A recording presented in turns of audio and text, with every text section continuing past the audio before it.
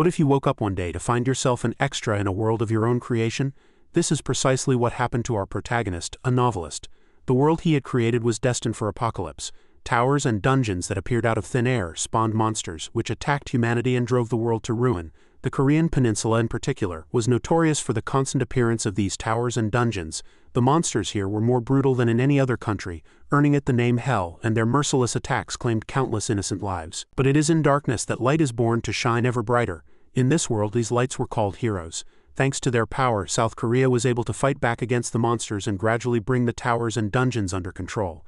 Using the industries built around the disaster as a driving force, Korea recovered from the crisis and over time became a global superpower on par with the United States, a central hub where heroes from all over the world gathered. It also became the benchmark for containing the spread of monsters and dungeons. They established a hero association called CUBE, founded on magitech engineering and magical technology. CUBE was where aspiring heroes from around the world gathered, having passed the association's nearly impossible selection criteria. It was also the place in the novel where the hero who would save the world and his fated rival coexisted. This was the basic setting of the story the author had created. And on the day of the association's entrance ceremony, the top-ranked first-year cadet was none other than the novel's protagonist, Kim Suho. All the students who entered CUBE this year were exceptional, but among them, Kim Suho was so outstanding it was hard to believe he was only a 17-year-old boy. In any case, as the protagonist, it was only natural that the author had made him an overpowered character. Suho was the figure destined to lead the world through a chaotic era dominated by heroes and monsters. He possessed the qualities of a righteous hero, filled with kindness and justice, while secretly harboring his own secrets. But where there is a protagonist, there are supporting characters. Where there is justice, there is evil. Suho's rival was the second-ranked cadet, Shin Jong-hek, the fourth-generation heir to the Jinwon conglomerate. He had the potential to challenge the protagonist, but in the future, he was fated to become a believer in elitism and a villain. For now, he was just a cadet. But later in the novel, Jong-hek would turn to evil out of his inferiority complex toward Suho. It was a collision of light and darkness, meeting once again. This was the story of the two main characters at the heart of the world the author created. But in a twist of fate, the author, the creator of this novel, found himself possessing not the protagonist or a supporting character but an extra, and an extra at that, with no personal information other than the unfashionable name Kim Chundong, and whose face was even obscured by a large unidentifiable question mark. The author had the sheer bad luck of becoming a character he had never even created in his own work. One with no physical description and only an old-fashioned name. His presence was less significant than a grain of sand, an utterly ordinary and unremarkable person with no connection to the main characters. He was like a character created simply to meet a KPI quota, an extra of utter insignificance in a novel. It all happened one sunny day. The author of the novel, Kim Ha-jun, received a strange email. It was an offer to remake his novel, The Hero's Return, to satisfy the sender's own tastes. But The Hero's Return was a novel Ha-jun had stopped serializing due to a lack of ideas. Usually no one cared about a dropped series like this, so the remake offer puzzled Ha-jun. He sent a polite refusal, little knowing that this would be the primary cause of his current situation. 2 weeks had passed since Kim Ha-jun entered the novel as Kim Chundong. The large question mark on his unidentifiable face remained, but at least he had grown used to it now. This wasn't a dream, it was truly the world of the novel Ha-jun had written, and Kim Chundong was one of the countless extras within it. Over the past 2 weeks, Ha-jun had tried various methods, but he still hadn't found any reason for how he got here, who sent him, or why. He might have to stay in this world for a very long time. It could be a year or two, or if the original story was anything to go by, about 10 years.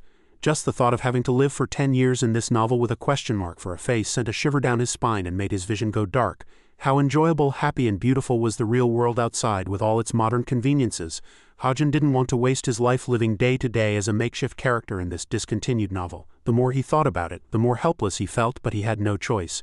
He had to intervene in the main story to find a way out of this world. If he could make it to the middle of the story, everything after that would be uncharted territory since he had stopped writing. So he had no choice but to face it head on. And the first step Ha-jun had to take to do so in the world of the novel The Hero's Return was to go to school. CUBE was actually an artificial island in the East Sea, home to about 50,000 people, including aspiring heroes. It was a city where talented individuals in magic and production from all over the world gathered, and the hero training institution CUBE was one of the reasons South Korea was called a superpower. The heart of the city, and the main stage of the novel. CUBE's admission standards were incredibly high and strict. Only a tiny fraction of aspiring heroes with special talents could become cadets at CUBE. Although he was an extra, the owner of this body, Kim Chundong, was also a cadet at CUBE, which meant he wasn't a complete pushover. However, Ha-jun didn't know exactly what his abilities were yet. Today he headed to the classroom that would become the center of all the coming events. Ha-jun opened the door and stepped inside. This place was the epicenter of all events that would unfold at Cube, home to villains and rivals alike, allies and enemies, and even the protagonist of this novel. Each character would soon be divided into groups and face numerous incidents. The thought of having to live with them for 10 years without a proper face was just grim. That afternoon, Hajin returned to his dorm, so exhausted he couldn't even remember how the day had passed. Then he suddenly noticed an unfamiliar package on his desk. Curious, Hajin opened the box to see what the parcel was, and couldn't help but be surprised. Inside was the laptop Hajin had used in his original world. Puzzled as to why it was here, Hajin lifted the laptop. Suddenly the screen lit up and the words, "Initiating synchronization" appeared. The light emanating from the screen was blinding, and Hajin lost his grip, dropping the laptop. The laptop continued to synchronize with Kim Hajin. Seeing the tabs and control panel that appeared, Hajin couldn't believe his eyes. It was the very collection of settings he had written himself. Hajin wondered who on earth had sent this. As he reached out to check, the synchronization was nearly complete. The laptop screen suddenly went dark and a control panel appeared with the words, "Setting intervention privilege acquired." At that moment, Hajin felt as if his body was being torn to pieces. A pillar of light slowly faded. The system displayed synchronization successful. Kim Chandong has been converted to Kim Hajin. All stats will be synchronized. As Kim Hajin slowly opened the laptop, he froze at the sight of his reflection on the screen. Isn't this my original face? Stunned by the virtual screens floating around him, Kim Hajin thought, what is going on? And what are these? He muttered blankly. Don't tell me. Before he could finish his sentence, the word synchronization complete appeared on a virtual screen. Kim Hajin was puzzled. Awakening. A phenomenon that occurred when a person surpassed their limits. In this world it was called an awakening. Through it they could see various values like gifts, skills, and stats, allowing them to become stronger in a much more efficient way. Simply put, it meant they could see a status window. At the same time, a status window appeared on the system screen. Kim Hajin, current SP 100, current points 100, name changed from Kim Chandong to Kim Hajin, synchronization complete. Kim Chandong's initial state converted to 10 points. Stats, variable stats, strength 1.2, vitality 1.3, speed 1.5, gifts, observation and analysis, proficiency and setting, all 03. Curious, Kim Hajin tapped on the gift section. Gift, observation and analysis. Observation, can observe individuals within your line of sight. Analysis, can analyze the laptop setting window at any time without any intermediate steps. Proficiency, setting, stats all 03, variable stats, strength 1.2, vitality 1.3, speed 1.5, intellect 2, stamina 1.3, magic power 1. Fixed stats, intelligence 4.10510, perseverance 5.0110, luck 6.3310, charm 4.13510. He was a little surprised by the long list of information. Oh, then Hajin muttered as he scanned the system window.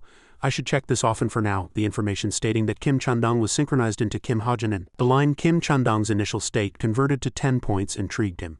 And he fell into thought. What caught my eye the most were the synchronization and initialization parts. Kim Hajin thought calmly. I don't know what this is, but it's definitely why my face is no longer a question mark and has returned to normal. My stats are lower than Kim Chandong's, but I got points in exchange. With that thought, he immediately turned his gaze back to the system window. The next thing that demanded his attention was the setting intervention information window that had just appeared. Unique authority. You can use SP to describe or modify inanimate objects. You can use SP to describe or modify the stats, gifts, proficiency, and setting limits of the target Kim Hajin. Acquiring SP. The greater Kim Hajin's influence on the world, the more SP you will acquire. The greater Kim Hajin's influence on the world, the more SP you will acquire. 1 point can be converted to 1000 SP. As a beginner's benefit, you can spend 10,000 SP to describe one gift. Reading those words, Kim Hajin muttered, his head spinning slightly. What in the world is this? Scanning the last few lines, he spoke under his breath in disbelief. I don't remember writing about a power like this. The greater Kim Hajin's influence on the world. Hajin trailed off, pausing for a moment. His eyes widened in surprise. Does this mean I have to increase my importance in the novel? Recalling the dangers he would have to face, Kim Hajin gradually began to understand the problem. The reason he was given the laptop and this strange ability was to intervene in the main story. He cursed inwardly in frustration. This is ridiculous. But just then, a brilliant stream of light appeared behind him. Along with the system, a notification window popped up. Temporarily locked information will be unlocked when the main story ends. Seeing those words, Kim Hajin's lips twitched in anger. So if I want to find a clue to get back home, I have no choice but to get involved. As he said that, he abruptly pulled up a chair and sat at his desk. Kim Hajin tapped on the laptop, lost in thought. Right, there's no guarantee I'll return to my original world just by waiting until the point where I stopped writing. Images of the novel's characters flashed through his mind, solidifying his speculation. Even if the unlocked information isn't the clue I'm looking for, getting involved with the main characters might lead me to stumble upon a way out of this world. Kim Hajin made a serious vow to do that. Just then, a use points on stats window appeared on the system screen. Without a moment's hesitation, he moved the mouse toward it. I have to become strong enough to change the main story. My novel doesn't have a basic leveling system. That was because people couldn't raise their stats as they pleased. The only way was through points, an extremely valuable resource. And if I want to collect as many points as possible, I need to invest in luck. As this thought came to him, the word luck seemed to dance in Kim Ha-jun's mind. He stroked his chin, deep in thought. Luck isn't just limited to the probability of finding unconfirmed rewards in dungeons. It creates money-making effects, bonus stats, various relationships, and more. It's a broken stat that applies to every aspect of life. Lost in thought, his gaze suddenly landed on a particular line. 1 point can be converted to 1000 SP. Kim Ha-jun asked himself calmly. Of course I set it up so that fixed stats like luck couldn't be raised with points, but maybe it's possible if I convert points into SP. He didn't hesitate any longer and immediately tapped the keyboard. Should I give it a try? Right after, a notification popped up in the system. Converted 10 points to 10,000 SP, then various stats appeared. Investing 9,000 SP into luck. Fixed states: intelligence 4.10510, perseverance 5.0110, luck 6.3310 became luck 6.3310, charm 4.13510. He thought it was over, but at that moment a dark purple system window appeared in the center of the screen. Mysterious luck has activated. Kim Ha-jun was a little surprised by the sudden notification. Oh, then another line appeared in the system. Mysterious luck has activated. Your luck stat will be changed to 9.1. He paused to think after seeing this notification. Does the luck stat affect itself? As he said that, Kim Ha-jun immediately fell into deep contemplation. The main character, Kim Suho, had a magic power stat of 9.0. It was truly an enviable number. With this in mind, Kim Ha-jun quickly tapped on his keyboard to invest his remaining SP into perseverance. After all, he had to endure Cube's grueling training. Just then, a new congratulatory message appeared in the system. Giant luck has activated, increasing your perseverance from 6.6 to 7.207. Seeing this, he laughed awkwardly and praised himself. Luck is the best after all. But right at that moment, an anomaly suddenly occurred on the screen displaying the information. Soon a warning message appeared on the screen. An error that could adversely affect the story has been detected. At this sight, Kim Ha-jun cried out in surprise. Gah! Right after his scream, another threatening notification was sent. From now on, fixed stats cannot be interfered with using SP. Looking at the screen before him, Kim Ha-jun's mood plummeted. He clenched his fists and cursed grimly. This is so unfair. After grumbling for a few minutes, Kim Ha-jun tilted his head back in discouragement. I guess even loopholes have their limits. I thought everything was going smoothly, but I suppose it's a relief that I at least managed to change my luck and perseverance. As he said this, a thought suddenly crossed his mind. Recalling his previous status window, Kim Ha-jun muttered to himself, I still have the 10,000 SP I got as a beginner's benefit. After saying that, he fell into a daze for a moment and began to contemplate his life.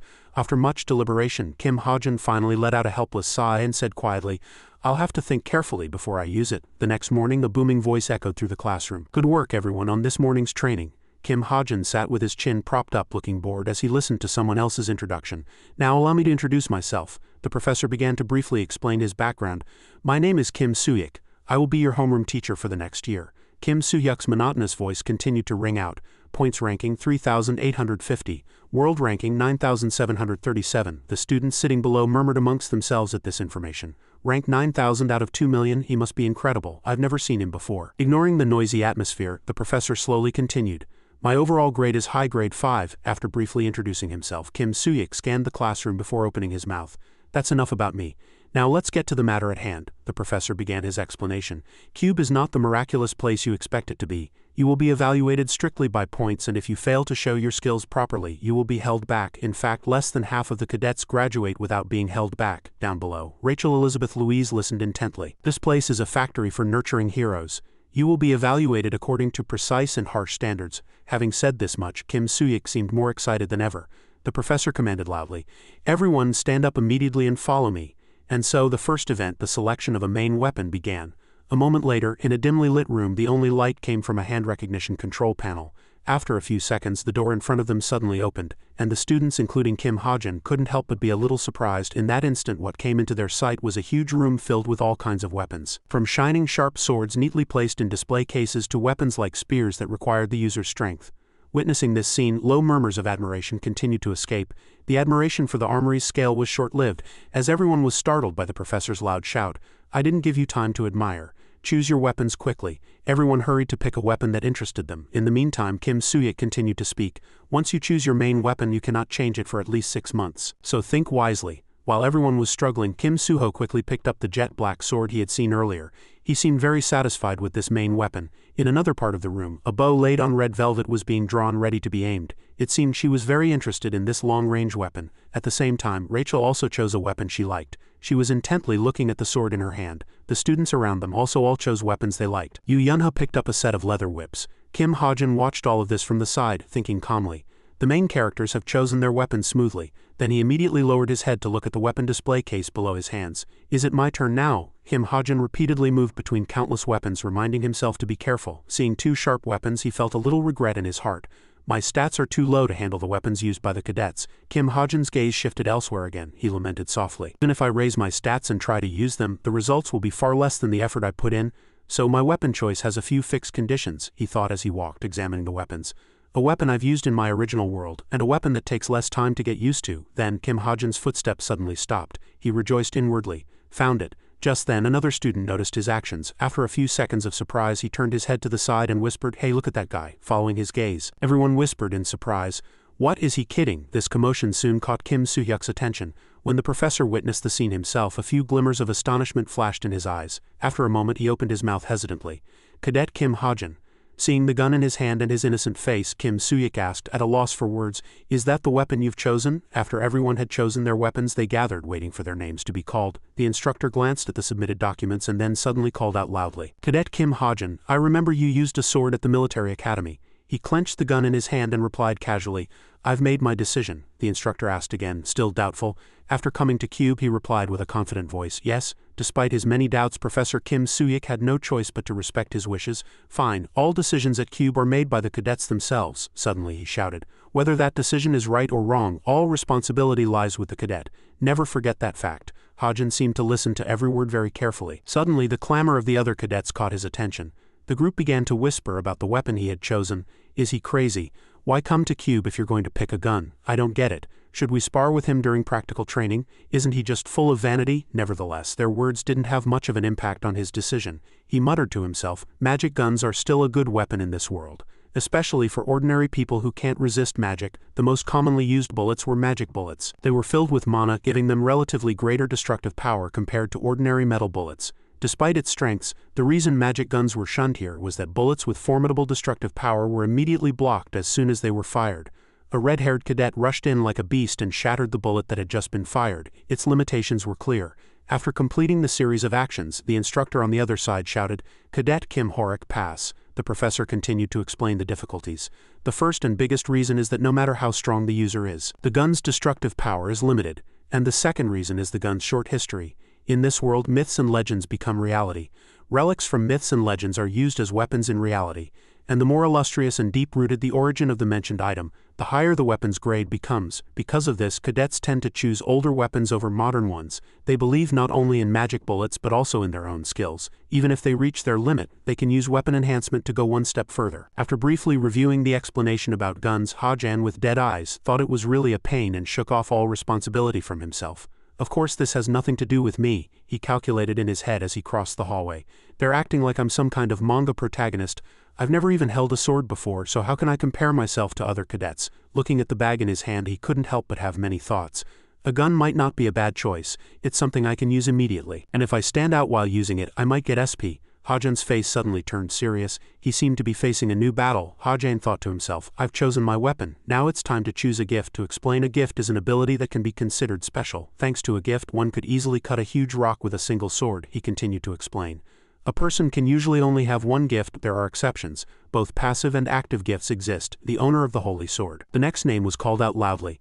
Kim Suho. Hearing his name, a boy quickly ran forward. It was a girl who had called him. He saw her and spoke. "You train here too?" To his question, the girl quickly complained. "Then what other reason would I be at the training center? You're the top of the class." He also replied awkwardly, "There aren't many people here after school, so I came here." After chatting for a while, as if he remembered something, he approached Nyan and asked, "Seeing you reminded me of something. There's another marksman in our class, right?" At his question, she searched her memory. "A marksman, that Hajin kid or whatever?" After a moment of hesitation, she spoke again. "Right, that guy." Suddenly, Nyan's expression turned strange, her eyebrows furrowed in displeasure. Seeing that, he asked, "What's with that reaction?" She quickly retorted, "That Jin Hajin or whatever, I can't accept him. How can you call yourself a marksman when your range isn't even 1 kilometer? Suddenly she sighed and said, as if it's a given. "He's probably given up on becoming a hero. He can't drop out by applying for early withdrawal, so he's just trying to hold on longer." Suddenly, Suho cut her off. "You can't just say he's given up so easily," he said seriously. Nyan looked at him as if he were a strange creature, unable to understand. Nevertheless, Suho replied to her gaze with a smile, like a good cat waiting to be petted. Suddenly, she yelled at his face in anger. "Don't tell me what to do, Kim Suho." Taken aback by her sudden outburst, he replied flustered. "Sorry." Nyan's shout echoed throughout the training ground. If you're not going to train, get out of here. The scene shifted to Hajin. Having just been bad-mouthed from behind, he felt his ears itch. He rubbed his ear and thought, is someone talking about me? I wish they'd add getting bad-mouthed to SP acquisition. He leisurely stared at the computer screen, lost in thought. Anyway, the protagonist can become the best hero with his gift, so gifts are that important. And since I get 10,000 SP when creating my first gift, can't miss this opportunity. A notification appeared on the computer screen. Setting intervention privilege modification possible. Skill or item description modification possible. Stat or gift description, SP consumed when using privilege. 10,000 SP provided for first gift creation. Immediately after, Hajin got to work. Should I start with something simple? After a brief modification, the text on the computer changed. Gift marksman. Proficient in using ranged weapons. When he pressed confirm, another notification immediately popped up. Use 10,000 SP to describe the gift. Staring at the constantly changing computer screen, he couldn't help but be surprised. He admired inwardly, so it gets modified automatically like this. The system window was immediately updated. Marksman mid-low grade, dark attribute, proficiency evolution 10 points, proficiency expresso, bullet time. A total of 3 seconds of bullet time is granted every 4 hours during combat. Marksman training. Becomes proficient in all ranged weapon skills. 1,000-mile eyes can see distant moments and accurately predict the target's movements. Looking at the result before him, he was very satisfied. All ranged weapon skills is really useful. Not just guns, but in the future, I can use a bow too. Most importantly, I like that it's an evolving gift. It's a bit disappointing, but being able to develop it further is an advantage. It's better to think long-term. After a moment of thought, he finally made a decision. All right, I've decided on this. After finishing the series of actions, Hajin sat back in his chair with satisfaction and exclaimed with joy, now I feel a little prepared. I was so tired from worrying about that gift. Now I have to survive with this gift until the main story ends. Outside the city, the streets were extremely crowded with people. Inside the main auditorium, the professor was still passionately explaining about dungeons. Well, minor issues like this usually don't come up, but you need to understand the examples of conquering towers and dungeons. Down below, Hajin was diligently listening to the lecture and recording the necessary knowledge. He admired inwardly, to be able to create a whole book from a few lines of description. If other people found out, they'd cry and throw a fit out of jealousy. But I have the observation and analysis gift. I'll be able to pass this class with ease on the board up front. The professor was still enthusiastically explaining the tower that the apostles had attacked and the rewards they had received. The system also updated with some additional knowledge. An apostle attacked the tower and obtained a Sea King's stone. He was lost in thought, thinking that true to its name, he could observe anyone within his line of sight just by observing and searching. Hajin recalled the words of those around him. Is that guy really all that? It's just because of his gift. If I had a good gift too, just get it over with. Didn't that Kim Suho guy get a bit famous? The scene returned to Kim Hajin. At that moment, information necessary for this world was appearing on his laptop. He thought to himself, if I want, I can search the settings timeline from a memo in my eyes without any equipment. The professor's voice echoed, remember what you learned today. You all know the written exam is not far off, right? Looking around the classroom, he only then noticed that Nyan was also participating in this class. As if she had been waiting, she dropped all pretense and shouted from the middle of the classroom, why do I have to learn this stuff? Isn't it enough to just show my skills in a real fight? Suddenly, the door burst open, cutting Nyan off. Another cadet entered and announced loudly for all to hear, Veritas class, gather in the plaza in 20 minutes.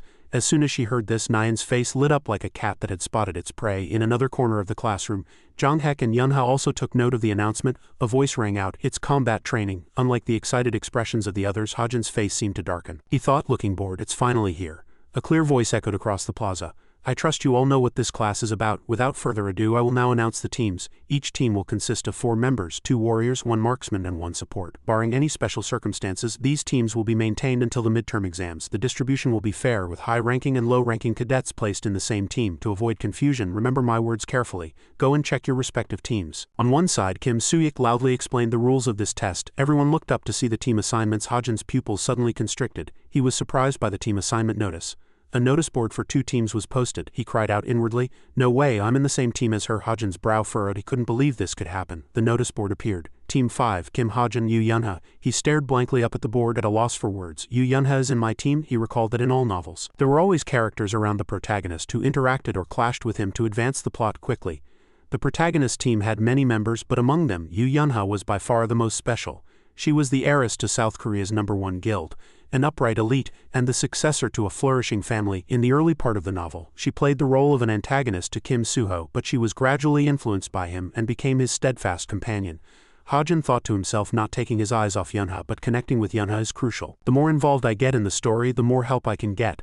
I will definitely find a way to catch Yu Yunha's attention in today's training. The scene shifted to Yunha. A voice quickly caught her attention. Hello, 2 people approached and greeted her. We're in the same team, right? One was Jin Hozung from the Veritas class, and the other was Hazuki, also from the Veritas class. She briefly scanned the two, evaluating them inwardly. Teammates, right? I can't ignore them. As soon as she confirmed her objective, Yunha did a 180-degree turn with her expression and greeted them with a bright smile. Yes, that's right. It's a pleasure to work with you, Senior Jin Hozung. Senior Hazuki. The two were overwhelmed by Yunha's gentle demeanor.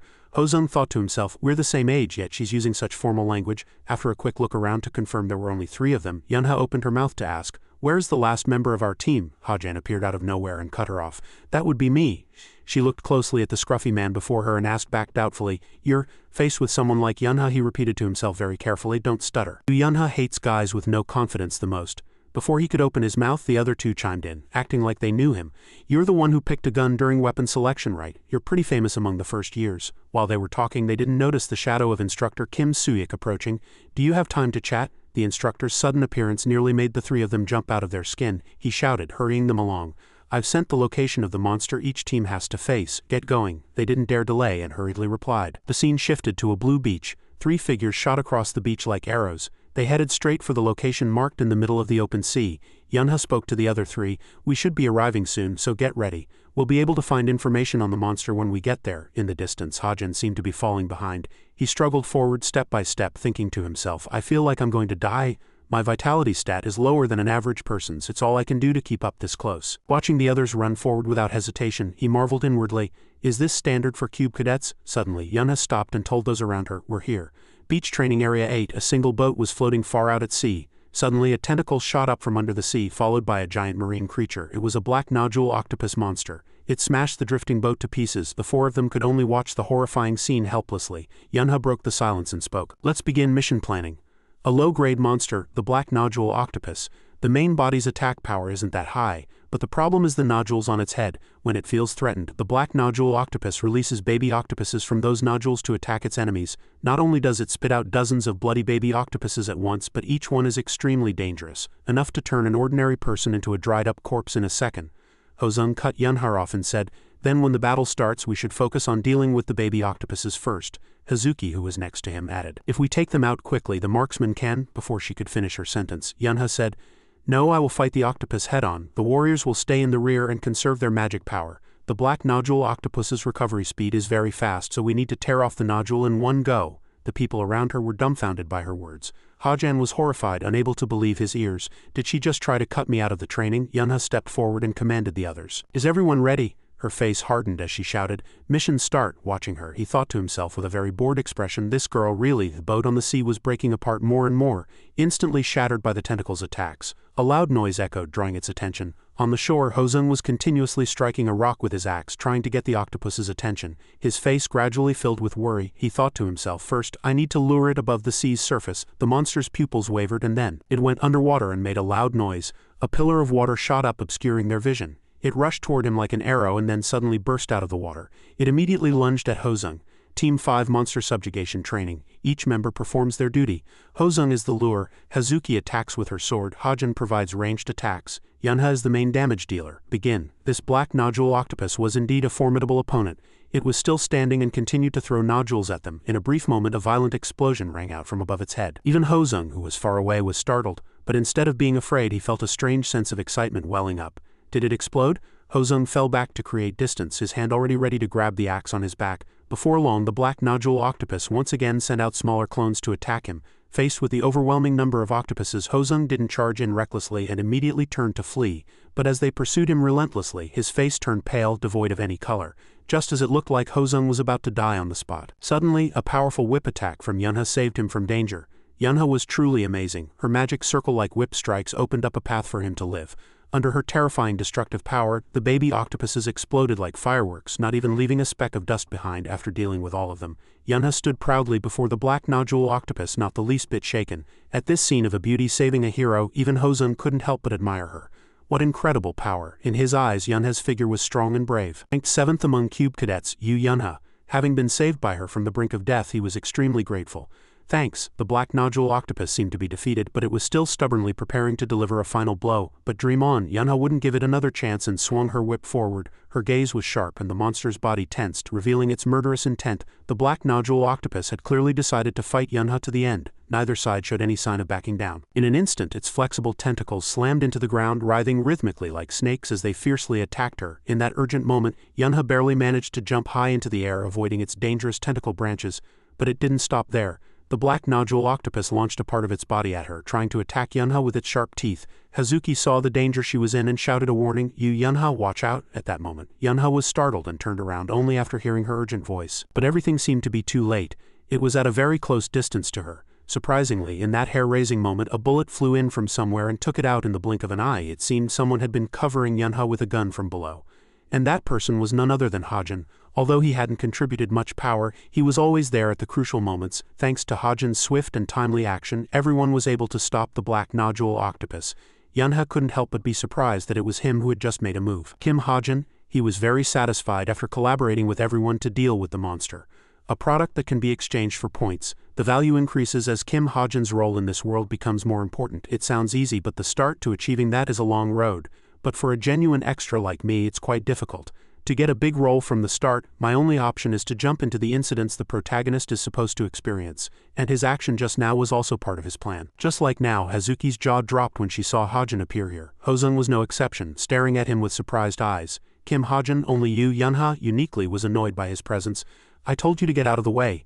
But while they had yet to get into formation, the short-tempered black nodule octopus charged forward as if it could wait no longer. It immediately sent out smaller clones to attack them as a group. Faced with their countless numbers, even Yunha's face soured like a monkey that had eaten a hot pepper. "What is this?" While everyone was at a loss for what to do, Hajin sat unmoving in one spot. "The enemy is only targeting with a few dozen clones, but that's no advantage. Their intelligence is low and their trajectory is obvious. The only moment I can shine." Realizing this was his time to step up, Hajin entered a state of high concentration. Right now, in an instant, his eyes flashed open. Along with a gaze as sharp as a blade, a fierce killing intent bloomed and an imposing blue aura erupted. Streaks of light cut through the air in a torrent. Bullet-time attack exploded with such tremendous speed and power that it seemed to distort space. Hajin's strength was precisely in his speed. "The gift I used is bullet time. Using it slows the flow of time for 3 seconds, and thanks to this he was able to gain an almost advantage when facing them directly. In other words, during those 3 seconds I can easily see their movements. Thanks to this, Hajin could take them down before they could retaliate. The rest is simple.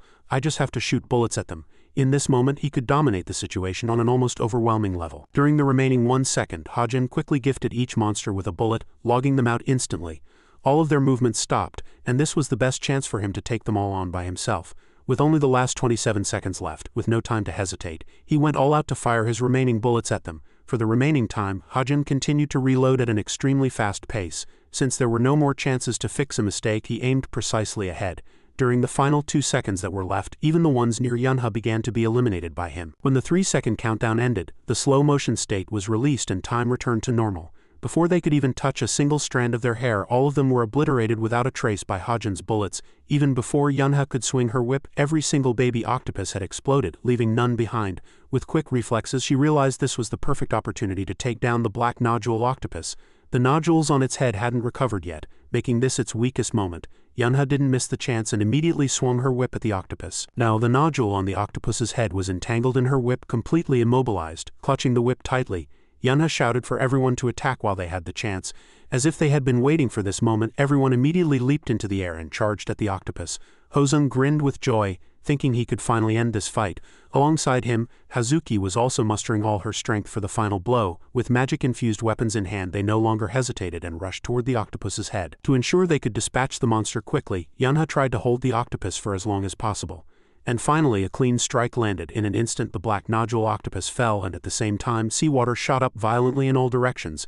As powerful as the black nodule octopus was, it was no match for their perfect teamwork. The moment the octopus fell, the gushing water cooled the heated atmosphere. Having poured all his skills into the fight, Hajin began to feel exhausted. "Did we get it?" Yunha, still with a cold expression, remained silent in response to his question. With everything resolved, Hajin finally felt relieved and lay down on the ground to rest. "I'm exhausted." The results for Team 5 were tallied. They had successfully removed the octopus's nodule and returned it to its original state. The result was worthy of everyone's efforts. Team 5's total time was 58 minutes and 58 seconds, with a current ranking of 16th. After subduing the monster, Hajin lay on the ground looking up at the sky with tired eyes. But at least he'd done it for today. The notification board updated very quickly, showing the results. Total time 58 minutes and 58 seconds, rank 16,100. What was noteworthy was that their ranking had risen impressively. One would think she'd be satisfied with such a result, but Yunha seemed extremely disappointed and stood frozen on the spot. The combat scenes were all recorded by drones. I will send them to your smartwatches, so analyze them yourselves. It seemed her expectations were much higher. Unable to contain her anger at this result, Yunha's body trembled. Only 16th place?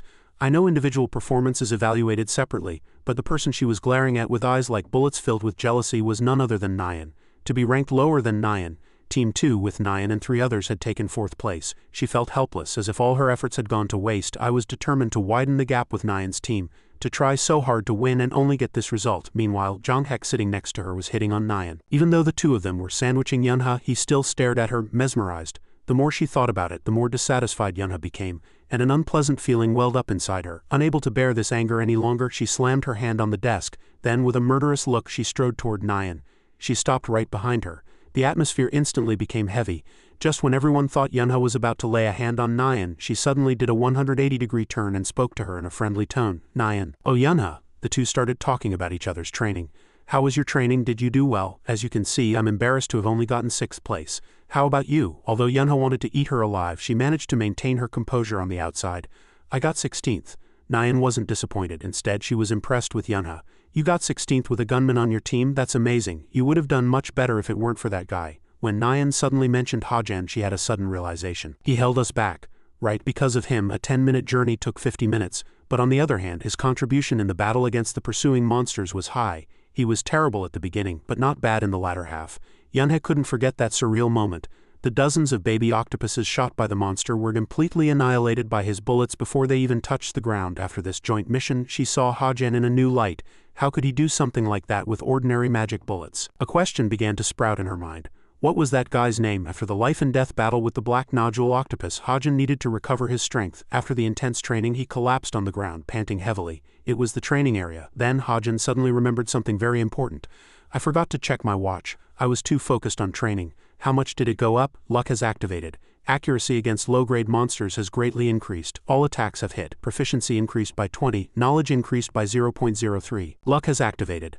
Eyes and ears have become sharper. SP increased by 27. In the end, everything went according to Hajan's plan. As expected, luck activated during training. My SP went up a bit too. It was worth getting in Yunha's way. The stat increases from the training are pretty good too. Strength, stamina and vitality increased by 0.02 due to training. Impressive. Mana has seeped into my muscle cells, affecting my strength and stamina. Vitality increased by 0.03. It's all thanks to awakening and luck. Feeling he had made significant progress today, Hajan decided to rest. That's a decent increase, let's call it a day. But a few seconds later, he wondered if he should start again. That night, when everything was shrouded in darkness, a light was still on in Yunha's room. In the small room, she was still awake with work to do. Yunha sat in her chair, arms crossed, with a serious expression. Her gaze was fixed on the screen. She was re-watching the footage of Hajan's shooting. Yunha wanted to find out in detail how he could shoot all of that in such a short time. Noticing something odd about his attack method, she immediately paused the video. It seemed Yunha was able to notice this detail thanks to re-watching the video many times, from 2.78 seconds to here. He fired 60 shots in the blink of an eye. She made a gun shape with her hand, held it out and calculated. Is it possible to pull the trigger 20 times a second? Or does he have an auto-fire button on his trigger arm? Yunha was determined to find out how he could do such a thing. His agility is truly outstanding, but his vitality is weak compared to other cadets. Changing his weapon so suddenly is also very suspicious. As she was deep in thought, a notification arrived. Why don't I remember seeing him at the military academy? In the dead of night, it was Jong-hek who had sent her a message. What are you doing? Reading his message, her girlish heart began to pound. Without hesitation, Yunha replied, analyzing my video, doing something boring again. Jong-hek was standing in the middle of a pile of rubble exchanging messages with her. If you want to inherit the guild, you'll need to recruit some talent in advance.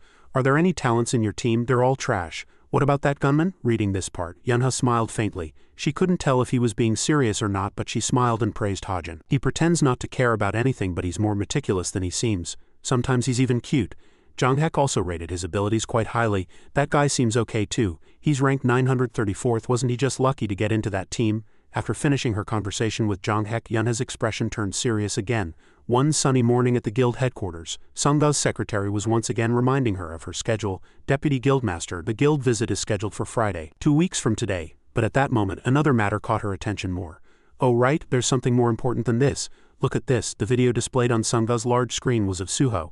Kim Suho, isn't he amazing? She was captivated by his impressive forms and skills, such elegant movements like water and a sword style completely different from modern swordsmanship. Sunga was greatly fascinated by Suho's new combat style. It's like he's dancing with his sword. She highly appreciated and acknowledged Suho's artistic movements. Look at that unnatural cutting power. It's like he's not cutting the monster but slicing through the air. Sunga was busy praising him.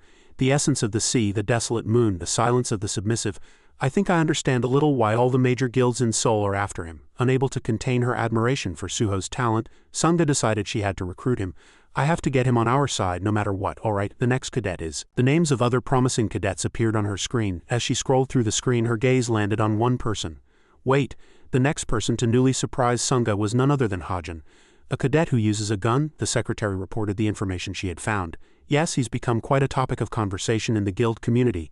Many people seem to have seen this video because he was in the same team as Yu Yunha. He fired 60 shots in 3 seconds without an automatic rifle. He hit 59 of them. No matter how agilely one pulls the trigger, it's impossible for a normal shooter. Hajin's impressive performance had caught many people's attention.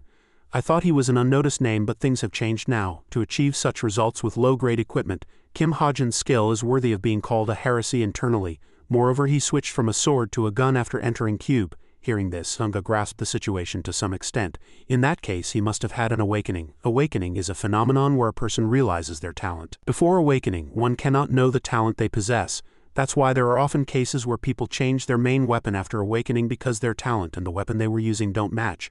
But if that happens, 3 or more years of effort can go to waste. Military academies actively encourage cadets to try various weapons. Sunga thought Hajin was very outstanding, but she didn't rate him highly. Awakening at 17 is quite fast, but if it's limited to the category of guns, it's nothing that special. Still, it's best to keep an eye on him. Are there any free scouts right now? The secretary understood the situation and replied, No, this year's class is so special that everyone is working to their limit. Sunga decided to keep an eye on Hajin for a while to explore his talent. Let's just leave him for now. If he's a real gem, he'll shine soon enough. Time will tell whether the nickname heresy is an exaggeration or not. Sunga decided not to intervene and to watch quietly from the side, letting everything unfold naturally. Finally, Wednesday arrived. Today was the day for the cadets to compete and show off their skills. They sparred with each other in teams to enhance their physical strength and mental discipline. Today is one-on-one combat training. Everyone did their best to defeat their opponent seriously. The training process was very systematically organized. The one-on-one combat training was conducted in pairs. During the training, everyone used training weapons. That way, evaluation would be easier and the pain would be reduced. But for Hajin, it was truly hell. By the way, did Kim Hajin, rank 934th, really get this far by luck? Everyone was paired with another student, but only he received special treatment. Get up quickly. Why do I have to fight the professor alone? As if reading his mind, the professor explained. If you're curious, I'll explain. It's because the training weapons aren't ready yet. If we conduct one-on-one training with live ammunition, many dangerous accidents can occur. That's why I, the professor, will train you myself. But Hajin was disgusted by this special treatment. I can't do this anymore. I surrender. But how could the aggressive professor accept that? In a real battle, there are no 2 words like surrender. Without giving Hajin a chance to retort, the professor threw a punch at him. Defend. In that moment of desperation, Hajin activated his secret technique. He seemed to be fooling around, but once he got serious, he easily dodged the professor's punch as if it were a piece of cake. Even the professor was a little surprised that Hajin could move so quickly. But it didn't stop there. Hajin had to maintain a high level of concentration without letting his guard down for a single moment. As the professor would strike at any opening, the professor continued to throw punches that seemed to shake the heavens and earth. But Hajin was able to dodge them all. It was then that the professor noticed something very special about him. This kid's form isn't perfect, but his eyes are keeping up with my speed. Hajin's phenomenal superhuman reflexes made him a special existence different from others. It was no coincidence that he had achieved such divine speed. It was all thanks to thousand-mile eyes. He could see from afar and roughly predict the target's movements. Thanks to that skill, Hajin became the king of speed. Of course, the skill shows me everything. All I have to do is dodge. While he was training with the professor, the people around them also began to tease him. Hey, look at that guy. He's really jumping around like a monkey. Hearing the murmurs about himself, he couldn't contain his anger. HMPH, can they just stand there and talk? SP increased by 40. Having spent the whole day working his body through grueling training, Hajin rewarded himself with a can of cold cola. He slumped down next to the vending machine and let out a dejected sigh. Hajin looked as if his energy was almost completely drained. Just then, with a pale face, he suddenly looked up. The person Hajin was looking at was none other than Yu Yunha. She walked past him with a displeased expression. Yu Yunha shot him a look filled with hostility and contempt. Hajin didn't say anything to her either, just watching her back as she walked away. Suddenly running into her, Hajin was reminded of something. I'm probably the only one who hasn't written her a letter, but that girl's personality is really hesitating and afraid Yu Yunha would leave. Ha-jin quickly pressed a button. Should I give it a try? Before she got too far, Ha-jin called out to her. Yu Yunha. The reason he called her wasn't for anything particularly important, but simply to hand her a can of cola. Yu Yunha accepted the cola, a little puzzled, even though Ha-jin showed goodwill. She thought ill of him. Are you trying to pick a fight? What are you talking about? A moment later, he quickly came up with a plausible excuse. You helped me a lot during the last training session. I'm giving this to you as a sign of getting along, so please take it. It's just a simple test. I get 40 SP just for following along, so how much can I get by talking to one of the main characters? Despite Ha-jin's sincerity, Yu Yunha still maintained a cold attitude. I don't need it, you drink it. Her coldness was unparalleled. Yu Yunha threw the cola back at him. It turned out one of the reasons she was displeased with him was the issue of how he addressed her. Don't speak informally to me until I give you permission. This is your first warning. After putting on a cool front in front of Ha-jin, Yu Yunha swept her hair back and left. She clutched the bag in her hand and walked forward confidently. But before long, Yu Yunha felt something was off. The sensation in her hand began to change. The bag felt a little heavier. To check, she opened the bag and looked inside. But surprisingly, even though Yu Yunha had returned it, he had deliberately stuffed it into her bag. This fool, so annoying. She raised the cola high, about to throw it away in a fit of anger. But after a moment's thought, Yu Yunha decided to lower her hand. She thought it wasn't right to waste a drink because of Ha-jin, so she put it back in her bag. Well, what did the cola ever do wrong? The reason Ha-jin was so persistent was that he knew Yu Yunha had a major sweet tooth. She loved fast food like soda, ramen and hamburgers. But because of her reputation, she couldn't buy such food herself. That was her character setting. Ha-jin began to fall into thought. I can use the character settings only I know, but I can't get much SP with short conversations. I obviously have to get involved in the main story. That means the next main story, which will start soon, must be it. The incident Ha-jin was referring to was the Jin's attack on the National Museum of Weapons. Who were they, and why did they do it? The Jins were those who had made contracts with demons. The Jins sold their souls to gain immense power. They worked as the hands and feet of demons, and their numbers were growing. This incident was motivated by an attempt to assassinate a certain individual at the National Museum of Weapons. According to Ha-jin's memory, the Jin's plan failed because the protagonist suddenly came to the museum to see an exhibition. The protagonist, Kim Suho, caught the attention of several key figures through this incident. But even so, the situation didn't change much. The protagonist, Kim Suho, and Chai Nyan did appear, but since it was still the beginning, the Jins weren't in much danger. After a moment of deep thought, he made a decision. Alright, I can get involved in this episode. Now I just have to find a way into the museum. Just then, a security guard suddenly approached and asked him to leave. Hey cadet, class is over. What are you doing here instead of going back to your dorm? You there, cadet. State your student number. To avoid trouble, Ha-jin didn't delay any longer and left with his laptop. Sorry, I'll leave right away. Distorted characters and lines of bugged code appeared on the laptop screen as if an invisible force was trying to break through the boundary between the digital and real worlds. Following that, a digitally glitched envelope icon appeared, suggesting a system error or an email containing malware.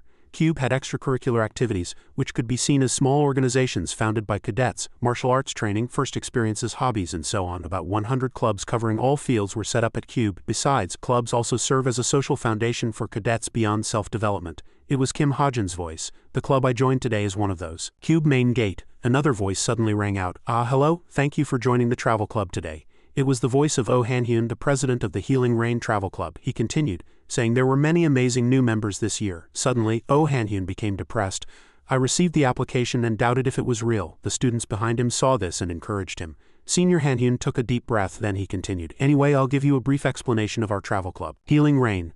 Oh Han-hyun explained that the club's main goal was relaxation. We'll be sightseeing outside Cube using a warp gate once or twice a month. Kim Ha-jin was also here. He was listening attentively to the announcement. We plan to visit nearby places as a group activity. The place we're going to today is Seoul. Oh Han-hyun was very excited as he said this. On the other hand, Kim Ha-jin looked quite indifferent. He was thinking that the trip to Seoul was a place where they would be divided into pairs of two and could freely do whatever they wanted. It's exactly as I wrote in the novel. Kim Ha-jin had a plan that his destination today was the Weapons Museum, Seoul, where the first main story begins. I'll follow the main characters and infiltrate the main story. Oh Han-hyun's voice continued to ring out. To divide into pairs, please come forward and draw lots, everyone. Kim Ha-jin was a little surprised by this. Drawing lots? Was the club originally set up this way? Whoever I'm paired with, I'll just go alone. As he was thinking that, his name was suddenly called from a piece of paper. Kim Ha-jin. The person who drew his name was Yu Yunha. Not only her, but even Kim Ha-jin froze stiff. At this moment, Yu Yunha opened her mouth, emitting a strong aura. Let's go our separate ways. Kim Ha-jin replied indifferently. Alright. Yu Yunha turned her back and walked away. Suddenly she spoke again. And Yu Yunha said with an annoyed expression, I told you not to speak informally to me. This is the second warning. There won't be a third in this situation. Kim Ha-jin just gave a bitter smile and went along with her wishes. Ah yes ma'am. Cool weather and warm sunlight enveloped this place. Inside there were numerous visitors. This was the International Museum of Weapons, which exhibited the most replica weapons in Korea. In the crowd, Kim Ha-jin could be seen walking alone. Suddenly he happened to spot Chai Nyan admiring a displayed bow with sparkling eyes. Her being over there meant that not far away, yes, he had found the person he was looking for. He was carefully observing the treasure before him. It was the protagonist of this novel, Kim Suho. At this moment Kim Suho saw Kim Ha-jin approaching him. Kim Ha-jin went up and asked, "Are you looking at the seven-branched sword?" Kim Suho hesitated for a moment and only replied with "Yeah." Ha-jin introduced himself. "I'm Kim Ha-jin." Hearing that, Kim Suho smiled warmly. "Right, sorry, I forgot," he asked Kim Ha-jin. "You're the one who chose a gun, right? You joined the travel club too." Kim Ha-jin showed little interest in Kim Suho's words, glanced at him and thought, "He's strong and handsome. The readers gave me a lot of flack because the protagonist was too typical." Kim Suho continued, "I think there are guns on display over there. Want to go see? I heard they even have Napoleon's rifle." Kim Ha-jin replied coldly, "It's fine, I don't think we'll have time for that." Just then the entire museum suddenly started to shake violently. The visitors inside were very curious, not knowing what was happening. An announcement immediately blared from the speakers. "Warning, a monster has appeared outside the museum." As the warning siren continued to wail, the people here immediately panicked, their faces turning pale. The sound of the announcement spread to every corner of the museum. "A monster has appeared outside." Everyone screamed in fear. They scrambled to escape, shouting, "Where's the exit?" The sight of them pushing each other was extremely chaotic. "Don't push, get out of the way, move." So many adults were pushing each other that a little girl almost fell to the ground. Just then the sound of glass shattering from a punch echoed. It was Chai Nyan who had done it. Thanks to her, everyone's attention was drawn to her. Everyone who witnessed this scene stopped, their surprise and shock evident. Even Kim Suho, who had just saved the girl who was about to fall, froze in this situation. Chai Nyan said calmly and clearly, "A hero in charge of the museum will be here soon." She reached into the glass display case, took out a bow and said, "If you go out in a situation like this, you'll just become prey for the monsters." At the same time, the museum's system voice echoed, "Display case damaged, exhibit thief identified, activating security shutters." Immediately the entire area was sealed off. Steel shutters came down and along with a warning siren, red laser lights appeared from all directions. Chai Nyan looked back at Kim Suho with annoyance and said, "You grab one too, we have to stand guard until a hero arrives." Kim Suho replied in surprise, "Okay." Suddenly, a creepy sound of footsteps was heard. Chai Nyan quickly noticed it too. A burning red aura appeared before her eyes. Chai Nyan immediately pulled an arrow from her back and the sound of footsteps became clearer. At the same time, Tomer's voice was heard. One of them got in. Kim Ha-jin watched from the side and quickly realized that this guy was Lucius's personal subhuman, and a villain used as a stepping stone for the protagonist's growth.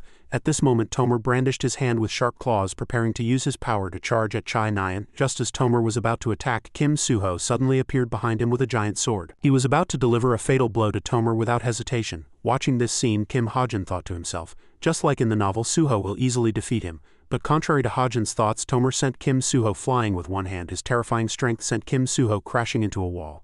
And Kim Suho fell right behind Kim Ha-jin, which surprised him greatly.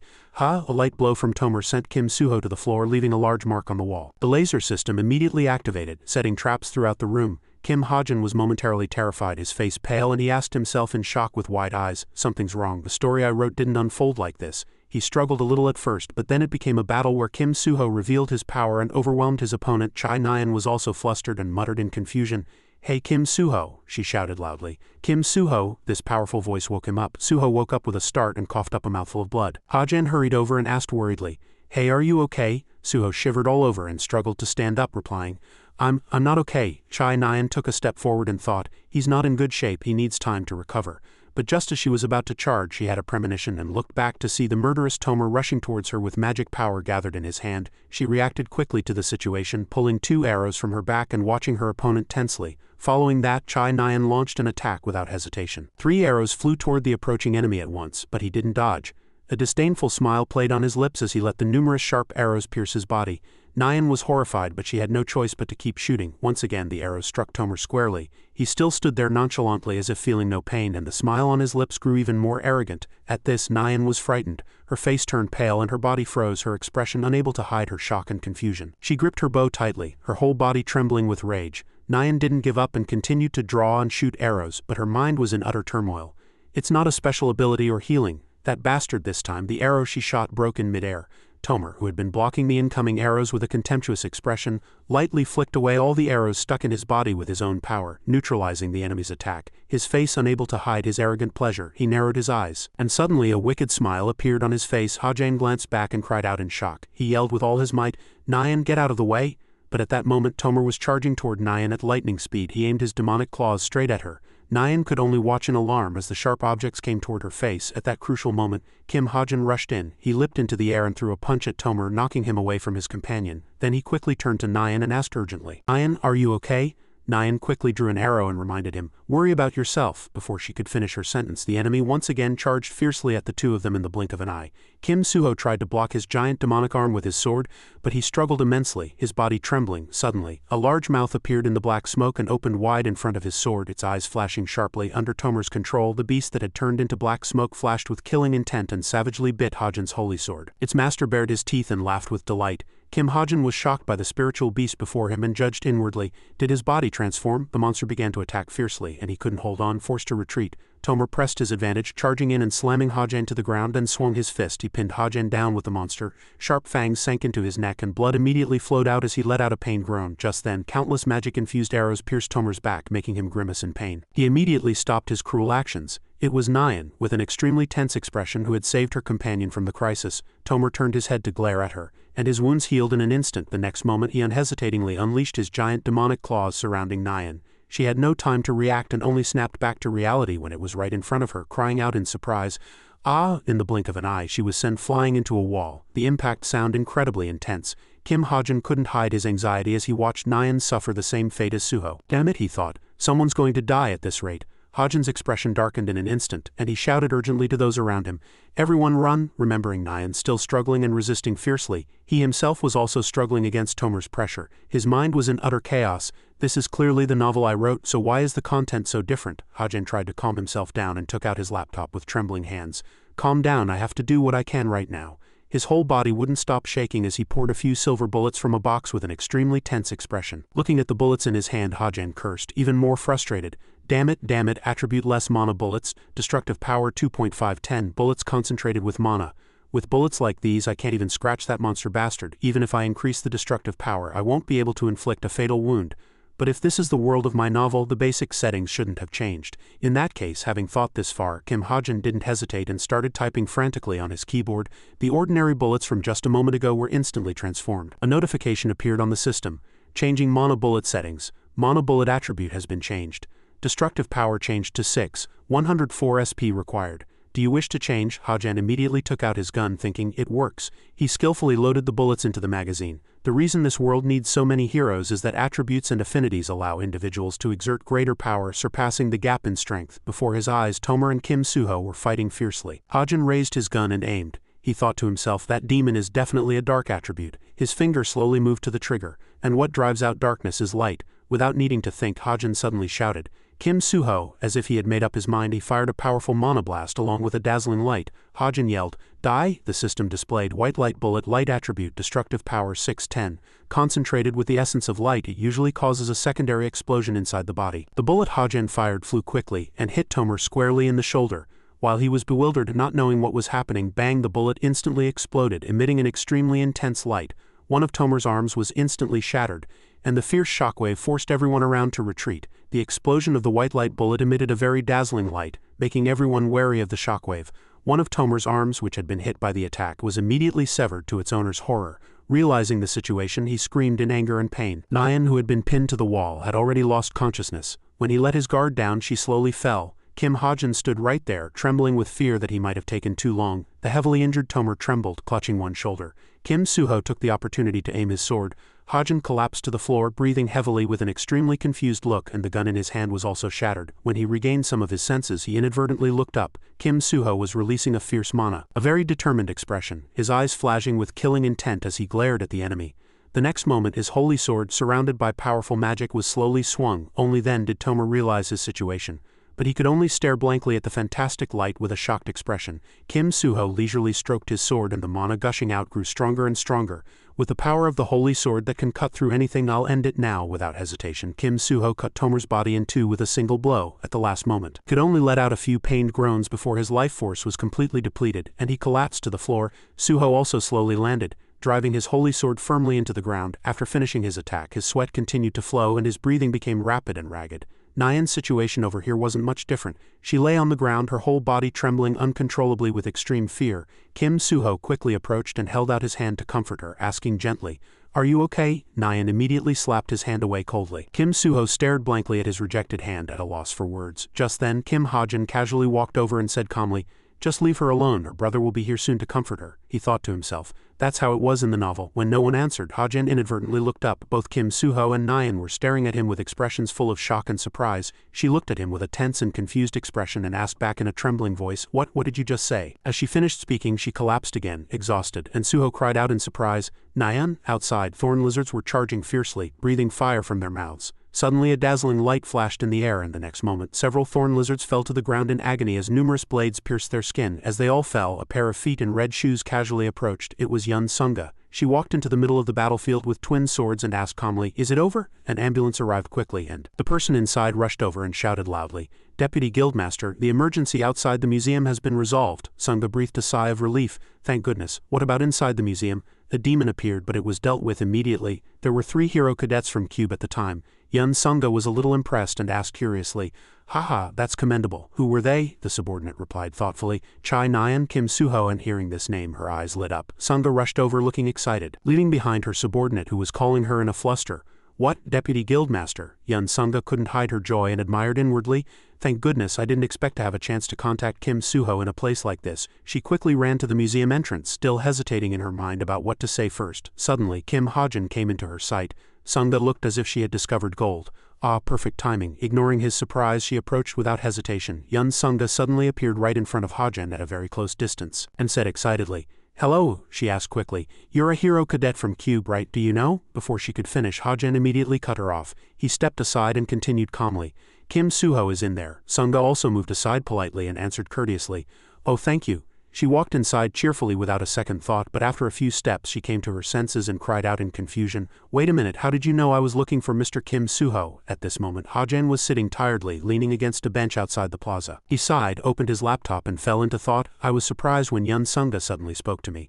Is this situation also related to the changes in the story? I should check. He got straight to the point. An extra named Kim Hajin has become involved in the story, but his role is still insignificant. It's been going smoothly so far, so it's probably not important enough to affect the story. Thinking this far, Hajin froze again. He remembered something. He cried out in surprise, "Ah, I forgot. This novel had a co-author.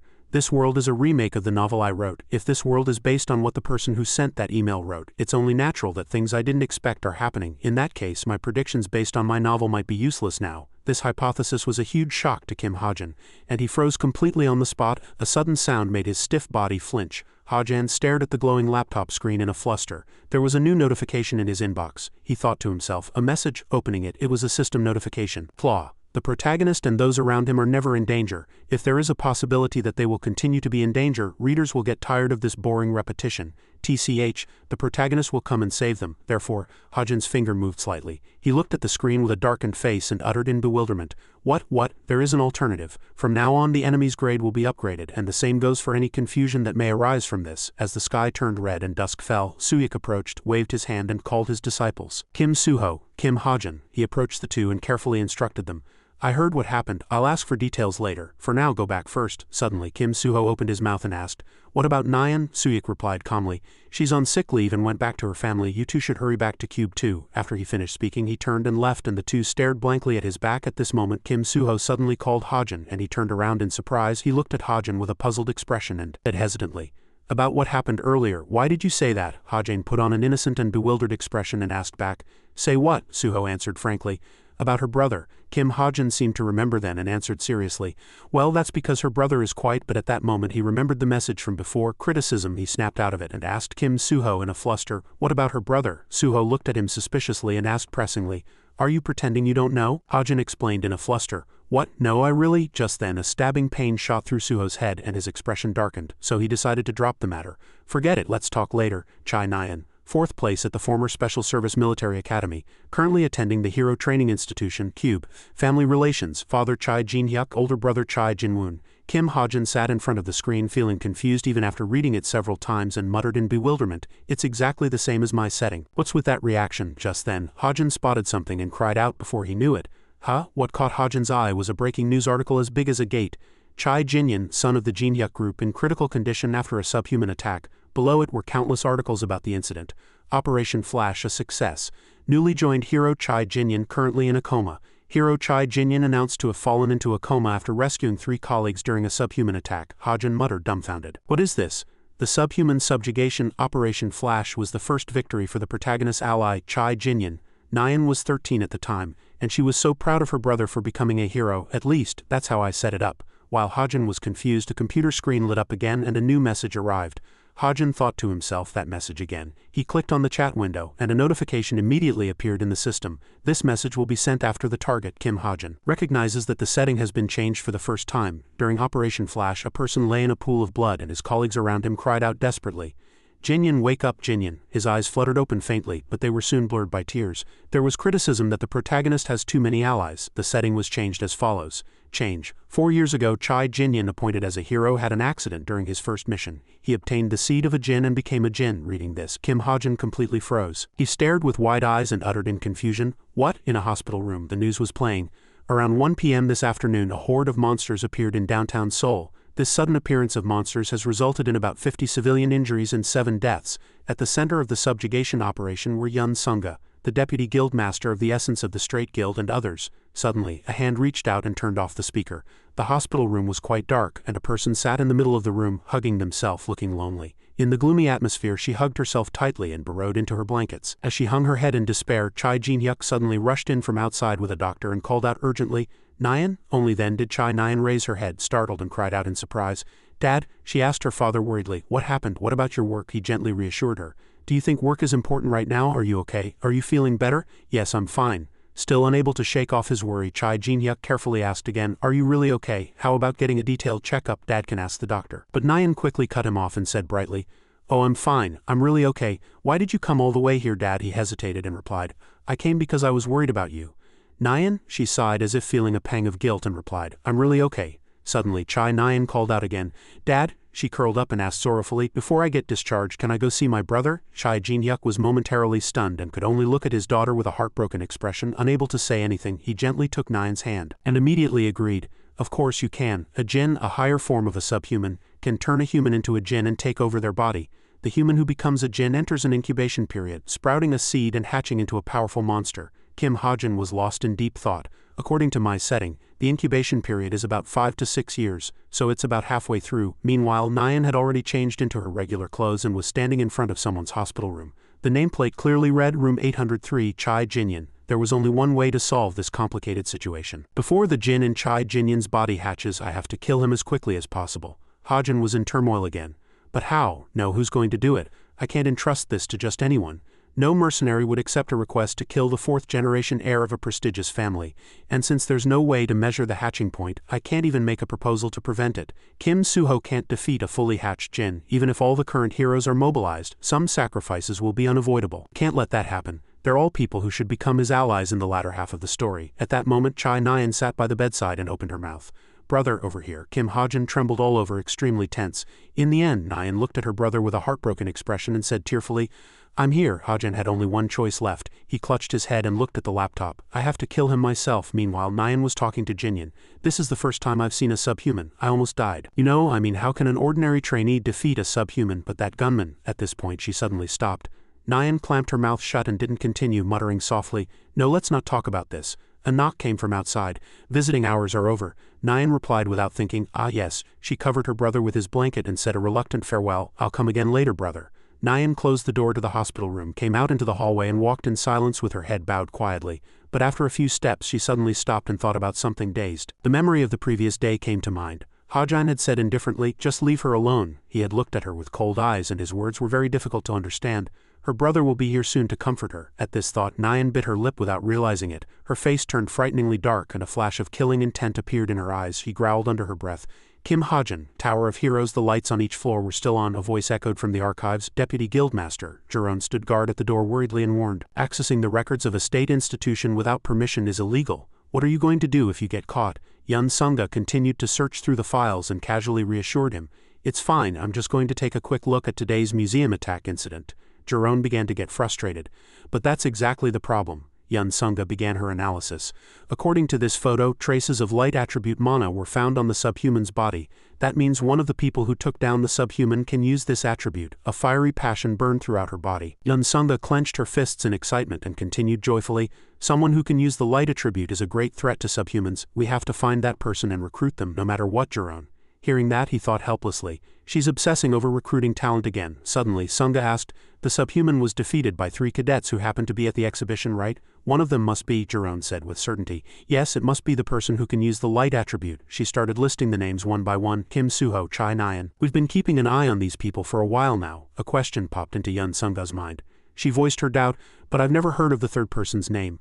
Cube rank 934, Kim Hajin. On the other hand, Kim Hajin was tapping on his laptop reviewing the recent events. "I've only recently realized." He was slightly pleased. "It seems like other people can't see this laptop. Thanks to that, I can check the settings as much as I want without worrying about other characters seeing it." Kim Hajin continued to think. "After realizing this fact, I added a few functions to the laptop." Just then, the voice of a referee suddenly echoed, breaking his train of thought. "The winner is Rachel." It was a setting change that had just occurred. A notification popped up. Character Damien's confidence has dropped more than in the original setting. He fell to his knees on the ground and burst into tears because the point difference with Rachel was too large. "Someone please change my training partner." Kim Hajin began to introduce, "This is that function. If a change that differs from the novel I wrote occurs within a 30-meter radius of me, I get a notification." Kim Hajin felt a little more confident. "This will be much more effective. Messages from that co-author person only come after I realize something." Just then a dark shadow suddenly appeared behind him.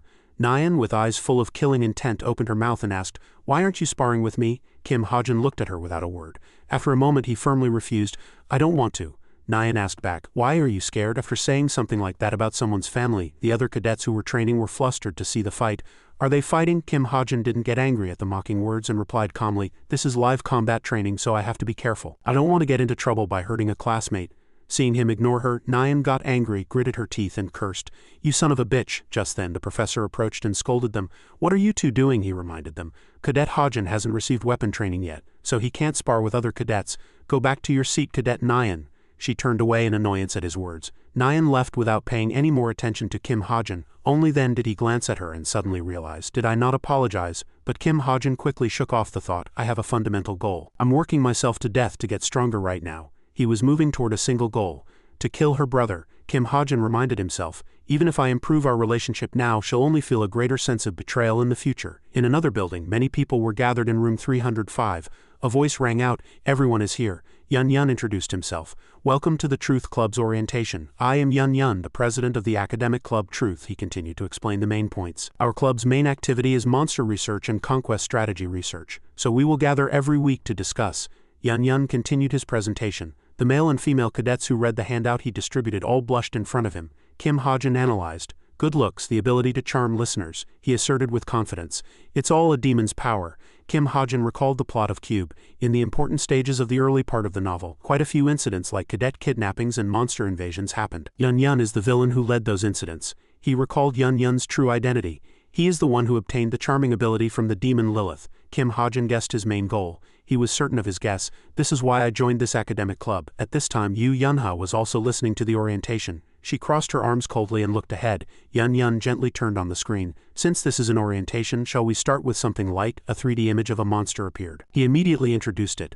"This is an intermediate high-grade monster, the Forest Tyrant. It started appearing since the summoning incident, so it's a monster with a history of almost 50 years. Yun Yun stated a fact. Information on high-grade monsters inside and outside of Cube is very valuable, and information about their weaknesses is worth $1 million or more. He asked a question and called out, "Now what do you all think is the Forest Tyrant's weakness?" Cadet Yu Yunha, she heard the question and answered firmly, "As far as I know, there are no publicly known weaknesses yet." Yun Yun agreed. "That's right, discussing cases like this is one of the joys of an academic club like this." and then he invited, anyone who wants to share their opinion please join the follow-up meeting right after this. At this moment Kim Ha-jin spoke to her. Are you going too? Yu Yunha passed him by without paying attention. Seeing that he was being ignored, Kim Ha-jin said once more in a loud voice, will you be participating in the after-meeting, Ms. Yu Yunha? Only then did she reluctantly answer, yes, I might be able to get some useful information. Kim Ha-jin was lost in thought for a moment. What good is information about monsters? He voiced his guess. Are you planning to share it with your guild's raid party? Hit a nerve. Yu Yunha glared at him. The essence of the Straight Guild. 50 years ago, when the summoning incident occurred, this guild was founded around Yu Yunha's family. Now they are one of the influential large guilds in Korea, Kim Ha-jin said firmly. But I heard the deputy guildmaster's support has been so strong lately that you, the legitimate heir, are being threatened. He exposed Yu Yunha's true purpose. That's why you came to the after meeting, unlike yourself, to get information. She didn't mind and asked directly. So what's your point? Kim Ha-jin proposed. I'll tell you, the weakness of the high-grade monster, the forest tyrant. Yu Yunha stuttered as if she couldn't believe her ears and asked, what? Kim Ha-jin just said nonchalantly. If you want to inherit the guild without any problems right now, you need to make contributions, right? And then he began to teach. That small mark on its heel, if you attack it there, you can completely stop the forest tyrant's movements. Kim Ha-jin asked, but I won't give you this information for free. Your guild operates an armory, right? I want you to get me a desert eagle from there. Yu Yunha was silent for a long time. She was suspicious. Proof? I'm asking if you have any proof to back up your claim just now. Kim Ha-jin smiled, lifting one corner of his mouth triumphantly. He gave an unexpected answer. No, I don't. At this response both were left bewildered. Yu Yunha couldn't help but stare at him, then turned away, grinding her teeth. What a waste of time. Kim Ha-jin didn't stop her and said, if you don't believe me you'll definitely regret it. Kim Ha-jin calmly analyzed the situation. If Yunha decided to ignore him, this million-dollar piece of information would be wasted. He considered a better possibility, but if she trusted him, he would gain a powerful ally. Yu Yunha was contacting her colleague. Hello, Secretary Jin, could you pass on my words to the Forest Tyrant Attack Squad? She blushed as she gave the instruction. Yes. When attacking, Yu Yunha relayed the weakness Kim Ha-jin had told her. The blue mark on its heel might be the weak point, so try attacking there. Kim Ha-jin was certain she was an ally who would one day be known as the Queen of Xian. A notification window appeared on the screen. Debt certificate creditor, Cube Bank, debtor. Kim Ha-jin, loan amount, Kur 300,000. The creditor, Cube Bank, is referred to as the creditor, and the debtor, Kim Ha-jin, is referred to as the debtor. Both parties agree to the following terms. Seeing the debt amount clearly displayed before him, Kim Ha-jin broke out in a cold sweat and stammered. $300,000. For those who might not know, the maximum loan limit for a cube cadet is Kur 300,000. Kim Ha-jin guessed inwardly. That bastard took out every cent he could get his hands on and ran. He cursed in anger.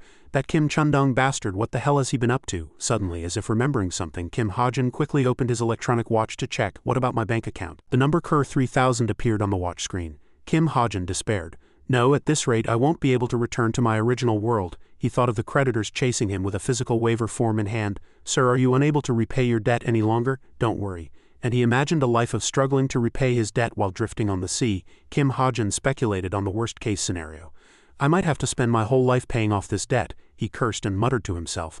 Looks like I have to do something to make money, Kim Ha-jin analyzed. Right now I have 2 legal ways to make a lot of money. He came up with 2 options. One is stocks. Kim Ha-jin recalled the setting of this world. In this world, towers and dungeons appear constantly. The guilds that discover and conquer them are like companies, and all guilds are listed on the stock exchange, each with its own guild stock. But he hit a major problem.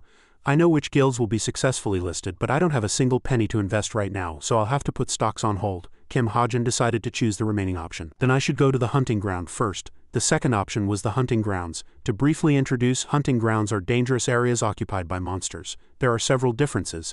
Unlike towers and dungeons, the difficulty here fluctuates greatly, and you can make quick money by selling monster corpses. Kim Ha-jin was a little doubtful.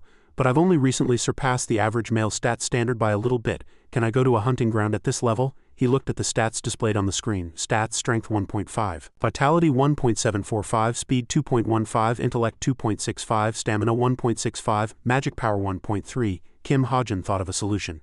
It's too expensive to enhance this handgun with a product, so there has to be another way. Just then a knock from outside interrupted his thoughts. The delivery person called out, Cadet Kim Ha-jin, this is a package from Cadet Yu Yunha. Kim Ha-jin was a little puzzled. From Yu Yunha, he opened the door and saw a parcel box placed outside. Kim Ha-jin opened the box with his hands and, seeing the item inside, cried out in surprise. This is... The scene shifted to the Gangwon province hunting ground area. A female employee said with a smile, Cadet Kim Ha-jin, thank you for using the gate, she said cheerfully. Have a nice hunt. He was a little taken aback by her words. She's this friendly just because I'm a cube cadet. Kim Ha-jin walked out of the gate and the place was very crowded with people. Suddenly he stopped walking. Kim Ha-jin observed the surrounding scenery. There was some information. the Gangwon province area had hunting grounds with a fairly low risk level, so foreigners from all over the world also came here to hunt. Because of this, the city was called an international metropolis. A young man shouted loudly. "Looking for a party," he yelled. "Looking for a magician to go near Cheoksan Mountain to sell blood thistle." Kim Ha-jin looked around and the people were talking very animatedly. "There's a rumor about a crazy guy who hunts naked in Gangwon province. I heard the DD channel came here for a special report. Aren't you looking for a party? I'm asking where you are right now." This moment, Kim Ha-jin noticed a woman calculating a price. "That's 3 goblins, right? That'll be Cur 600 in total."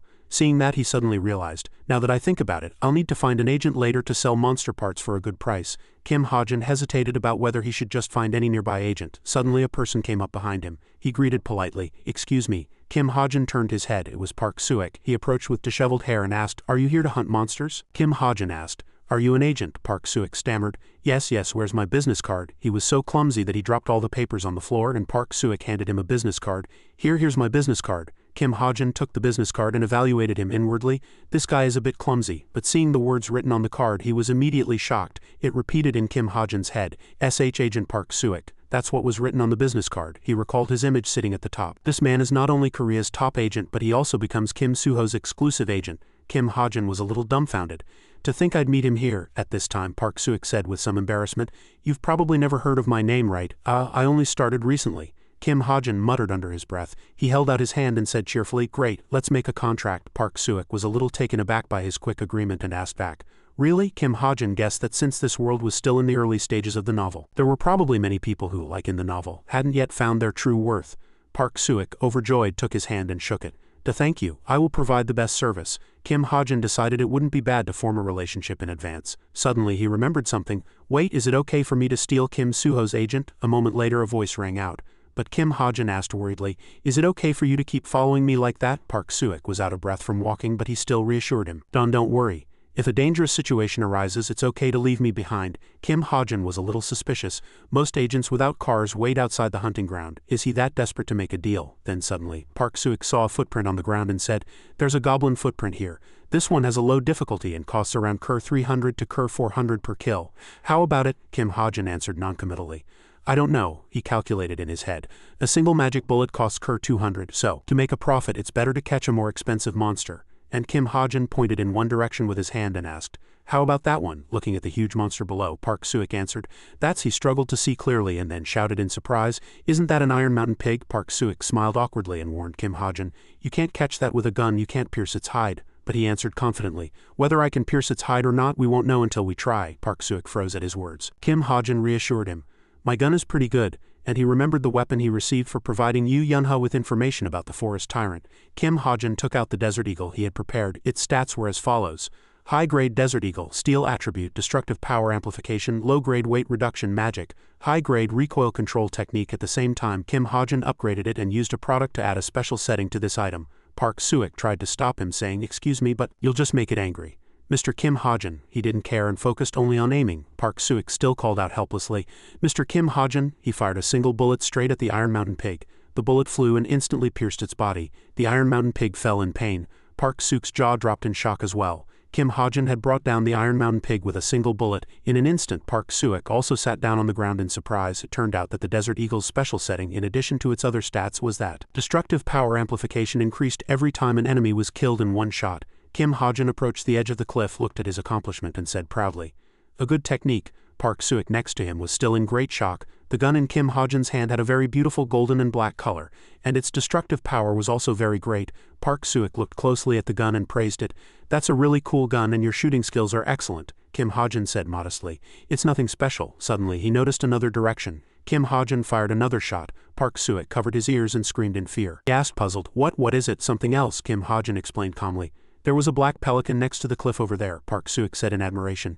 "You can see that far?" "The cliff," Kim Ha-jin asserted. "Of course." He used his skill and said, "With 1,000-mile eyes a single thrown stone is nothing." Kim Ha-jin turned to leave and announced, "Then I'll be on my way." Park Suik was surprised. He shouted loudly, Wait a minute, please wait." The scene shifted to the black pelican and the Iron Mountain pig lying on top of each other. Park Suik panted, exhausted, and said, "There are only 2 of them, but they're incredibly heavy." Kim Ha-jin wondered if they could even get them back to the hunting ground.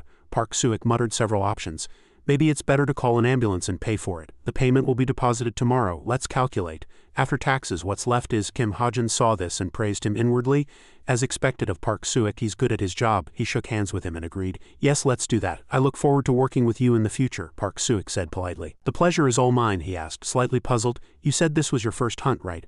May I ask what you plan to do with the earnings? Kim Ha-jin replied nonchalantly. Stocks. Park Soo-ik's heart suddenly shattered. He couldn't believe his ears. What? Kim Ha-jin was looking into a new guild, the Mabu Guild. This guild was composed of demi-humans and played a rather important role in the story. He used his laptop and thought, of course, that's not what I'm concerned about right now, but the dungeon this guild conquered in the story was. He recalled one important piece of information. The Devil's Nest. At that time, the Mabu Guild's stock price skyrocketed by almost 1,000. Kim Ha-jin was confident. If I just buy those, I'll definitely make money. There's no better way to make money than this. He pressed the buy button on the screen. A green checkmark appeared on the screen indicating that he had purchased stocks for Kur 3,000. Kim Ha-jin said to himself. This should be enough, he asked himself out loud. Where can I find more useful information about stocks? There's not much information on public forums, so if I want to find something, I should look on the dark web's Violet Banquet. Suddenly, Kim Ha-jin remembered one thing. He said to himself, speaking of the dark web, it reminds me of the Chameleon Troupe. They are the main villains until the middle of the story, composed of members of a criminal organization whose identities no one knows. Except for me, the author. I'm probably the only one who knows about them and their activities, he calculated in his head. The Chameleon Troupe are criminals, but they hate demi-humans. So if I can somehow get to know their leader, I might be able to get help in sending Chai Jin to the afterlife. As soon as his thought finished, Kim Ha-jin immediately reviewed the plot. Let's see. According to the story, there should be one empty spot in the Chameleon Troupe right now. That means it's about time for me to make a move. Suddenly, his laptop screen went dark. Kim Ha-jin didn't understand what was happening. What? Why did it go black? He worried inwardly. No, this might be the only way for me to return to my world. The laptop screen lit up again. Kim Ha-jin was delighted. It's on again, the screen displayed. A month has passed. The laptop's functions will be updated. Progress 0.01. Meanwhile, in a small cafe, the customers were blushing and whispering to each other. Look over there. Oh my, is he a celebrity? It was Shin Jong-hek talking with Yu Yunha. He grumbled in annoyance. This is so annoying. Can't we stop this noble gathering? Yu Yunha smiled and advised. Just bear with it. There's no harm in getting to know the club presidents. Don't you think so? She asked. How are their scores these days? Shin Jong-hek answered curtly. Usable, Yu Yunha replied with a smile. The Shin Jong-hek I know wouldn't be satisfied with anything but first place. He looked down at the 3D screen and said, that's why I said usable. Yu Yunha didn't press further and just said, okay, I get it. Suddenly the shop door opened and Chai Nyan walked in. Yu Yunha shouted, Nyan, over here. Shin Jong-hek was delighted to see her, stood up abruptly and called out Chai Nyan. He hurried over and asked, why did you come to this gathering? Chai Nyan snapped. What do you think? If I knew you were coming, I wouldn't have come. Shin Jong-hek asked, I heard you were hospitalized. Are you okay? Chai Nyan answered dismissively, it's nothing, so don't make a fuss. Yu Yunha just listened to their conversation quietly. Then Chai Nyan suddenly said, right, there's something I want to talk about. She asked seriously, do you guys know a guy named Kim Ha-jin? Yu Yunha was startled to hear that name. She quickly looked up and asked, Kim Ha-jin, why him? Chai Nyan said slowly, you know about the Jin incident at the museum, right? At that time, it was me, Kim Suho, and that guy, the three of us. She continued to recount her experience. The Jin was stronger than expected. I mean, we had to fight with all our might. And Chai Nyan said, terrified. But that bastard, recalling the moment the Jin's arm was shattered, she shuddered. Does it make sense? He blew off one of the Jin's arms with a trainee weapon. Looking at Kim Ha-jin's face at that time, Chai Nyan was convinced he was very suspicious. After finishing her story, she suddenly turned to Yu Yunha and asked, come to think of it, weren't you in the same team? Yunha, what do you think of him? Yu Yunha was startled at being called and answered, me. A voice from the past echoed. Grew up in an orphanage, a cadet at Cube, and has a debt of about Kur 300,000. This was the information on Cadet Kim Ha-jin. How he found out the forest tyrant's weakness was still a mystery. Yu Yunha had hired someone to investigate Kim Ha-jin. She answered the investigator. I asked, but he refused. He just gave me an answer. I had no choice but to continue investigating him. She recalled the time Kim Ha-jin had teased her. I'm not telling you. At that moment she couldn't help but curse helplessly. Son of a bitch. Yu Yunha continued to say it was because she had to check if he was a trustworthy person. Back in reality, she answered vaguely, he's just an ordinary kid. Yu Yunha analyzed inwardly. I didn't see the kind of destructive power in his attacks during the battle with the monsters that could blow off a Jin's arm. She lifted her teacup to drink and guessed inwardly, is he hiding something? At that moment, Chai Nyan speculated in a small voice, could he be a Jin? Hearing her speculation, both Yu Yunha and Shin Jong-hek froze. Yu Yunha let out a helpless sigh. Nyan, do you think a Jin would attack another Jin? Chai Nyan was still certain of her thoughts. You never know, something's weird about him. Meanwhile, Kim Ha-jin shielded his face from the light coming from the screen and wondered what on earth is this? The screen displayed Update 98, then suddenly Kim Ha-jin's watch started to glow. He groaned in pain. Kim Ha-jin's arm was covered in blood, the chair tipped backward. Kim Ha-jin gasped for breath in front of the laptop screen. Information continued to appear. One of the powers of the creator. This stigma contains magic power. Words appeared in Kim Ha-jin's mind. As your influence increases and your total acquired SP exceeds a certain level, one trace of the stigma will be engraved. Kim Ha-jin covered his ears and thought, information is pouring into my head like a tsunami elsewhere. Shin Jong-hek slammed his desk and asked. Anyway, his eyes glinted. Shin Jong-hek asked Chai Nyan, you hate him, don't you? The two said nothing upon hearing that. Kim Ha-jin knelt in pain. Kim Ha-jin struggled to reach for the desk. Meanwhile, Chai Nyan quietly recalled what Kim Ha-jin had said. I'm sure her brother will come and comfort her, she asserted without hesitation. Well, something like that. Now that the pain had subsided, a stigma appeared on his hand. The laptop screen was still on, displaying text. Sub-talent update log. Book of Truth has been added. Talent observation and analysis. The talent observation and analysis has been enhanced in the association tower founded by him. Inside, an award ceremony for exemplary citizens was being held. Ha-jin thought to himself. Not long after the museum incident, it became known that Kim Suho, Chai Nyan, and I fought a Jin, and we received the Exemplary Citizen Award. He quietly rubbed his throbbing wrist. Ha-jin looked down at his wrist and thought, the wound I got yesterday still hurts. He continued to stare at his wrist, lost in thought. I need to figure out what this ability is. Just then, Nyan came and sat in the chair next to him. After a moment, she crossed her arms and complained with a displeased expression. Hey, you look pretty comfortable, don't you? Ha-jin said with a blank face. I haven't said anything yet. Nyan suddenly got angry and asserted unreasonably. So what, if I say so, then it is? Ha-jin asked with slight hesitation. You haven't forgotten, have you? Nyan still scowled and asked back. Forgotten what? He quietly reminded her. I saved you. As soon as she heard that, Nyan's expression changed completely. She clamped her mouth shut and couldn't say anything back. But she quickly regained her momentum and shouted like a madwoman, hey, that's that and this is this. Just then, Suho approached and stopped them. You two stop it, he demanded of Nyan. Switch seats with me. She immediately refused. No, but Suho hadn't asked for her opinion. He took Nyan's hand and pulled her to the seat next to them. She shouted in protest, oh, what are you doing? I said no. Ha-jin stared blankly at the two, wondering what they were doing. After dealing with Nyan, Suho sat down next to Ha-jin. He put a hand to his mouth and cleared his throat a few times. Then Suho spoke to Ha-jin first. Thanks for what you did back then. Ha-jin sighed as if in disbelief, rolled his eyes and thought to himself, what is it this time? When he remained silent, Suho continued, unconcerned, if you hadn't helped us then we wouldn't have been able to defeat him. Thank you so much. Ha-jin looked away and replied, well, who knows if you would have won without me? Then he recalled that moment and guessed inwardly. If I hadn't been there, he probably would have awakened to a higher level of power. Ha-jin looked at Suho, who seemed to be bathed in light, and thought to himself, the protagonist always grows stronger by facing difficulties and dangers. At the same time, behind the scenes of the event, a staff member shouted in a flurry, he's here. Everyone get ready. Soon a foot stepped firmly on the ground and a man with a cold expression walked in, hands in his pockets. This person was none other than the 37th ranked hero, the high-grade hero Yu Se-hyuk. Yu Se-hyuk rolled his eyes and complained unpleasantly, being called here and there, it's really annoying. He approached the MC and received the list of awardees. Everyone who saw him was surprised and whispered among themselves, is that the Wolf of Valhalla? The wave of magic power is incredible. Then the MC's voice rang out clearly. We will now begin the award ceremony. When Nyan's name was called, she quickly stood up. Next was Suho. And last was Ha-jin. The MC's voice still rang out loudly.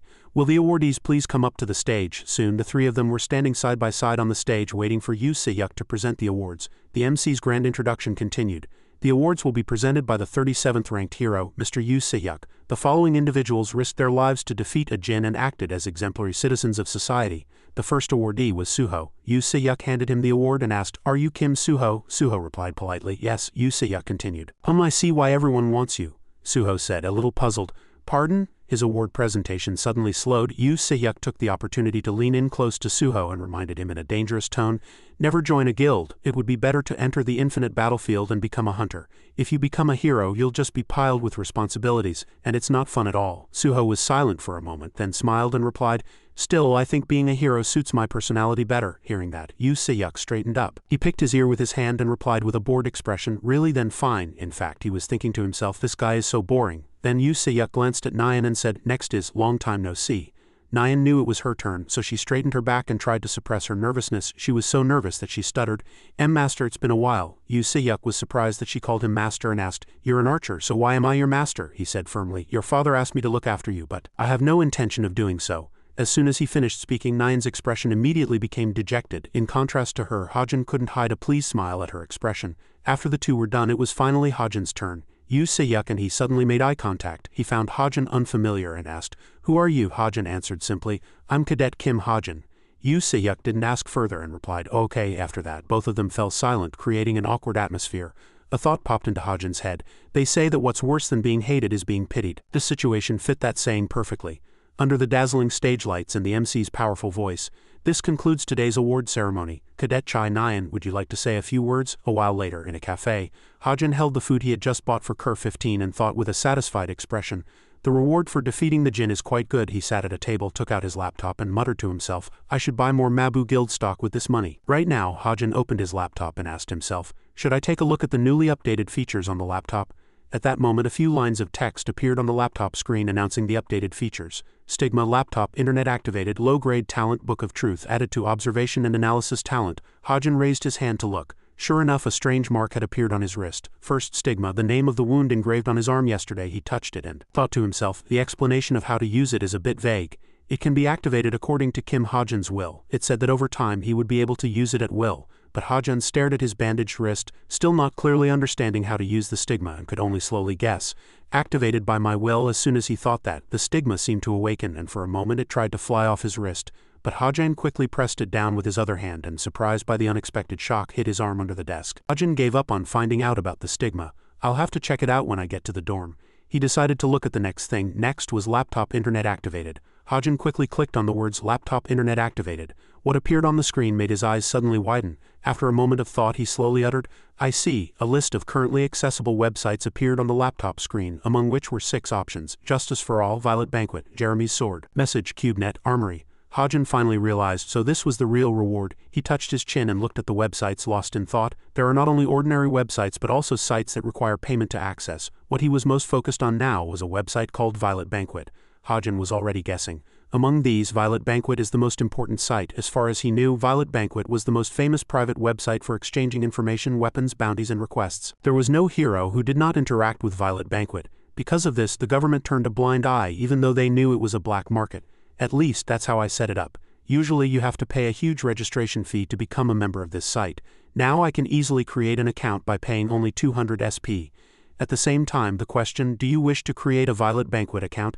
200 SP will be consumed appeared on the laptop screen, and Hajin also quickly pressed the confirm button. He focused on his laptop and said to himself, alright, let's try connecting. Just then a person approached him and said, ah, there you are. This person was none other than Yun Sunga. She very naturally pulled out the chair opposite him, sat down and spoke first.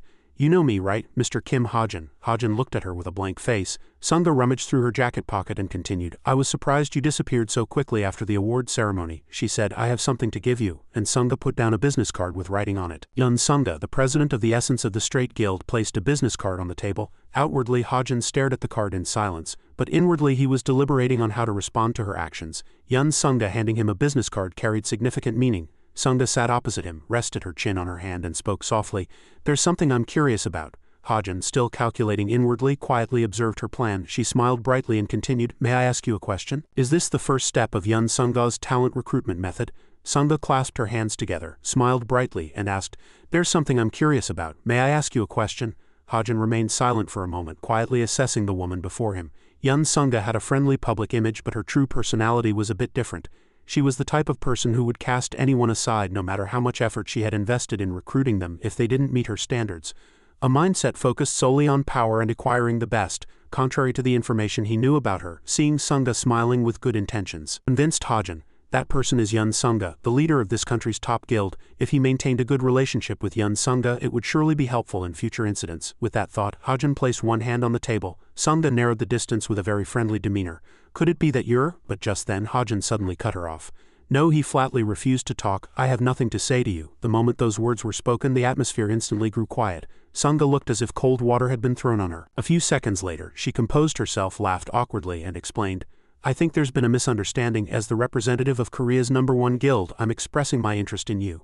Hajin packed his belongings into his backpack and replied nonchalantly, it's nice that you're interested, but only if it's sincere. Watching Sunga's flustered reaction, Hajin judged inwardly, she must have approached me after seeing me use a light attribute attack, but the interest she has in me now is nothing more than a passing curiosity. His thoughts quickly translated into action. He resolutely shouldered his backpack and stood up. He vowed to himself, I'll have to reject her a few more times for her curiosity to develop into real interest.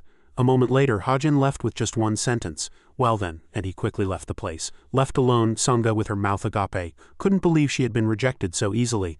A moment later, a brief introduction to the power of the stigma appeared on the screen. One of the powers of the creator. It contains magic power. As the SP you receive reaches a certain limit, stigmas will be engraved one by one. The magic power contained in the stigma can be used according to Kim Hajin's will and will slowly recover over 24 hours if consumed. Hajin's voice echoed, shall I give it a try? He looked at the stigma engraved on his wrist and thought, Let's try changing the stigma's magic power into the shape of a dagger. Immediately, the stigma glowed, became distinct, and then gradually transformed into a dagger. Hajin held the dagger and swung it up and down, testing if he could control it with his thoughts. He continued to be lost in thought. Magic power and stats are greatly influenced by talent and early childhood education. Watching the dagger disappear, Hajin considered himself lucky.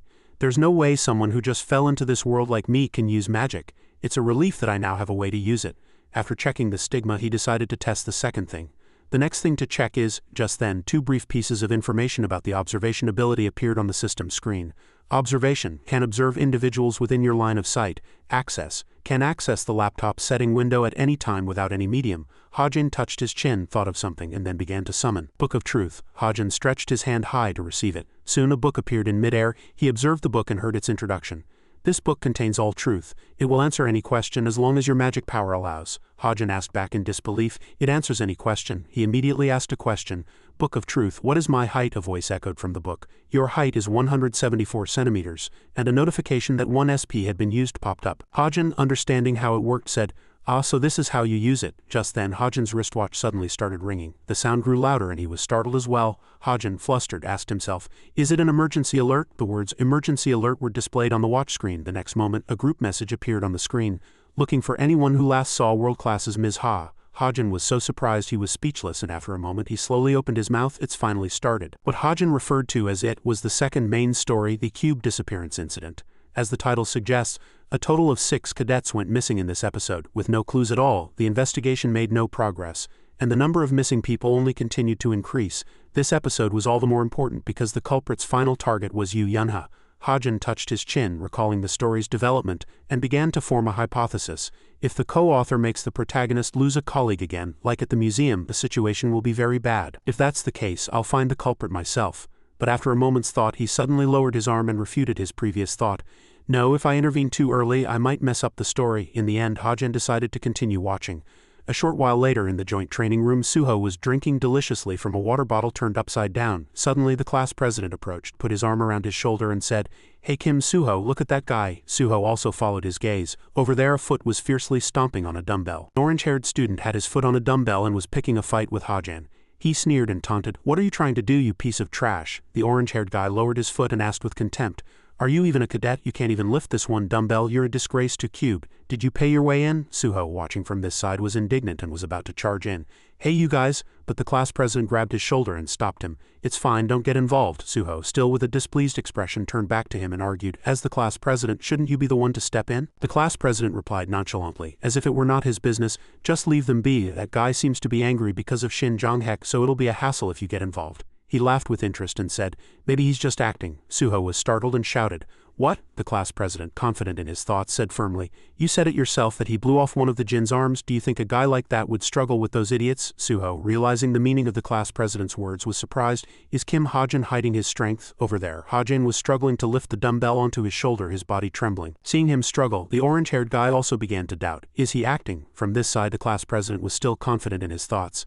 Unless defeating the Jin was a fluke. But Suho no longer listened to him and charged in himself, shouting, "Both of you, stop!" Soon they clashed. Hearing the sound of fighting, other students murmured, "Hi, is someone fighting? Looks like Kim Suho is fighting." Just then, something flew in. The next moment, Instructor Suyik appeared and scolded them angrily. "Why is it so noisy during training time?" After that, the instructor called everyone. "Everyone assemble. The results of the last written exam are out. I'll post the scoreboard, so check your scores." At the mention of scores, Suho and the orange-haired guy stopped fighting and gathered to check their scores. "Did you guys do well?" "Damn it, I'm on the verge of failing. I failed." Kim Hajin's name was clearly in first place on the scoreboard. Hajin also went to check his score. Despite being first, he thought very calmly, "First place, I just copied the settings, so it's not surprising." Just then, a sword suddenly fell to the ground with a loud noise. When Hajin looked back, Rachel was standing there, surprised. Seeing her, he was also a little surprised and muttered inwardly, "Rachel." Hajin immediately recognized her as Rachel Elizabeth Louise, the Princess of England, in third place in the Cube entrance exam. Looking at her surprised face, he recalled more related information.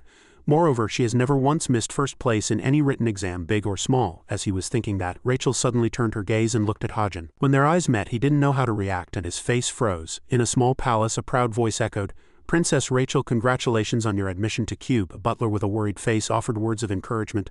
"I hope you won't worry too much while living with the world's best aspiring heroes." A female bodyguard with the same expression said, "I heard all of their classes are held only in Korea." Unlike their worries, Rachel was very calm. She answered softly, "It's okay. I will do my best to live up to everyone's expectations. For the honor of the British royal family, Rachel recalled the time she looked up at the family photo hanging on the wall. A sense of guilt quickly welled up in her heart. Rachel, disappointed, put a hand to her forehead and said inwardly, "To the people of my country, I'm sorry." Soon it was back to class time. The professor held up Hajin's test paper and praised him. Hajin's answer showed a completely different side to the analysis.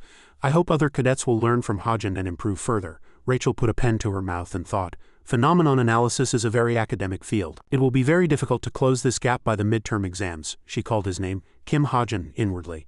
And she looked towards Hajin. From behind, his iPad screen was off and he looked a little clumsy. After observing Hajin, Rachel asked herself a question. How does that kid usually study? As soon as that thought ended, the flame of her determination seemed to ignite.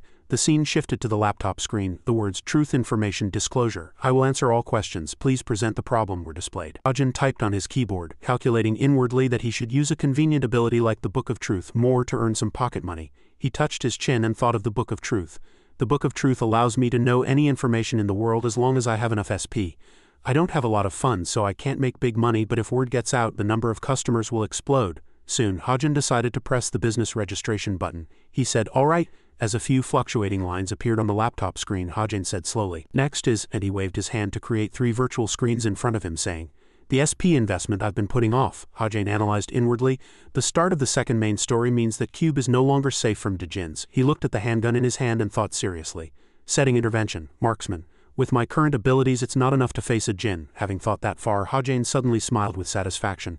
Still, thanks to Jonghek and his gang, I have more than enough SP to use, so I should invest it to increase my chances of survival. He decided to improve his weapon first. The words Desert Eagle pistol appeared on the virtual screen. Hajin continued to type on the keyboard and started programming. A notification changing the Desert Eagle's mechanism from a pistol to a sniper rifle appeared in the system. After he was done, he laughed nervously and said, "I hope I haven't done something stupid." Hajin pressed the enter key to confirm. Immediately, the system sent a notification that 250 SP had been consumed. The pistol started to move quickly, emitting a dazzling light and gradually changing its shape. In an instant, the pistol had completely transformed into a sniper rifle. New information also appeared in the system. Desert Eagle sniper rifle. Hajin looked at the gun, smiled with satisfaction, and said, "This should be enough to at least scare them." Then the gun returned to its original form. Hajin continued with his next task. "Now shall I try using proficiency?" He began to learn about proficiency. Unlike talents that use magic to cause supernatural phenomena, proficiency is understood as a physical skill or technique that an individual has mastered. He analyzed it himself. The most important ability for a sniper to avoid assassination is positioning. Proficiency won't help with positioning. After roughly understanding it, Hajin placed his hands on the keyboard again and started typing. A few minutes later, content about parkour appeared on the screen. Parkour, low grade, proficiency 0. Can move using flexible and agile body movements without being restricted by terrain obstacles. Speed and practicality vary depending on strength and agility stats. The system continued to send a notification that 350 SP had been consumed. Hajin looked at the palm of his hand and said with an expectant voice, "I don't feel anything yet, but I hope it works." Just then his wristwatch suddenly lit up. A message appeared in the group chat. "Has anyone seen World Class's Sungun? She hasn't been in contact since yesterday."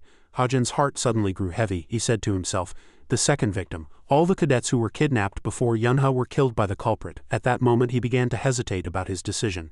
Knowing the culprit and the next victims, is it okay to just watch the disappearances continue to happen? Hajin's heart sank in an instant. A short while later in Cube's outdoor training area, Kim Suyik asked in a loud voice, "Is everyone here? Today's combat training is very special." He then began to introduce the location for the class. "This cave behind me is an artificial dungeon. It's an achievement of the Magitech Engineering Department. Inside are dolls modeled after real monsters, and today we will clear this artificial dungeon as part of our dungeon raid training." Having said this much, Kim Soo-hyuk's voice suddenly turned strict as he warned, "But just because it's training, don't let your guard down." He emphasized the important point in a loud voice. "From now on we will conduct a joint training exercise between the Veritas and training classes inside this endless dungeon." Kim Soo-hyuk instructed the students, "Form teams by your small groups from each class. Hurry up and assemble into your teams." The students quickly gathered, greeted each other, and began to form teams. Hajin also found his team, Team 8. The Veritas class members were Yu Yunha, Jin Hozung, Hazuki, and Kim Hajin, while the training class members were Jordan, Kim Jinkyu, Oh Sujong, and Ri Jina. He recalled the dangers within the dungeon. Inside the artificial dungeon, there are all sorts of traps and fatal encounters. Some of the traps were even made by Djinns. Hajin, seemingly fully prepared, held his pistol and thought, "I made a few attribute bullets just in case, but will I be able to finish this training safely?" Just then he saw a system screen flicker into existence in midair. A moment later, a series of warning messages setting change appeared on numerous screens. Hajin's eyes widened in surprise. The setting had been changed 3 times. He fell into confusion and asked himself who and how. Then the space around him seemed to change. He could hear the voices of students forming groups. Team 1, gather quickly. Anyone from Team 3? Just then a rough voice boomed out. Hey you idiot, didn't you hear me say to assemble? The owner of this voice was none other than Eugenia. With her hands on her hips and a displeased expression, she snapped, "Are you Kim Suho? You look pretty dumb." The gentle Suho was just bewildered even when faced with such contempt. The 2 of them formed Team 1, consisting of Kim Suho from the Veritas class and Eugenia from the training class. Information about the changes to her appeared on the system screen. Character Eugenia's personality has been changed to be more impatient than in the original. Meanwhile, not too far away, another team was shaking hands and greeting each other. "Nice to meet you, Ms. Yu Yunha," Jordan said with a bright smile. "As teammates, I hope we can get along well, even after the training is over." To this enthusiastic attitude, Yunha only gave a half-hearted reply. They were Team 8, consisting of Yu Yunha from the Veritas class and Jordan from the training class. The system screen continued to change. Character Jordan's growth potential has increased by 0.5. Elsewhere, Chai Nyan also met her teammate. She pointed a finger and said, "You're on the same team as me too. I've seen you in the hunting club. Your name is..." As she fumbled, the male student smiled gently and helped her out. Sven very gently reintroduced himself.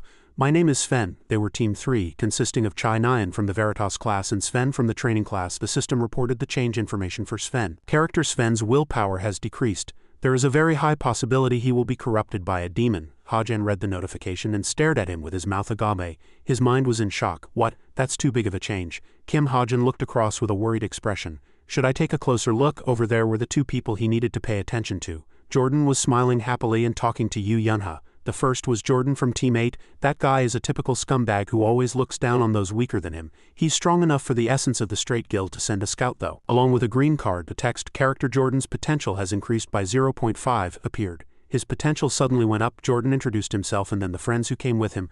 "My name is Jordan and this is my teammate Kim Jinkyu, Oh Sujong and finally Regina." When Yu Yunha opened her mouth, everyone looked at her. "Our team members are Jin Hozung, Hazuki and Lee Hajin." Hearing her get his name wrong, he said with a resigned expression, "It's Kim Hajin." Kim Hajin looked around at everyone. "Well, they seem okay for now." Sven was holding a sword and a large bow was slung across Chai Nyan's back. The second was Sven from Team 3. He was a cadet from Germany and a promising hero candidate in his home country. And his important characteristic was Sven blushed and smiled shyly at her. He has a crush on Chai Nyan. Sven stood in a crowded train station pulling a large piece of luggage. Like other foreign cadets, Sven also came to Cube with the dream of becoming the strongest. Chai Nyan was floating in the air in a combat defensive stance. Kim Suho was pushed back by Yu Yunha's power. But reality was not like a dream. Sven stared blankly at the scene before him, trembling with fear in the face of others' extraordinary skills. He could only be one of the extremely ordinary cadets. Sven covered his face with both hands. He had a very disappointed expression. Self-loathing, the first sense of defeat in his life, and the anxiety of adolescence were added to the mix. A long sharp sword with a fiery red hilt was placed upside down. The light shone on the sword. In the end, Sven sold his soul to a djinn to gain power. At the same time, a dark blue card appeared with the text. Character Sven's mental strength is gradually weakening, and it is highly likely he will become a demon's subordinate. This detail is the same as what I wrote, but the problem is the episode in this dungeon. Kim Hajin touched his nose and thought as he looked at the blue screen that had appeared before him. Just then, someone's hand was about to touch his body. His awakening has been moved up. I just have to hope it doesn't affect the story too much. A hand reached out from behind and touched his shoulder. It was Jordan. He squeezed Hajin's left shoulder and smiled cheerfully. "You're the marksman, right? Don't let your guard down like before once we get in the dungeon." Hajin brushed his hand away with a look of displeasure. "What, get lost?" Jordan replied with a laugh. "Damn, I thought you were a good guy. There were a lot of good rumors about you." Kim Hajin clenched his fists and remained silent. The current perception of him was the worst. It was because a certain rumor had spread in the class. In the past, Kim Hajin stood in despair as criticism and slander poured down behind his back. He was not happy. Kim Hajin used his position as a cube cadet to threaten others and extort money. Moreover, he visits brothels every week to satisfy his sexual desires. 3 male students spread the bad rumor and smiled with satisfied expressions. The source of the rumors was all too obvious. Thanks to them, I got a lot of SP. Hazuki and Jin Hozung looked at him as he mumbled something inside. "But why isn't anyone standing up for me? We're on the same team, aren't we?" Amidst the scenery of a very old building. "Let's go, starting with Team 1, Jordan turned to Yu Yunha. "As far as I know, you're the best supporter among all the cadets. I've heard a lot of rumors about you outside," Jordan said, as if he didn't know why his team was so unbalanced. "This gives us an advantage." He was annoyed by the words coming from behind. "Well, that's how teams are. If you have 2 aces, you have to carry 1 piece of dead weight. All right, Team 8, hurry up and enter the dungeon." The teams entered the dungeon, which had a rather large entrance one by one. The inside of the dungeon was quite dark and the sound of everyone's footsteps echoed. Leading the way was Jordan. He saw something and opened his mouth. Oh, in front of him were mysterious doors surrounding the dungeon. Everyone stood around and looked at the pitch-black doors. Is the first gate a choice of path? Yu Yunha asked her teammates, lost in thought. Which way should we go? Jordan said. Since Jinkyu from our team is a marksman, one person said. Door 6. Kim Ha-jin said it clearly. Everyone turned to look at him. Let's go through door number 6. Yu Yunha looked at him without a word. Jordan turned to him with an angry expression. Hey, who do you think you are? Kim Ha-jin couldn't understand. Then let's go. Yu Yunha looked at him. He might not look talented, but he has a sharp eye. Kim Ha-jin felt a little helpless as he looked at Jordan. Can't she praise me in a better way? He thought to himself. Well, whatever. Thanks to this, I can go down the same path as Chai Nyan. Information about Yu Jina with a potential of 95 and an excellent grade appeared on the screen. If Sven really makes a pact with a Jin today, Chai Nyan won't be able to handle it alone. If something happens to her, everything will get complicated. I can't let her be lost. Everyone slowly entered door number 6, which Ha-jin had suggested. Jordan whispered in annoyance. Idiots always want to be the center of attention. Kim Ha-jin looked at him and said, just worry about the monsters in front of you. The dungeon landscape was filled with dark, sharp, protruding rocks. HMPH monsters, I don't see anything, Oh Soo-jong said. Can't you see, there's a salamander up ahead. It's probably one of the dungeon's highest grade monsters. Jordan, thinking it was a joke, turned to her without a word. Oh Soo-jong asked, should I shoot a light arrow? Yu Yunha replied, if you can, do it. As soon as she finished speaking, she took out her bow and arrow and shot. The flaming arrow flew forward, emitting light. Yu Yunha watched her from behind. The salamander was bewildered, not knowing what was about to happen, but it only realized when the flaming arrow drew near. Intermediate grade 6 monster, salamander. Jordan and Yu Yunha shouted in surprise. It was real? Everyone get into combat formation. Is there anyone here who can use water attribute attacks? I'll have to hide it for now. Yu Yunha used her power to fight it. Then we'll have to fight it the normal way. Yu Yunha gained momentum from behind and attacked forward with all her might. The salamander let out a loud roar and a golden light shot out from its mouth. But Yu Yunha's power wrapped tightly around its mouth. Then Regina and Hazuki flew up and approached it. The two used their powers to attack it. The salamander fell to the ground and a blue flash erupted from its body. We won. The whip in Yu Yunha's hand. The dungeon was changing. The whip she held became charged with electricity and emitted a purple light, thunderstorm light. Yu Yunha, has she reached a state of enlightenment? Let's keep going. Kim Ha-jin looked at her with surprise and admiration. She's amazing. Kim Ha-jin approached and placed a hand on Yu Yunha's shoulder. Ah, with a scream from both of them they fell to the ground and his hand touched her head. Kim Ha-jin broke out in a cold sweat, worried. Yu Yunha's face darkened and she slowly stood up. Let's go. He got up terrified and backed away with his hands up. Yes, she came over and grabbed him by the collar. Sorry, he said. Just as she was about to raise her hand to hit him, someone shouted. Hey, what's that? A Jin's mark. Kim Jinkyu and Hazuki approached. She raised her hand. Where did this come from? It's almost exactly as I thought. Kim Ha-jin remembered something. When I fell earlier, when he touched Yu Yunha's body, a green card appeared. Poison arrow, lethality 410, additional effect, stealthy ambush.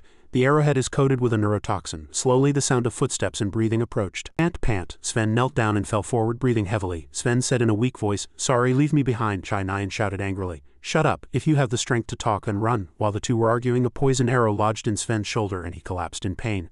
What is this? A poison arrow shouldn't be used during training. Chai Nyan looked small and weak, but she carried Sven on her back and escaped from danger. And a monster like that, from the giant monster's mouth spewed a liquid as hot as fire and lava, and it chased after Chai Nyan and Sven. The surroundings were filled with the flames of battle, the artificial cave where they were training.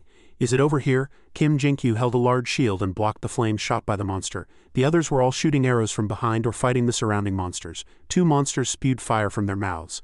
A hand gripped the shield's handle tightly. Kim Jinkyu held the shield firmly and blocked the monster's powerful attack.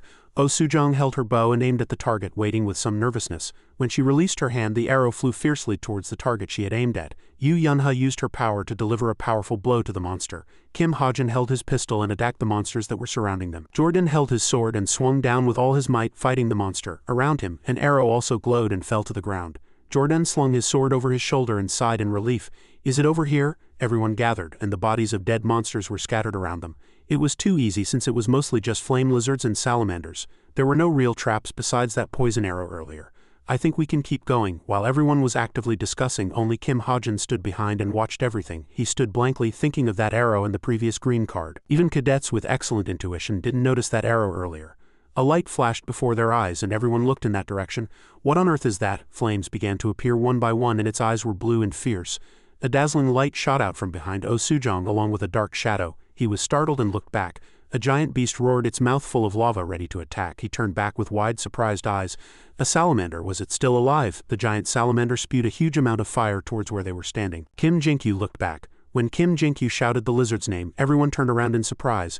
One person stretched out a long, slender hand, turning the stigma's magic power into a spell. Suddenly, a blue light shot out from his fingers. Kim Ha-jin chanted a spell, turning the powerful force from his fingers into a fierce blue water spray shield. When the lizard breathed fire, his power kept everyone safe, and no one was hurt. But as the sound of the monster's huge attack echoed through the cave, he defended with his superpower. The liquid spewed by the lizard and his power collided, creating a perfect shield for everyone. The flames from the salamander's mouth gradually weakened, leaving the ground filled with cracks. The salamander tried to squeeze out its last bit of strength to breathe fire but failed. Everyone stood behind him, looking at the surroundings, which were ruined by the salamander's flames and marked with long, deep holes. He looked at the opponent before him, and Jin Hozung and Hazuki were surprised by something they saw. "What is that? What terrifying power?" one of them asked, and he answered, "Wasn't that just a doll? It's real. It burned without even touching it." He turned his head at someone's call. "Hey marksman!" Jordan approached angrily and grabbed him by the collar. "You son of a bitch, did you deliberately ignore me when I was looking for someone who could use the water attribute?" As Jordan grabbed Kim Ha-jin's collar, he struggled to push Jordan's hand away. "That was just the effect of a magic tool I have. Do you think I'd believe that crap?" Yunha saw the scene and opened her mouth. "Stop it, we don't have time to waste," Regina asked. "That's not a doll anymore. It's a real monster, right? Why did it appear here?" Yunha answered. "The environment here was created to be exactly like a real dungeon. So that lizard must have evolved or appeared according to the laws of nature. It's best if we figure out what's happening ourselves. Let's go." Yunha turned her back and urged everyone on as little time was left. "All right, let's go." Her face darkened with suspicion. A magic tool is definitely a lie. Her thoughts continued with every step she took. He can't afford to buy such an expensive item. He couldn't even afford a desert eagle. But how can he, who is not Kim Suho or Shin Jong-hek, handle that magic attribute so skillfully? More thoughts and analysis followed. How did he know the forest tyrant's weakness? He can handle his magic attribute skillfully. And the reason he's hiding all this is— She covered her mouth with her hand and whispered softly, "Could it be that ease?" She turned back and stole a glance at him. It was an area with an antique design, the floor completely covered in flames. A giant monster appeared. Its mouth was full of lava and its eyes burned red. Intermediate grade 2 monster, lava golem. This must be the dungeon's boss. Chai Nyan looked down at the monster from a high place. Can we even take it on by ourselves? It'll be difficult on our own. The other teams will be here soon, so let's fight it until then. For now, let's stay hidden. Chai Nyan discussed with her teammates, analyzing how to defeat it. We have to treat Sven quickly too. Where the hell did that arrow come from, damn it? His training seems unusually difficult. Someone tossed and turned. He clutched his clothes tightly. His face was drenched in a cold sweat. He looked slightly anxious. He seemed to be talking in his sleep, having a nightmare. I'm sorry everyone, because of me you were hit by the poison arrow. In a dark space. Why am I always like this? Nothing has gone right since I came to Cube. Tears welled up in his eyes. It hurt so much. A voice was heard in a blurry dream. "My child, who are you?" He stood still with a pale face. "My child, don't you want to become stronger?" A voice came from the darkness. He was exhausted and dazed, and slowly opened his eyes as if he had just fainted and woken up. "It hurts a lot, doesn't it? I will give you power." Above him was a round light bulb with a strange green glow, and suddenly a strange, creepy long hand with sharp nails appeared. "The price is cheap. Cheaper than anything you've ever offered." Sven came to his senses at that moment, and seeing the hand reaching out from the strange darkness, he sat up in surprise and backed away. He trembled in fear and cried out a few words. Sven shed tears. They streamed down his cheeks. "I want to become stronger." The outstretched hand grabbed Sven's hand. Somehow he was suddenly right in front of the bizarre green monster's mouth. Its body was studded with sharp eyes, and the hand from before was actually its tongue. It wrapped around Sven's body and brought him to its mouth. Its jaw was lined with numerous sharp teeth. "I found it," someone shouted loudly. While they were quietly making a plan, everyone was standing near Sven, but because he shouted so loudly, everyone looked back at Sven. Everyone gathered to check on him and asked, "What's wrong with him?" Chai Nyan, feeling a little anxious and sensing that something was wrong, turned to everyone and shouted. But before she could finish her sentence, "What are you all doing? Get over here and grab it." Just then, the monster heard the commotion above, raised its head and revealed its large red eyes. Kim Jinkyu was standing next to the hole with a sword, and when the monster heard the sound and stuck its head out, its large red eyes and hard, shiny skin were revealed. The monster spewed the lava in its mouth. "Run!" The monster reached its hand forward and began to attack. It started to slowly break the wall above where everyone was standing. The sound of footsteps rang out urgently. The monster's large hand broke right through the wall. People fled in a panic, and Chai Nyan hurriedly left with Sven on her back. After the monster broke a hole in the wall big enough for its body, it tried to crawl inside. A few people standing by the wall were thrown back and small fragments scattered. The lava golem destroyed a large part of the wall, and the two of them fell to the ground. Chai Nyan fell and panted heavily. Pant, pant. When she lifted her head, a giant monster with 2 red eyes was standing before her. She couldn't believe her eyes. No way, this is supposed to be a doll. Faced with the giant monster before her, she seemed to fall into despair, thinking there was no escape and anticipating her death. "I'm going to die." The lava golem's eyes glowed red, and as it opened its mouth, the glowing liquid inside began to boil. And in a place like this too, the cap of a sparkling blue potion bottle opened. Blue smoke was rising from it as it flew in from outside. The potion bottle appeared in front of the monster and emitted a blue light, and the monster narrowed its eyes, feeling some discomfort. Upon touching the blue light, it suddenly stopped. When Chai Nyan looked up, the lava golem had already collapsed. A very familiar back, it was Kim Hajin, who had shot it with his pistol and stunned it for a few minutes. Before everyone arrived at one location, something unidentified was blocking the cave entrance. "What is this?" Jordan shouted angrily. "Hey marksman, you said we'd see the boss room after this path, but it's blocked here," Kim Hajin answered. "This is the right place." The cave entrance looked like it was piled with rocks, but on closer inspection it wasn't. "This wall wasn't here before." "Well, that's not important right now." Jordan angrily drew his sword. "The boss room is definitely beyond that wall. Let's try breaking it. No one's dead yet, so why are you giving orders?" Then Jordan swung his sword forward with all his might. He stabbed the things blocking the cave entrance, but there was a loud noise and no movement. He felt pain all over his body. Kim Hajin watched him from behind.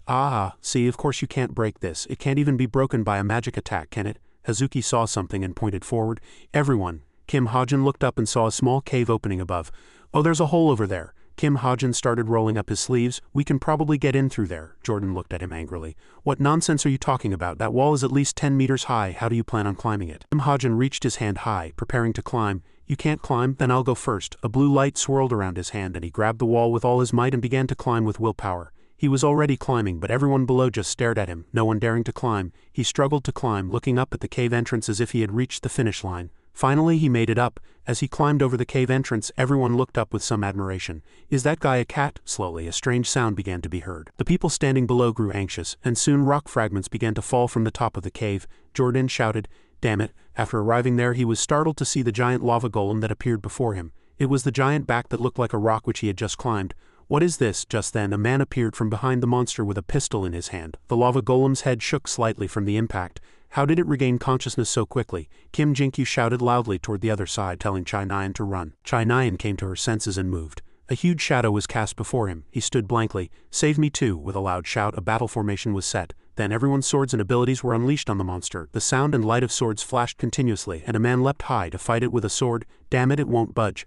A girl knelt down and rejoiced. Everyone, one person drew a large bow. She held the large bow and shot at the monster with all her might, releasing a golden light. She shouted, "Buy me some time." Everyone was fighting the monster, buying time for her. Kim Hajin looked at the back of a man carrying another person. Just a little more. The sound of a man running urgently was heard. The lava golem's eyes glowed gold as if it had spotted its target. It roared in anger and began to spew lava. "Wait, sorry." Sven recovered, jumped onto the monster and started the fight, ready with his sword in hand. "I guess I'm a little late." The monster threw him into the air and her arrow flew quickly and powerfully toward the monster. Something came to her mind. The image of Tomer's body riddled with arrows. It's different from that time. Determination appeared in her eyes. The situation will be a little different now. Then she released her hand, and the arrow flew quickly and powerfully toward the monster, emitting a golden light all around. A single arrow pierced through, illuminating the entire area. After the bloody battle, when the victor was not decided, only ruins remained. Everything around was destroyed and desolate. After a big fight with everyone, the lava golem had no choice but to be defeated by their talents. Everyone paid their respects to this fierce battle. They defeated the lava golem. Can we get points for that? Just then, Chai Nyan and Sven also arrived and joined them. "Is everyone okay?" Hajin just watched them from afar, not approaching to ask how they were. "Damn it, how did they kill that thing? That's amazing. Sven didn't become a djinn." The story has changed from its original intention, but it's only been postponed for a while. He made a contract with a demon, so who knows when he'll go crazy. Everything has become dangerous now. Just then, Chai Nyan's gaze was directed elsewhere. The person she was focused on was Hajin, sitting alone in the distance. She seemed to want to approach him and talk, but she hesitated, unable to take a step.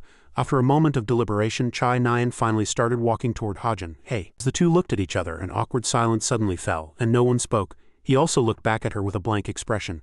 "I think I have to say this." After a long while, Chai Nyan mustered up her courage and uttered with difficulty word by word, "Thank you." As soon as she finished speaking, she turned her head away awkwardly. Hajin was a little surprised to receive Chai Nyan's sincere thanks. Truly clueless, he asked back, "What?" At those words, Chai Nyan couldn't hide her embarrassment. "I had to say what I had to say, got it?" He had almost never heard such words from her, so it was a little hard to believe. Did she just say thank you? Chai Nyan said thank you. Hajin was surprised that the girl who had been submerged in darkness could utter such light words like the wind. Chai Nyan's life was a series of tragedies. The first tragedy happened on her 6th birthday. She lost her mother at the hands of djinns and decided to become a hero. Since that fateful day, Chai Nyan never rested for a moment and only focused on extreme training. Although she was a child at an age for growth, she poured all her effort into becoming a hero. At an age when other children were playing happily, Chai Nyan forced herself to participate in harsh training. Chai Nyan dedicated her entire childhood to the profession of being a hero and couldn't make a single close friend. This was because telling others her true feelings was like revealing her own weakness, so Chai Nyan's friendships were limited to only a few people. There were almost no people who could hear the words thank you from her. and the people who could be called her best friends were also very few. In the novel, because I was the author, the words "I'm sorry" came out much more often than "thank you." A moment later, Hajan was still in a daze, unable to pull himself together from the shock. To break the awkward atmosphere, Nyan asked, "But if you're so strong, why are you being bullied by Shin Jong-hek and his gang? I saw you block the golem. If you're that strong, you could have taken care of those bullies in one shot, couldn't you?" To her question, Hajan only replied with words that were hard to understand. "Besides, I didn't do anything because I wouldn't have been able to beat them if I had to fight." "What are you talking about? Your gun attack looked pretty strong too." "Oh, that." Hearing that, he lifted the pistol in front of her face. One could only say he had some serious nerve. Hajan nonchalantly took out the gun as if he were pulling out a piece of candy. "This is my personal weapon, get it now?" Coming to her senses, Nyan looked around nervously, checking if anyone was there. "You crazy bastard, you'll get suspended if you're caught with this. That's why I only used it at crucial moments. As they say, necessity is the mother of invention, and Hajan had found a way not to get caught. I learned how to hide my weapon in my stigma so I won't be suspended for possessing a personal weapon." Learning this surprising fact, Nyan became suspicious again. "But even so, it's too strong. Don't tell me your gift is to enhance all kinds of firepower," she stated her guess without hesitation. But when Hajan answered nonchalantly, Nyan started to get annoyed and left. "Think whatever you want." "So that's how it was? I'll let your personal weapon slide this time, but don't use it carelessly from now on." She suddenly stopped as if she had remembered something important. "Oh, and one more thing, don't you have anything to say to me?" Before leaving, Nyan still wanted to hear something from him, but he only answered with silence like a cold CEO. After keeping his mouth shut for a long time, the words he uttered couldn't help but disappoint her. "Nothing. If you apologize now, I definitely forgive you for bringing up my brother. But it can't be helped. It's best to keep my relationship with Nyan at the level of classmates." It was a tragic situation Hajan didn't dare to think about, but he still had to face it because I have to kill Chai Jinyan. When someone else commented on their relationship, Nyan immediately denied it. "I didn't know you were that close with him. That's ridiculous." At that moment, he just watched her from the side with a thoughtful look in his eyes. Just then, an important announcement suddenly blared out. "Attention all cadets. Cease your attack and evacuate the dungeon immediately. I repeat, cease your attack," without warning. The sudden announcement was due to a few incidents that had popped up. There were quite a few problems with this dungeon raid training. As soon as the inspection began, some of the dungeon's security cameras suddenly stopped working. Then real monsters appeared instead of mana dolls. And due to inadequate personnel deployment, the incident was only discovered much later. Although these were serious problems because there were no casualties, Cube told the cadets they would investigate it themselves instead of entrusting it to a third-party organization. Hajan sat at his desk, lost in thought. In other words, the Djinns holding executive positions at Cube successfully covered up this incident. He doodled on a piece of paper, thinking about what to do next. The investigation into this accident will mostly happen after Part 2, so for now let's worry about Sven. The side effect of contracting with a demon is the amplification of emotions and obsessions. In the worst-case scenario, Sven's emotions could spiral out of control and he could go crazy when he's alone with Nyan. Hajan didn't want anything to happen to them, so he had to be careful with everything. To prevent this from happening, I have to keep an eye on Sven and Nyan's actions. After organizing what he had to do, he clicked on the messenger app. But before reading Nyan's message, Hajan hesitated a little.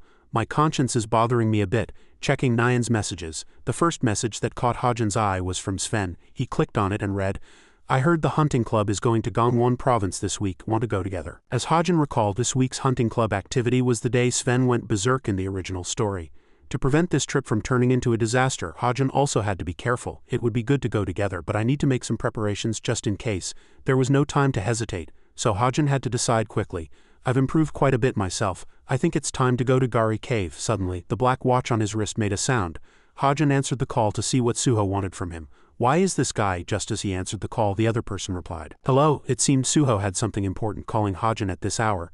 "Hajan, are you free this Friday?" Hearing this, he was a little puzzled and wondered why he was asking. As expected, Suho had a favor to ask him. "I have a small favor to ask. Gari is a famous scenic spot in Gangwon province. A place where the essence of nature and spiritual energy overflow and clash. That's why for a very long time Gari has been called a sacred training ground for martial artists from all over the country. But it wasn't just martial artists who came here. Instead of fighting monsters, there were also people who wandered the country looking for treasures buried deep in the divine mountain. When he came here to explore, Hajan also met a cute guide as a bonus. People like me.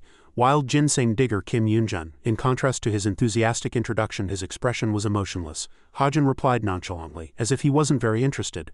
"Ah yes." After that, the two talked as they went deeper into the forest. "I saw you staring at the map earlier, but you won't find a single root of wild ginseng that way."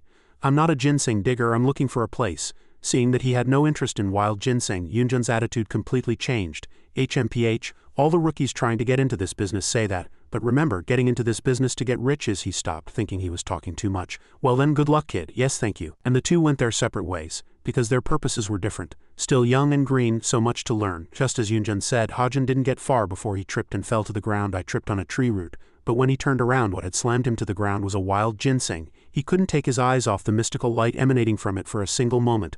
I've seen the heart of a god. Having found something that can only be seen through fate, Hajin ate it without hesitation. He ate with a voracious and endless appetite. Use setting modification to eat a 7-year-old wild ginseng and increase a variable stat by 2 points for 30 minutes. But after eating his fill, Hajin was regretful for missing the chance to get rich. If I had sold it, I could have gotten 700,000. While he was feeling regretful, the rock beneath his feet began to crumble. Now Hajin was hanging from a cliff at a very dangerous height. This cliff is really high, so it's never been discovered. This was the middle of a cliff on Gari Mountain.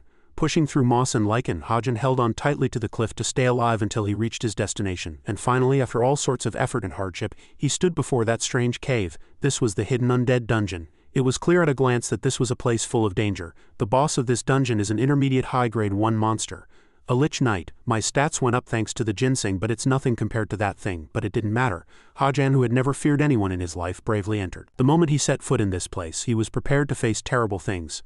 Undead white skeletons sprang up like mushrooms. They did not welcome the uninvited guest. Hajin was alone on the verge of death, but he was ready to fight them to the end without hesitation. He clenched his fist in determination. My goal today is not the boss, but the hidden floor of this dungeon. As soon as Hajin poked his head into the cave, a horde of skeletons and ghosts greeted him like a VIP guest. Short-tempered, they couldn't wait any longer and charged at him. Although outnumbered, Hajin was still very cool. He aimed his personal weapon, a gun, at them. And with one shot they disappeared like smoke in an instant. The remaining ones, not knowing their place, continued to attack him. To deal with them quickly, Hajin used his 1,000-mile eyes skill to scan for a path. His eyes quickly scanned them to find the fastest escape route. The skeletons were many in number, but they had no brains. Hajin quickly shook them off. To stop playing tag with the skeletons, he shot from above. The next moment, a flash of light burst and a rain of bullets was fired. Even after sending them to the afterlife, smoke was still rising from the muzzle of his gun. Seeing that the skeletons had taken quite a bit of damage, Hajin was slightly relieved. I seem to have dealt with quite a few with just this. He didn't delay any longer and went deeper into the cave. The number of undead is increasing. It seems I'm getting closer to Ahayan's base. The witch Ahayan, she is the boss of the hidden floor of Gari Cave, and in the future, she will build the most powerful undead fortress in history in an abandoned school in Suwon City. Of course, Hajin wasn't free enough to come and play with her. He had a purpose for seeking her out. That's it. But the real reason I'm tracking her today is because of the 2 items I can get from her. And the 2 treasures he was aiming for were no ordinary things. A growth-type item and the seed of Ahayan. Once they are in Hajin's hands, nothing will be able to trouble him. It's the equipment that turned the Jin Tomer into the Lord of Corruption. Right now, there's nothing better for me than ether. After going to a certain depth, Hajin stopped. The space in front of him was now pitch black and he couldn't see anything. To avoid a sudden attack, Hajin used a skill. 1,000-mile eyes, it's truly all-purpose. Thanks to 1,000-mile eyes, he could see the path and continue forward. There wasn't a single ghost in the pitch-black cave, but colorful crystals were present. In the middle of a phantom forest with roots that had a mysterious purple glow, Ahayan sat motionless, as if she had become one with the spiritual vein flowing through the ancient underground. Before, Hajin was just a little girl, but she held a latent danger. That witch's adult form is very difficult to defeat. I have to kill her while she's still in her child form, when her body and intelligence haven't developed yet. Meanwhile, Ahayan was playing with a yellow liquid in her hand without a care in the world, but when she noticed Hajin's presence she was startled and looked up at him. It seemed Hajin's pity made him hesitate, preventing him from daring to act. After a fierce internal conflict between reason and emotion, he finally made a decision. Calm down. This is something that must be done, and it's what Tomer did too. Afraid he would miss the chance if he hesitated again, he quickly moved forward. She's a being I created anyway. Meanwhile, Ahayan sat and played nonchalantly, unaware of the approaching danger. The next moment, he took action. I can't kill that witch in her spiritual form with a single bullet. In that case, I will release the stigma and change the light element into a spear. Immediately, the entire space was lit up by the weapon in his hand. At this moment, Hajin felt the effects of the ginseng he ate earlier kicking in. This wild ginseng is really nutritious. To prevent things from dragging on, he decided to end this with all his strength. I feel like I've become Yu Yunha.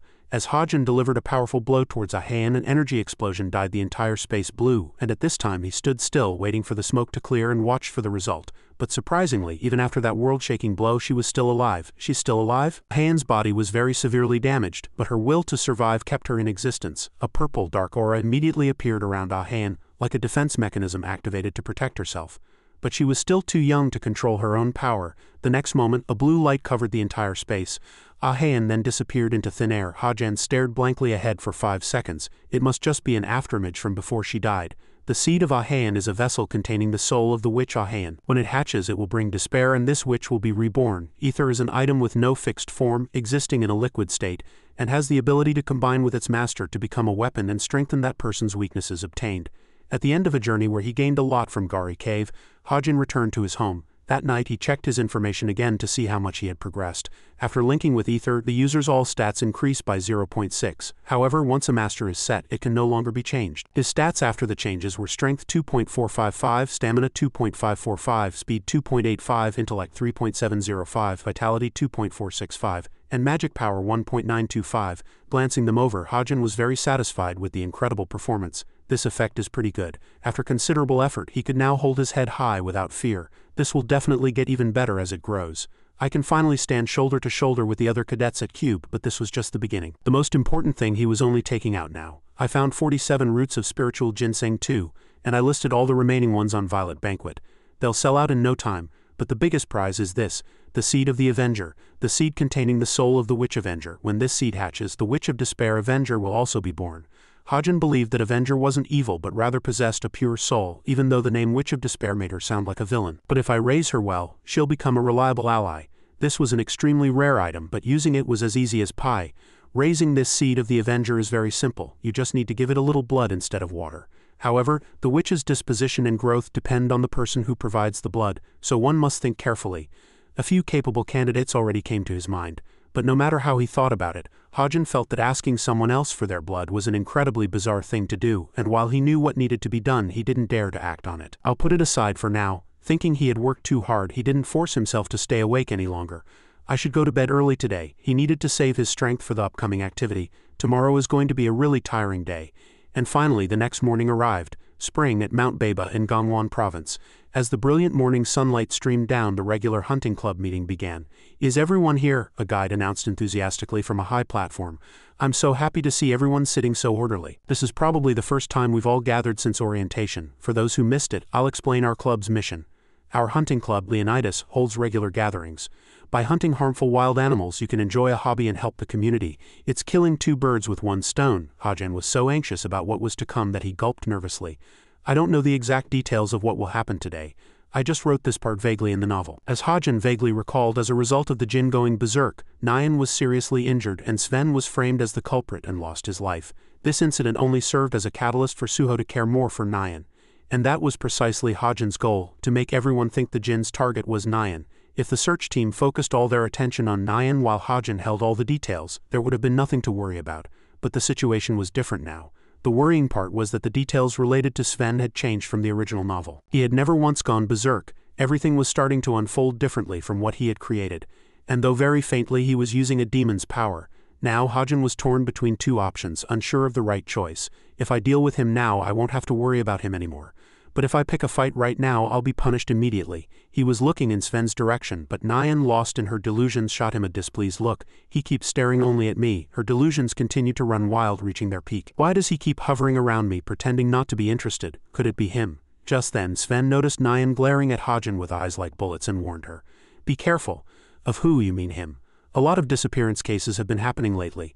Nyan thought Sven was joking, but he was unbelievably serious. However, his face darkened at Nyan's next words. He's not the type to do something like that. Without keeping everyone waiting any longer, the hunt officially began. Shall we get started too?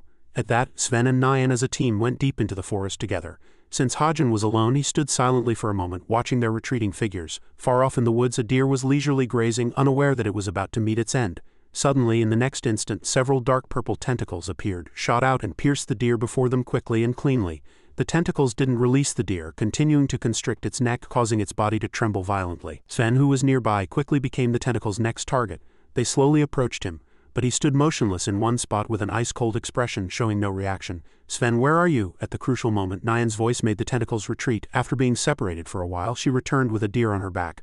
Ah, there you are. See, I won our hunting bet. How'd you catch so many? What? Surprised, Sven had already caught and piled a mountain of deer in front of her. Although reluctant, Nyan had no choice but to admit defeat here. Looks like I won.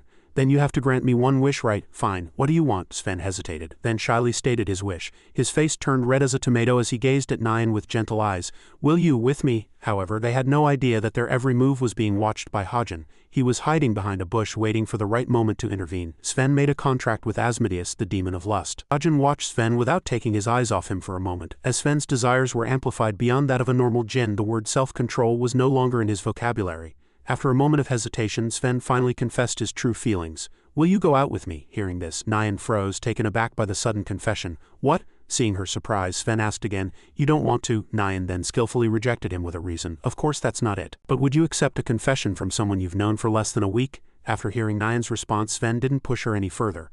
I see. All this time, Hajin had been patiently waiting for the moment Sven would reveal his true colors. Now you have to show your true nature. Reveal the nature of the jinn. To break the awkward atmosphere, she casually revealed her ideal type. I like guys who are stronger than me. However, Nyan never dreamed that these words would summon the demon inside Sven. It might have sounded simple, but to him it was tantamount to an insult. Sorry, Sven didn't let Nyan go, continuing to press her in a grim, hellish voice. What do you mean? Does that mean you'll like me if I'm stronger than you? Nyan felt this had gone too far and wanted to end it.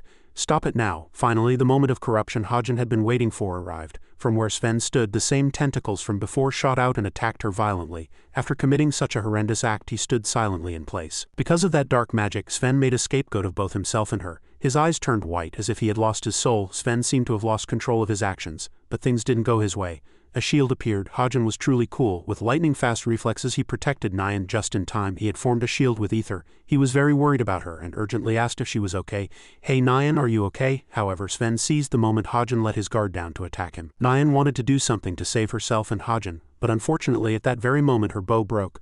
Damn it, Sven's long winding tentacles constricted tightly around Hajin's body, lifting him into the air. He was completely at Sven's mercy, having lost all control. As Hajin was about to suffocate, Nyan had no choice but to risk it all. Condense mana. Let him go, you bastard. Even knowing her weapon was no match for Sven, she had to try. Otherwise there would be two graves here. I love you. His blind love for Nyan had turned Sven into a hideous monster. I love you, I love you. Nyan thought that even though he was a friend, she would not forgive him for committing such an atrocious act. You bastard.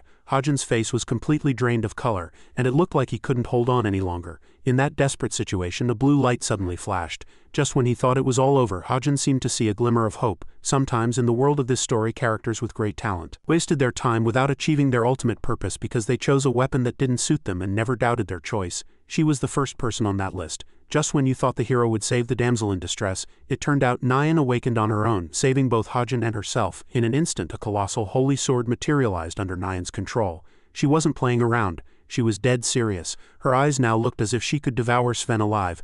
Let him go, you damn bastard. At that moment, Hajin couldn't take his eyes off her. He really wanted to see just how far the character he created could go. Sven, like Hajin, was frozen in place as if overwhelmed by the power beneath her golden lotus. It seemed Sven's end was near. Nyan was no longer a victim. She stood on her own to teach him some manners. Her strike just now had left a long gouge in the ground. The monster too had long since vanished. Nyan stared blankly at her own hand nearby. Hajin coughed and asked with curiosity, "Wow, what was that just now?" A sword. She was confused too. I don't know either. Suddenly she spoke. Are you okay? He answered, startled. Yeah, Nyan smiled. Really? That's a relief. Suddenly her vision blurred and everything plunged into darkness. Hajin cried out in alarm. Nyan, night had fallen. Nyan slowly regained consciousness. Seeing his back, she yelped in surprise. Hajin asked her, "You're awake? You wouldn't wake up, so I'm carrying you." She yelled, "What? Put me down right now." He still didn't let go and asked back, puzzled. "You want me to put you down?" She was firm. "Just put me down." Hajin had no choice but to put her down. "All right, have it your way." But she collapsed in a heap. Nyan's eyes widened in surprise. "Huh?" she stuttered. Why are my legs?" "What's wrong with my legs?" he said calmly. First time experiencing mana exhaustion. Nyan was stunned for a few seconds after hearing that. He continued to explain. Mana exhaustion is the state when you've used up all the mana in your body. Then your mana recovery rate slows down. She cut him off. I know that. Hajin continued. You won't be able to move properly for about 2 days, so just get on my back for now, unless you want to stay here forever. Nyan had no choice but to comply. The two returned like that in an awkward atmosphere. Suddenly, Hajin spoke. "So are you going to keep using a bow?" she said contemptuously. "What kind of nonsense is that all of a sudden?" he continued calmly. "I know you must have felt it today," Hajin said. Although it was unintentional today, Nyan awakened her talent, a power that could greatly amplify her abilities as long as she had magic power. The sword of a ruler that could slaughter hundreds of monsters and djinns in a single attack. An unstoppable existence in large-scale battles, truly a queen of the battlefield. To reach that future, it's better to put down the bow right now. Hearing that, she cursed. Damn it. Nyan shouted. Don't act like you know everything. He shut his mouth bitterly. Looks like there's still a long way to go. Upon arriving, Kim Hajin put Nyan down on a chair, turned around and said goodbye. That's the entrance over there. You can get there on your own from here, right? She asked blankly. What, where are you going all of a sudden? He paid her no mind, dusted off his pants and left. I'm late for the dorm curfew. See you later, she said in a fluster from behind. Hey, wait a minute, she shouted. Wait, take me with you. Late afternoon. The entire building echoed with murmurs. Did you hear the news? Kim Hajin strode down the hallway filled with all sorts of whispers. Nyan was attacked by a djinn. Turns out that djinn was Sven from the world class. Since when was he a djinn? I've even talked to that guy. Why are the higher-ups at Cube staying silent about all this? Kim Hajin stopped in front of room 303. As soon as he opened the door a crack, someone spoke. Oh, Kim Suho smiled, turned around and greeted Hajin. He glanced around once and thought to himself, Kim Suho Yu Yunha Shin Jonghek, looks like all the main characters are gathered here. He recalled the message he received just before the hunting club incident. Are you free on Friday? I have a favor to ask. He was puzzled. A favor, but he politely asked back. What's up? The other person continued. Do you know that a lot of people have been going missing lately? Cube has asked us to investigate the case. Kim Hajin realized. Ah, I see. Cube has selected a few cadets from each year to investigate so they don't have to bring in outside forces. The first-year representative is Suho. It's Jonghek and Nyan. While Kim Suho was busy messaging Kim Hajin, Nyan called him. Aren't you coming? He answered, flustered. Just a moment. Kim Suho continued to send messages. Of course, Cube will conduct its own investigation, but since there's a high possibility that the culprit is a cadet, I think we can lure the culprit out more easily. Kim Hajin was puzzled. I know what you mean, but why are you calling me and telling me that? The other person quickly replied. You said you have good eyes. I heard you can see for 1,000 miles. Besides, Nyan recommended you. Kim Hajin was surprised. Nyan recommended me? Kim Suho on the other end continued to speak. So can you help us? Back to the present. Kim Suho was still smiling brightly and said, Thanks for coming, he thought to himself. I'll get a reward, so it's a huge benefit for me. Seeing that everyone had gathered, Kim Suho began. Since everyone is here, let's begin. Before we discuss this case, I'd like to share my guess first. I don't think the culprit in this case and the djinn who attacked Nyan are the same person. Suddenly a foot slammed down hard, breaking through the floorboards. Shin Jonghek sat there with a dark expression. He glared and said with emphasis on each syllable. Nyan. Kim Suho corrected him weakly. Chai Nyan, and continued. Anyway, I think there's a high possibility that Chai Nyan will be the djinn's next target. The djinns follow the orders of demons, so if the demon who contracted with Sven is targeting Chai Nyan, then other djinns who contracted with the same demon will also target her, he concluded. So I have a question to ask. Is there anyone you suspect, for example, someone who has been acting suspiciously lately? Kim Hajin was lost in thought. I know who the real culprit is, but I decided it's too dangerous to say his name and waited for the story to unfold quietly. But in the original, Ziz people went missing over 2 months, while here 3 have gone missing in 2 weeks. At this rate, the number of victims is likely to increase significantly. Thinking this far, he clenched his fists and a memory of Chai Nyan came to mind. He resolved to himself, I can no longer use the excuse of waiting for the story to unfold and let something terrible happen to them. Kim Hajin raised his hand and spoke. There is one person I suspect. He said the name he had been keeping in his heart. It's Yun Yun, the president of the academic club. I think he is suspicious. The entire room immediately fell silent. After a moment, Kim Suho explained in a flustered tone. Well, he has an alibi. He was close to the first victim, so we investigated him. Kim Hajin didn't give up and continued. What if the victim went to Yun Yun on their own? Hearing that, Shin Jonghek shouted. Are you trying to say he controlled a cadet with just a few hypnosis tricks? He explained firmly. Of course, if it were ordinary hypnosis, it wouldn't have worked. But before he could finish, someone else interrupted. Wait. Yu Yunhe continued coldly. This is a bit strange. You keep suspecting someone we've said has an alibi, she finally concluded. But I think it's more likely that you're the djinn than the club president. Kim Hajin was bewildered. What? A memory of when Kim Hajin was writing suddenly came to mind. After writing for a while, he decided, I think it's time for the protagonist to get a new helper. He muttered to himself, a person with high status and a golden spoon who helps Kim Suho with a fierce personality but no grudges. Should I add the setting that she really likes commoner food? Finally he smiled. And her name will be Yu Yunha. Back to the present, Yu Yunha concluded coldly.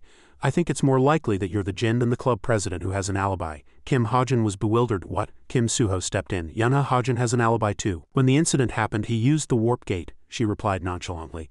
I'm just making a guess like everyone else. An alibi like a warp gate record can be easily manipulated, so it's much weaker than Senior Yun Yun's alibi. Kim Hajin shouted angrily. What kind of nonce? His words were cut off again. Enough, let's beat him up a bit to break his stubbornness. That was Kim Horik who just spoke. He cracked his knuckles and stood up menacingly.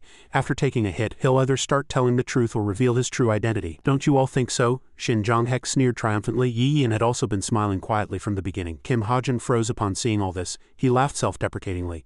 Ah, Kim Horik with a big head but a pea-sized brain was puzzled. What's so funny? I'm about to hit you right now. Hajin looked him straight in the eyes and warned him. Then come at me, you mad dog. Let's see how I pierce through your head. Kim Suho hurriedly stopped them. Stop it, this is not the time to fight, you calm down too. Hajin, Kim Hajin said with a cold smile, if you're so curious, go ask Nyan. That day she and I… But his words were once again cut off by a basketball that flew like an arrow. The culprit was Shin Jonghek. He glared and shouted, you insect-like bastard, how dare you mention Nyan's name with that dirty mouth? Hajin ignored him and continued, we joined forces and defeated the jinn that was fighting her. What, were you too busy playing childish games with the investigators to hear about it? Shin Jonghek shot up from his seat. The person next to him hurriedly stopped him. Hey, calm down. After finishing his words, Kim Hajin turned to leave. Anyway, I've told you who I suspect. From behind him, he could feel the gaze of a hungry wolf like Kim Horik and the shouting of Shin Jonghek. Hey, are you trying to run away? When he almost reached the door, he suddenly tripped and almost fell. From behind, Kim Horik threw a punch like a thunderbolt. The blow was so powerful that it shattered the door and everyone was shocked, seeing Hajin lying safely on the floor. He was enraged.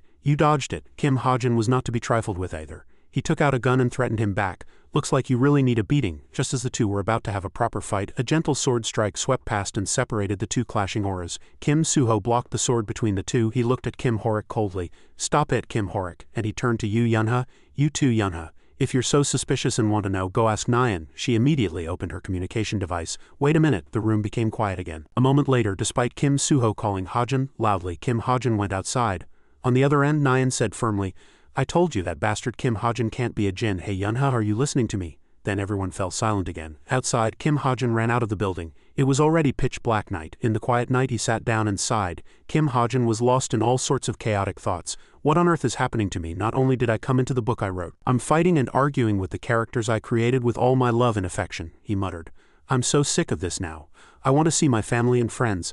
I want to go back to my house where the contract is only a year away from ending. How does time in the real world flow compared to here? If time in the real world flows the same way as here, I've probably been treated as a missing person. What about my parents? What if they're looking for me? What if they're sad because of me? Can I even go back there? While he was lost in thought, the system appeared again. It mechanically announced, perseverance has increased. Kim Hajin sighed helplessly. He swallowed his tears and said to it, you're really good at ruining the mood, but he consoled himself. Fortunately, my perseverance stat has gone up. If it were the old me, I wouldn't have had the courage to do anything, and I probably would have already given up on going back. Kim Hajin wiped his tears, dusted himself off, and stood up. He looked straight ahead with a more determined expression. The blue sky seemed to understand his heart as a gentle breeze blew as if blowing away all the previous turmoil. Room 303, Kim Suho came back. Seeing him return empty-handed, Yi Yin asked, where's Kim Hajin? Kim Suho shook his head helplessly and replied, it's a bit hard to approach him right now. Below, Yu Yunha and Kim Horik were also eavesdropping. She suddenly opened her mouth. Horik, you just used your skill, didn't you? He flinched and fell silent. Yu Yunha smiled coldly. Who would have thought a mere marksman could dodge a martial artist's skill attack? Now who's more suspicious? Suddenly a new message came to her. It was from Yu Yunha, can we meet in the classroom before the academic club meeting tomorrow? She was silent for a moment. At the same time, under the blood-red moon, Yun, who saw Yu Yunha's message, of course that's fine, smiled with satisfaction. His face was stained with blood, and under the red moonlight he smiled cruelly. Inside the crowded classroom, Kim Hajin was lost in thought. I think I know why people say to keep busy when you're sad. Things like exercising, hunting, and stock investing usually tire me out so much that they don't give me time to think. But he sighed inwardly, looking at Kim Suho, who was looking at him with guilt and worry. He couldn't help but feel helpless. What's wrong with these guys? Just leave me alone, you high school brats. I'm fine. This is so cringe. Kim Hajin was really tired, and he blamed himself. What am I doing to my characters? I should really stop this useless stuff and think of a way to go home. From below, Shin Jonghak's loud voice calling Nyan suddenly echoed. He asked worriedly, is it okay for you to be back at school so soon? Nyan, on crutches, smiled brightly and replied, there's nothing to do at home anyway. Kim Suho also quickly came down and supported her. Take my hand, Nyan, she asked flustered. What's wrong with you? I can walk on my own, he asked again, not believing her. Really? Shin Jonghak, seeing this, made a fuss. Hey Kim Suho, don't even think about touching my Nyan. He gritted his teeth and cursed inwardly. Get lost. Upstairs, Yu Yunha and Kim Hajin also noticed the noisy combo below. The professor came in and, seeing the still noisy classroom, reminded them. Class is starting. Sit down. As everyone sat down, he stood at the podium and began to explain. Now, as you all know, the midterm exams are less than a week away. As soon as the written exams are over, the practical exam week will begin. And the practical exam will be evaluated on two elements, sparring between cadets and combat against monsters. You'll be fighting illusionary monsters summoned by a magician, finally, he urged. Both elements will be much more difficult than your usual classes. Keep that in mind and focus. Kim Hajin was lost in thought. The written exam will be a piece of cake, but the sparring is the problem. The sparring is done by a cadet using one of the 3 nomination tickets they receive to nominate a cadet they want to fight. It looks like an opportunity for high-ranking cadets to easily get points by nominating low-ranking cadets. But to prevent this, a measure called the reward point system was implemented. For example, even if the first-place cadet wins against the lowest-ranked cadet, the points they get are determined by the rank difference, and the first-place cadet will receive negative points. Suddenly, he remembered a familiar person staring at him from a distance. But of course, there are guys who ignore this system and use their nomination tickets to nominate people they hate and beat them to a pulp. The more he looked at Kim Horik, the more he couldn't help but admire him. He has a bad brain, but his limbs are well developed. But Kim Hajin's thoughts flowed in another direction. Now that I think about it, there's also someone who's bothering me. An arm slowly approached him. Kim Hajin, feeling tired, couldn't help but think to himself, "Aren't you too close?" He glanced sideways and admired inwardly. "Rachel, this kid doesn't even talk to me, but she keeps hovering around me. She always studied alone in the back." Rachel secretly glanced at Kim Hajin. He immediately pretended to be busy and wondered inwardly, "What is she doing? Is she looking at my assignment?" He took out a pen and wrote something on a piece of paper. She also hurriedly glanced at it secretly. Kim Hajin wrote the two names, "You okay?" and "Kim Juni." Rachel was flustered and her eyes widened. He was satisfied with his prank and smiled slightly.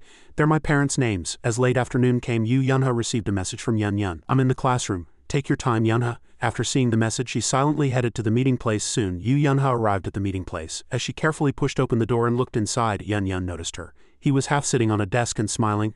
"Ah, Yunha," his charming eyes curved slightly. "Hello." Yu Yunha looked around and wondered, "It seems the other club members aren't here yet." Yun Yun reassured her, "They'll be here soon, shall we sit?" Suddenly, she smelled a strange scent and glanced at the scented candle bottle on the desk. She was puzzled. "A scented candle," he smiled brightly and explained, "It's good for concentration. We have to study in a bit." Then he changed the subject.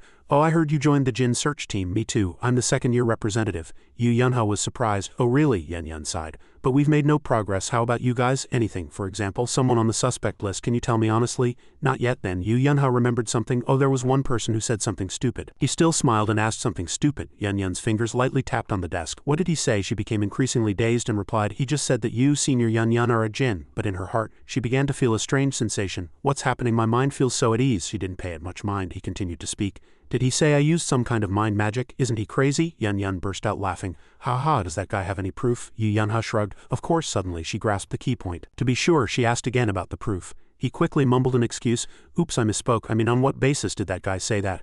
What was his reason for saying I'm a Jin?" Yu Yunha's brows furrowed even more. She hid her whip behind her back and accused Yun Yun. "An innocent person doesn't ask for proof first when they're accused." Immediately after, the sharp crack of a whip echoed, and Yu Yunha glared at the man before her, taking a stance.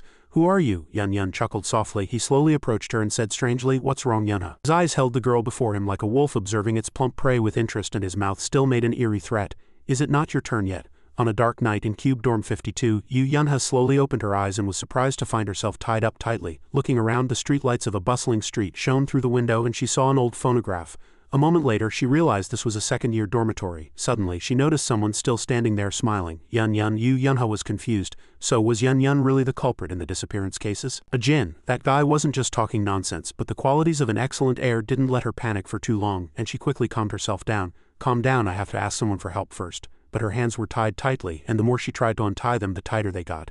Yu Yunha couldn't help but frown. She quickly pressed any button on her communication watch and prayed inwardly, "Anyone there, please?" Just then, a figure silently approached. Yun Yun had already moved behind Yu Yunha and whispered softly, "There's no need for that, Yunha." A sky-piercing, killing intent flashed in his eyes. Right at the same time, Kim Hajin suddenly received a message. Looking at his watch, he couldn't help but be puzzled. "Who is it at this hour?" Reading the sender's name, he was even more confused. Yu Yunha, but when he clicked on the message, Kim Hajin froze. "Ha, what does this mean?" The message was just a single number, 9. Yun Yun reached out and snatched the watch from Yu Yunha's wrist. He walked over, looking at the watch in his hand. "If you suddenly send a strange message like this in the middle of the night, what will your friend think?" Yu Yunha struggled. Information appeared on the watch screen. Yun Yun looked at it closely. "Kim Hajin, is he that perceptive guy who figured out I'm a Jin? I should probably kill him quickly." Hearing that, Yu Yunha became extremely agitated and shouted in anger, "Do you think you can get away with this? The search team must have already noticed something strange and started investigating." Suddenly, Yun Yun violently stomped on the watch on the floor. "It doesn't matter. I'm leaving Cube after this anyway." Hatred was evident on Yu Yunha's face. Her eyes looked like they could swallow him whole, and she gritted her teeth, suppressing her anger. Yun Yun walked up to her and said, "I really like that expression." He smiled as if he were very happy, but something was off. Yun Yun's back seemed to be shrouded in a black aura. "But Lady Lilith wants to see this face filled with fear." On the other hand, the notification Yu Yunha 9 feet appeared on the watch screen. Kim Hajin sat up and looked at the notification closely, thinking to himself, did she send it by mistake? His mind was filled with questions and he kept thinking about the number 9 that Yu Yunha had sent. Suddenly, Kim Hajin's eyes widened in surprise as if he had remembered something. "Ah." He immediately sat up and said urgently, "Book of Truth, where is Yu Yunha's current location?" Kim Ha-jin stretched out his hand and received the book that appeared in midair. The book emitted a light so intense it dazzled the entire space. Kim Ha-jin looked inside with a worried expression. Damn it. The scene shifted back to Yu Yunha's side. She hung her head, her whole body still tied to the chair. Suddenly a strange voice echoed, Yunha, Yunha. Yu Yunha seemed to be on the verge of losing consciousness. She kept swaying forward. The voice continued to echo. You've been lonely enough, haven't you? Yu Yunha gasped for breath, exhausted. I know how that feels. The owner of that voice was none other than Yun Yun. He stood in front of her, looking at her with gentle eyes and a strange smile. Suddenly, Yun Yun noticed something. Yu Yunha was still resisting. She hadn't lost consciousness and was glaring at him with hateful eyes. Seeing her like that, Yun Yun continued, Your willpower is really strong. I can't believe I haven't been able to brainwash you after all this time. You just need to let go of your resistance a little. His hands weren't still. He spoke as he raised his hand and stroked Yu Yunha's hair.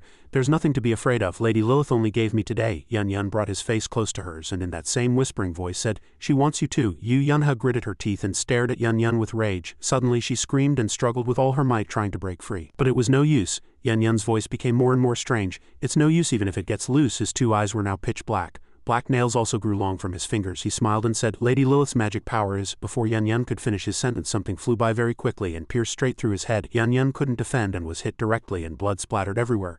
Yun Yun opened his mouth in pain and his head snapped back. Yu Yunha also came to her senses. She was shocked by the scene before her. Yun Yun lay in a pool of blood, screaming loudly in pain. Suddenly a voice came from somewhere. Look what happened when you doubted the person you should have trusted.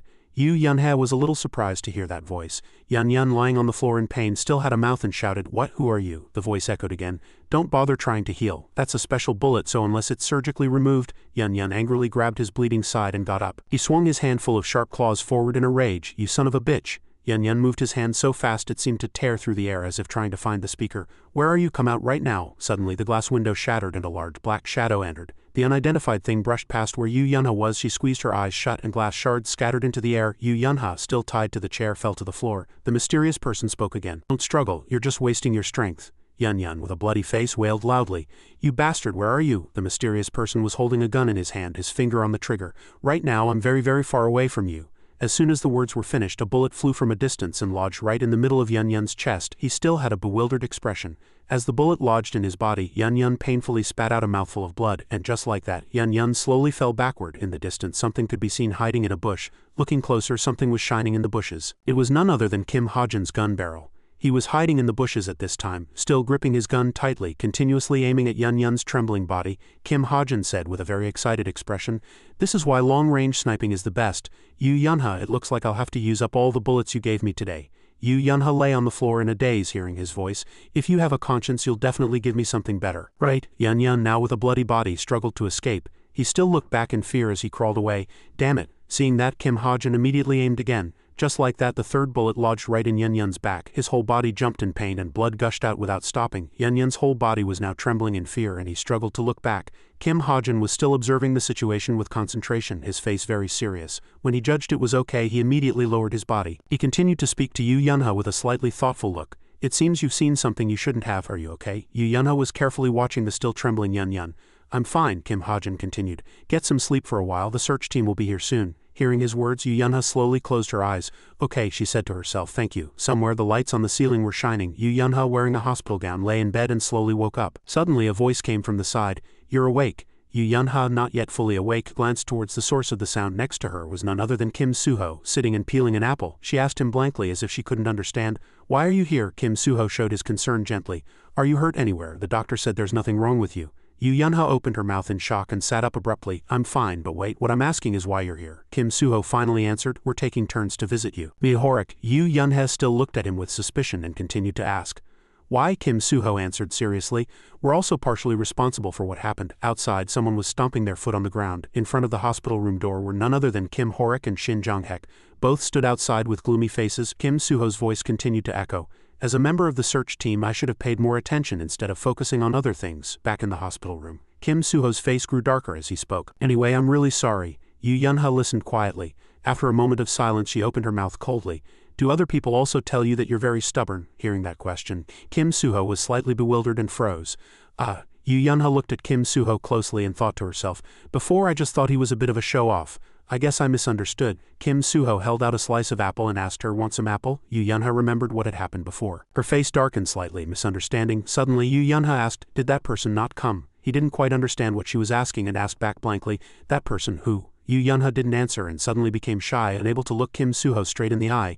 No, nothing. Kim Suho was still in a daze. The morning sun streamed in through the window. Yu Yunha raised her head and looked at the sky outside. The sky was clear with white clouds floating by and the sun shone brightly. A few days later, Yu Yunha appeared on the notification screen. "Thank you, I'll definitely repay you." Kim Hajin read her message and unknowingly smiled gently. At this time, a notification SP increased by 457 points, Aura activated, appeared in the system. Acquire an additional 11 of the increased SP. Always hit when long-range sniping, proficiency 1000-mile eyes upgraded to level 7. Kim Hajin sat at his desk, raised his hand to check the notifications and thought to himself, "This solo mission earned me the most SP, right? I guess the reward for helping one of the main characters is quite big." His eyes were still looking at it closely, constantly thinking, "It's not a big gain compared to what I invested in marksmanship, but I saved Yu Yunha, so that's enough." Suddenly lost in thought, his attention was drawn by someone calling from a distance. "Mr. Hajin." That person was none other than Park Suik. Kim Hajin opened his mouth, a little surprised. "Mr. Park Suik," he smiled brightly and replied, "I was really surprised you contacted me so suddenly. What's the matter?" Suddenly, Park Suik knelt down in front of him in fear and clasped his hands together. If you're trying to cancel the contract, please reconsider." Kim Hajin felt a little helpless seeing the scene. "No, that's not it." Suddenly he looked up and saw Kim Hajin take out a suitcase from somewhere. Kim Hajin said with a very calm expression, "I want to invest in Shish Entertainment." Hearing his words, Park Suik was stunned for a moment. What? An image of a very strangely shaped ginseng root. It seemed to be shining brightly. "The spiritual ginseng I posted on Violet Banquet sold for the huge sum of 400 million won." When he also considered other brands like Shish Entertainment and the Mabu Guild, it felt like money was pouring in non-stop. He decided to invest 250 million in the Mabu Guild and 150 million in Shish Entertainment. Kim Hajin thought that Shish Entertainment's potential for growth was just as great. Snapping back to his senses, Park Suik stuttered, his whole body trembling. His face was deathly pale and sweat poured down like rain. "I can't accept such a large sum of money." Park Suik was still sitting in the chair opposite Kim Hajin with that same expression. He pushed the suitcase toward him and said, "Take it. This is mutually beneficial for both of us. And with this, please buy me a magic pouch and a car." Kim Hajin had a question and asked Park Suik directly. "By the way, how old are you?" He was still trembling but answered immediately. 29. Kim Hajin continued nonchalantly. "You're much older than me. You don't have to use honorifics." Park Suik was flustered and spoke frantically. "No way. How could I not use honorifics with such a major investor?" he said blankly. "Then fine, I won't invest." Only after hearing that did Park Suik calm down. With a slightly frightened look, he hugged the suitcase tightly to his chest. "I won't use honorifics, Hajin." Looking at him, Kim Hajin thought to himself, "This guy is really something." A moment later, as he was leaving the cafe, Kim Hajin suddenly seemed to remember something and said to Park Suik, Let's stop by a convenience store for a moment." Right after, in front of the convenience store, Park Suik, who had gone inside, was a little puzzled, not knowing what Kim Hajin was looking for.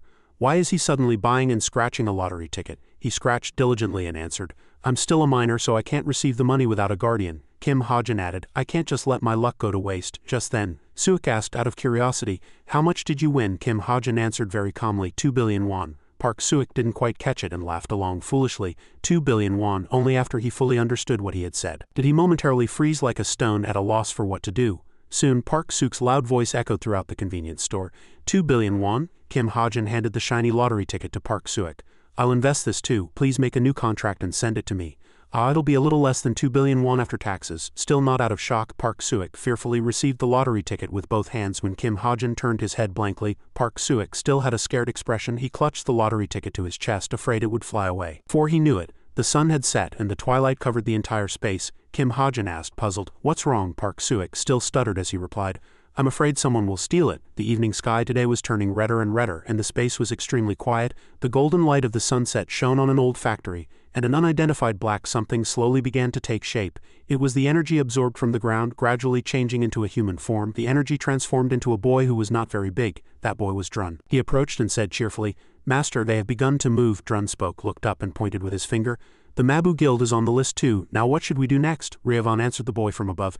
"Just bring that thing and throw away the rest." She was sitting on large boxes, half hidden in the darkness. Even after hearing that, Drun still seemed curious and continued, "Yes, but thinking about it again, there's something strange. Someone is constantly investing money to buy Mabu Guild stock," Drun said with a very curious expression, recalling the shiny emblem of the Mabu Guild. "First 3 million, then 10 million, and then suddenly 250 million. Don't you think it's too much to invest this much in a guild that doesn't even have its own website?" Riavan said coldly, as if she didn't care much. "Leave it. Just focus on what we have to do." Drun finally shut his mouth and obediently followed. "Understood, Master." The sunlight coming in from outside was still illuminating the inside, But as if he had remembered something, Drun immediately opened his mouth and continued, "What else is there to report? A new interesting section has appeared on Violet Banquet. Would you like to see it?" As Drun spoke, he made an electronic screen appear around him and searched for Finding the Holy Relic Dongguak Bashandong. The Truth Agency. I have a feeling this Truth Agency is problematic. They say they can find any truth you want to know. Isn't that interesting? Drun continued to pour out his words. Should I make a request to them? Maybe they can find him for us. Riavon couldn't stand it and immediately shouted, "Drun!" Drun was startled by the sound and froze for a moment. The atmosphere was extremely tense. Drun was silent for a moment like a child who had done something wrong, then said, "It was a joke." Drun began to ask about tomorrow's mission. "They're starting tomorrow, right? The Cube midterm exams." Half of Riavon's face was hidden in darkness. It was impossible to know what she was thinking. Drun added, "The hottest topic these days is that the first and second place, Kim Suho and Shin Jong-hek, have gotten involved with some annoying guys. Are you going?" At Drun's words, the images of Kim Suho and Shin Jong-hek seemed to come to mind. Riavon suddenly moved. When Drun looked up, he had a slightly dazed expression. As she stood in a high place, her face gradually became visible and she looked down with extremely cold eyes. Riavon said, emphasizing each syllable, "I hope there's someone worth using." Her eyes were empty. On Kim Hajin's side, he smiled cheerfully and waved his hand to say goodbye. Riavon's voice still echoed in the space. Even a little. The sky today was extremely blue with a few white clouds scattered about. Time flew by like the wind and an electronic system screen appeared in the space. "Welcome." Confetti filled the sky and before them was the massive and magnificent Cube building. On top of the building was a large electronic billboard. And finally the midterm practicals week had arrived. Hazuki appeared looking very lovely. Her eyes sparkled as she ran and called out, "Mom!" and Hazuki ran straight into her mother's arms. Her mother asked worriedly, "My daughter, how have you been lately?" Hazuki immediately replied, "I missed you so much, Mom." The space was very lively at this time. People were constantly moving below and drone cameras were flying in the sky. This practicals week is open to organizations that need to recruit heroes like guilds or federations, and also to the cadets' families. A crowd from all over the world gathered, bustling like a festival. A man held a microphone and announced, "The place we are at right now is the world's best hero training institution, Cube." Another person standing not far away also adjusted their microphone and said, "Send invitations to all cadets in the top 100. The people around began to murmur, "That's Lee Junya, rank 117. "Wow, I'm so jealous." The drone camera from before slowly descended, about to be caught by someone's outstretched hand. He was none other than Kim Hajin. He looked closely at his drone camera, but there was still no movement. After checking, Kim Hajin immediately sent it flying again. "I guess I have to wait a little longer." The drone cameras slowly flew up. Kim Hajin recalled what Park Suik had said. "This is a token of my gratitude. It's not much, but it's my heart," he thought to himself again. "All these drones were given to me by Mr. Park Suik. I've installed them all around Cube, so the chances of catching an intruder should be a little higher now." Suddenly a woman passed by and bumped hard into Kim Hajin's back. Kim Hajin immediately turned his head with a worried expression and apologized. "Ah, I'm sorry," but the woman walked on. Because of the dazzling light, the woman's face was not clearly visible. The woman slowly turned her head. She was none other than Riavon. She looked at Kim Hajin with her usual cold expression, suddenly seeing her. Kim Hajin became slightly gloomy, quietly bowing his head as if lost in thought. Soon, Kim Hajin raised his head again with a very surprised expression. "Ah, I almost forgot." Kim Hajin looked towards Riavon and thought to himself, this person must have come to observe this practical exam too. She was still staring at him with cold eyes. As Riavon continued to stare at him with those eyes, Kim Hajin was slightly surprised. He was scared and immediately turned his head. "I stared at her for too long." Kim Hajin looked very frantic. He was extremely scared. "Say something so I don't seem suspicious." Kim Hajin tried to say something. Finally, after a moment, Kim Hajin opened his mouth.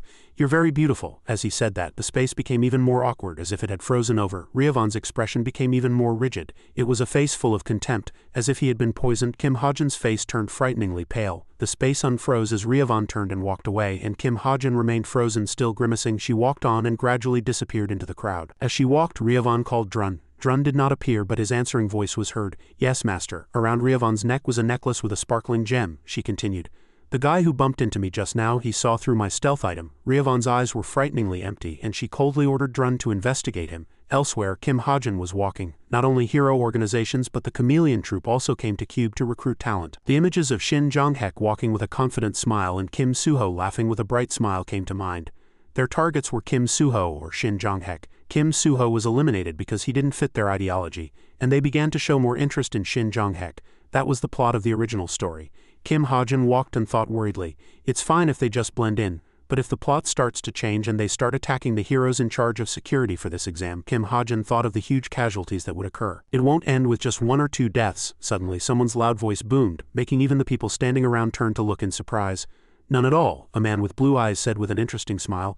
"I didn't see a single suspicious person, okay?" The woman next to him asked back, slightly suspicious. Stop grumbling and look properly. If someone breaks through cube security during this practical training, what will that make us look like? The man walking in front smiled brightly and said, then we can just take care of them before they cause trouble, right? He was none other than rank 1737, high-grade hero 6, Oh In-hyuk. The woman following behind was still carefully looking around. She was rank 2000, high-grade hero 7, Yoonji. Yoonji said displeased, "Ly, you're all talk." Oh In-hyuk replied without a care, "Let's go get some pizza." The two of them did not notice a strange man coming out of a dark alley behind them. He had an interesting smile and half of his face seemed to be covered. He saw through the siren's necklace's stealth ability. Does that mean he saw the master? The man began to look around and finally felt a little interest. I only see weaklings here. I'm bored to death. Passers-by looked at him and watched him warily. In some space, Drun was sitting and observing. He looked at the brown-haired man Choi Junking with bored eyes. He continued, "What the hell is that guy doing? Should I look him up?" Drun heard his words and scoffed inwardly. What a guy with a bad brain and a strong body. As Drun's voice rang out, Choi Junking listened intently. "Stay still. You'll find out whether that guy is useful or not without doing anything." Drun's voice continued to ring out. "It's starting soon, the sparring match." At the same time, above Arena 2, a blimp with a large banner that said Cube Midterm Practical Training Arena could be seen. The audience seats were very crowded, and the announcer's voice rang out. At 9 a.m. sharp this morning, the first match will begin shortly. Even trainee reporters rushed to cover this heated scene. The first match was one where even a nomination ticket was used. On the other hand, Kim Ha-jin was walking calmly. As he was walking, someone suddenly called out, "Hey!" He was none other than Yoo Yun-ha. She was leaning against a wall and looked at Kim Ha-jin, puzzled. "Are you on your way to the arena?" Kim Ha-jin walked with Yoo Yun-ha. He turned his head and answered her. "Yeah, I'm in the first match." Yoo Yun-ha continued. "Is that so?" She suddenly closed her eyes and called Secretary Chai's name. Secretary Chai appeared immediately, holding a suitcase in her hand. When the suitcase was opened, shiny bullets were neatly placed in each compartment. "These are 100 high-grade bullets." As Yoo Yun-ha spoke, she handed the suitcase to Kim Ha-jin. "You can't use them during the exam, but you can use them as you wish otherwise. Let me know if you need more." Kim Ha-jin was momentarily stunned upon seeing it. Kim Ha-jin reached out and slowly took the suitcase. Yoo Yun-ha added, "And since you saved my precious life, know that this is nowhere near enough." Her speech was filled with dignity. Yoo Yun-ha haughtily swept her hair back and said, "Just think of it as a gift from me." As if she suddenly remembered something, Yoo Yun-ha continued, "Oh right, they keep asking me to release the information on that Jin, but I didn't mention that you helped me." Kim Ha-jin seemed unconcerned and said, "Please keep that a secret." He walked ahead with a face that looked like he was about to fall asleep and muttered to himself, "Things will get very complicated if it gets out that I shot Yun-yun." Yun-ha glanced at Kim Ha-jin's expression and followed behind him. "Those Djinns of Lilith are really foul-tempered." Yoo Yun-ha stopped walking and opened her mouth. "You may have a reason for hiding your skills, but it'll be hard to hide them in this practical exam." Kim Ha-jin didn't quite understand her words. "What skills am I hiding?" Yoo Yun-ha added. "Don't you know who you have to fight?" Kim Ha-jin listened quietly without any change in expression. Meanwhile, in the cadet waiting room, a muscular man was lifting weights. His whole body was drenched in sweat from training, and even the air around him seemed to grow heavy. It was Kim Horik. He gripped the barbell with a grim face. "Kim Ha-jin, I'll definitely crush you." Elsewhere, Drun continued to carry out his purpose, searching for and reporting data. "There isn't much information on him, Master." He summarized the information he had just found and presented the statistics. An orphan with no parents or relatives, he was admitted to the Cadet Academy after a unique constitution was discovered during a regular orphanage checkup. He didn't receive much attention at the academy and remained in the middle ranks until he entered Cube. Moreover, he currently has a debt of 300,000. That's all.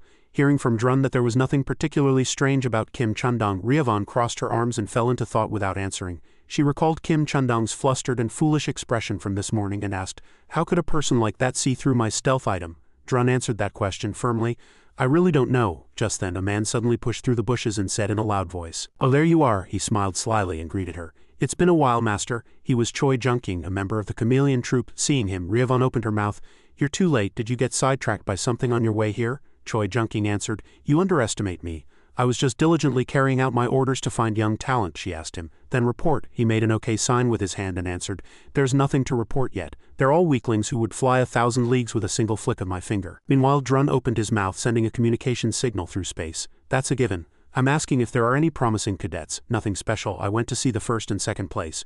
But they were nothing to write home about." He sighed. "You can have them all. The first years are this year's most promising prospects, so investigate them properly.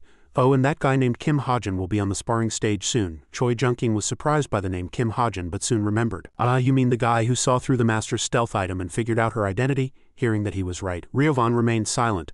Back at the Cube midterm practical exam venue, confetti burst, banners tied to balloons floated in the sky, and enthusiastic cheers were a must. Just then, Oh In-hyuk took a big happy bite of pizza.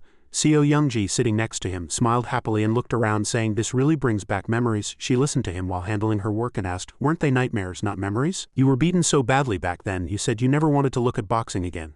Oh In-hyuk answered, "I've improved a lot, my son loves this stuff too." Seeing that he didn't seem to care much, she said, "Is that so?" Suddenly, Seo Youngji's gaze fell on Choi Junking, who was sitting opposite them with one leg crossed. She wondered who that person was. She pointed forward and said to In-hyuk next to her, "That person keeps looking at us and smiling." He reacted to her words, looked over and answered, "Is he a fan of ours?" The look and smile with which Choi Junking looked at the two were full of insidiousness. Just then a person leapt onto the arena stage and Oh In-hyuk noticed.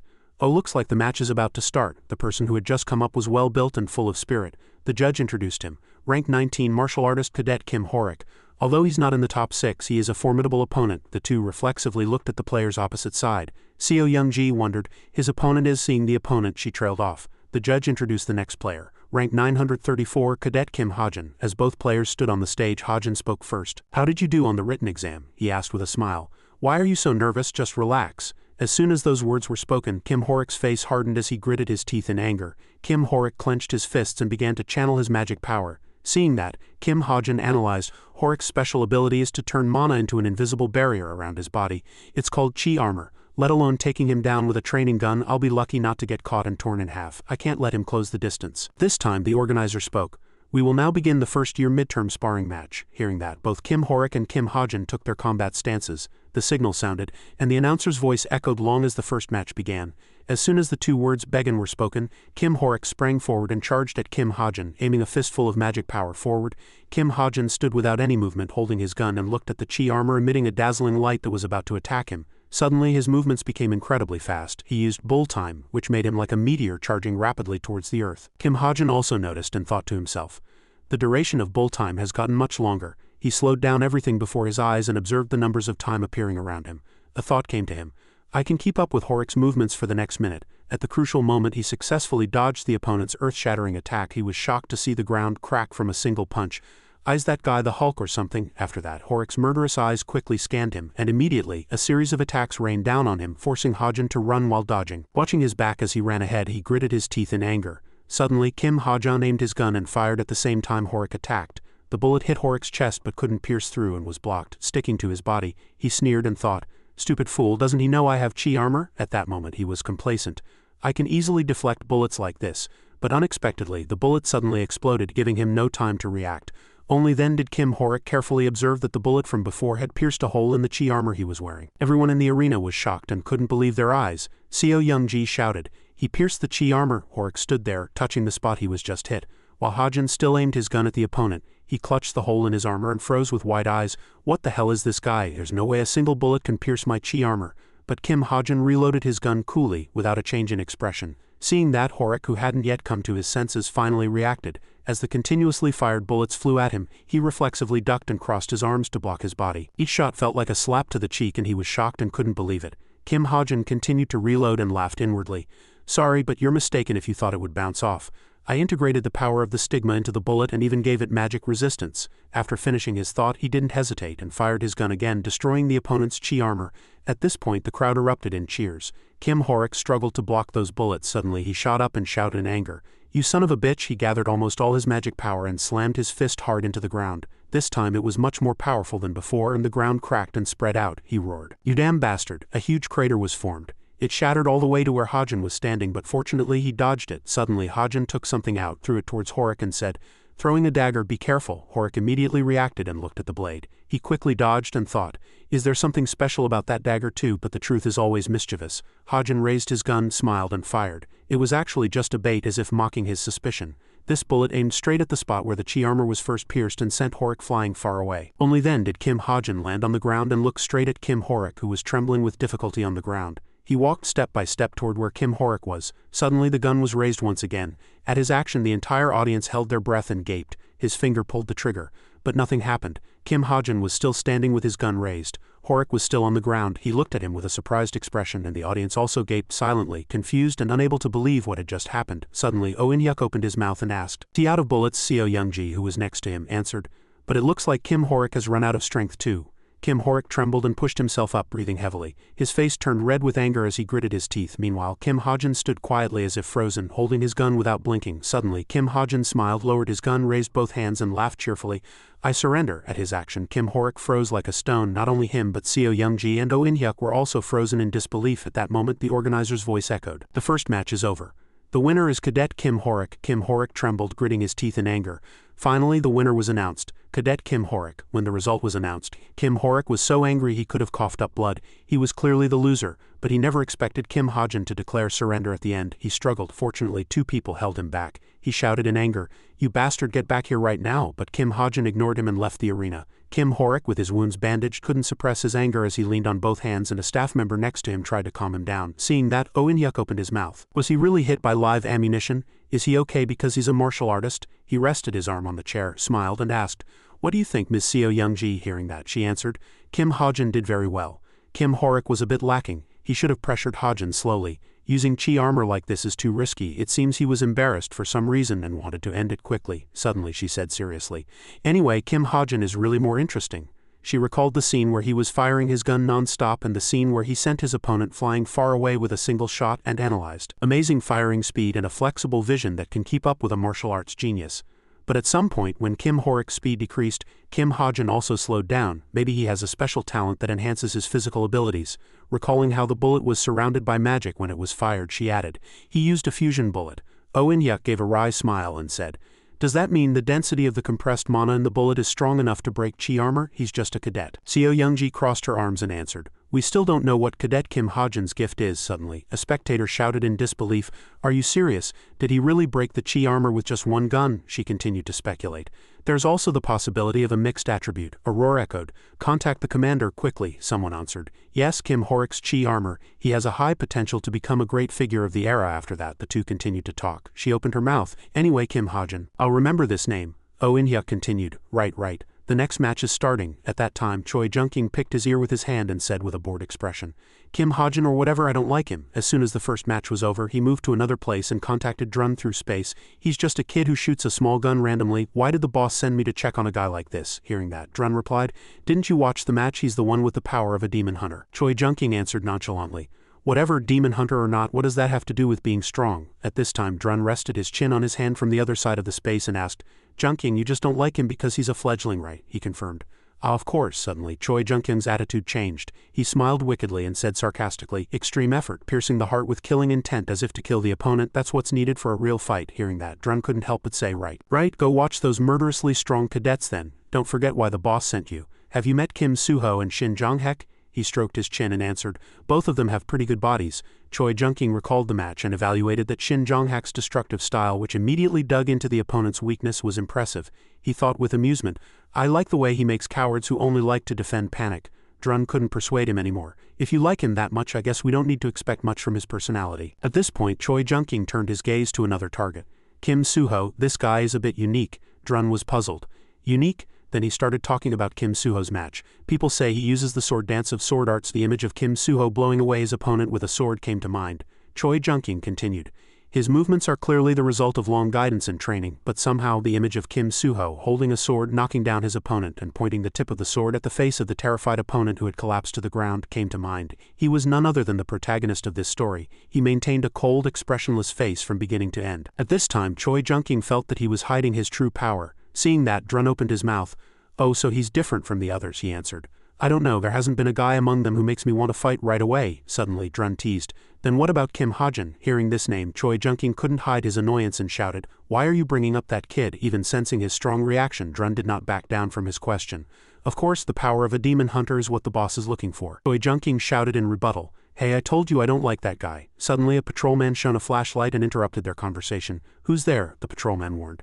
"This forest is off limits to outsiders. Get out now." At this, Choi Junking glanced sideways with eyes full of annoyance and disgust. "Annoying flies." The patrolman continued to urge him, "Hey, get out quickly." He stood without moving and growled, "Annoying." As the patrolman continued to urge him to leave quickly, a hand reached out in front of him, and without another word he twisted and pulled off the unfortunate patrolman's head with force. The patrolman fell into a pool of blood and the startled birds and crows flapped their wings and flew up at the sound. After dealing with the patrolman, Choi Junking stared blankly at the scene he had just created. From the other side of space, Drun asked in a terrified voice, "Did you take care of him?" He smiled with killing intent and confirmed, Yes, then Drun warned. You're really going to be in the boss's bad graces now, he answered without fear. Keep it a secret. The air is finally a little fresher. Twilight was slowly falling, and the sky, where the sun was just about to set, was a mix of orange and yellow. On the balcony of a building, Riavan held the railing with one hand and watched the setting sun. She began to recall the past. On a day when it was pouring rain, the rain fell endlessly on a tombstone. She resolved in a bitter voice, I'll find those traitors no matter what it takes. Riavan stood in the rain in front of the tombstone, clenched her fists and vowed, I will definitely find them, she said with a voice mixed with determination and hatred, emphasizing each syllable, and get my revenge. Back in reality, as soon as she recalled that painful memory, she gripped the railing tightly. Finally, Riavan opened her mouth, called Drun and gave an order. Investigate Kim Suho, Shin Jonghek and Kim Hajin. Having received the order, Drun answered immediately. Understood. What is the mission? She answered. The power of a demon hunter can break through the monster's barrier, so make Kim Hajin the top priority. Drun asked back worriedly, understood, but will it be okay? We don't have much information on him. Riavan asserted it's fine, and she continued, I will go see him myself tomorrow. At that time, Kim Hajin was changing his clothes. The next morning, the second day of the midterm exams continued. The organizers clearly marked the first arena. Inhyuk was handling his work when a voice was heard. Look, it's the guildmaster of the Essence of the Strait. The desolate Divine Grace Guild is here too. The spectators in the stands cheered in excitement.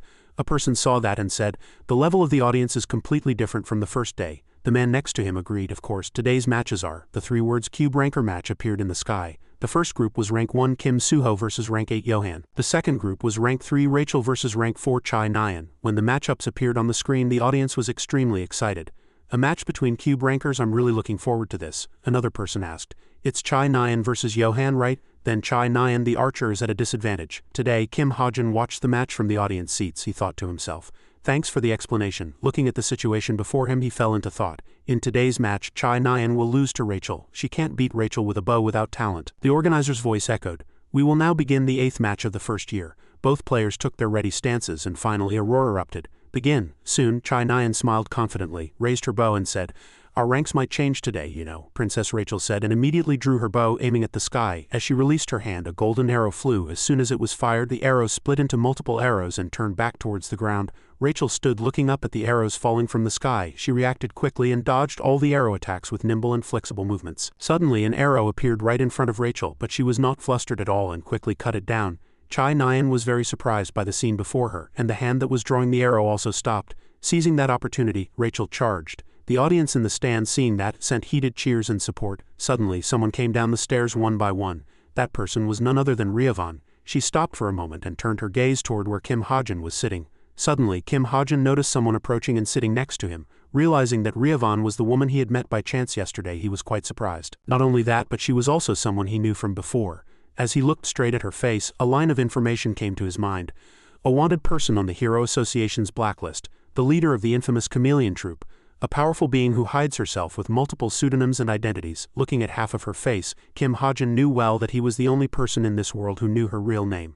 Suddenly, a glass of orange juice appeared from somewhere and was poured directly on her head. Witnessing this scene, he widened his eyes in surprise. At this time, a man ran over with a worried and scared face and said loudly, Oh no, what have I done? Are you okay? Riavan lowered her head, her hair soaked. Kim Hajin next to her felt his heart stop, frozen in bewilderment as if he had not expected this situation to happen. Kim Hajin's face turned pale at this time, and he couldn't say a word. The result of the just-finished match appeared on the large screen in the arena. Winner Rachel. Riavan at this time with a very dark expression swept her hair up and wiped the water that had just been spilled with a handkerchief. At this time her mood had completely sunk and perhaps losing some face she opened her mouth. Thanks for lending me the handkerchief, Kim Hajin replied. You're welcome. At that time she reached into her clothes and took something out saying, I saw your match with Cadet Kim Horik. She held out a business card and said, I've been paying attention to you. Is the talent you showed in the match your innate talent? Seeing the business card that said Riavan High Grade Hero 3, he was flustered, thinking it was the boss's contact information. As he took the business card, he thought that this was probably not her real name but a fake identity. At this time Kim Hajin opened his mouth. Which guild do you belong to? According to the regulations, prior contact with cadets is prohibited. As he said that, she reached out her hand as if to take back the business card, and he blocked it. I didn't say I wouldn't take it. Looking down at the second match in progress below, she said, I can't reveal the details yet, but it won't be disadvantageous for you, Cadet Kim Hajin. Suddenly she stood up and he was puzzled. I'll be going now. I'll be waiting for your call. Watching Riavan's retreating back, he thought that this was not the real reason the boss was paying attention to him. Kim Hajin was puzzled. Why did she come here? Just then a sword was flung into the air. The organizer's announcement echoed. Rank 1 Kim Suho and Rank 8 Ray. The winner is Cadet Kim Suho. As the victory was declared, he smiled brightly and raised his sword as if to announce that he was the winner. As the match ended, dusk fell, and people slowly left their seats. Accordingly, various conversations were heard. Did you see Kim Suho? He was so cool. Chai Nyan lost to Rachel. I think this is the first time I've seen a Korean lose to a foreigner. The unmanned camera slowly stopped, preparing to land in the pilot's hand. The person who received it was none other than Kim Hajin. He held it in his hand and thought, did my surveillance drone find something? I should go back to the dorm and check. Suddenly he heard a sound. Kim Hajin suddenly noticed and paid attention. Standing with the drone in his hand, he found Chai Nyan sitting there sobbing, and his face hardened. Seeing her like that, his face turned pale as he remembered this incident. I remember this. And Kim Hajin recalled the past. It was a scene where Kim Suho comforted Chai Nyan, who was crying after her defeat. As a result of this incident, Chai Nyan began to develop feelings for Kim Suho. Looking at her back as she sat leaning against a tree stump, Kim Hajin recalled those words of comfort. You just have to work harder. Let's work hard together. To be honest, these words of comfort were of no help to Chai Nyan. At that time, Kim Suho was just leaving the arena with his sword. He thought of Kim Suho. Sometimes you have to give up rather than continuing to try in vain. But in Kim Suho's dictionary, there is no such thing as giving up. He had never told anyone, including himself, to give up. And he looked at Chai Nyan, who was wiping away her flowing tears, and thought quietly.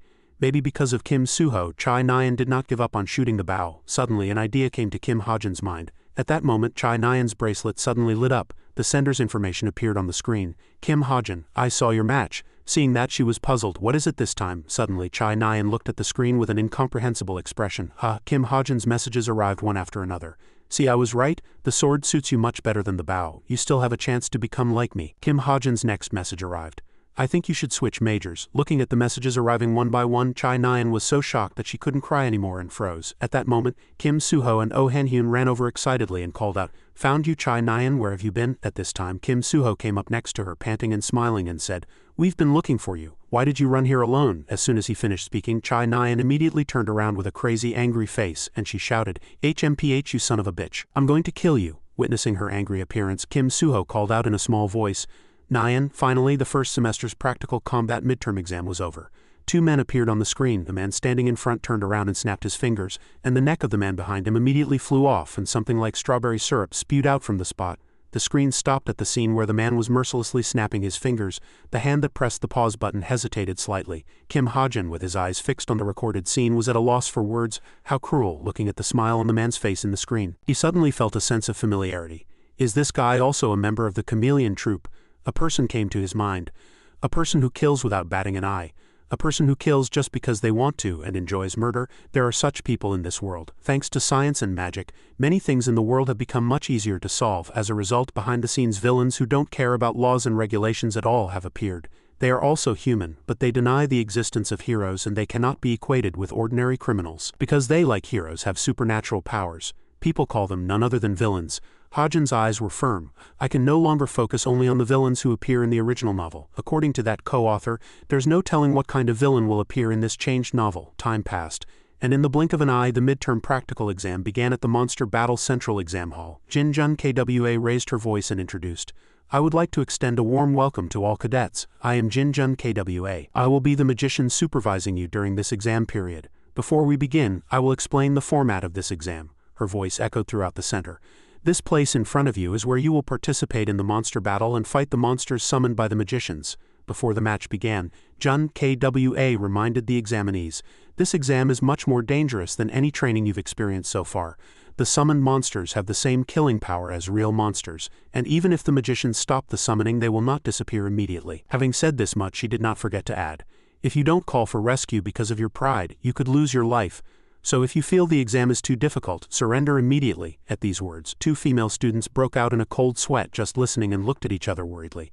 She continued to talk about the scoring criteria for the exam. Your exam score will be evaluated based on how long you last and how calmly you react. That's all you need to know. I wish everyone good results on the exam. Without further delay, Jun KWA immediately lowered her voice and called the first team. Alright, the 4 members of Group 1, please enter the exam hall. The lights in the arena turned on and accordingly, partition walls were erected dividing the 4 people into their respective areas. Jun KWA raised her voice again and introduced, Group 1 Hazuki Kim Junho Yu Yo Oh Jin, get your spanners ready. She turned her head and reminded the remaining examinees. The rest of you just watch quietly.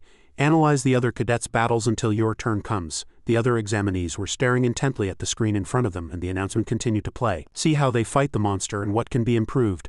Analyze it comprehensively, and feel free to give your opinion if you think there's a better way to fight it. She stood before them all and said, "Now the monster battle." Her voice stopped there.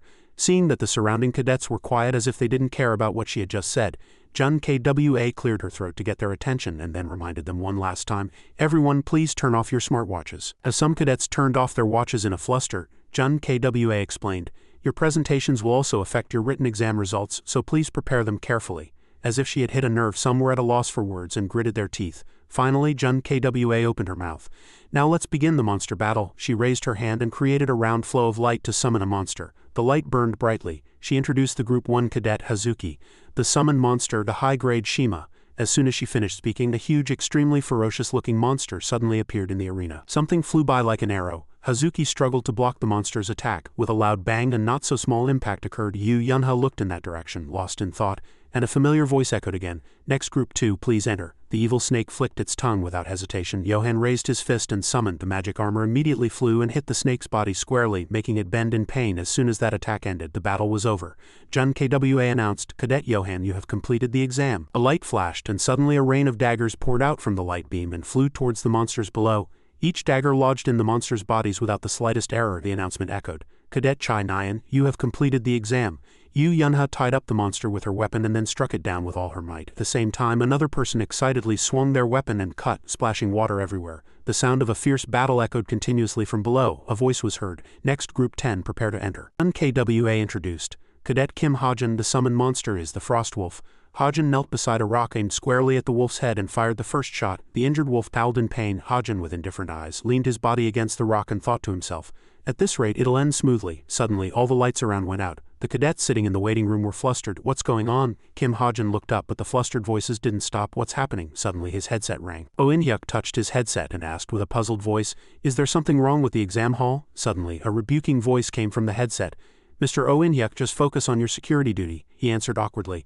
"Oh, my bad, my bad." At this time, Seo Youngji asked from inside the control room, "You know that one of the security teams patrolling around Cube yesterday was murdered, right?" And she reminded him, "We're in an emergency situation right now. You need to focus and be careful too." Jin Hee-wook agreed and said, "All right, more importantly, have you identified the epicenter of the earthquake just now?" Youngji answered, "It's estimated to be north of the continental shelf, but we haven't pinpointed the exact location yet." Jin Hee-wook was relieved for a moment after hearing that. "I hope it's not a big deal." A foot emerged from the bushes. When Jin Hee-wook turned his head, a "oh" sound burst out. Choi Junking touched his head and looked at him with a wicked smile.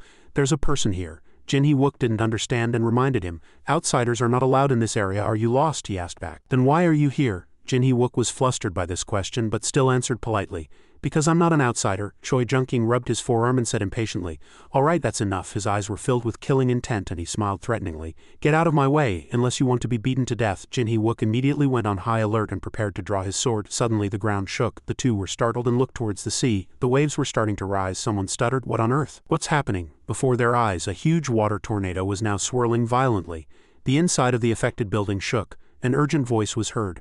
"Warning, an accident has occurred outside the main building, and the exam will be temporarily suspended. All cadets evacuate the main building immediately."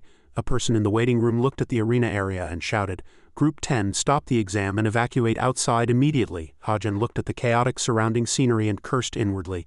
"Damn it, what the hell is going on?" A shadow walked out. The Frost Wolf, which was thought to be dead from the previous attack, came to its senses and stood up as if nothing had happened. Hajin was immediately in a life-or-death crisis, and he couldn't hide the worry on his face. The summoning spell wasn't nullified, and his gaze turned to the waiting room above and he shouted, "Is anyone there?" Hajin gripped the gun tightly in his hand and thought again. Something is definitely wrong. Is there a jinn among the magicians, including Jun Kwa? He racked his memory. The story change warning window didn't pop up, so it's not Jun Kwa. From the beginning to the end there was no change in the characters inside this building. Having thought that far, as if he had realized something, Hajin's eyes suddenly widened. He hurriedly turned his head. That means a foot stepped onto the rock. A person in a cloak looked down at the girl standing far away from above and greeted her. "It's been a while, Princess Rachel." Hajin recalled this scene and nodded his head. Since there are many supporting characters whose names were never mentioned in the novel, like Kim Hajin, this is a very plausible possibility. Rachel saw the person in front of her and called out in a low voice, "Lord Lancaster, this is a part of the story I knew nothing about." The ceiling shook violently. From this side, Rachel stood below, looked at the opponent and asked, Lord Alex Lancaster, when the London incident happened last year, where were you? She hesitated, and as killing intent flashed in Alex's eyes, Rachel froze for a few seconds. You sold your soul. As if she understood something, Rachel shouted in an angry and rebuking voice, how could the former captain of the Royal Guard do such a thing? Alex hurriedly opened his mouth. You seem to have misunderstood something, he explained. I didn't sell my soul, my new master just took my soul. The very soul that was betrayed by the country I had dedicated my entire life to. His hand gripped the sword tightly. Rachel coldly pointed her sword at the opponent. There's no point in talking anymore. I'm arresting you. Her body immediately moved like an arrow. Rachel's shadow rushed forward as fast as lightning. Alex did not dodge and the sword grazed past his body. Rachel suddenly stopped. Because only smoke rose from his body instead of a wound. He explained to her. Unfortunately, my real body is not here but somewhere else. Appearing before you like this is just a form of entertainment for me. Alex continued. It's too chaotic outside right now for people to pay attention to this place. With the invasion of monsters and even an Amugi appearing, this building has become a den of monsters. No one will be able to come and save you. Alex looked down at the ground and said in a low voice. This situation is very different from the usual way of the Alliance, which always protects the royal family first without caring when tens of thousands of people die without even a grave outside, isn't it? Rachel frowned slightly. The past scenery of a blood-stained land came to mind. Alex was holding someone in his arms and kneeling. That person seemed to have already stopped breathing. He recalled himself shedding tears of pain. That hellish place. Back to reality. Alex prepared to leave and said, I'd like to talk to you more but time is up, and he said goodbye. Goodbye, Your Highness. And he left amidst Rachel's cry. Wait a minute. A shout of Lord Lancaster came from behind, but the shadow did not return. A foot stepped out. A masked man suddenly appeared with a weapon in his hand. He rushed at his top speed and before Rachel had time to prepare he attacked her, forcing her to barely block. Rachel gritted her teeth.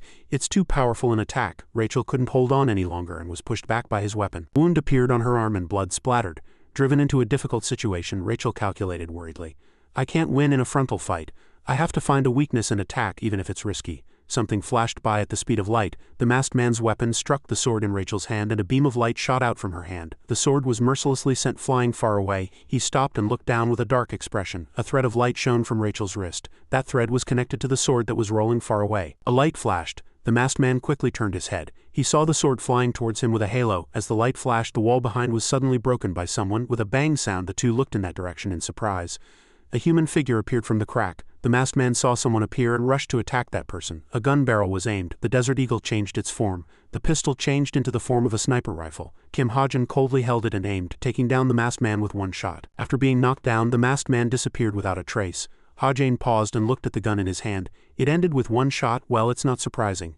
It was an attack that cost 250 SP after all. Rachel quietly looked at the figure of the person in front of her. She recognized him inwardly. He's a classmate. Taking a step closer, Ha-jin held out his hand in front of Rachel to help her up. Are you okay? And his eyes saw the unusual wound on her arm and he shouted, ah, as if he had realized something. I brought a bandage. And he knelt down and began to bandage Rachel's wound, and she was so embarrassed that she lowered her head and didn't dare to look up. Ha-jin said without much concern, if I had been a little later, you would have never been able to wield a sword again. And when he saw the blood on the towel, he opened his mouth in an A shape and his eyes in an O shape, horrified. This is an unexpected harvest, a blood sample of a cube cadet. At that time, Rachel looked at him and said, thank you, Ha-jin answered blankly. What? Oh, nothing. The lights on the ceiling suddenly turned on. Jin Jun KWA stood close to the railing and looked down at them, calling out, hey, you two students, are you hurt anywhere? We'll come down and rescue you right away. A man in a cloak came up and reported, Instructor, 2 cadets were seriously injured in the exam hall right next door. She heard that, turned her head and suspected. Who did this? Outside the sea, a young man sat and watched the sunset. Seo Youngji ran over in a hurry and called out to this side. Mr. Oh In-hyuk, she asked urgently. What happened? Did an Amugi appear? Jin Hee-wook heard that, touched his head slightly and answered. You came too late. It's been a long time since it was chased away. Youngji was puzzled. You chased it away? Jin Hee-wook immediately denied it. No, an intruder chased it away, and he began to explain. I don't know who stabbed it, but that Amugi seemed pretty angry.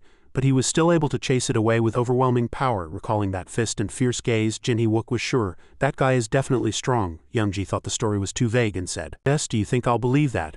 Jin Hee-wook touched his neck, stood up and said sympathetically, I can't believe it either, but I think he's likely the suspect in the attempted murder case at the police station. Here, put him on the wanted list. He quietly looked ahead and said, not only did an unidentified intruder appear, but a high-grade monster also appeared. This midterm exam is really noisy. And Jin Hee-wook said his thoughts. This time it seems it will be difficult for the Cube executives to avoid being reprimanded for this accident. In short, the monster incident that happened at Cube yesterday became a hot global news story. And the midterm exam was postponed because a lot of manpower was needed to explain the incident to the public and help with the recovery work.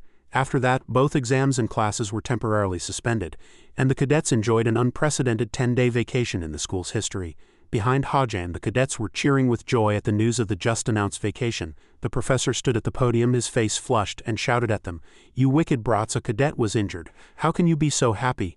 A few below didn't pay much attention to his words and were discussing among themselves. "What are you going to do this vacation? Let's go play." The professor was even more angry when he heard that. "Stop with the useless thoughts and go back to your dorms quietly."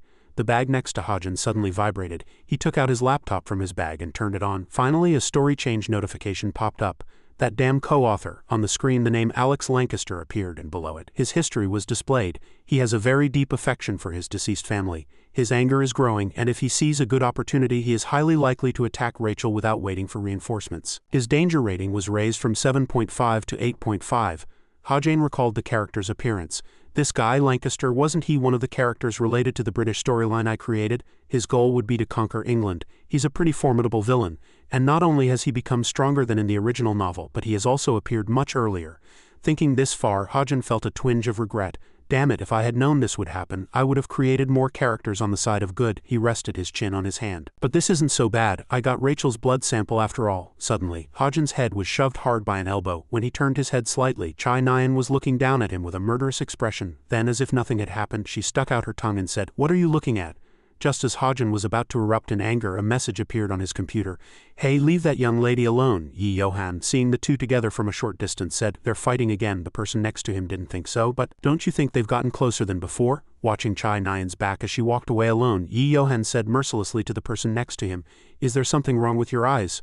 A little later, Chai Nyan opened her door and recalled with a smile, "What a loser. Why does he always pick a fight with me when he can't do anything?" As soon as she entered the room, her smartwatch buzzed and the screen displayed a mailbox icon with the words, "Cube Cadet Exam Evaluation, Chai Nyan." She let out a surprised "ah" and said, "It's the evaluation report from the last exam." Chai Nyan sat in a nearby chair and checked the contents. "There's one written by Kim Suho." When she opened it, a single line caught her eye. "A perfectly natural victory." The next line read, "She seems to be contemplating many things, and her confidence appears to have dropped significantly due to various internal and external factors. However, she is still an excellent archer and a very outstanding cadet." The writing generously praised Chai Nyan. Though her opponent was a prodigy, she was still able to defeat it very calmly.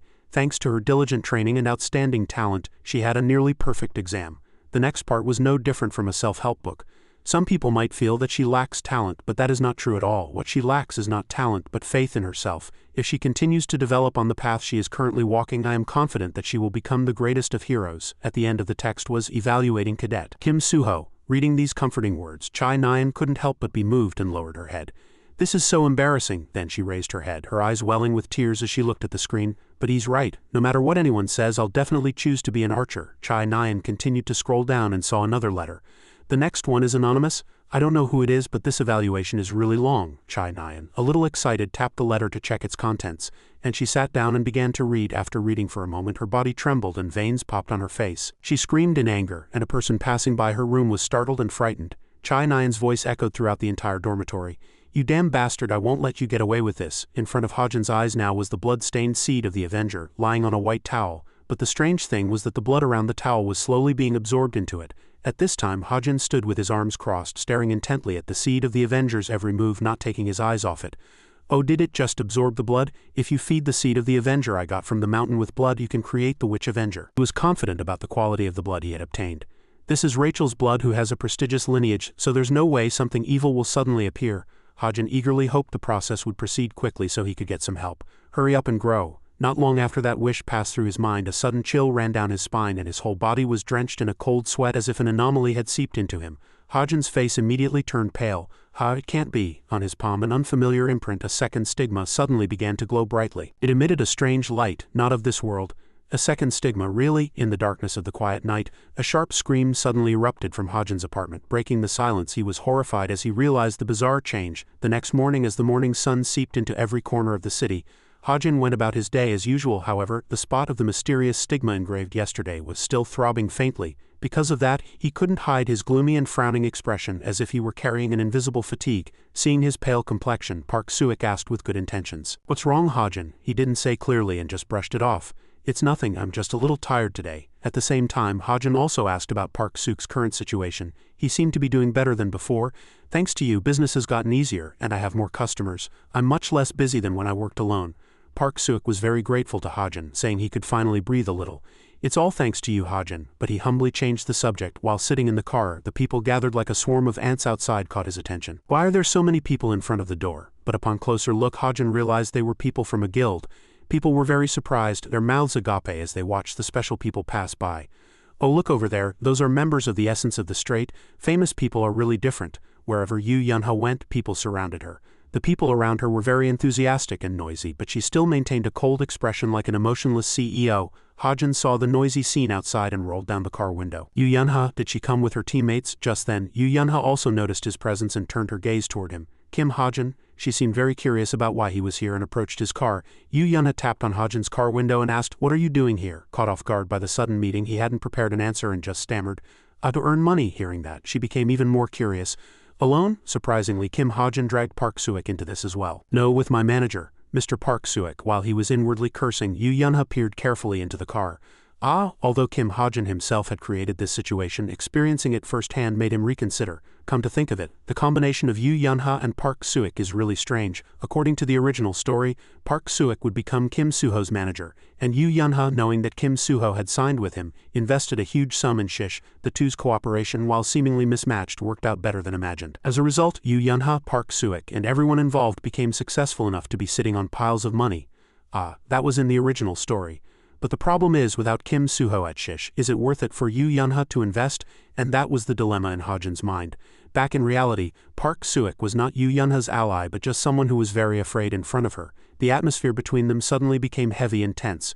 In the worst-case scenario, I might have blocked Mr. Park Suk's opportunity. Yu Yunha didn't ask any more questions and lowered her voice. "I see." As if drawn by an invisible force, she unconsciously reached out and grabbed the door handle. Without any warning, Yu Yunha opened the door and got into Ha-jin's car. She left him frozen, unable to comprehend what was happening, and sat down leisurely without looking back. "If you're going hunting, I'll go too. You agree?" It was Yu Yunha's question, but it was no different from forcing him to accept.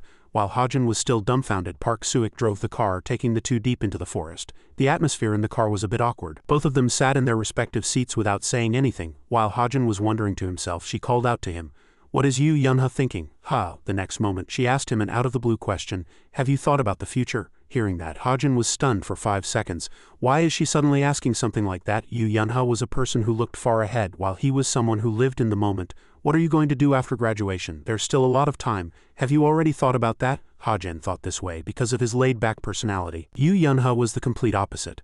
"I have. The midterms are over, and in our third year it's mostly practical training, so we won't be at Cube most of the time. In the third year we'll be busy becoming real heroes or something like that." It turned out she had brought this up because she wanted to invite him to her team.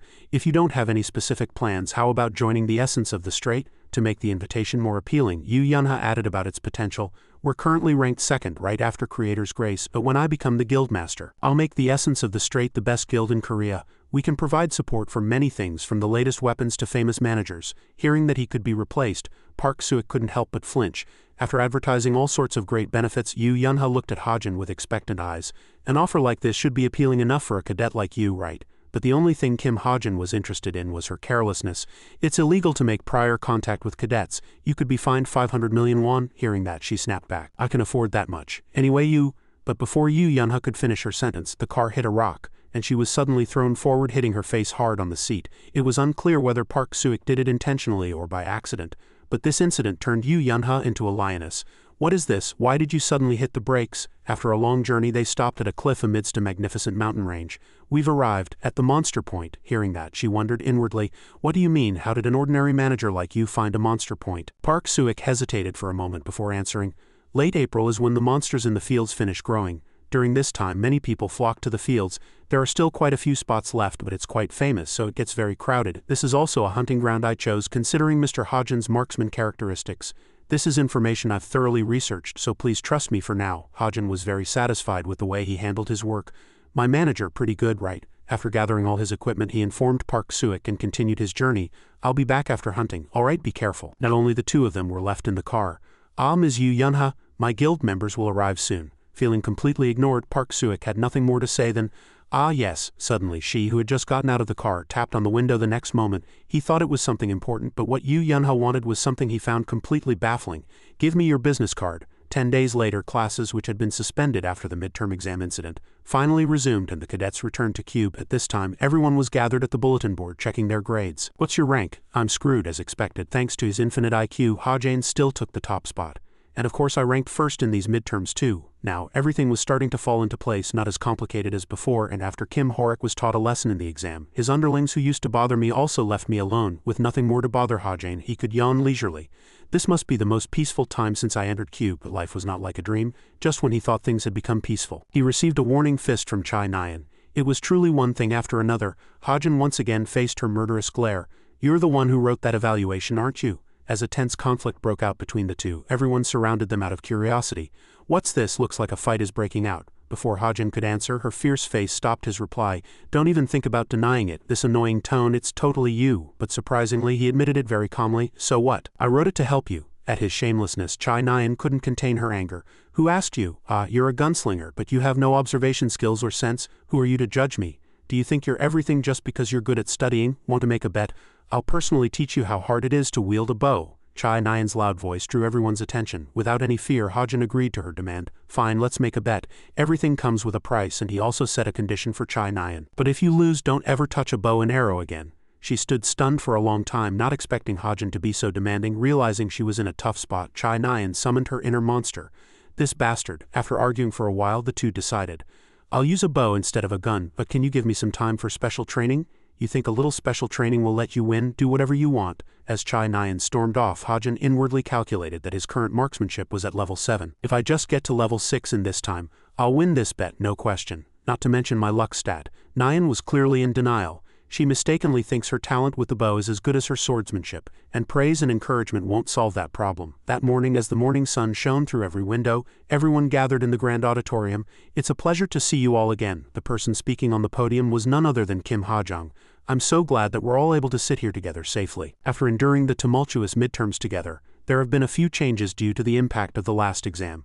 The academic club and hunting club activities have been temporarily suspended due to the movements of the Djinns.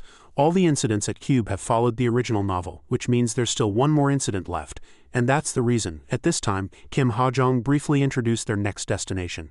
"Our next destination is France." It might sound exciting, but the next chapter unfolds with a bloody incident, the assassination of a French tycoon. This begins with an assassination threat from an assassination organization. Letter stated that they would act on the night between Saturday and Sunday, and their target was not someone from the ordinary class. The recipient was the French tycoon Ben. You might think he was a villain, but it was the complete opposite. Ben was a gentleman who lived a modest life in his French suburban mansion, but life is a fleeting spark, and that was just the false mask he wore. But this was actually a lie. Ben's real name was Burr. He was a born swindler, the worst kind of bastard. He had amassed a huge fortune by deceiving countless people, and so far he had escaped the fate of being arrested after every scam. But finally, an assassination organization found and targeted him. Since he was on the wanted list, he couldn't get help from the police, and he didn't have enough time to find a bodyguard strong enough to fight them. Burr was extremely scared. There must be a way to resolve any absurd situation amicably, but even in the darkest of nights when cornered, people will find a glimmer of light. One day, Ben came up with a genius plan.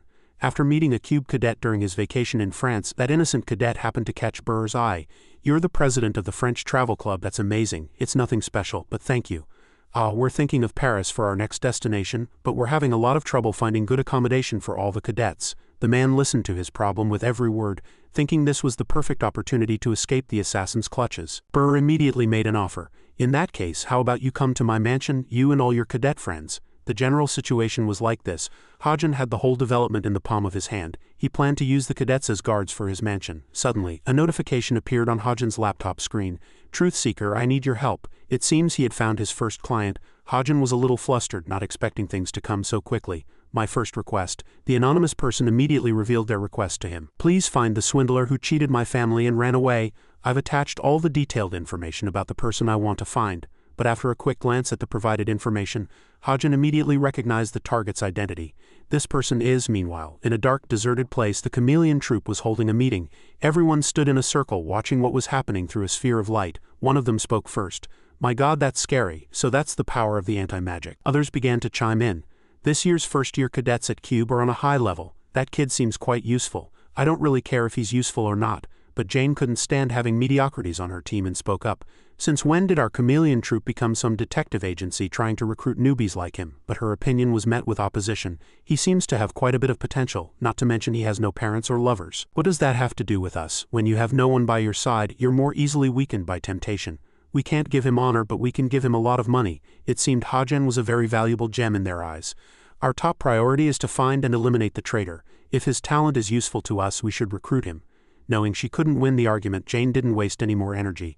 Fine, let's say we recruit him, but the next moment she changed her mind. But the only spot left is black. You want to give that to a kid like this? The color given only to the strongest in the chameleon troupe.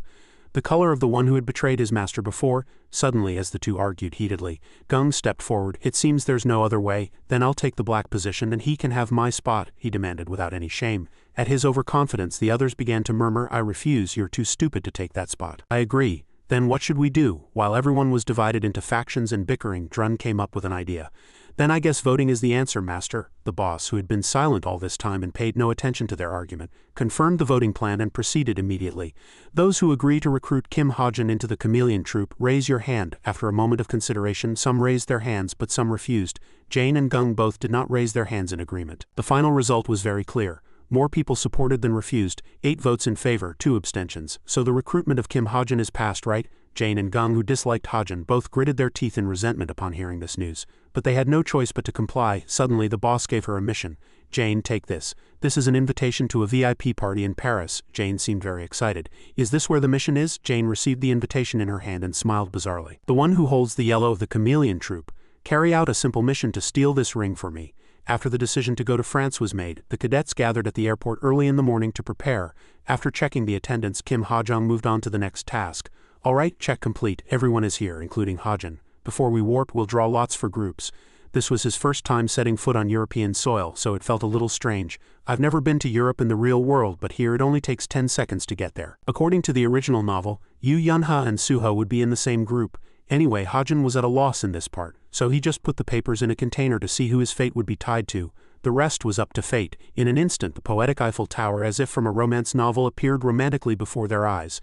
The scenery of Paris was enchanting, filled with numerous unique architectural works. From dawn, people flocked to cafes to enjoy food and read newspapers. They say enemies are bound to meet, and as it turned out, Ha-Jen and Nyan were in the same group, which infuriated her. What is this? What kind of ridiculous draw is this? You're the one who drew it. Why are you complaining? The two were like cats and dogs whenever they met. Shut up. The people around also turned their gazes towards them at this time. Look over there, they're cube cadets, aren't they? So cool. Suddenly, he turned his gaze toward Kim Ha-Jung's side. Korean cadets, please come this way. Natasha, whom he hadn't seen in a long time, couldn't hide her happiness at seeing Kim Ha-Jung again. Darling, darling. So everyone got a face full of public display of affection. My love, have you been well? Yes, and you? Did you come to meet your girlfriend? Since this was the first time he had revealed his girlfriend, Kim Ha-Jung introduced her to everyone. This is my girlfriend and a member of the medical team for this trip. Her name is Natasha. She also greeted the cadets very sweetly and happily. It's a pleasure to meet you all. I hope you have a wonderful trip in Paris.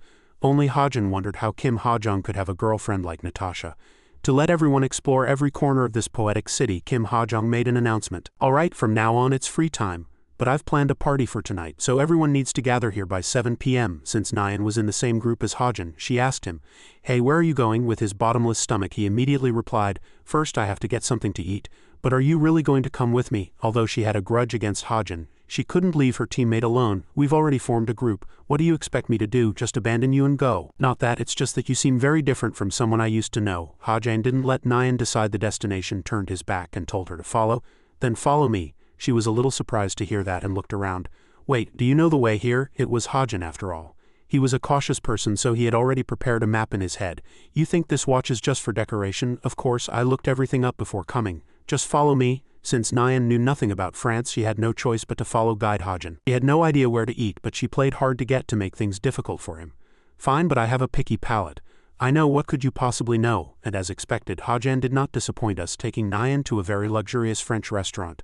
While he was being led to his seat, she was overwhelmed by the expensive atmosphere here and couldn't take her eyes off it. Even after sitting at the table, Nyan still looked around with curious eyes. How did you get a reservation here in advance? He used the Book of Truth, but he didn't tell her the truth. I have my ways. Ha-Jen was really like a legendary tycoon. He passed the menu toward Nyan and demanded, Here, order whatever you want. She was a little slow but still agreed and took the menu. How right, and in Hajin's mind, since Nyan was the daughter of a tycoon, she would surely choose some decent food. She must know how to order well, her family is very wealthy. Through the hazy glass a long strand of hair brushed past like a shadow from the past. This made Hajin's heart stop. For a short moment, with dazed eyes without noticing a word, he shot up from his seat, leaving Nyan puzzled. What? He left the bewildered Nyan at the table and rushed outside, wanting to find out what was happening. I'll be right back, stay right here. What? Where are you going? Hajin ran forward at lightning speed to catch up with the woman. Did the story change again, or has another character I don't know about intervened? He ran quickly along the pavement, trying to keep the flowing long hair in the crowd within his sight. Why? After sprinting for a long time, Hajin finally caught up with him. Excuse me. When the person turned their face, he questioned, why is Jeon Sung-ah in Paris? But she seemed not to know who he was and looked around very surprised. Yes, what is it? Hajin's face immediately became serious as he asked, Sung-ah, you're really fast. Sung-ah, what are you doing in Paris? Who are you? Who are you? Faced with the questions and her unfamiliar expression, Hajin froze for a moment. He couldn't understand why Sung-ah was pretending not to know him. Why are you pretending not to know me? But when a sound was made at that moment, she took the opportunity to hide behind the man with her. At this time, Hajin realized something was wrong. A system notification. He wanted to question Sung-ah, but it seemed it wouldn't work today. I'm sorry, I mistook you for someone else. After that chance encounter, Hajin took out his laptop and sat in a corner, and the system sent him a notification. Setting change notification. An anonymous informant reported that a dark past has been created between Jane and Sung-ah. Sung-ah has been added to the current chapter. While Nyan looked at him with curious eyes, Hajin was still focused on the character of Sung-ah. Jane and Sung-ah, so that's why she came to Paris. This matter goes back a long time. The two who worked together in the Creator's Sacred Grace Guild were hired at the same time, and that was the fate that brought them together. But their feelings went beyond ordinary colleagues. They developed a very close relationship, overcoming numerous missions and adversities together. So the two were always together, sharing blessings and enduring hardships together. Jane became the only person in Jeon Sung-ah's life which was full of misfortune, whom she called a friend. No happiness can last forever. But at a crucial moment, Jane betrayed Sung-ah and their feelings came to an end. That day, in a desolate landscape of blood and fire, Sung-ah trembled in rage under Jane's sharp blade. Why me? But at that moment Jane showed not a shred of pity for Sung-ah. You want to know why? After that, Jane revealed her true colors as a wolf in sheep's clothing. She laughed in satisfaction, mocking Sung-ah's pain. I thought it would be fun this way. Hearing this, Sung-ah didn't utter a single word of regret or resentment, only looking at her with hollow, emotionless eyes. Her true identity was Jane Valoran, the one who held the yellow of the chameleon troop. She was a villain who specialized in theft and disguise. Back in the present, Sung-ah stood silently, staring ahead. Just then, Jiren approached and handed her a cup of coffee. Vice Captain, have some coffee. Thanks, Jiren. Looking at Sung-ah's face, Jiren could somewhat understand how she felt. You look very conflicted, but at that moment she was looking forward to this more than ever before. I feel very refreshed right now, because I can finally punish the traitor. He asked for her opinion on the matter. Do you really think Jane Valoran will show up at this party, just as the anonymous informant said? I don't believe it 100, but when it came to Jane, Sung-ah knew her better than anyone.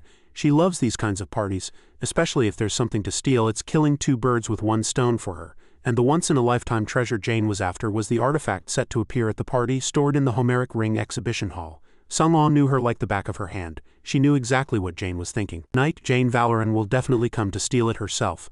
A top-tier 5-star restaurant located in the middle of a bustling, crowded street. After finishing her luxurious meal, Nyan left very satisfied.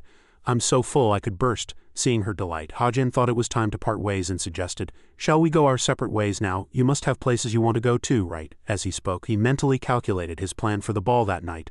The ball starts at 5 p.m. I need to search this place thoroughly to find an advantageous position. Noticing that Hajin no longer wanted to go with her, Nyan waved her hand and said goodbye. Fine, have it your way, but he called her back. Hey Nyan, Hajin urged her earnestly. Don't get lost. As if her innermost thoughts had been exposed, Nyan shouted in annoyance, do you think I'm an idiot? Finally, the ball began. As night fell, the entire mansion glowed with brilliant lights, surrounded by luxury sedans. Ladies and gentlemen from prestigious families appeared one by one in exquisite formal wear. If the outside was splendid and grand, the inside was even more overwhelming. The place was covered in expensive crystals everywhere, and there was a towering champagne tower. It was a breathtakingly gorgeous space, but all the guests' eyes were fixed in one direction. They exclaimed in admiration, "Look over there." Suho and Yunha were dressed in exquisite outfits. Although their faces were hidden behind mysterious masks, the aura they exuded could not be concealed. Their entrance made the entire ballroom start to murmur, "Are they celebrities? Even with masks on, I can feel their incredible aura." Hearing everyone praise her, Yunha said proudly, "Hey, did you hear that? Clothes really do make the man. Dressing well was worth it." But Suho, who was next to her, didn't think so. He thought tiredly to himself, "It's so stuffy wearing this," she suggested as the atmosphere was getting too lively. "Wait, we came all this way, aren't you going to dance?" Suho replied shyly. But I've never danced before. The entire ballroom was immersed in sweet music and dancing under the gorgeous crystal lights. But they had no idea that a black shadow in the opposite building was watching their every move. In a corner of a high floor, Hajin was using his power to carefully observe the situation at the ball. 5:30 p.m. Jaeon Sung-ah has also arrived. No major changes yet. The masquerade ball was held in a traditional castle in the suburbs of Paris. My mission today is to help the story proceed smoothly. But through his power, Hajin discovered something strange. In the distance, a fiery red spatial gate suddenly appeared. As it swirled violently, he exclaimed in surprise, "That's a magic gate." He had thought tonight would pass peacefully, but its appearance made Hajin very uneasy. Damn it, I thought everything would go smoothly. He stared intently at the gate, trying to guess who was behind it. Only a djinn could create such an artificial gate. Besides, to have enough magic power for something like that, they'd need significant support from a demon. As soon as he finished speaking, Hajin immediately turned his gaze back to the ballroom, trying to track down the djinn. That means somewhere at the party today. Is the djinn who created the magic gate? Suddenly, a sound from the laptop next to him cut off his thoughts and a comment appeared. The system suddenly gave Hajin a clue. The Homeric ring. A myth-grade artifact. It's a mistake to think it's worthless just because it hasn't been awakened. Another change was added. The setting has been changed for a Wicked Djinn group, Wicked, to participate in the Paris storyline to find the artificer. Reading the hint, he thought deeply and reasoned. Wicked, don't tell me. The system answered immediately. Wicked, a fearsome Djinn group led by a man named Kim Hyukpyo.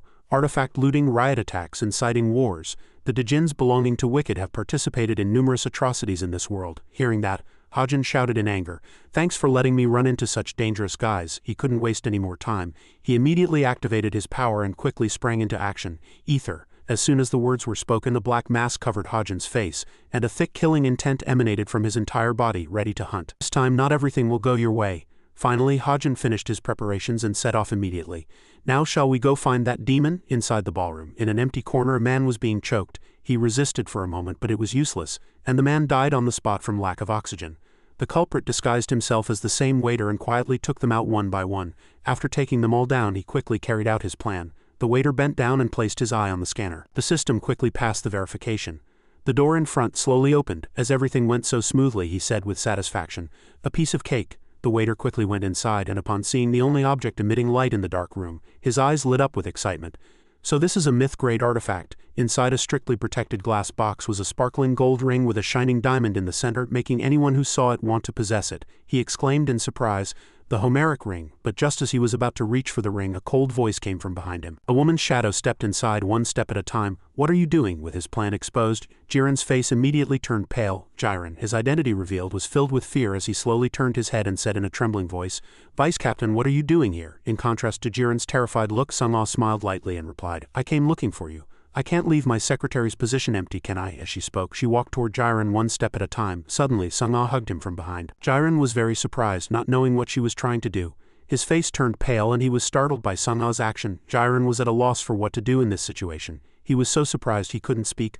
"Vice Captain, what are you doing?" Sung-ah still nonchalantly hugged him tighter and replied in a seductive voice, "You know, Jiren." Suddenly, her attitude completely changed and she shouted coldly, "I won't be fooled a second time." Before Jiren could react, his entire body was lifted into the air. Sung-ah used all her strength to slam him onto the floor behind her. A thunderous roar echoed. Bricks and stones shattered and flew in all directions. The ballroom, which had been immersed in music and light, was instantly thrown into chaos, and screams erupted from everywhere. As the dust slowly settled, everyone was at a loss for words at the sight before them. The once magnificent and grand building was now nothing but a pile of ruins. A huge hole was torn in the large wall at the back, and people murmured in panic. What was that? Was there an explosion? Suddenly, a figure shot out from the thick dust. The person's entire face was distorted like melted wax. Slowly it merged and took shape, and each part of the face became more distinct. It turned out to be Jane, who had disguised herself as Jiren. As she fled from Sung-ah, she said excitedly, "How did you know? My disguise was perfect." Without a thought of answering her, she swung her sword at Jane in a flash of lightning. Despite such terrifying speed, Jane blocked it lightly as if it were nothing. Sung-ah interrogated her in a rage. "You switched places with Jiren after we arrived, didn't you? Did you think I wouldn't notice the changes in my right-hand man's walk and speech?" Hearing her words, she smiled slyly and retorted, "I didn't know you cared about such details. Was my betrayal that painful for you?" Those words pierced Sung-ah's heart like a dagger. The pain of the past washed over her, making her falter. Suddenly a whip flew from behind, interrupting their fight. The whip flew and wrapped tightly around Sung-ah's hand. Constricting force was so strong that no matter how much she struggled, she couldn't break free. The voice of the whip's owner echoed, drawing the attention of both. "Excuse me." Yunhe gripped her whip tightly and warned, "I don't know who you are, but how about you take your lover and fight at home?" Suho, who was beside her, had already drawn his weapon and prepared for battle. Because someone had suddenly interrupted her fight, Sung-ah was very annoyed and asked, "Who are you?" Yunha introduced herself but still held the whip tightly, not letting go. "We are Cube Cadets. Put down your weapons and no one has to get hurt." Hearing that, her face was filled with disgust and she was very annoyed by this intervention. Sung-ah stopped struggling and activated her ability. Suddenly, a scorching heat radiated from her body. In an instant, the once sturdy whip was burned to smithereens by the fierce heat and fell before Yunha's eyes. She was stunned, not understanding what had just happened, as soon as her whip had dealt with the obstacle in front. Suddenly, another killing intent descended from behind Suho. Jane took advantage of her distraction, instantly charging like the wind, the blade in her hand flying straight towards her. But fortunately, thanks to her excellent reflexes, Sung-ah was able to dodge. Not missing the opportunity, Sung-ah immediately counterattacked. She poured all her strength into her sword and a scorching energy enveloped it. In an instant she rushed in front of Jane. The two rushed at each other like a mad vortex, slashing and trying to kill each other, neither giving an inch, which greatly horrified Yunha. The sound of metal echoed throughout the ballroom. The one attacking and the one defending, the battle became more and more tense. But the tide slowly turned in Sung-ah's favor. She poured all her strength into her sword, striking the opponent's entire body with force, sending her flying towards a nearby wall. Jane's sword tried to hold on, but it was useless. After that terrible impact, the sword began to crack and pieces of iron fell one by one in front of her as the sword was completely destroyed. Without a shred of mercy, Sung-ah swung her sword, intending to finish Jane off. Die! But just as her blade was about to reach Jane, another sword suddenly intervened and blocked it. Suho quickly approached and stopped Sung-ah's action. With her good work ruined, she shouted in anger, "Who the hell are you now? Get lost or I'll cut you both down." No matter how much Sung-ah cursed, Suho stood firm. "No, I don't know why you two are fighting, but I won't let anyone get caught up in your fight. It would be best for you to stop." But these words did not calm her down at all. Sung-ah gritted her teeth, even more enraged. Suddenly she swung her sword. She hit him hard, pushing him elsewhere. Sung-ah said in annoyance, "What a nuisance." But just as she was about to continue what she was doing, Jane had already made a quick escape. By the time Sung-ah noticed, she was already far away. Where did she go? What? She immediately gave chase. "Get back here right now," Jane said excitedly in a teasing tone. "If you were me, would you come back? Well then, goodbye." Jane, but before the words were even finished, an ominous black aura that appeared from nowhere suddenly enveloped Jane, but it didn't stop there. The black aura continued to spread throughout the ballroom, enveloping every corner, and the once splendid space instantly became dark and suffocating. They swept through everything in their path with lightning speed. Even Sung-ah staggered in the black wave. In an instant, darkness covered the entire space, plunging everything into blackness. Sung-ah and Jane were horrified by the being before them. Having just obtained the ring, she said gleefully, "I've finally found it." The djinn had finally appeared. She didn't resemble a human in the slightest. Her lower body consisted of long, sticky tentacles. The sight was disgusting. Silason held the treasure in her hand high and exclaimed in excitement, "The Homeric ring." Ha-Jane was outside, watching everything that had happened so far. Seeing the villain appear, he clicked his tongue, sensing this one would be tough to deal with. In a luxurious restaurant in the middle of a crowded street, Nyan tore at her hair in frustration and shouted, "I'm back here again." After a while, she had followed the directions but was still trapped in this place. Nyan cursed herself in anger. "I followed the map's directions, so why do I keep coming back here? What a useless watch." After fumbling around for a bit longer, she finally gave up. "What kind of crazy company made this? I'm definitely going to file a complaint." But only after letting out a stream of curses did Nyan realize it was a product from her own father's company. Realizing she couldn't find the ballroom, she decided to call for help. But despite several attempts, the other person didn't answer. Nyan grumbled, exhausted. Not answering the phone, not reading messages, she cursed in anger. What the hell is so important? But Nyan had no idea that Yunha was facing a terrifying djinn at the ballroom. Sung-ah was startled by the appearance of the djinn Silason and raised her guard, but the fear was only momentary. She quickly regained her confidence and aimed the tip of her sword straight at her. A fierce flame erupted from her entire body, and a powerful killing intent emanated, making the atmosphere extremely tense. Sung-ah commanded in a firm voice, "Hand it over now." Silason scoffed at the threat and said in a sarcastic tone, "This is not something your kind can lay a hand on." The more she spoke, the more excited she became. Deciding not to hand the ring over to Sung-ah, "Our Wicked will take this ring." Hearing her words, Ha-Jin felt a sense of unease. If I let the members of Wicked take the ring, the chances of getting it back are very slim, even if everyone here joins forces. Seeing the irreversible consequences, he knew he had to step in. "I have no choice. I'll have to use Plan B." Ha-Jin activated the latent power within him. In an instant, a shimmering golden liquid, like molten metal, shot out and wrapped around his arm. Ha-Jin grabbed the liquid and stretched it out like a rope. He used centrifugal force to spin it, gaining momentum, and then threw it into the ballroom. "All right, this should be enough." At that moment he flexed his muscles with all his might and threw the whip forward with great force. While Silason was babbling about Wicked, the liquid successfully entered and flew straight towards her. "If anyone dares to stand in my way," the liquid pierced through the broken glass window. Aimed straight for her face, but Silason quickly noticed and dodged it lightly. She shouted in alarm, "What? Who is that?" Although she dodged, this created an opening for Silason. Seizing the opportunity, Sung-ah charged forward and launched an attack. A chaotic battle ensued inside the ballroom, and no one noticed the treasure had disappeared. After completing his mission, Ha-Jan quietly turned to leave. Thanks to her, they won't chase after me. He spun the ring in his hand and thought to himself. If I leave right now, behind Ha-Jan, pure white feathers fluttered in the air. Suddenly a sword strike cut through the wind, slicing a single feather as if to signal something. Ha-Jan immediately felt a thick killing intent wash over him. Where the feather had just been cut, a sky-shaking explosion roared, blowing away everything in the vicinity. The force of the explosion was so powerful that a thick cloud of dust rose, obscuring vision, and dirt and stones flew everywhere. The explosion occurred only a few meters from Ha-Jan, and he was lucky to have avoided it. Suddenly a strange voice was heard. "No, you can't do that." The mastermind finally revealed himself. He approached leisurely and said in a warning tone, "Where are you going in such a hurry with that?" Realizing his plan had been exposed, Ha-Jan said in annoyance, "Damn it, were there two Djinns?" The Djinn leisurely approached and introduced himself. "Nice to meet you.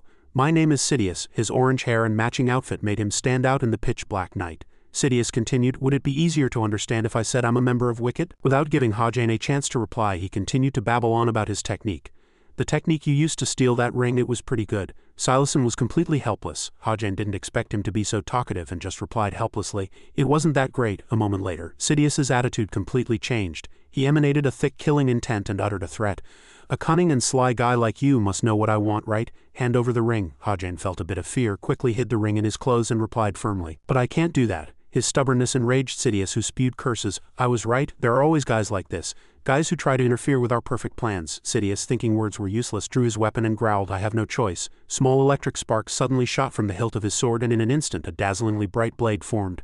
Sidious, thinking all preparations were complete, loudly declared, "If words don't work, I'll just have to take it by force." As soon as he finished speaking, an immense pressure immediately washed over them. Sidious swung the sword in his hand forcefully, and a stream of red and black lightning shot out, flying straight towards Ha-Jan. The energy, filled with fierce killing intent, swept away everything in its path, and a thick red flame burned fiercely, engulfing the entire rooftop. Ha-Jan immediately dodged to the side, but the pressure of the attack was so immense that he fell to the ground. Fortunately, he was able to avoid it. That terrifying destructive power could have taken Ha-Jan's life. He panted as he looked at the wreckage it left behind. Seeing Ha-Jan's state, Sidious threw a taunting remark. "Were you even a little scared?" He was very excited, lightly spinning the glowing sword in his hand and introducing it with pride. "This is a magic sword worth at least several 100 million won. As long as the user can continuously supply it with mana, its power can surpass that of a low-grade holy relic. You'd better hand over that ring before you become a pile of blood and flesh." Hearing that, Ha-Jan was inwardly impressed. One of the advantages a Djinn gets through a contract is that their mana increases exponentially. That sword could be said to be the best sword a Djinn can have. He fell into thought, wondering if he could somehow deal with that sword.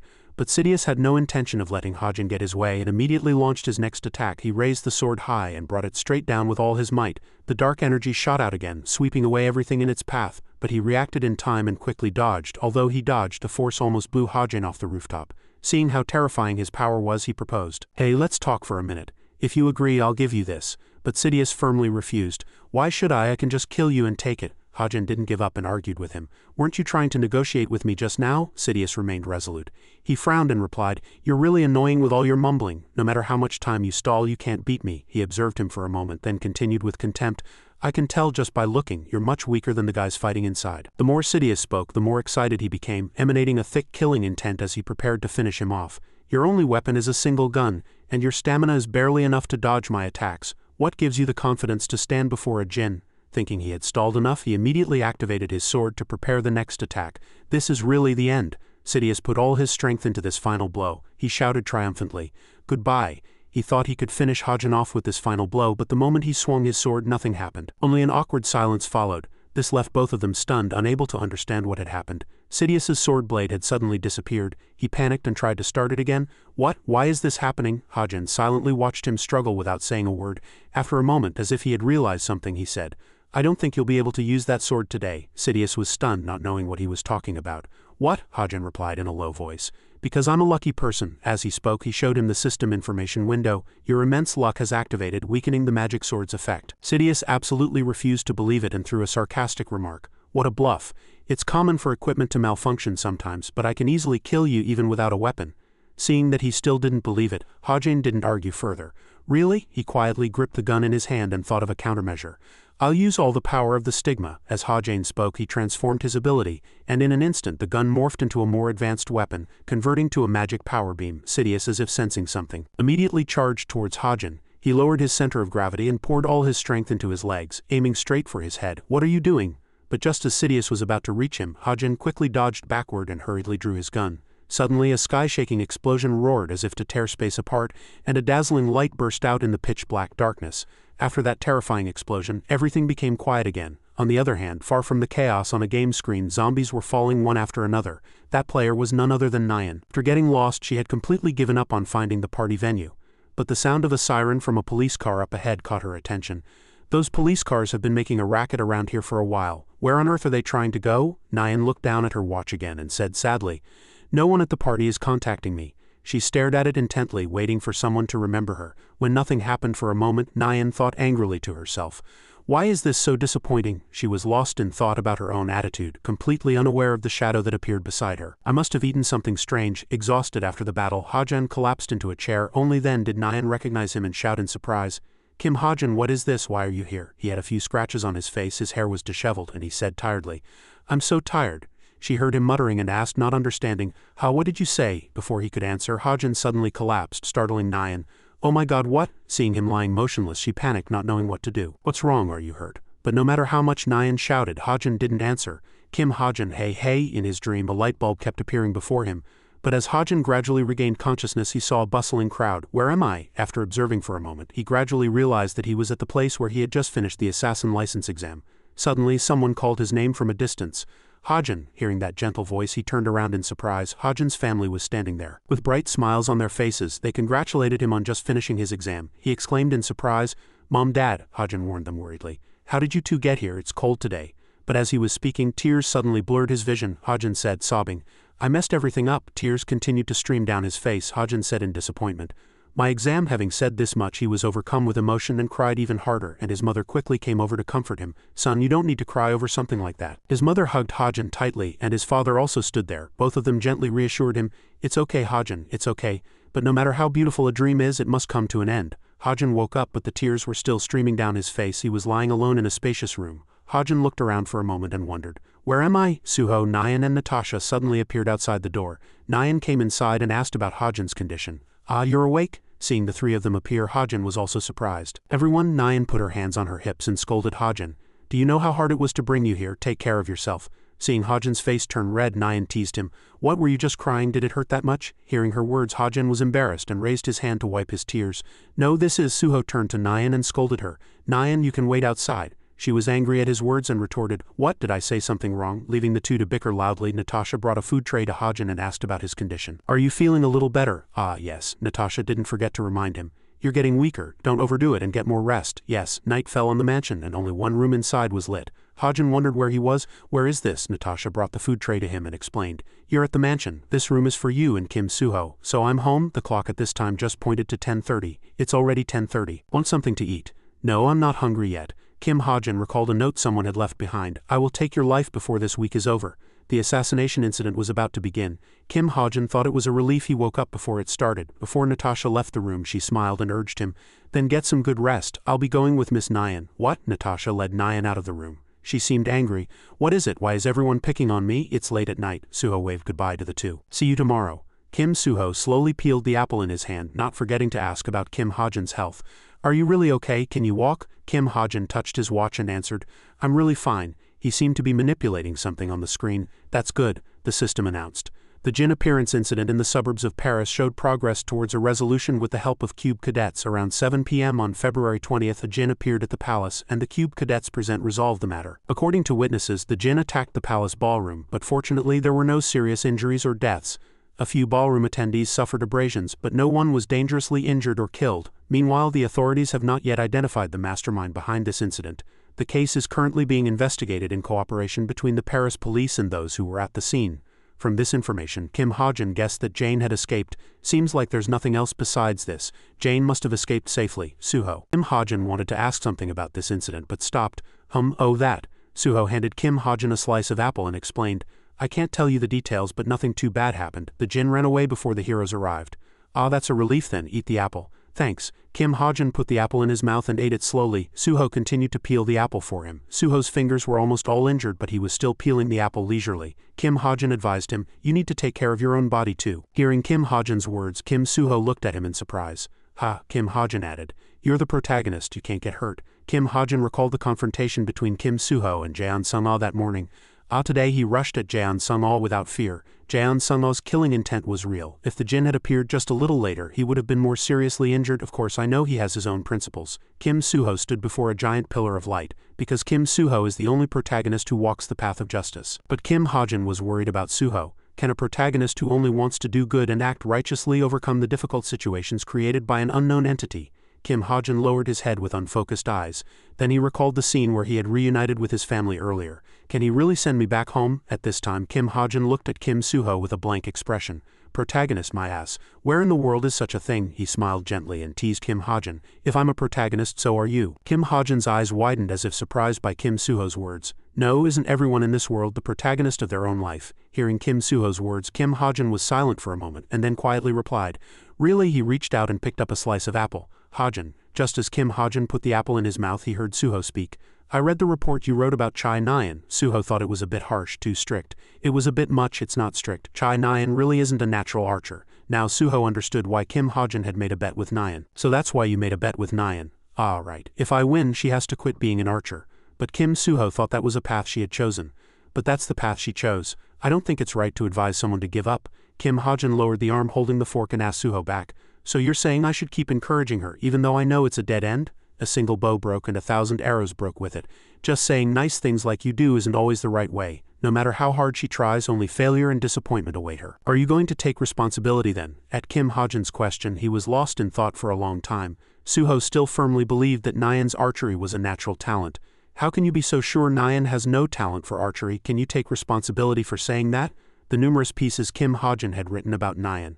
I've thought about this a lot more than you guys, and I've been watching Chai Nyan for a very long time. Kim Ha-jin asserted to Soo-ho. That's why I know a lot more about her than you do. When Kim Ha-jin said he knew Nyan well, Soo-ho couldn't believe it. What? There seemed to be a sound from behind Soo-ho. He turned around, but seeing nothing, he wondered. What's that sound? Kim Ha-jin used his skill to find out what it was. Tisk, one of the archer skills I have, stealth. Nyan had been using stealth to eavesdrop on their conversation from outside the door all this time. When discovered, she immediately ran away. This isn't what I learned it for, to use on such useless things. Nyan opened the door. The sound of the door opening was so loud that Yu Yunha, who was sleeping, was startled. Nyan was trembling all over with a frightened face. She didn't know Kim Ha-jin would do that to her. He's crazy, that guy is definitely crazy. What kind of nonsense is he spouting? When Yu Yunha woke up with a sleepy face and called her name, Nyan was also startled. Nyan, Yu Yunha didn't know what was going on and wondered, what's wrong, why is it so noisy? Nyan scratched her head awkwardly. It's nothing. The room lights were turned off again and Yu Yunha fell back asleep. If it's nothing, hurry up and sleep, I'm tired. Okay, good night. Nyan climbed into bed and pulled the covers over her head. She couldn't sleep because she was anxious about the story she had just heard. She calmed herself down. Calm down, Chai Nyan. What you just heard, you can just ignore it like usual. Nyan recalled what Kim Ha-jin had said, and I've been watching Chai Nyan for a very long time. She curled up, her face red with embarrassment. Nyan cursed Kim Ha-jin inwardly. What on earth is he thinking? Before she could finish her thought, a sharp scream came from outside. A hand seemed to be about to reach Nyan and she felt it too. What is this? When Nyan looked behind her, she got goosebumps seeing Yu Yunha's dark face, who was extremely angry because of her scream. Chai Nyan, you really? I told you to be quiet. No, it wasn't me. Yu Yunha calmed down again and wondered. Then what was it? Nyan said nothing and pointed outside. The two slowly turned their gaze outside. Was that someone's scream just now? On this side, a maid had discovered something terrible. She trembled and covered her mouth with her hand. That maid discovered that Burr had been murdered in his bedroom. Master, the door slowly opened. The people who had heard the scream just now all opened their doors and came out wondering, did you hear something? Wasn't that a scream? They realized the scream came from downstairs. Soo-ho dashed out like lightning. He grabbed the railing and was about to jump down. To everyone's surprise, as he quickly jumped down, the person on the railing shouted his name loudly. Kim Soo-ho. Kim Ha-jin came out with a gun in his hand. Seeing the scene, he too was startled. Is that guy a monster? This is the third floor. The mansion was submerged in the darkness of the quiet night. Soo-ho approached and flung the door open, freezing on the spot with wide eyes. The sight of Burr murdered on the bed and a maid crying while sitting on the floor entered his eyes. The maid saw Soo-ho, burst into tears and asked for help. Help me, the master has been murdered. Burr was lying on the bed, his blood soaking through the sheets and even the pillow. Mr. Ben, how could this happen? Natasha quickly approached her father's side. She was extremely heartbroken to see this scene. She bowed her head and made the final conclusion. Excessive bleeding from a wound to the abdomen. I'm afraid he's passed away. The maid who had just witnessed the scene was sobbing in the butler's arms. Sob, sob. The butler of this mansion was certain, his face full of tears. It must be the work of someone who was jealous of the master. How could they do this to someone like him? Everyone was shocked that Burr was dead, and Suho closed his eyes and called out to Mr. Ben. Everyone witnessed this incident and fell silent. Natasha finally broke the silence and opened her mouth. "All right, let's go outside and wait for the police and ambulance. All cadets, please return to your rooms." Suddenly, a hand reached for the switch and turned on the light. When Kim Ha-jin turned on the light, it enveloped the entire dark room. Natasha saw Kim Ha-jin turn on the light and immediately looked at him and questioned him. "Kim Ha-jin, why are you turning on the light now?" All eyes were on Kim Ha-jin. He slowly approached where Burr was. Seeing that, Natasha immediately shouted, "Hey, don't touch the crime scene." She reached out her hand to push Kim Ha-jin away. "Move." Kim Ha-jin pointed the gun at her face. Suho and Oh Han-hyun's jaws dropped when they saw Kim Ha-jin do that. Nayeon also got extremely angry and shouted at Kim Ha-jin, "Hey, are you crazy?" When Kim Ha-jin pointed the gun at Natasha, she was terrified and immediately backed away. "Natasha, you're lying." Kim Ha-jin placed his hand on Burr's body and felt that he was not dead. He said, "Burr is not dead." Kim Ha-jin added an explanation. "The villain Burr fakes his death to get out of trouble, then joins a group of Djinns and becomes their top strategist." Kim Ha-jin, still not lowering his gun, thought to himself, "He's a new villain, so I don't know what will happen next. If I can, I should take care of him right now." Both the maid and the butler were shocked, their mouths agape, when they heard the news. Everyone who witnessed it here also froze. Kim Ha-jin, with a pensive look, muttered to himself that it would be difficult to convince them. "I don't know how much my intervention will mess up the story, but I'm not the protagonist, so something like that won't happen. If I'm a protagonist, so are you." Kim Ha-jin recalled what Suho had just said. Kim Ha-jin smiled brightly. After all, some stupid guys will easily overcome the chaos. Kim Ha-jin aimed his gun at Natasha and concluded, "Mr. Ben is not dead, he's just pretending to be dead to deceive everyone." Natasha refuted what he said and shouted, "What are you talking about? I'm a doctor and I checked. He's..." Kim Ha-jin nonchalantly pointed out the strange thing. "First, that wound, it's too shallow for a frontal stab." Blood trickled down to the floor at Kim Ha-jin's feet and he pointed out this difference as well. Next is the amount of bleeding. The only fatal wound would be a stab to the heart, but the blood has soaked the entire bed and even flowed down to the floor. He pressed his watch and most importantly, both Nayeon and Yu Yunha were surprised by the sight before them. Kim Ha-jin showed everyone the image of Burr's wanted poster. The swindler Burr on the worldwide wanted list. He looks a lot like Mr. Ben. Natasha immediately flinched upon hearing the evidence Kim Ha-jin presented. She turned and asked the butler, "Butler, did you call the police and the ambulance?" "What? Yes." Natasha returned to her usual face and explained with a smile. "Then instead of arguing like this, let's wait for them to come and ask. The opinion of a professional will surely be more reliable than a single cadet." She gestured and gave a signal. "Let's wait for the police to come." The gun was raised again and a finger was placed on the trigger. Kim Ha-jin now aimed the gun at the lying Burr. Natasha turned her head worriedly and was startled. The muzzle of Kim Ha-jin's gun was right against Burr's head. Everyone gasped and called Kim Ha-jin's name. "Hey, Kim Ha-jin, Cadet Kim Ha-jin, what are you doing?" Kim Ha-jin looked back at everyone without a change in expression and made his decision. "I'll count to 3 and shoot. Since he's dead anyway, it won't matter if I shoot him, right?" And he started counting. 1. Natasha started to become extremely afraid upon hearing him count. She turned her head and shouted loudly, asking everyone for help.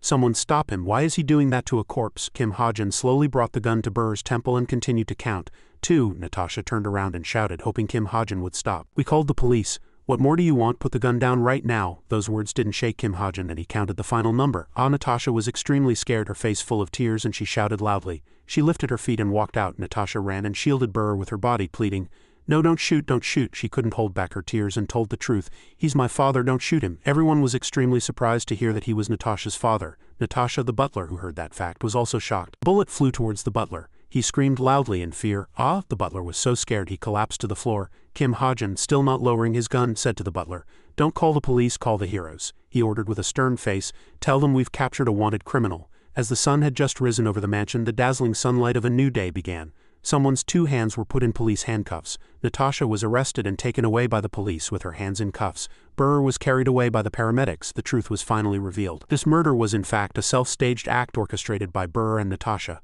He was wanted for his criminal record all over Europe. Burr had concocted this scheme to escape the police dragnet that was closing in on him.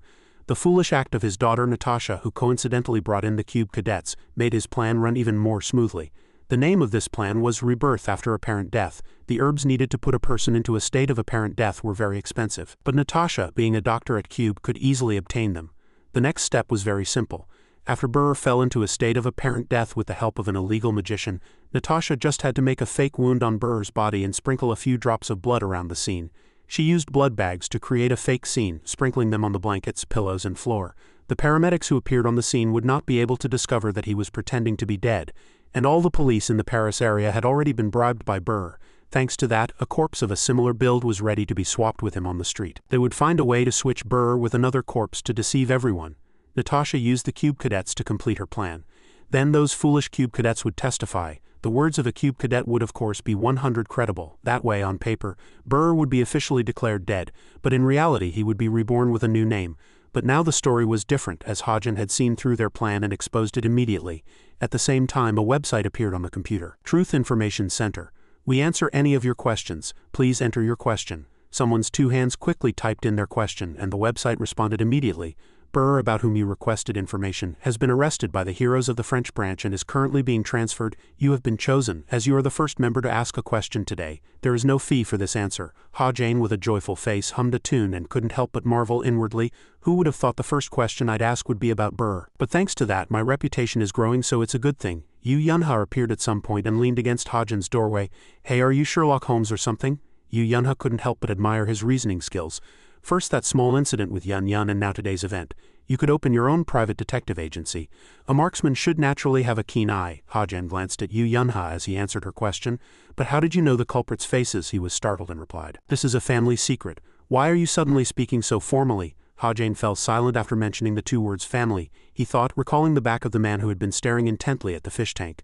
Come to think of it, what was Kim Chundung's family background? Silason placed a hand on her chest and reported to the person before her. An unidentified masked person blocked our path. He was very skilled at stealing things, and even Sidious was defeated by him. Hearing the report from Silason that even Sidious had lost to that person, the man simply remained silent and said nothing. He questioned her. He didn't seem like a djinn at all. No, nor did he seem like a hero, the man ordered Silason. Then investigate the heroes and hunters carefully. If you find any information on him, don't think about catching him alone. Report to me first. Yes, I understand. The man turned his head without another word. The man's angry voice echoed again. By the way, why do you go around blabbering that you're a djinn? What? Silason raised her head. That person's face. He was now very angry, and the power he emitted was immense. He questioned her, emitting currents of fury. I'm asking you, why are you acting like you're spreading rumors that I'm a djinn? As he took a step closer, Silason also awkwardly apologized. I'm sorry, he urged her. Find him as quickly as possible. The man continued to press Silason.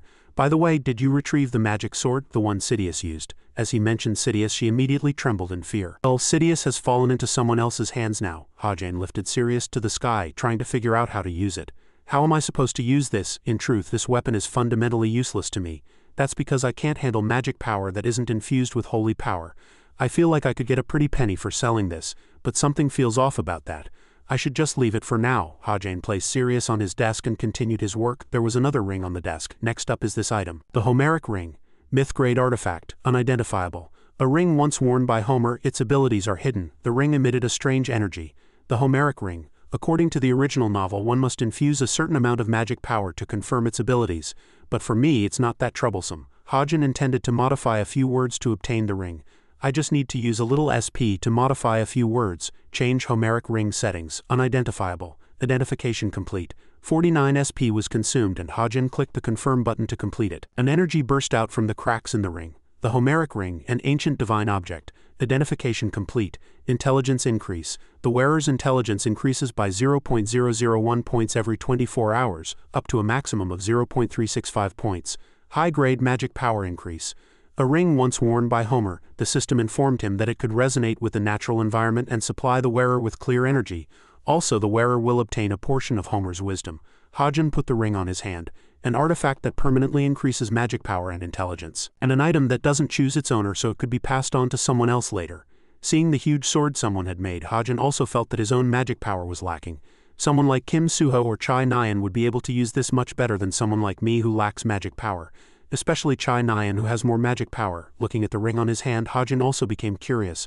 How much will my stats increase? The stat system appeared. Stat changes. Strength 2.56. Stamina 2.575. Agility 3.250. Intelligence 4.215. Vitality 2.665. Magic power 1.925. Permanent trait.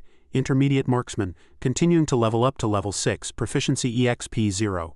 Marksman proficiency effect. Can use all long-range weapons more skillfully. Ha-Jin was slightly disappointed after seeing the stats chart. Except for agility and intelligence, the others haven't increased much. Magic power hasn't increased at all. But fortunately, his SP had increased. An arrow flew and shattered the wooden board. I'm starting to feel like I've hit a wall. It seems I'll have to work much harder than before to break through my own limits. Ha-Jin slowly closed his laptop, sighed, and fell into thought. But at my current level I should be able to beat Chai Nyan. He was calm for a moment, then suddenly realized, Ah right, I need to look into Kim Chundong too. Ha-jin went online and started looking into Chundong through the Violet Society app. There's no way that fake guy left his past blank. Even after searching, Ha-jin still couldn't find Chundong's face. Kim Chundong entered Cube. In my novel he was just a supporting character. In the real world he was actually a very outstanding individual, which means there's a high possibility his parents weren't ordinary either. He continued to search on the computer. There's very little information on Chundong here. It'll be hard to find information about him. Fixer Yu Jin-hyuk, an expert in finding people, locations and whereabouts. Assets, records, crimes, goods, inquiries, contact information. A man talented in searching. Fixer Yu Jin-hyuk. He was famous for being the best at finding all sorts of information on someone. But his fees were also very high. Ha-jin ultimately gladly accepted spending the money to hire him. But he's very good at investigating people like this, so I have to hire him. But suddenly he realized something and froze. Ha-jin had poured all his money into investments and now didn't have a single penny left. Ah right, I invested all my money. I'm in, haha. He put a hand to his forehead and sighed. I forgot about this, a shining egg. As it wriggled on the desk, Ha-jin also noticed its movement. Is it time to eat already? You're moving a lot. Alright. The twilight began to appear in the sky, and the sunset at this time dyed the sky a beautiful orange. Yu Yunha was manipulating something on her watch. Just then, Yu Jin-hyuk suddenly called her. Mr. Yu Jin-hyuk. Yu Yunha just stared at the incoming call for a long time and didn't answer. Scene change. Another space. This was the cold and beautiful snow and ice-covered Norway. Ha-jin was lost in thought while looking at the scenery. He was lost in all sorts of thoughts as he looked ahead. Why are we suddenly in Norway? That's a long story. As he was enjoying his leisure, a snowball suddenly flew from somewhere and hit Ha-jin right in the face, stopping his train of thought. Or a short story, his two friends were having a snowball fight. Nyan had thrown it on purpose, annoying Ha-jin. Haha, hey, wait, you hit Kim. Ha-jin. I was aiming for him on purpose. Ha-jin spoke about the reason they were here. The club activities that were suspended due to the Sven incident have resumed. The hunting club rented a cabin on a hill and held an event. The manager stepped forward and reminded everyone, alright, stop playing around, I'll explain the event now. She began to announce the game rules. She pointed to a stone with a flag stuck in it and said, the seniors have hidden flags with numbers like this all over the forest. Each number has a different prize. Everyone was fascinated by the various gifts like VR devices, gift certificates and so on, so please search hard. Finally, the final announcement before the game.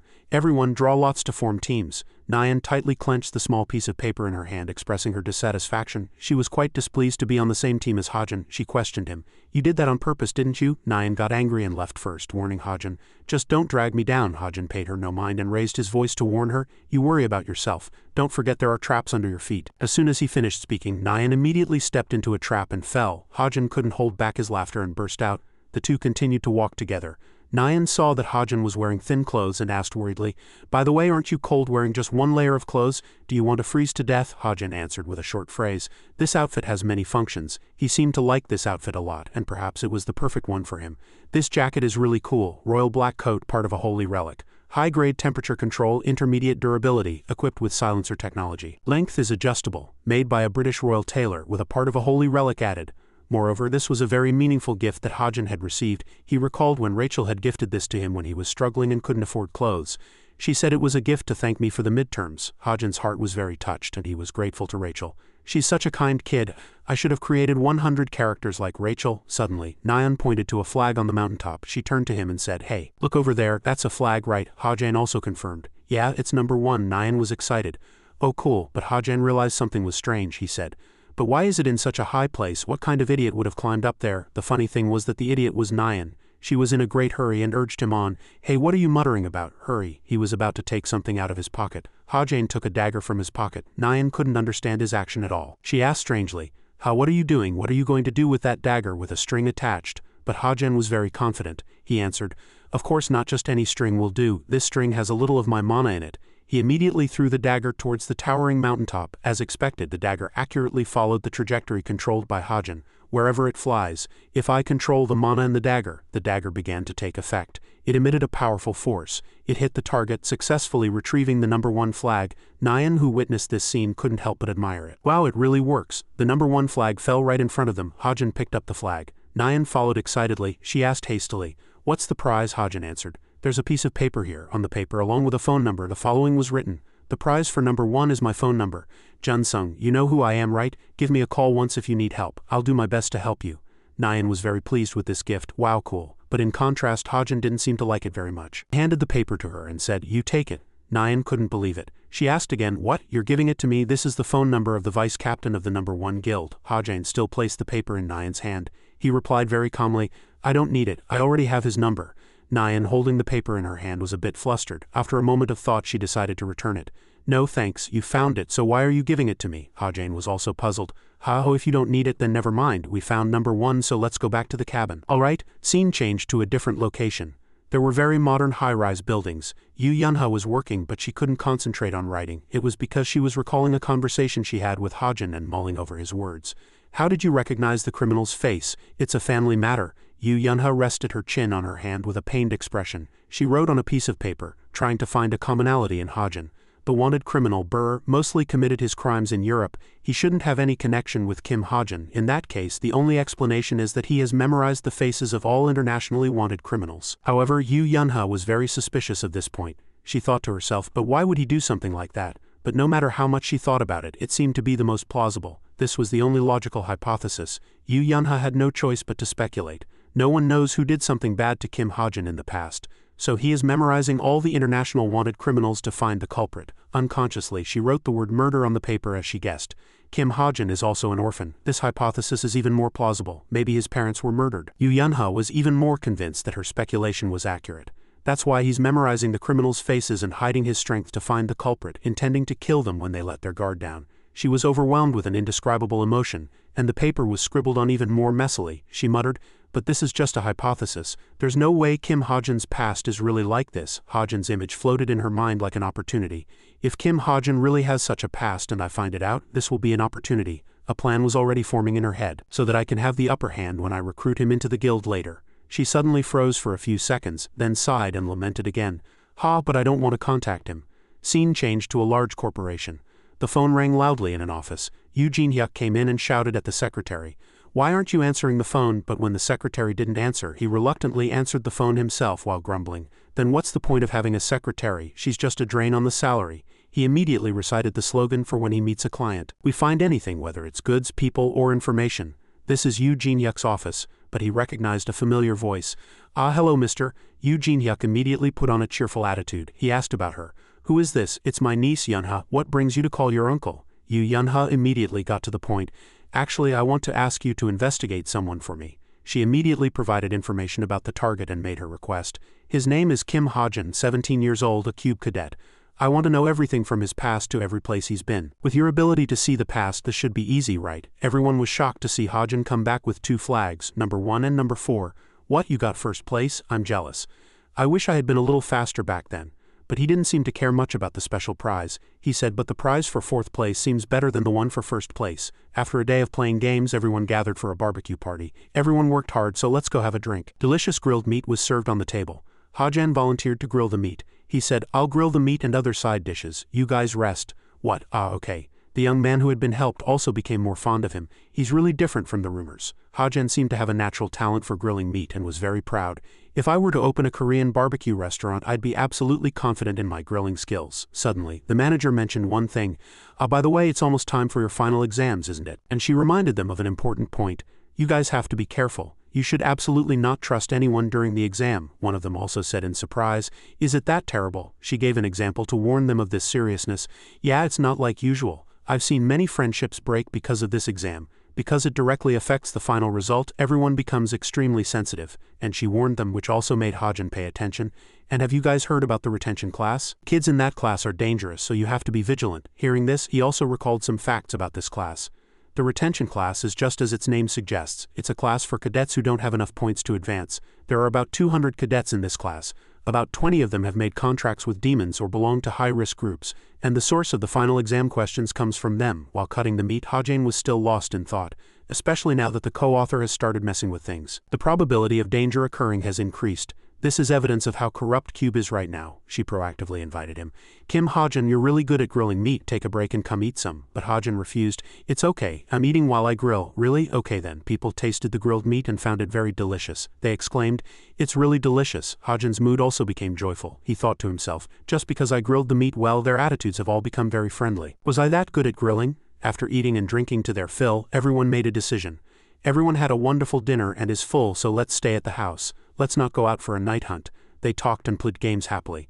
When playing games, Nyan's face became very funny when everyone pointed at her. She was very angry knowing that Kim Ha-Jin was the instigator, but he just looked at her and laughed happily. At night, a wonderful scenery unfolded with a bright round moon and the aurora in the sky. Ha-jin felt very relaxed while enjoying the night view. It's been a long time since I've had this much fun. Suddenly, a new message popped up on his computer, catching his attention. The message content was as follows. I have learned about a swindler named Jerome Miller. He was working under the guise of an asset manager and suddenly ran away with the money. Can you tell me where he is? I have attached his photo and information below. Ha-jin was a little suspicious.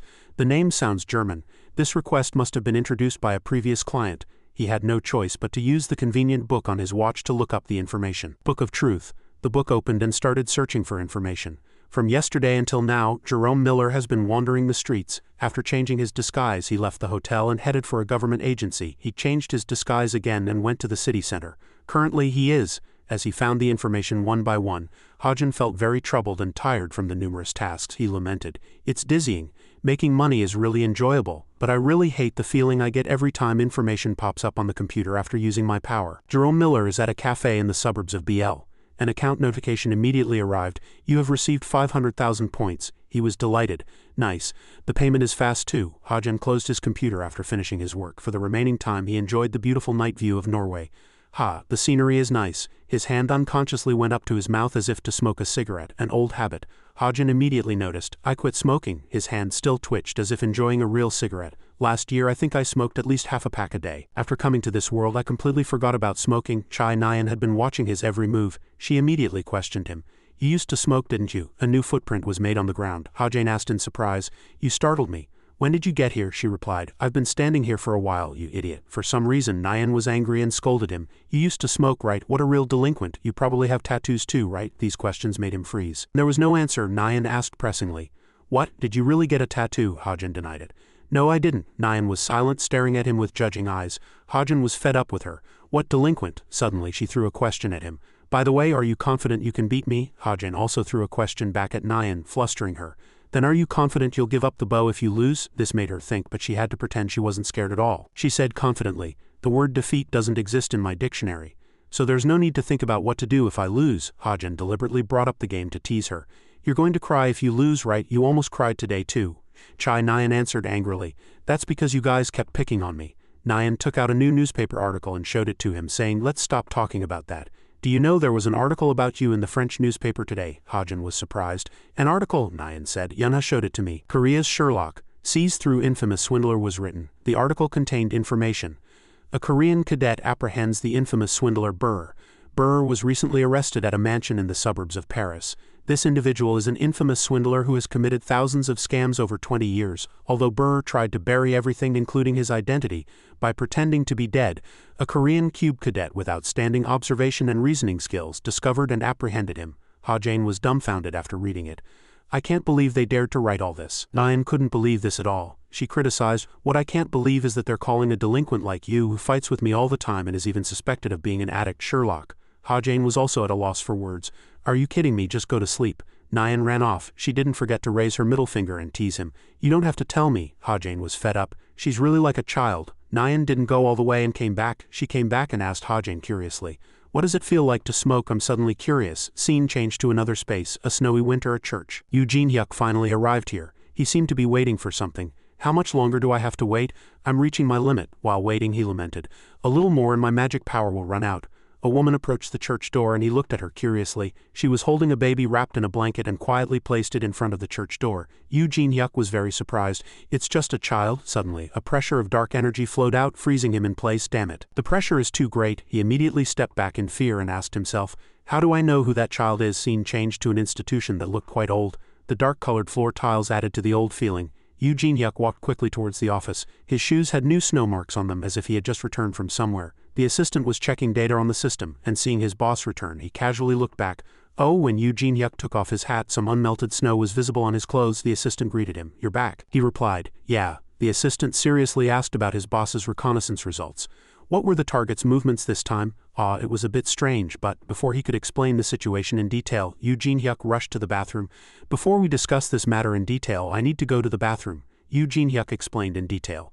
Currently 17 years old, lived in an orphanage. To find additional information, I investigated all the way back to the day the target set foot in the orphanage. But I couldn't find any information on the victim's parents. Instead, a child left the target there and ran away. The assistant said in disbelief, a child? Yoo Jin-hyuk recalled the back of the person at that time and answered, yeah, that's right. He stroked his chin and deduced like a detective. I couldn't dig any deeper. The target's past seems to be shrouded in fog. I think I'll have to give it my all to find the truth. Eugene Hyuk sighed in relief after using the bathroom. Anyway, it'll take a long time. It's a request from my niece, but it's too difficult a case to do for free. The assistant opened the door and said while holding his nose, "You'll have to take this case anyway."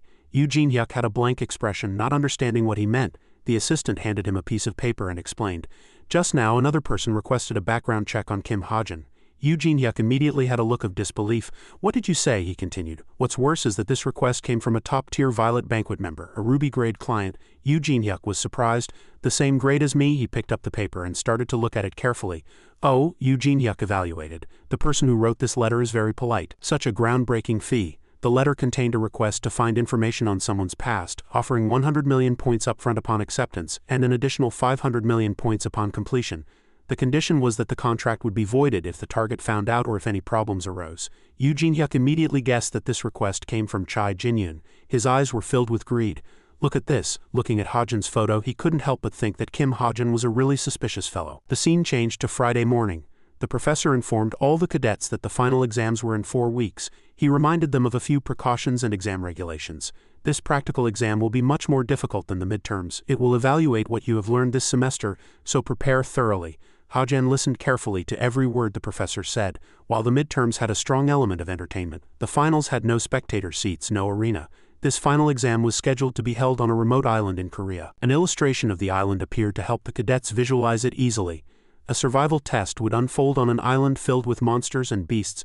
Just this information alone was enough to give Ha-jin a headache. He thought to himself, "But if that co-author of mine gets his hands on it, there will be more changes. Just thinking about it gives me a headache." He suspected he should be wary, as there were many other variables besides that writer. Finally, concluding the lecture, the professor said, "I cannot give you any more details about the exam. However, the intermediate and advanced professors will do their best to ensure the safety of the exam site. You just need to focus on the test." He didn't forget to wish his students luck. "All right, you may all go now. Have a great weekend." Ha-jin also packed his bag, preparing to head home. Suddenly, Nyan called him from behind. "Hey," she reminded Ha-jin. "You haven't forgotten our bet, have you?" "Not to be outdone," Ha-jin retorted, making Nyan's face flush. "And you haven't forgotten that you have to quit archery if you lose, right? Just don't cry from embarrassment when you lose," Nyan said confidently. "All right, let's go." The scene shifted to Cube's archery training ground. The two seemed fully prepared, meticulously readying their bows for the match. Nyan spoke first. "Ready? Yeah, I am." But behind them was a crowd of cheering supporters. Ha-jin wondered why they were here. Yi Yohan came over and put his arms around their shoulders with a bright smile. "Hey, trying to have fun by yourselves? This kind of thing is more fun with a bigger crowd." Ha-jin shot him a glare that could pierce like a bullet. "Yi Yohan, isn't that guy even ashamed of what happened last time?" But Yi Yohan said nonchalantly, "You're not still mad at me, are you? We're good friends, right?" He immediately hit Ha-jin on the head so hard it felt like the sky was falling. Yi Yohan seemed to be deliberately warning Ha-jin. He grabbed Ha-jin by the hair and said meaningfully, "You said Chai Nyan would quit archery if you win, right? Then what will you do if you lose? How about quitting Cube?" But Nyan came over and stopped them. She shouted, "You guys stay out of this. We're about to have our match." Nyan set the exam rules at a distance of 50 meters. She said this time the standard was hitting the target.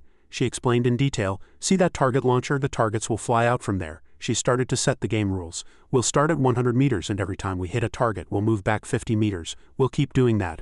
Nyan provoked Ha-jin with a very confident expression. "That's all. What, does it seem a bit hard? Are you scared?" But he answered without being fazed at all. "No, it's simpler than I thought." Nyan's expression soured. "We'll see how long that confidence lasts." The two raised their bows at the signal. "All right, let's begin." Nyan's eyes glinted with killing intent. She shouted loudly, "Fire!" 2 arrows flew rapidly toward the target and 2 discs were launched from the target machine.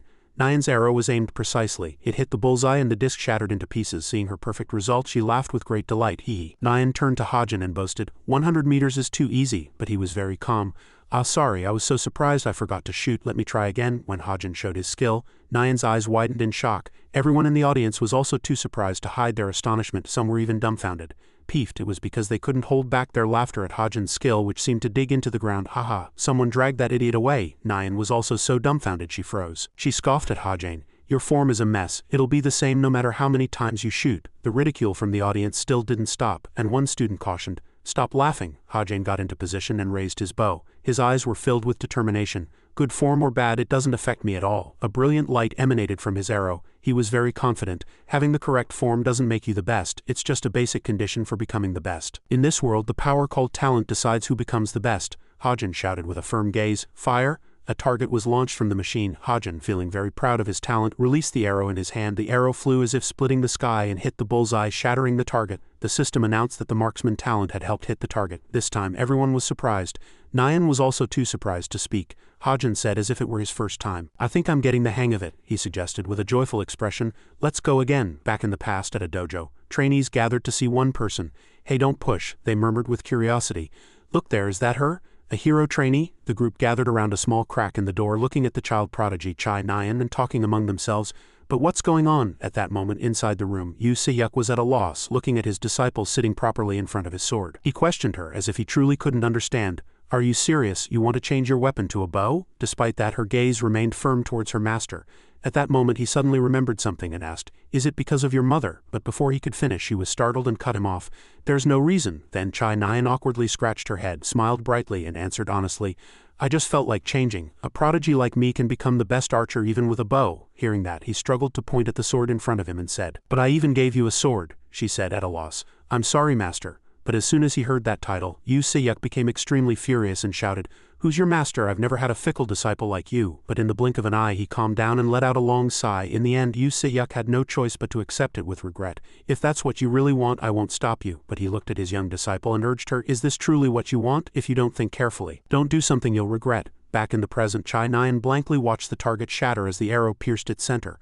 Along with the voice shouting "Fire!" she saw the rapidly falling fragments, and next to her, Kim Hajin was still excitedly drawing his bow and shouting "Fire!" She frowned at a loss. Once again the arrow hit the bullseye and the target shattered, and the students in the audience cheered. Even two archers from the Veritas class blankly said to each other, "Kim Hajin is closing in on the top students more than I thought." The friend sitting next to him also said in a regretful voice, "It's already 400 meters.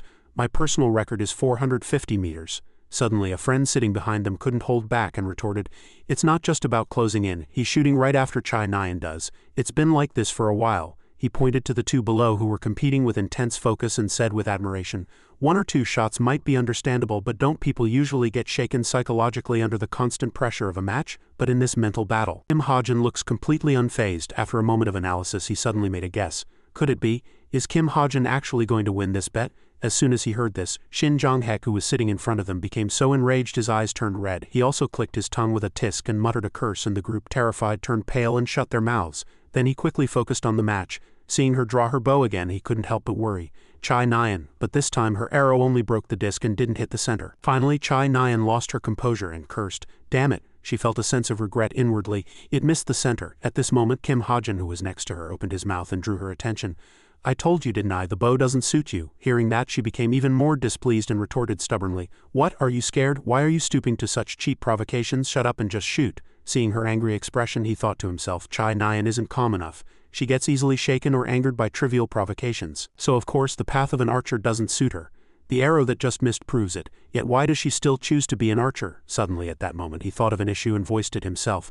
"Isn't it just because you're too scared of standing on the front lines with a sword?" She, who was drawing her bow, froze, and her gaze began to change. Chai Nyan quietly released the bowstring. Then she looked at him with burning eyes and a murderous face and demanded, "You'd better watch what you say." But Kim Hajin didn't stop and continued, "Am I wrong? That's why you're trying to make excuses, aren't you?" At these words, she recalled scenes from the past and unconsciously answered, "My talent with the bow is on par with my talent in swordsmanship. I'm good at archery, so I can become the best hero even with a bow." Nevertheless, he continued, "Yeah, you're pretty good for someone who switched to the bow halfway through." At this point, Chai Nyan became unbearably displeased and repeated, "I told you to shut up." But she didn't realize that the hand holding the bow was shaking violently. Then he provoked her even more. "But with that skill, you probably couldn't even kill a single jinn, let alone get revenge for your family." Those words completely hit Chai Nyan where it hurt. Pausing for a moment, she carelessly shot the arrow and watched as it flew like a flash toward the target. But just before it reached the disc, the arrow grazed past it and flew away. At this sight, everyone in the audience also froze in disbelief. Even Shin Jong-hak's eyes widened in surprise. But the most surprised person was Chai Nyan. Her gaze at this moment had completely lost its focus. Kim Hajin calmly watched her slowly sink to her knees. And in the brilliant twilight of that day, everyone had to admit Chai Nyan's defeat.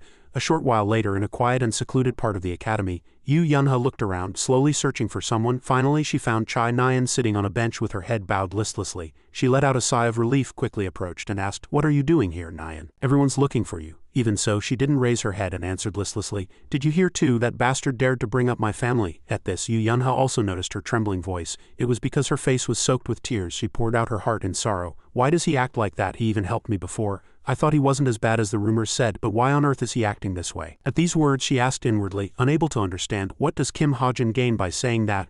But she immediately reanalyzed everything. Wait a minute. Suddenly, a logical diagram popped into her head.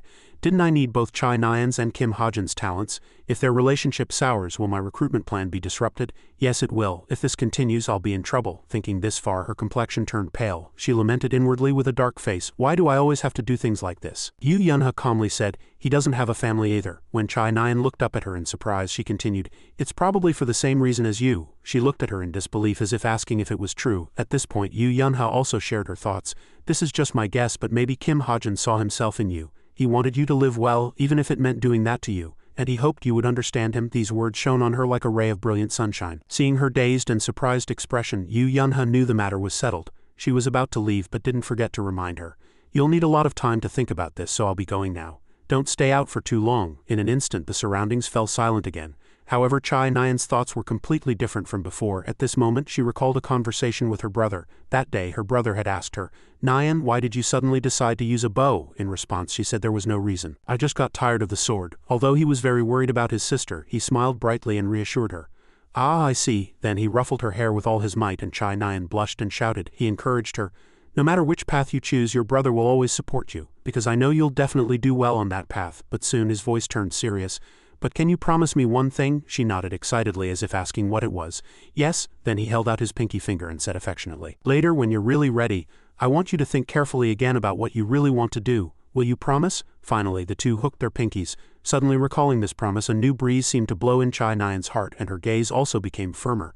At this moment Kim Ha-jun suddenly received a system notification. Great fortune has taken effect in your relationship with others. Your SP has increased to 253. Reading the notification he wondered blankly.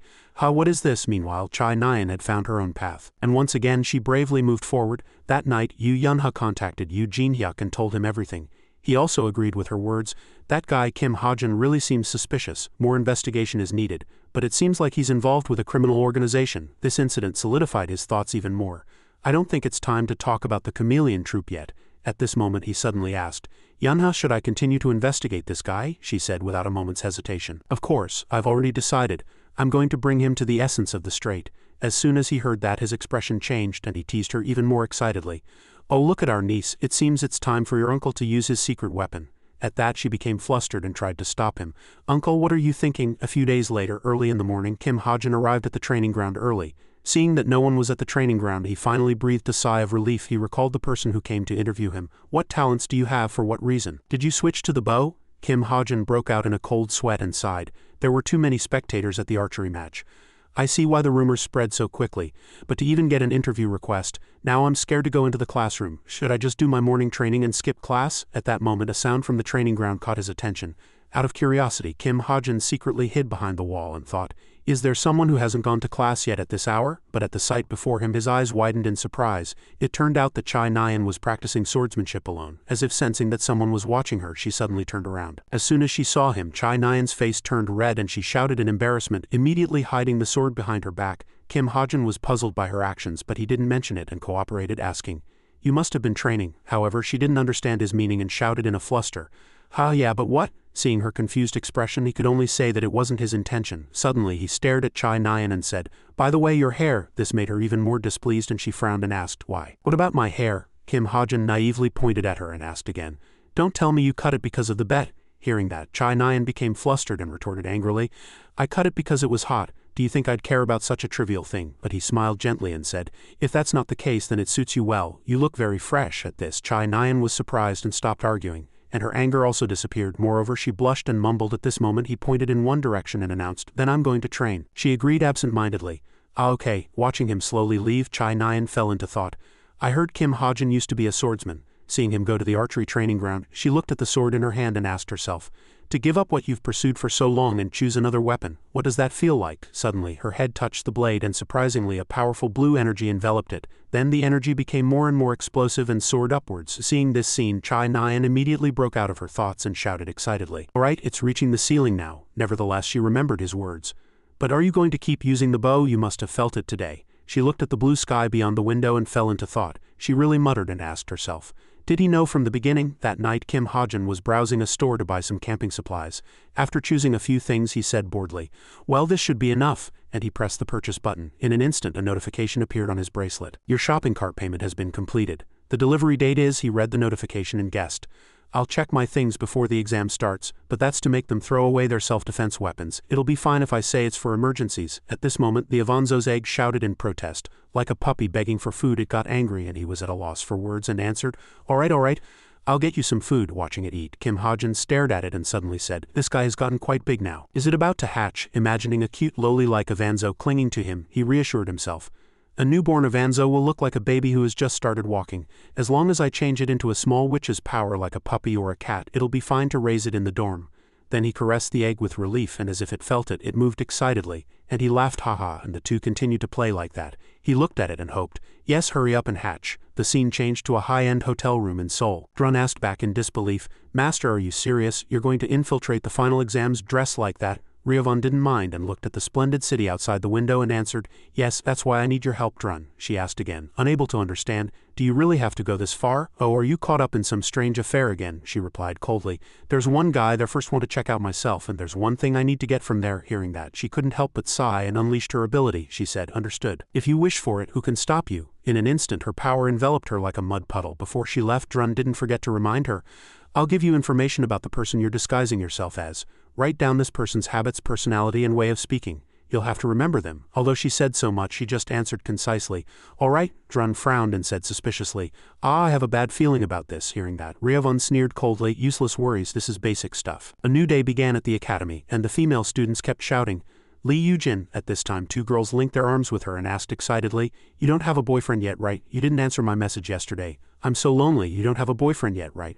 A friend fed her a bite of food and said, "Have some of this," she thought smugly. "These are the friends mentioned in Drun's information." "I see." At this moment her gaze darkened and she reassured herself, "There's nothing difficult about this. I'm just disguising myself as a Navy cadet." In an instant she changed her expression and mingled with her friends. Not only that, but she winked and answered her friends in a coquettish voice, "Oh my, what are you talking about, a boyfriend?" She didn't notice Kim Ha-jin slowly entering the classroom. Seeing him answer his friends with a coquettish voice, the air around Kim Ha-jin seemed to freeze. He was terrified, his face darkened, and he froze and watched everything. And she quickly noticed him too. He asked inwardly, "Did she see me?" But looking at his expression she could be sure. "I've been caught." Kim Ha-jin, also wanting to survive, quietly backed away, then silently and quickly ran to the back. The action was so fast that the female students didn't see it and they looked around in confusion and asked, What? Who were you looking at?" Only after sitting securely in a seat far away did he stutter and ask himself, "What on earth?" He frowned, broke out in a cold sweat and couldn't understand. How could this be? He stared intently at the back of her who was talking happily with her friends and asked himself,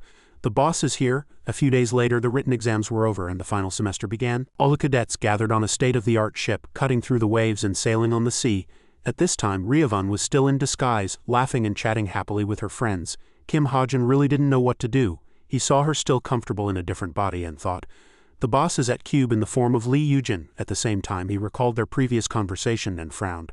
"I didn't think I'd see her again after the midterms. She keeps appearing. It's a bit different from the original novel. I don't know why, but I'll have to keep an eye on her for now." Seeing that she didn't get angry at all, even when a friend poked her cheek, he asked himself with a dark face, "Will I be okay?" But to get more SP he tried to talk to her whenever he had the chance. He remembered that he had met her separately at a vending machine and at that time a can of Coke fell out. Then she smiled gently and handed it to him. "In the end all I got was a can of soda. I put it in the fridge." At this time Kim Ha-jin couldn't help but suspect, "Is she here to test Suho and Jang-hek?" While he was lost in thought, suddenly Professor Choi Hee-wook announced loudly, "Everyone listen up. The final exam rules were very simple." The cadets also quickly gathered around the professor and listened quietly. Then the professor pointed to a nearby island and declared, "Survive on the island for 5 days and earn points. Points can be obtained by hunting monsters or taking them from others. They can also be used for exchange." And he pointed to his name tag and solemnly reminded them, "For those cadets who want high scores, you can get up to 200 points by defeating an instructor." At this, Kim Ha-jin was dumbfounded and exclaimed, "He says it like there's anyone who wants to fight an active hero."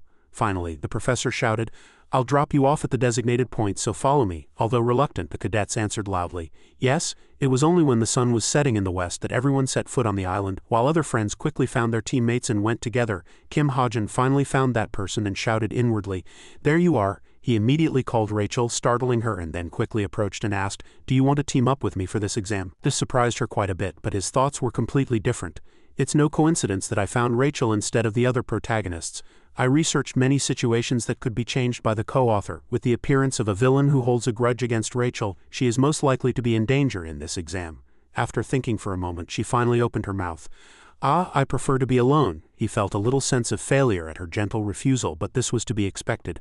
I knew she'd say that. High rankers usually like to be alone. But at this moment, a ding notification sound suddenly rang from her bracelet. He also quickly pointed to his bracelet and explained, "Then I'll share my location with you," he vowed inwardly. "I won't let the co-author do as he pleases." Surprised, she still opened the map screen and didn't forget to say, "All right, thank you." In an instant, the island was submerged in darkness and the ground was filled with footprints left by the cadets. At this time, someone was hunting alone in the forest, and that was Chai Nyan. At this time, she was also extremely alert to her surroundings. Suddenly, a monkey jumped out of the forest and attacked her. Not only that, but it roared and called its companions, but she was not flustered at all and exploded her power around her sword and finished them all off with a few quick attacks. Then she checked if there was anything left around and calmly sheathed her sword, but she suddenly laughed hey and finally looked up at the sky and poured out all her anger. "Where on earth am I?" Chai Nyan lowered her head in self-pity and muttered, "I've been killing monsters non-stop since I got off the island. But where is a place to eat and rest? At this rate, I'll be the first to be eliminated." But at this moment, a beam of light suddenly appeared. Convinced that she hadn't seen it wrong, a cheer immediately erupted in her heart. Light, her two eyes also sparkled as she ran in that direction. During that time, she smelled a fragrance and couldn't help but think, "And it smells so good, someone must have gotten food. Awesome, it's a place of salvation." But what awaited her was Kim Hajin, who was leisurely grilling meat. Seeing that it was her, he was no less surprised. Chai Nyan shouted in anger. And Kim Hajin was the first to remind her that fighting wasn't allowed for another 12 hours. Unable to agree, she pointed at the meat on the grill and asked, "What's this? Where did you get it?" Kim Hajin didn't hide it and answered honestly, "I bought it beforehand for situations like this. The exam period is pretty long, you know." Although angry, she had no choice but to admit it. "Right, I forgot this guy's pretty smart." Just as Chai Nyan was about to praise him, saying, "You're still as smart as ever," her stomach betrayed her with a loud growl. She squeezed her eyes shut, her face blushing, and couldn't say another word. He played along and asked, "How many points have you gathered?" Although she didn't quite understand what he meant, she answered, "HMPH, 25 points." Kim Hajin quickly made evaluation.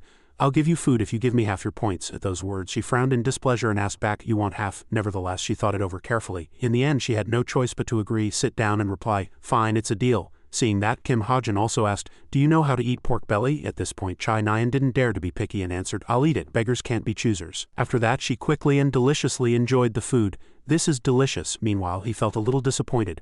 "So I ended up meeting Chai Nyan instead of Rachel." But he didn't give up and quickly performed a few tasks on his laptop. Hack into the drone server. Log into the server. In the blink of an eye, everyone's movements appeared on his screen. Finally, one camera captured the scene he wanted. It was Rachel slowly approaching a group of people grilling meat, and this scene wasn't too different from the original novel. On the other side, Rachel was also slowly evaluating the group. Suddenly, one of the group members spoke up and asked, "Are you here to buy food?" Another person disagreed and retorted, "There's no need for that. You can just eat with us. There's no need for cadets to barter." He looked at her very confidently and asked for her opinion. "Don't you agree?" It was still dim outside the tent. Kim Hajin sat up and yawned deeply. "It's morning." He glanced out the window. Inside the tent, he was lost in thought as he looked at the still quite dark sky outside. Kim Hajin wondered, "Is today a white night?" A moment later, he looked at the sleeping bag placed quietly next to him and thought, Chai Nyan is still asleep. When a small seed on the table suddenly began to glow, Kim Hajin burst out laughing. Oops, he reached out his finger and caressed it.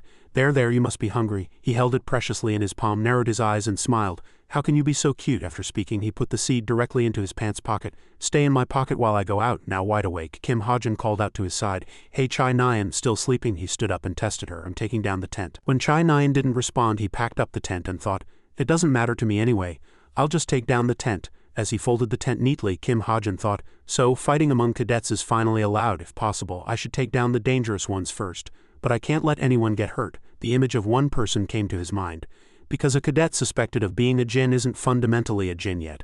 This was because Kim Hajin knew the difference between an agent contracted with a djinn and an agent contracted with a demon. The former were considered pawns or even test subjects. However, because they were supplied with the magic power of the contracted djinn, they could avoid going berserk, and the contract was also unstable. And the remaining white horses were considered core members, but not many could overcome the side effects. The only cadet here who can survive the side effects is Jun Iun. Kim Hajin slung his bag over his shoulder and looked in one direction. "I should head for higher ground." He recalled a giant glowing tree. "The goal is the world tree at the center of the island." Having set his goal, Kim Hajin quickly ran, leaving the lone sleeping bag behind in the forest. "I have to hurry." On Chai Nyan's side, she still lay without a stir as if she were asleep. Elsewhere on a nearby rock cliff, a small light flashed from a high tree branch. From behind the leaves, a sharp arrow was knocked on a bowstring along with a woman's voice. Yoon, the target below, was none other than Kim Hajin. She said, "I've found one." Suddenly, Yu Yunha stopped her. "Stop." Her expression became serious. "You can't attack him." Rose couldn't help but wonder, Why, he's only rank 934. Below, Kim Ha-jin walked on nonchalantly as if unaware that someone was aiming at him. Yu Yunha sighed. No, you can't beat him, Rose. Below, Kim Ha-jin lowered his center of gravity and prepared to jump. Rose frowned in disbelief and thought, he's getting ready to jump. Is he trying to climb the world tree? As Kim Ha-jin took a short breath, energy concentrated around him, and his body shot forward as fast as light. He continued to kick off tree trunks and leap again, flying through the air. Without leaving a single shadow behind, Yu Yunha, following him with her eyes, said to the dumbfounded Rose beside her, "See?" She lowered her bow and arrow and stammered, "How?" In the blink of an eye, both their gazes turned to another lush tree branch. Yu Yunha explained, "To him, rank is just a number, you get it now." Rose uttered an "aw" and couldn't say another word. After a moment, she added a reminder. "One last piece of advice, keep his strength a secret," she asked back, not understanding why. Yu Yunha looked straight ahead with a determined gaze. "Because one day he'll be a member of our team." Rose was slightly surprised and immediately replied, "Yes, I swear I'll take this secret to my grave." Suddenly, a call came through on Yu Yunha's smartwatch. She calmly answered the phone. "It's a call from In, let's go back." On Kim Ha-jin's side, he had stopped on a tree branch. His eyes shimmered with the blue light of the thousand-mile eyes. He scanned the people below one by one. There were men and women standing in groups of 2 and 3, and he also found the person he was looking for. Kim Ha-jin continued to watch for a long time. After a moment, he said to himself, "Found him." As Kim Ha-jin broke off a small branch next to him, his face filled with interest. "Now it's time to claim my reward," he thought to himself and carved some information onto it. "I need to prepare a branch with a message and coordinates. This is all I need." After finishing his work, he threw it like a dart in one direction, but at a speed that was impossible to see. The sharp branch cut through the wind as it flew forward, heading straight for a figure below who had a magic stigma. That person also seemed to feel something approaching him. But before he had a chance to dodge, the sharp branch lodged itself in the ground right near him. Seeing it, he was too surprised to know what to say, but he still pulled out the branch. After reading what was written on it, he looked in the direction the branch had flown from. But all he saw was a massive lush tree. There was no one above. Kim Ha-jin was already hiding on another branch, his eyes glinting sharply. "Now all I have to do is wait." Chai Nyan's lone sleeping bag still lay quietly in the forest. Inside, she bit her lip tightly as if holding something back. Finally, she suddenly sat up and cried out in surprise. Her face flushed. Chai Nyan placed a hand on her chest and recalled the words she had just heard. "Why?" Her face was a mixture of surprise and embarrassment. "How can you be so cute?" Chai Nyan's mind became a jumble. "I've been complimented on my looks since I was a child, but what's wrong with that guy, saying something like that to a sleeping person?" She tried to convince herself by imagining Kim Ha-jin petting a stray dog or cat. No, it was probably a stray dog or cat that came by. She guessed he might be a narcissist.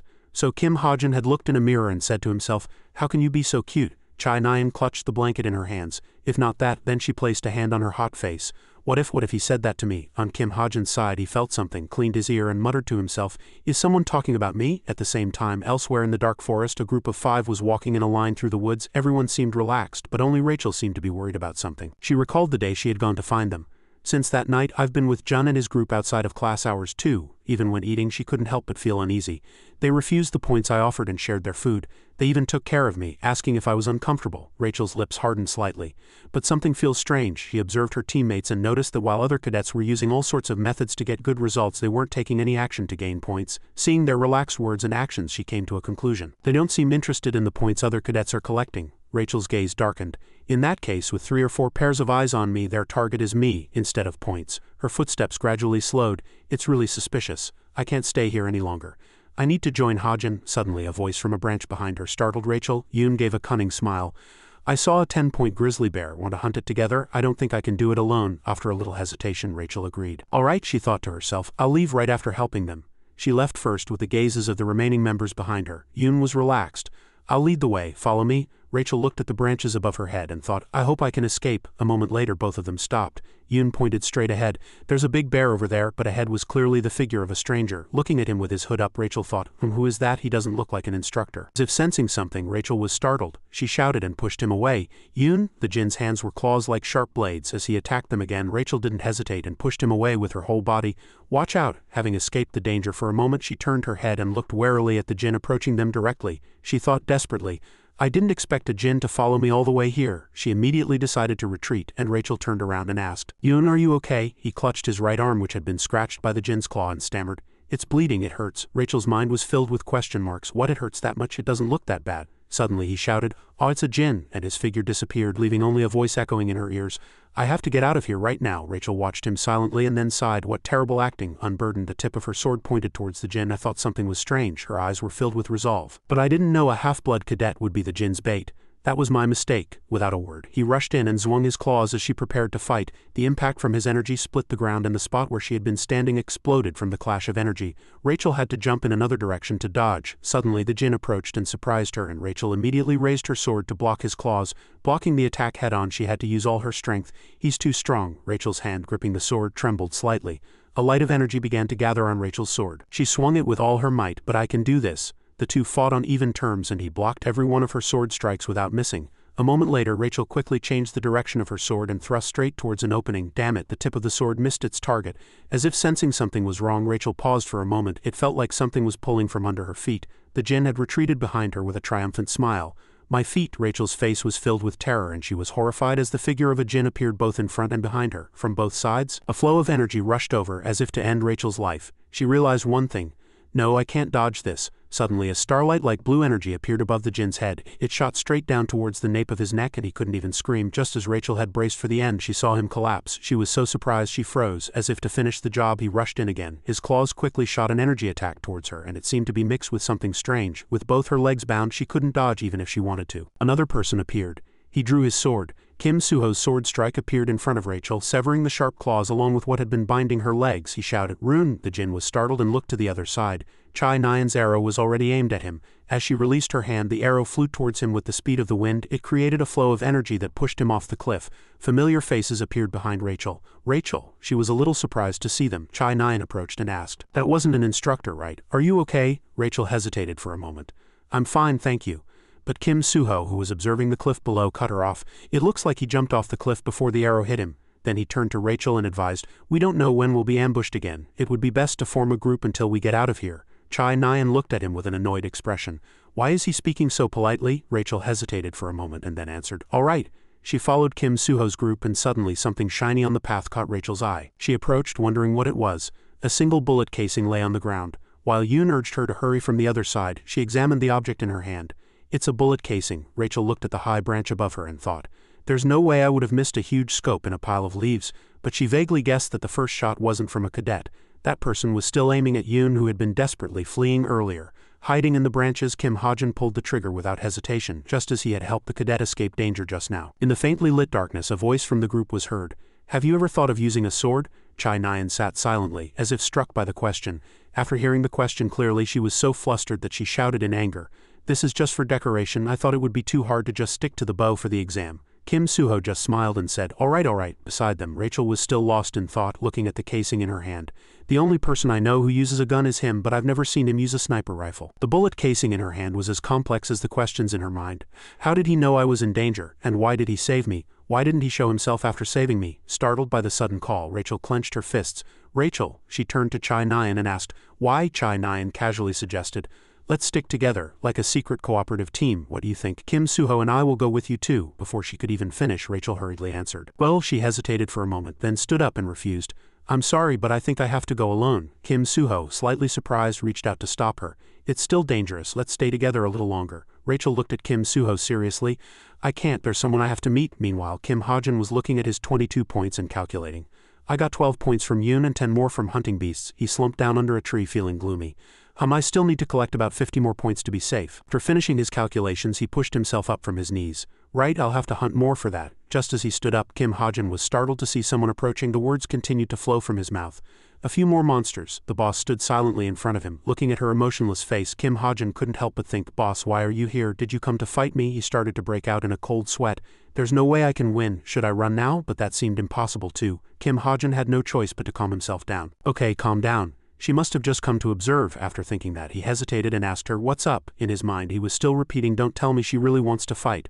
But she had already drawn her sword. Seeing this, Kim Hajin forced a smile on the outside but was crying on the inside. She commanded concisely, "Draw your weapon." Kim Hajin's fingers twitched with tension. "What do you mean?" he calculated inwardly. "Wait, the probability of me beating the boss is close to 0. But to buy time, Kim Hajin asked a foolish question while quietly releasing something squirming from his hand. "Weapon? What do you mean?" Kim Hajin obviously knew. The key to victory in a battle between two cadets was the golden string that had descended near the grass at his feet. She didn't say any more. "You know what I mean," he continued to stall. "I really don't." When he had just arrived here, she quickly cut him off. "If you don't draw your weapon, I guess I'll have no choice." The string in Kim Hajin's hand disappeared. He hurriedly replied, I just wanted an explanation. Although she didn't understand what he meant, she stopped and asked, completely unaware that Kim Ha-jun's golden string had come close to her. Are you trying to buy time by spouting meaningless words? She continued to blabber while her smartwatch was being stolen by the golden string. Then I hope you won't complain when I start my attack. Having achieved his goal, Kim Ha-jun smiled in relief. All right, the golden string quickly squirmed and brought the watch to Kim Ha-jun. The boss narrowed her eyes and looked at him silently. Seeing him holding the string and looking at her, she sneered, Are you going to surrender? But Kim Ha-jun triumphantly asked back, Does this look like it's mine? The boss froze like a stone for a moment, then slowly looked back at her own hand. As she gasped loudly, Kim Ha-jun triumphantly held up her watch. In a duel between two cadets, the one who takes the opponent's watch first is the winner. You know that, don't you? If I press this, you'll be eliminated immediately. The watch has fingerprint recognition. She gritted her teeth and shouted, what are you doing right now? Kim Ha-jun smiled and said, Don't tell me you were planning to attack me without even knowing the rules properly. Kim Ha-jun triumphantly threw it towards her. Watching her hurriedly catch it, he asked, Scared now? I'll let you go this time. The boss looked at him as if she couldn't understand. You're letting me go? Seeing that she still hadn't come to her senses, Kim Ha-jun quickly turned and fled. Well then, excuse me, she immediately shouted, stopping him. Hey, where do you think you're going? Left alone, the boss was silent for a long time before asking Drun, Did you see that? A voice answered. She asked back, What? Sorry, I was a bit busy with something else just now. Drun, you devil. Hearing his words, she changed the subject. It's nothing, the boss thought to herself again. Even if Drun's ability dulled more than half of my senses, I can't believe a Navy cadet could be so agile and precise. She looked at the watch in her hand and the symbol on her wrist. A mining skill, I should leave one behind.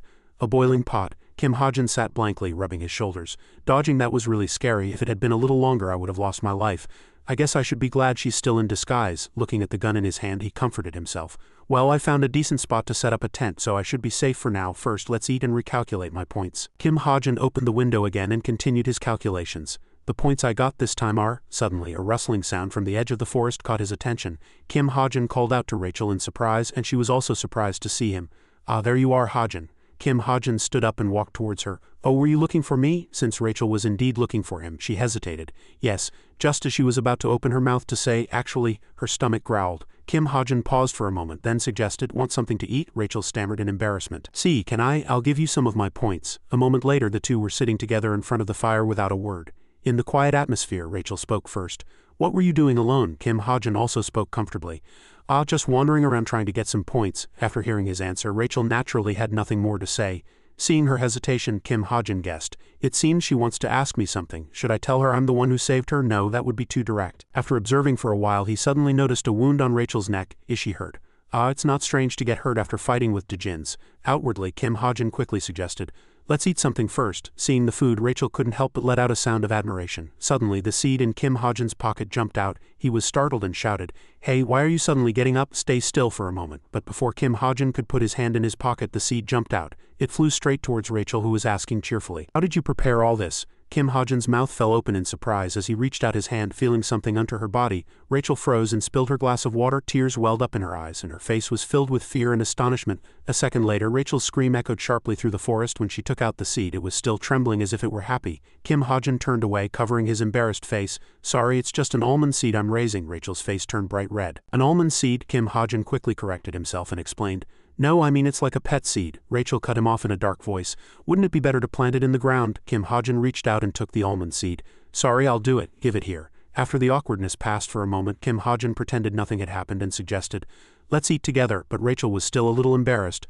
Okay, as Kim Ha-jun opened the pot lid, he heard her call out, Ha-jun. He gave her a questioning look. Why? Rachel nervously fiddled with her braid. It's a bit late, but do you want to team up with me? She stammered in embarrassment. I mean like a secret cooperative team. Kim Ha-jun frowned. You're saying the same thing as Chai Nyan. Rachel was surprised. What? Nyan already asked you to cooperate like that? Kim Ha-jun thought to himself, I'm the author, but outwardly he nonchalantly agreed. No, well, it doesn't matter, Rachel asked back delightedly. Really? Yeah, but I'm already on another team. Kim Ha-jun's mind was filled with question marks. What do you mean? He asked her back. Did you know? But Rachel didn't answer and just made an aw sound. Then Kim Ha-jun continued. Don't mind him. Rachel, slightly surprised, asked, But he said nonchalantly. You don't need to worry about him, just team up with me. A mysterious figure appeared on a chaotic battlefield littered with corpses. Yoon was horrified by the gruesome sight and shouted. What is this? What on earth happened? He thought to himself. Is Shin Jong-hek here? Just then the mysterious figure smiled and said, Hey. The sword he threw flew towards Yoon like an arrow, and he was so surprised he couldn't understand what was happening and shouted reflexively, Ah, Yoon saw the words written on the sword. If you think you can win, come find me, Yoon shouted in fear. I'm not the one who sent it, you're mistaken. It wasn't me, it was some other guy. Shin Jong-hek smiled and nonchalantly replied to Yoon's excuse. Doesn't matter. Hearing that, a chill ran down Yoon's spine. What? Shin Jong-hek activated the club in his hand and approached Yoon. I just don't like ruffians like you. Now Yoon was so terrified that he couldn't even speak as Shin Jong-hek choked him, and Shin Jong-hek added a few more words. Guys like you are no different from a pack of vipers. His eyes filled with even more anger. Not even knowing your place. The scene shifted to the northwest observation tower on the edge of the island. Jaeon Sung-ah was taking a walk, looking at the sky and the ground. Just then a voice came from behind her. Jaeon Sung-ah, a man with long hair, approached Sung-ah and looked back at her. Who are you thinking about? She answered honestly. Kim Ha-jin. The long-haired man was flustered and curious. Who? Didn't you only like Kim Soo-ho? Jaeon Sung-ah replied nonchalantly. Of course, Kim Soo-ho is my favorite cadet, but I just got some rather interesting information. I received a top-secret report 2 days ago. It was Yoo Yun-ha's report. In that report, Yoo Yun-ha evaluated Kim Ha-jin as being far superior to Kim Soo-ho. Of course, the possibility of it being false information cannot be ruled out. But don't we know that Kim Soo-ho is a special case? He can use the mana of light, Sung-ah thought to herself. A cadet like that is allowed to fool us once. The long-haired man asked her if there was a way to confirm that information. Sung-ah would find a way when she had time. He was quite curious. How are you going to do it? Are you going to challenge him to a one-on-one duel? Then she pointed to the name tag on her clothes and said, I have this. She seemed confident that the 200 points in it were enough to lure him. The scene shifted to the forest at night. Rachel was sitting next to her tent warming herself by the fire. She picked up the bullet casing and examined it. The person who protected me back then was probably Ha-jin, but more importantly, why won't he admit it's him? And how did he know I was in danger? Ha-jin's voice and appearance came to her mind. No matter what, your servant will protect the princess. Princess, today's ambush must be his doing as well. Rachel was lost in thought. I should have died back then, taking those guys with me, right? Now it was the middle of the night in the deep forest and wild animals began to rampage. A wolf appeared with a ferocious howl. Kim Ha-jin paused for a moment and muttered, Today's hunt isn't too difficult either. Suddenly, he recalled the scene with Rachel that morning. The image of the two of them enjoying delicious meat together in the deep forest, he thought to himself. Rachel didn't seem to be in a good mood this morning, but she seemed to recover quickly after I gave her some meat. Her eyes suddenly sparkled and she started humming. Ha-jin marveled at the vast expanse of water before him. There's a lake here too. Kim Ha-jin took out his gun intending to move forward. There must be a few monsters down there to earn some points from. An alligator monster? He took out the spirit energy orb. He thought that by shining this orb of light across the lake he could easily lure it out. Suddenly Ha-jin heard a strange sound, became alert and shouted loudly. Who's there? He thought to himself. I don't know who it is, but their stalking skills are pretty good. But now that they've been caught, they won't be able to escape my sight. Chai Nyan suddenly appeared from somewhere. Ha-jin aimed his gun at her as she acted suspiciously. Chai Nyan was startled when Ha-jin tried to shoot her. Just before Ha-jin pulled the trigger, she spoke first. Hey Kim Ha-jin. He was surprised to see her. Ha-jin asked Chai Nyan. Why were you following me? She covered his mouth with her hand and shouted angrily. I wasn't following you. Ha-jin was puzzled. Then what? Chai Nyan's expression changed and she hesitated even more. Well, Ha-jin took this opportunity to tease her. See, hit where it hurt. She was at a loss for words. Chai Nyan shouted in anger. No, I wasn't. And what did you just do to me? Ha-jin approached her and asked. You answer first. Why were you following me? Chai Nyan's face turned red and she gestured shyly as she answered. I told you I wasn't following you. I was following Sung-ah. Ha-jin became curious upon hearing this. Sung-ah, the Sung-ah I know, Chai Nyan asked back. That's right, but why are you speaking so informally to me? Ha-jin turned around and took something out of his bag. Chai Nyan misunderstood and shouted, What? Why are you suddenly kneeling in the middle of a conversation? Are you hurt somewhere? Ha-jin was still looking for something. Wait just a moment, Ha-jin thought to himself. I know Sung-ah's movements in the novel. On the first and second days, she'll monitor Kim Soo-ho, and on the third and fourth days she'll definitely monitor the rest of the promising cadets. The fact that she's following me means she's been observing my appearance and actions through Sung-ah's camera. Ha-jin thought he had made it onto Jaeon Sung-ah's list of promising cadets. Meanwhile, Chai Nyan had a question and kept asking Ha-jin, Hey, how did you do that just now? That thing you made, it's a light sphere, right? Ha-jin answered her while still checking his laptop. Yeah, that's right, but don't ask any more questions. Chai Nyan looked at Ha-jin in front of her and imagined him standing in a romantic flower field saying, If you understand, then shut up. Chai Nyan was extremely confused. What nonsense is this? Are you crazy? I'm not interested in the slightest. Who's asking? Ha-jin was also dumbfounded by Chai Nyan's words. He muttered to himself, She's the one who asked first. Ha-jin opened his mouth. I came here first, so find another spot, Chai Nyan agreed.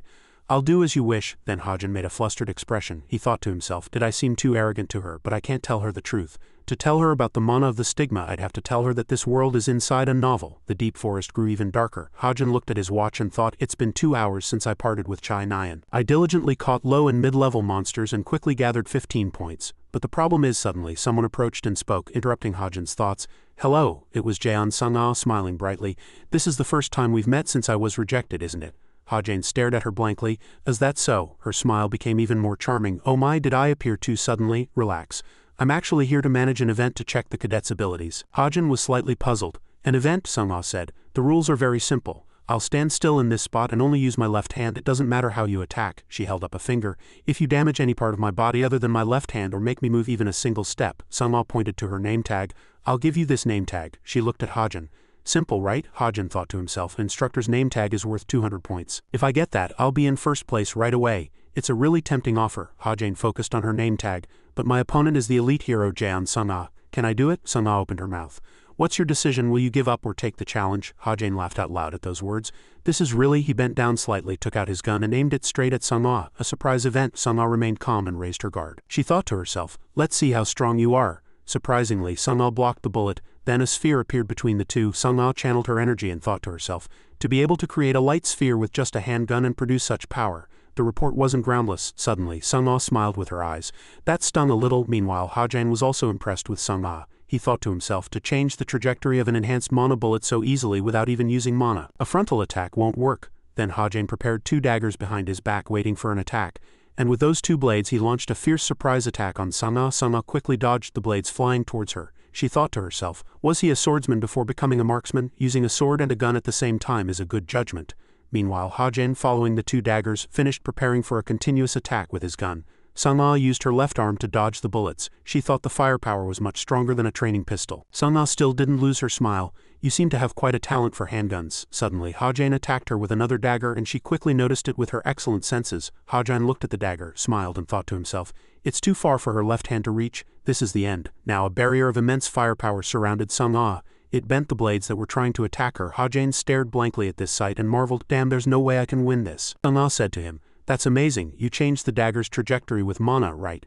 She couldn't hide her excitement as she talked to Ha-Jane using gestures. What kind of skill is that? You're really like an onion. No matter how much I find out, new sides of you keep appearing. Do you have any other talents? But on this side, Ha-Jane put his gun in his pocket and Sung-Ah couldn't help but be impressed. Now he's like that again? Then Ha-Jane decisively turned and walked away.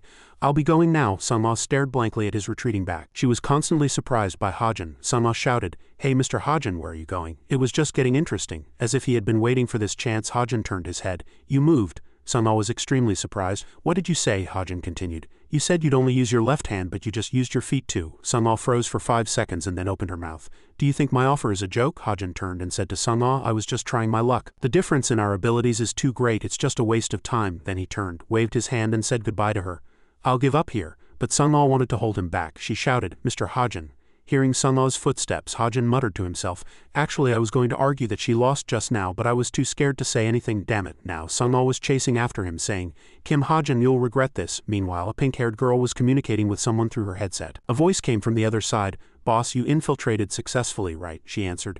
Yeah, the other person continued, but acting alone doesn't seem like a good choice. That kid's friends will suspect your actions. The pink-haired girl thought that being with them was a worse choice. Standing on a tree branch, she realized something was strange. The other person became curious as she fell silent. What is it? Is something wrong? She began to assume a guarded stance. She sensed a heartbeat. The butterfly tree is about to wake up. The butterfly tree is a spiritual-type monster that absorbs energy from trees like a parasite. It appears on the last day of the exam and is defeated by the protagonist together. In the process, Kim Suho obtains the seedling's pollen, and Rachel obtains the Mark of Enlightenment. That's how the original story should go. But now she's teamed up with me. To let her gain enlightenment, I have to lead her to participate in the fight with the butterfly tree. But the problem is, a sudden voice interrupted his thoughts. Ha-Jane. Chai Nyan appeared behind him. She opened her mouth. Why have you been circling around this area for a while now? Ha-Jane was still lost in thought. I don't even know the time and place where that monster appears. I didn't write it that detailed.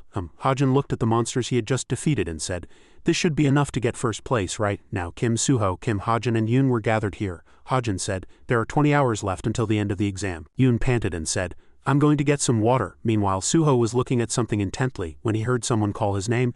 Hey Kim Suho, he said. Yeah, the pink-haired girl asked him. What do you think of Kim Ha-Jane? The two began to talk about Ha-Jane. Ha-Jane, why are you suddenly talking about him? It's just he seems to be hiding a lot of things. Don't you think so? He was really suspicious during the museum incident and the Paris incident, and even though he looks weak, his rank is high and he's strong, so it seems to be true. Suho recalled Hajin's words. That's why I know a lot more about her than you do. Suddenly, Suho smiled unconsciously, and the pink-haired girl froze. What's with that expression? Suho laughed out loud and answered the girl. What? I just said he seems to be hiding a lot. The pink-haired girl blocked Suho's path and said, You know something, don't you? Tell me right now. Suho still had an innocent smile on his face. Wouldn't it be better to find out for yourself instead of asking me? Suddenly, a force appeared and greatly surprised the two. What is this? The tree roots are moving. Huge roots extending from the butterfly tree appeared like a giant trap, and Suho, Hajin, and Yoon had to block them. Suddenly, Rachel appeared. She saw the scene before her and thought to herself, What's going on? Hajin saw her and called out to Rachel. Hajin said to her, I'm going to where the vibration just started, and I'm going to defeat that monster. You have to protect me when I get close to it. Rachel was slightly puzzled but nodded.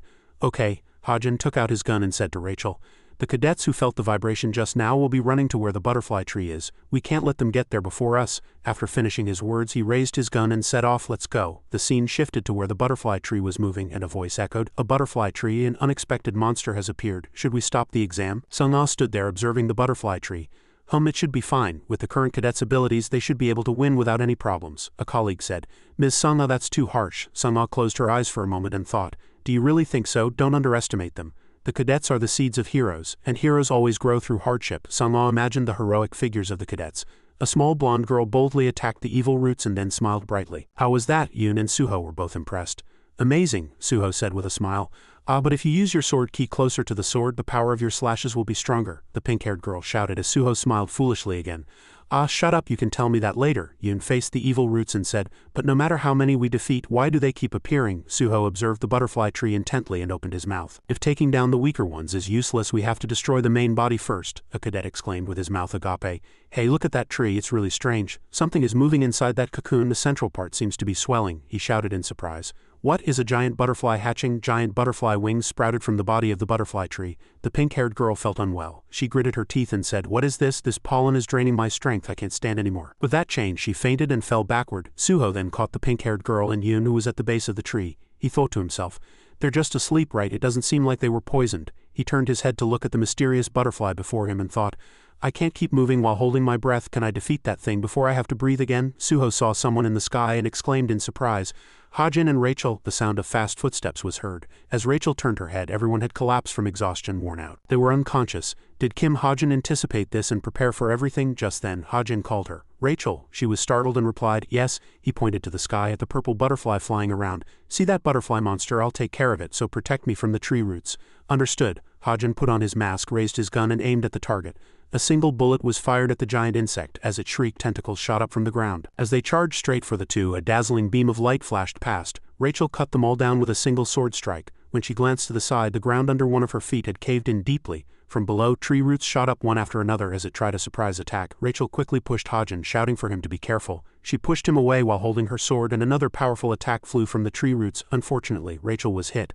Hajin was stunned by the sight before him and then turned his head. A tree root closed in on him. A terrible explosion occurred and he could no longer feel his legs. Instead, Suho blocked it just in time, saving his life. Kim, Suho, why are you here? Hajin was currently holding his breath, his face pale. Can't I take a breath? Suho warned him. Hey, stay still. He turned his head towards his comrade, but she had already fallen long ago. Did Rachel faint? What should I do? She can't fight anymore. Suddenly, a seedling popped out from inside his body. It ran out like a child while Hajin watched blankly. He stared at it, his eyes wide. Where are you going? Rachel was unconscious. Oblivious, she had lost consciousness. Hajin was so angry at the seed that his face turned dark. Suho, behind him, wiped his face and asked, You came to defeat that butterfly, right? I'll help you. Although I don't think I can last too long. Hajin simply thought that he could only make 3 more fire attribute bullets with the stigma's mana. I have to finish this as quickly as possible. He leaned slightly towards Suho. Alright, help me with this. That purple butterfly keeps flying around. You saw it dodge my bullet earlier, right? Unlike a normal spirit monster, this butterfly moves very fast. Hajin discussed a method with him.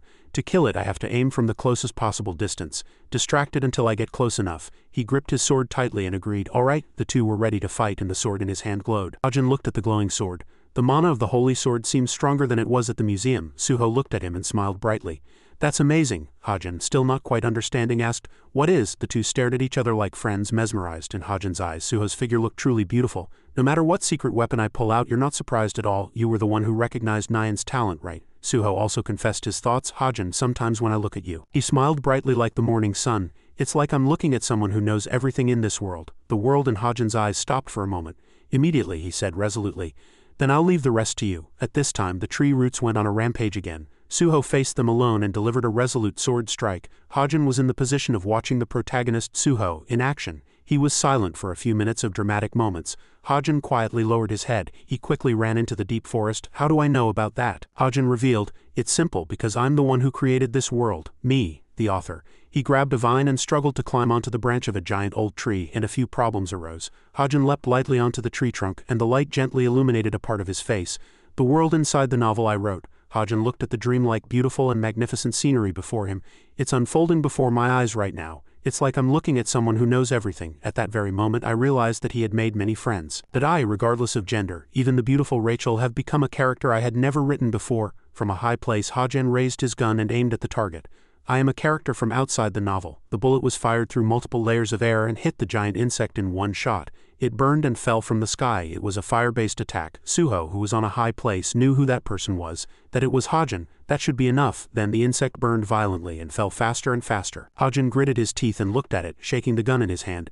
Is the firepower still a bit lacking? One more shot. A hand waved lightly and the insect was blown away, its bones and flesh crushed. It fell flat on the ground. Hajin was flustered. What was that? A footstep slowly approached, and Hajin seemed to have realized who that person was. The insect fell in a state of zero gravity. Is she after the butterfly pollen? The power emanating from the sword flashed, and Kim Suho's speed was as fast as lightning, slashing through the insect's body. It fell flat on the ground with a shock. Kim Suho's eyes blurred as he smiled. The strength drained from his whole body, and he collapsed.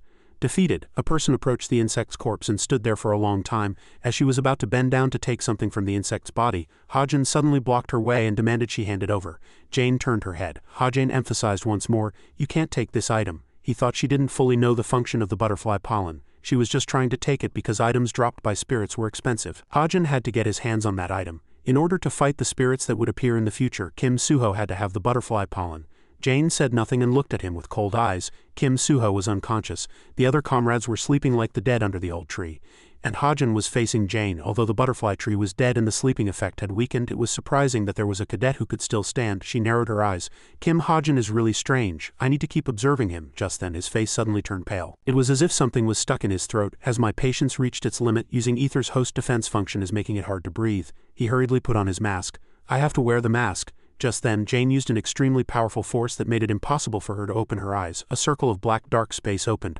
Hajin was suddenly at a loss for words. Ryovun suddenly asked, you know me? Hajin's eyes widened and he hesitated. You are? He raised his hand and guessed Lupang right. Her brain needed a moment to load. Who is Lupang now, she realized. I remember, the fake identity I used to approach Kim Hajin in the past, and Ryovun admitted. That's right, why do you think I'm here? Hajin asked cheerfully. Aren't you an invigilator? But her attitude was not friendly at all.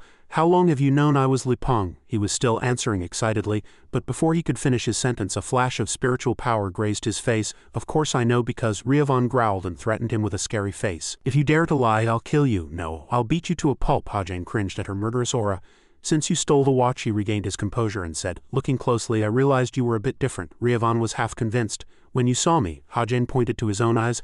I have very good eyes. She had a grim face. Good eyes? Ryovun thought deeply. Jane's talent is not something that can be seen with the naked eye, but Kim Hajin not only saw Jane's talent, but he also bypassed the jamming equipment. He thought of one unimaginable thing. Could it be that his mana is anti-magic? Hajin's eyes radiated power. There is one special case, when all the mana in a person's body is anti-magic. In that case, I can understand why he saw through Jane's talent. He was able to do it just by concentrating mana in his eyes. And if this hypothesis is true, he is a precious resource I cannot miss. The streaks of dark power also slowly disappeared. Hajin noticed that she had started to relax her hand. Ryovun gave him something. I'll give this to you. At the same time, she set a condition. In return, both of them suddenly said nothing. Someone beside them warned, Boss, don't say anything strange, just do as I say. He even added not to rush. Slowly, she made a simple request. Give me your contact information. Hajin breathed a sigh of relief as if his soul was leaving his body. I thought I was going to die. He looked at the object in his hand and at this moment his emotions were slightly joyful. I got an important item. Hajin clenched it tightly in his hand. How do I give this to Kim Suho naturally? Suddenly, the boss intervened, and he had to think of another way. A lightning bolt flashed in Hajin's mind. He thought of one person. That's right, Rachel and the seed. He saw Rachel lying unconscious at the base of the tree. Could that light be? It was glowing faintly on her chest. I didn't expect this to happen at a time like this. Then it shone with a dazzling halo. It was so bright that Hajin had to cover his eyes. In her dream, Rachel felt faintly drowsy. I have to defeat that spirit quickly. I have to become number one and be the pride of the royal family. She slowly opened her eyes. This is really strange. What's going on? It's so bright. A smiling little girl appeared. It was a child. The child hugged her tightly. Who is this child? Rachel felt really warm. My wound feels like it's healing. It's warm, pink crystal like sparkling eyes. Why is this so familiar? Evander had an innocent smile. That's right, it's like me as a child. The girl seemed to want to say something to her. Rachel opened her eyes wide and looked at the girl. What is she saying? Evander lay in Rachel's breath. I have to ask her. She slowly opened her eyes after fainting. No, I can't. Rachel's eyes kept closing. I'm so sleepy. Her voice trembled slightly. What are you saying? Hajin was a bit dazed at this moment. Evander kept shouting. Mom fell asleep again. The friends sleeping at the base of the tree finally woke up. Hajin returned, carrying the unconscious Suho. Everyone shouted to get on the ship after finishing the exam. A large ship set sail for the sea. 4 days after the exam ended at 9 a.m. the next day, Hajin looked out at the vast ocean. Everyone had recovered from the aftermath of the exam. After that, Hajin started talking about the sword. There was a small confusion due to the appearance of the butterfly tree, and the invigilators did not expect this, but everyone agreed to divide the points among the 4 cadets who contributed to defeating the butterfly tree. He looked at his watch. Notification, no new messages. Hajin's heart darkened a little. No contact from the different colored alliance. Hajin was slightly lost in thought. But why is the boss interested in me? I have no clues. Suddenly he heard someone call him. Hey, Nyan asked seriously. How did that end? Hajin was a little confused after hearing that. What? Nyan also found out after hearing about it. I don't remember what happened after I fainted, but according to Kim Suho, you defeated that guy. Hajin immediately denied it flatly. What? How can I kill that with just one gun? That's right, I couldn't do it either. Suddenly he noticed something strange about Nyan. Hey, why are you using a sword instead of a bow? Her body stiffened. Nyan shouted in the middle of the ship. You said so. Hajin still maintained a calm attitude. I mean, you should have your own opinion. It's dangerous to use a weapon you're not familiar with. She was filled with anger. What? I'm not so incompetent that you need to worry about me. Finally, Hajin had to compromise. All right, do as you please. He wanted to ask one more thing but hesitated a little. So how did it feel to use the sword? Nyan didn't know how to answer. When she turned her head, Hajin guessed. Still scared, hit where it hurt. Nyan broke out in a cold sweat. What are you talking about? Who's scared, you idiot? Hajin didn't say anything more. Chai Nyan really couldn't lie. That was one of the personality traits I wrote about her, but he easily understood. Why didn't I ever think of changing that? The blue waves gently rippled. Hajin looked into the distance. But if you keep using the sword, your skills will improve. Hajin encouraged her. You're a born swordsman after all. A moment later, Yunha was analyzing her emotions while eating. I think he likes you, just as Hajin had said. Nyan was really bad at lying. She retorted, that's not what I meant. Yunha asked as if to confirm. Really, Kim Suho, you're close with Kim Hajin too, right? Suho asked back. Are we that close? He seriously thought about it again. Well, Kim Hajin isn't much different from what you know. The image of Hajin appeared in his mind. I know more about her than you do. Then Yunha sighed and said, Kim Hajin is always cold to people who approach him and keeps his distance, but he seems to have a favorable impression of you. Nyan retorted several times. Hey you Yunha, you're close with Kim Hajin too, right? Yunha calmly replied while poking at her salad plate. He only talks to me because he needs something from me, but he treats you differently, doesn't he? She blushed and tugged at her clothes. I said no, why is it so hot? Yunha asked again. So what are you going to do? Nyan froze. What do you mean? In the middle of their conversation, Yunha spotted Kim Hajin standing in a corner. They greeted each other politely. Hi, did you come to eat? Hi, Hajin. Yeah, Hajin watched quietly, then turned away expressionlessly. Yunha teased her. See, he's leaving after seeing you. Nyan was already embarrassed enough. Stop it. At this, Nyan was truly at a loss. Hajin came home tired after a long day. He shouted, I'm home. Are you in your room? Evander ran to Hajin lovingly, and a look of resignation was plain on his face. Hey, don't run, she called him joyfully. Dad, Evander hugged Hajin. Dad, where did you go? You said you were going to buy me food, she asked innocently. Food, Hajin lifted her up. The title Dad was bothering him. Evander, you can't keep calling me Dad. Evander was puzzled. Why? He explained, people will misunderstand, but Evander asked innocently. Why? He gently requested. Can you call me Uncle Hajin? She continued to ask questions. Why? Hajin said gently. I need to teach her a little. She wriggled in his arms. Evander smiled innocently. Her cuteness affected Hajin too. Evander. Hajin recalled the day she woke up next to Rachel. She looked up at him and said, Dad. Mom fell asleep again. The title was unfamiliar to Hajin. Dad, you were born alone, Evander insisted. But you're my dad. Hajin admitted one fact. It's true that I raised you, but before he could finish, she snuggled into his arms. You're my real dad. Hajin was helpless. At that moment, a helicopter flew by. For her safety, he said, Evander, can you turn back into a seed for a moment? Evander was puzzled. A seed, Hajin described her previous form. Yeah, that's right. Round and small like before. She was worried about Rachel. What about Mom? Hajin was restless. Oh God, don't call her Mom. Mom is busy. Evander looked a little sad and rubbed her eyes. Okay, then she turned into a small seed. Evander grabbed Hajin's clothes and ran around. This is how I hid her in my memories. Hajin was at a loss. When did I become a parent? Let's eat, Evander shouted happily. Food. A very pretty bowl of rice was placed in front of her. Evander took a bite and found it really delicious. Hajin reminded Evander, sit still and eat. He went somewhere else to check something. Okay, the bag of blue powder in front of him sparkled. What should I do with this butterfly pollen? It sticks to a target with magic power and awakens their latent abilities. The butterfly pollen has a pretty strong effect, and while the description is very simple, it varies depending on the target of awakening. In other words, it can awaken people or objects. He recalled the principle he had written. In the original novel, Rachel and Kim Suho took it. He placed his hands on the desk and thought, I need to think more about who to give it to. Meanwhile, Rachel was lying blankly on her bed. The image of Evandel still lingered in her eyes. Who was the child I saw? Rachel was really happy when she was with her. Like a dream. I could feel the child's energy. She turned on her side and tossed and turned for a long time. Was that child a spirit? The power of a spirit? I'm still not sure. Should I look into it properly, or was it just my imagination? Rachel recalled the time Evandel smiled at her, but I don't think it was my imagination. She smiled unconsciously. Rachel placed a hand on her chest and asked herself, Why do I keep thinking about that child? She had a good feeling. It feels like I'm going to meet that child again. Elsewhere, a majestic statue stood tall. Yunha seemed to be waiting for someone, and someone's footsteps approached naturally. She opened her mouth. You're here, Yunha teased him. I thought you weren't coming. And she said there was one more person who hadn't arrived yet. I think they'll be a little late. Let's go in first. Hajin agreed. Okay, but inwardly he was curious. Who else on the way? The two exchanged a few words. By the way, you did really well on this final exam, Hajin answered humbly. I only got 67 points. If you don't want to stand out, you should get below 20, Yunha told him. Other guilds have started paying attention to you. But Hajin didn't pay much attention to her words. There it is, he was surprised, and his eyes widened. Yunha glanced in that direction. Welcome. A skyscraper towering in the middle of the city, essence of the strait. Before coming there, Hajin had received information about the guild experience guide. At 6 p.m. this evening, each guild will announce the list of cadets for the experience. The cadets on the list will be contacted shortly via their smartwatches. He read the message he had just received and thought, Guild Experience. A system where cadets on vacation can observe the work progress of active heroes. It's an activity many people look forward to. And the domestic guilds have the right to choose the cadets they want. Starting with the highest ranked guild, Hajin had just finished his shower and was drying his wet hair. I'm quite curious about what heroes do. Besides the missions I wrote, there must be other side missions, but the selection for this activity was small. Each guild could only select 3 cadets from the first and second years, so first-year cadets outside the top 300 had no chance of being selected. Hajin stroked Evandel's hair and mulled over his entrance exam ranking. No matter how well I do on the exam, there's no way I can get into the top 300. It's disappointing. Suddenly, a notification sounded from his watch. Hajin froze for a moment, then immediately looked at his watch. What is it? A call? Who? He opened his eyes wide and read line by line. The words appeared before Hajin's eyes. Essence of the Strait. You have been selected for the guild experience. If you do not wish to participate in this experience, please contact us individually. Back in the present, Essence of the Strait was bustling with people. The person walking in front of Hajin and Yunha introduced. This event is also called the Hero Experience. So as you can see, there are many indoor missions. When a mission exceeding a certain difficulty appears, it can only be completed after being brought to the headquarters for analysis. Hajin cautiously looked behind him. He seemed to have guessed what was going on. Yunha must have added my name to the list.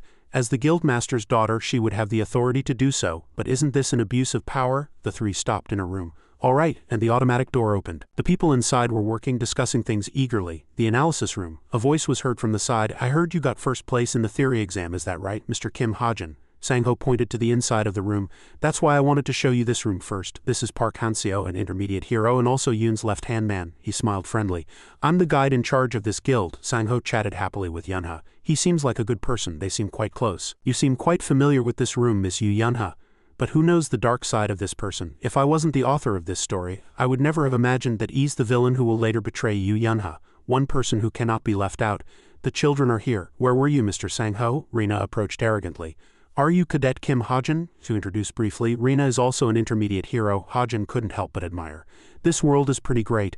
A 934th ranked student can participate in the essence of the Straight Guild experience. He had a contemptuous expression, but you should know who you have to thank. He was slightly displeased with that attitude. Well, there's no reason they should be comfortable with this situation. Yunha and Rina are currently in a confrontational relationship. Rina is currently the second right hand of Yang Hek, the vice captain of Essence of the Strait. She showed a hostile attitude towards Yunha, the guild master's daughter and successor. According to the original novel, Rina later becomes Yunha's strong supporter. But that's in the future, not now. Later, Rina will work for Yu Yunha and become the vice captain herself. It can be said to be these two names, Sang-ho tried to explain gently. But Mr. Hajin is first in theory. Rina still maintained the same attitude. Who cares? I was first in this theory subject before, and most importantly, Hajin was angry and clenched his fists. What's so important about a cadet's theory ranking? She looked down at him and sneered. Don't you think so too? The number 1 theory boy. Hajin felt like confronting her. Then Rina picked up a stack of documents and remembered something. Right? She handed Hajin a stack of documents. If you're so confident, try solving this, Sang-ho cautiously said to Rina. "Ah hey, how can you just give out internal information like that?" She didn't seem to care much. "It's fine, it's not that important." Anger burned within him. He flipped through the documents page by page. "Let's see, what can you come up with, kid? Alright, I can't take it anymore anyway." He held out his hand to Rina. The historian said to her, "Could you give me a few sheets of paper?" Rina said in a challenging voice. "I don't know if you can solve it even if I give it to you." Hajin's body trembled with anger.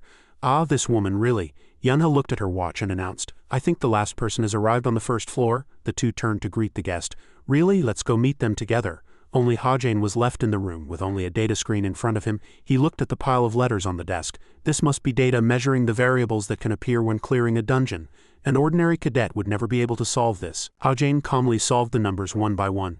"But as long as I can observe and understand, I just have to write down the calculations that automatically appear before my eyes." When only the last letters were left on the stack of documents with one line remaining, his paper was snatched away. Rina came in front of him and scolded him as if someone had touched her. "Are you still doing this? Can't you see everyone has left? Stop wasting your time on useless things and follow me."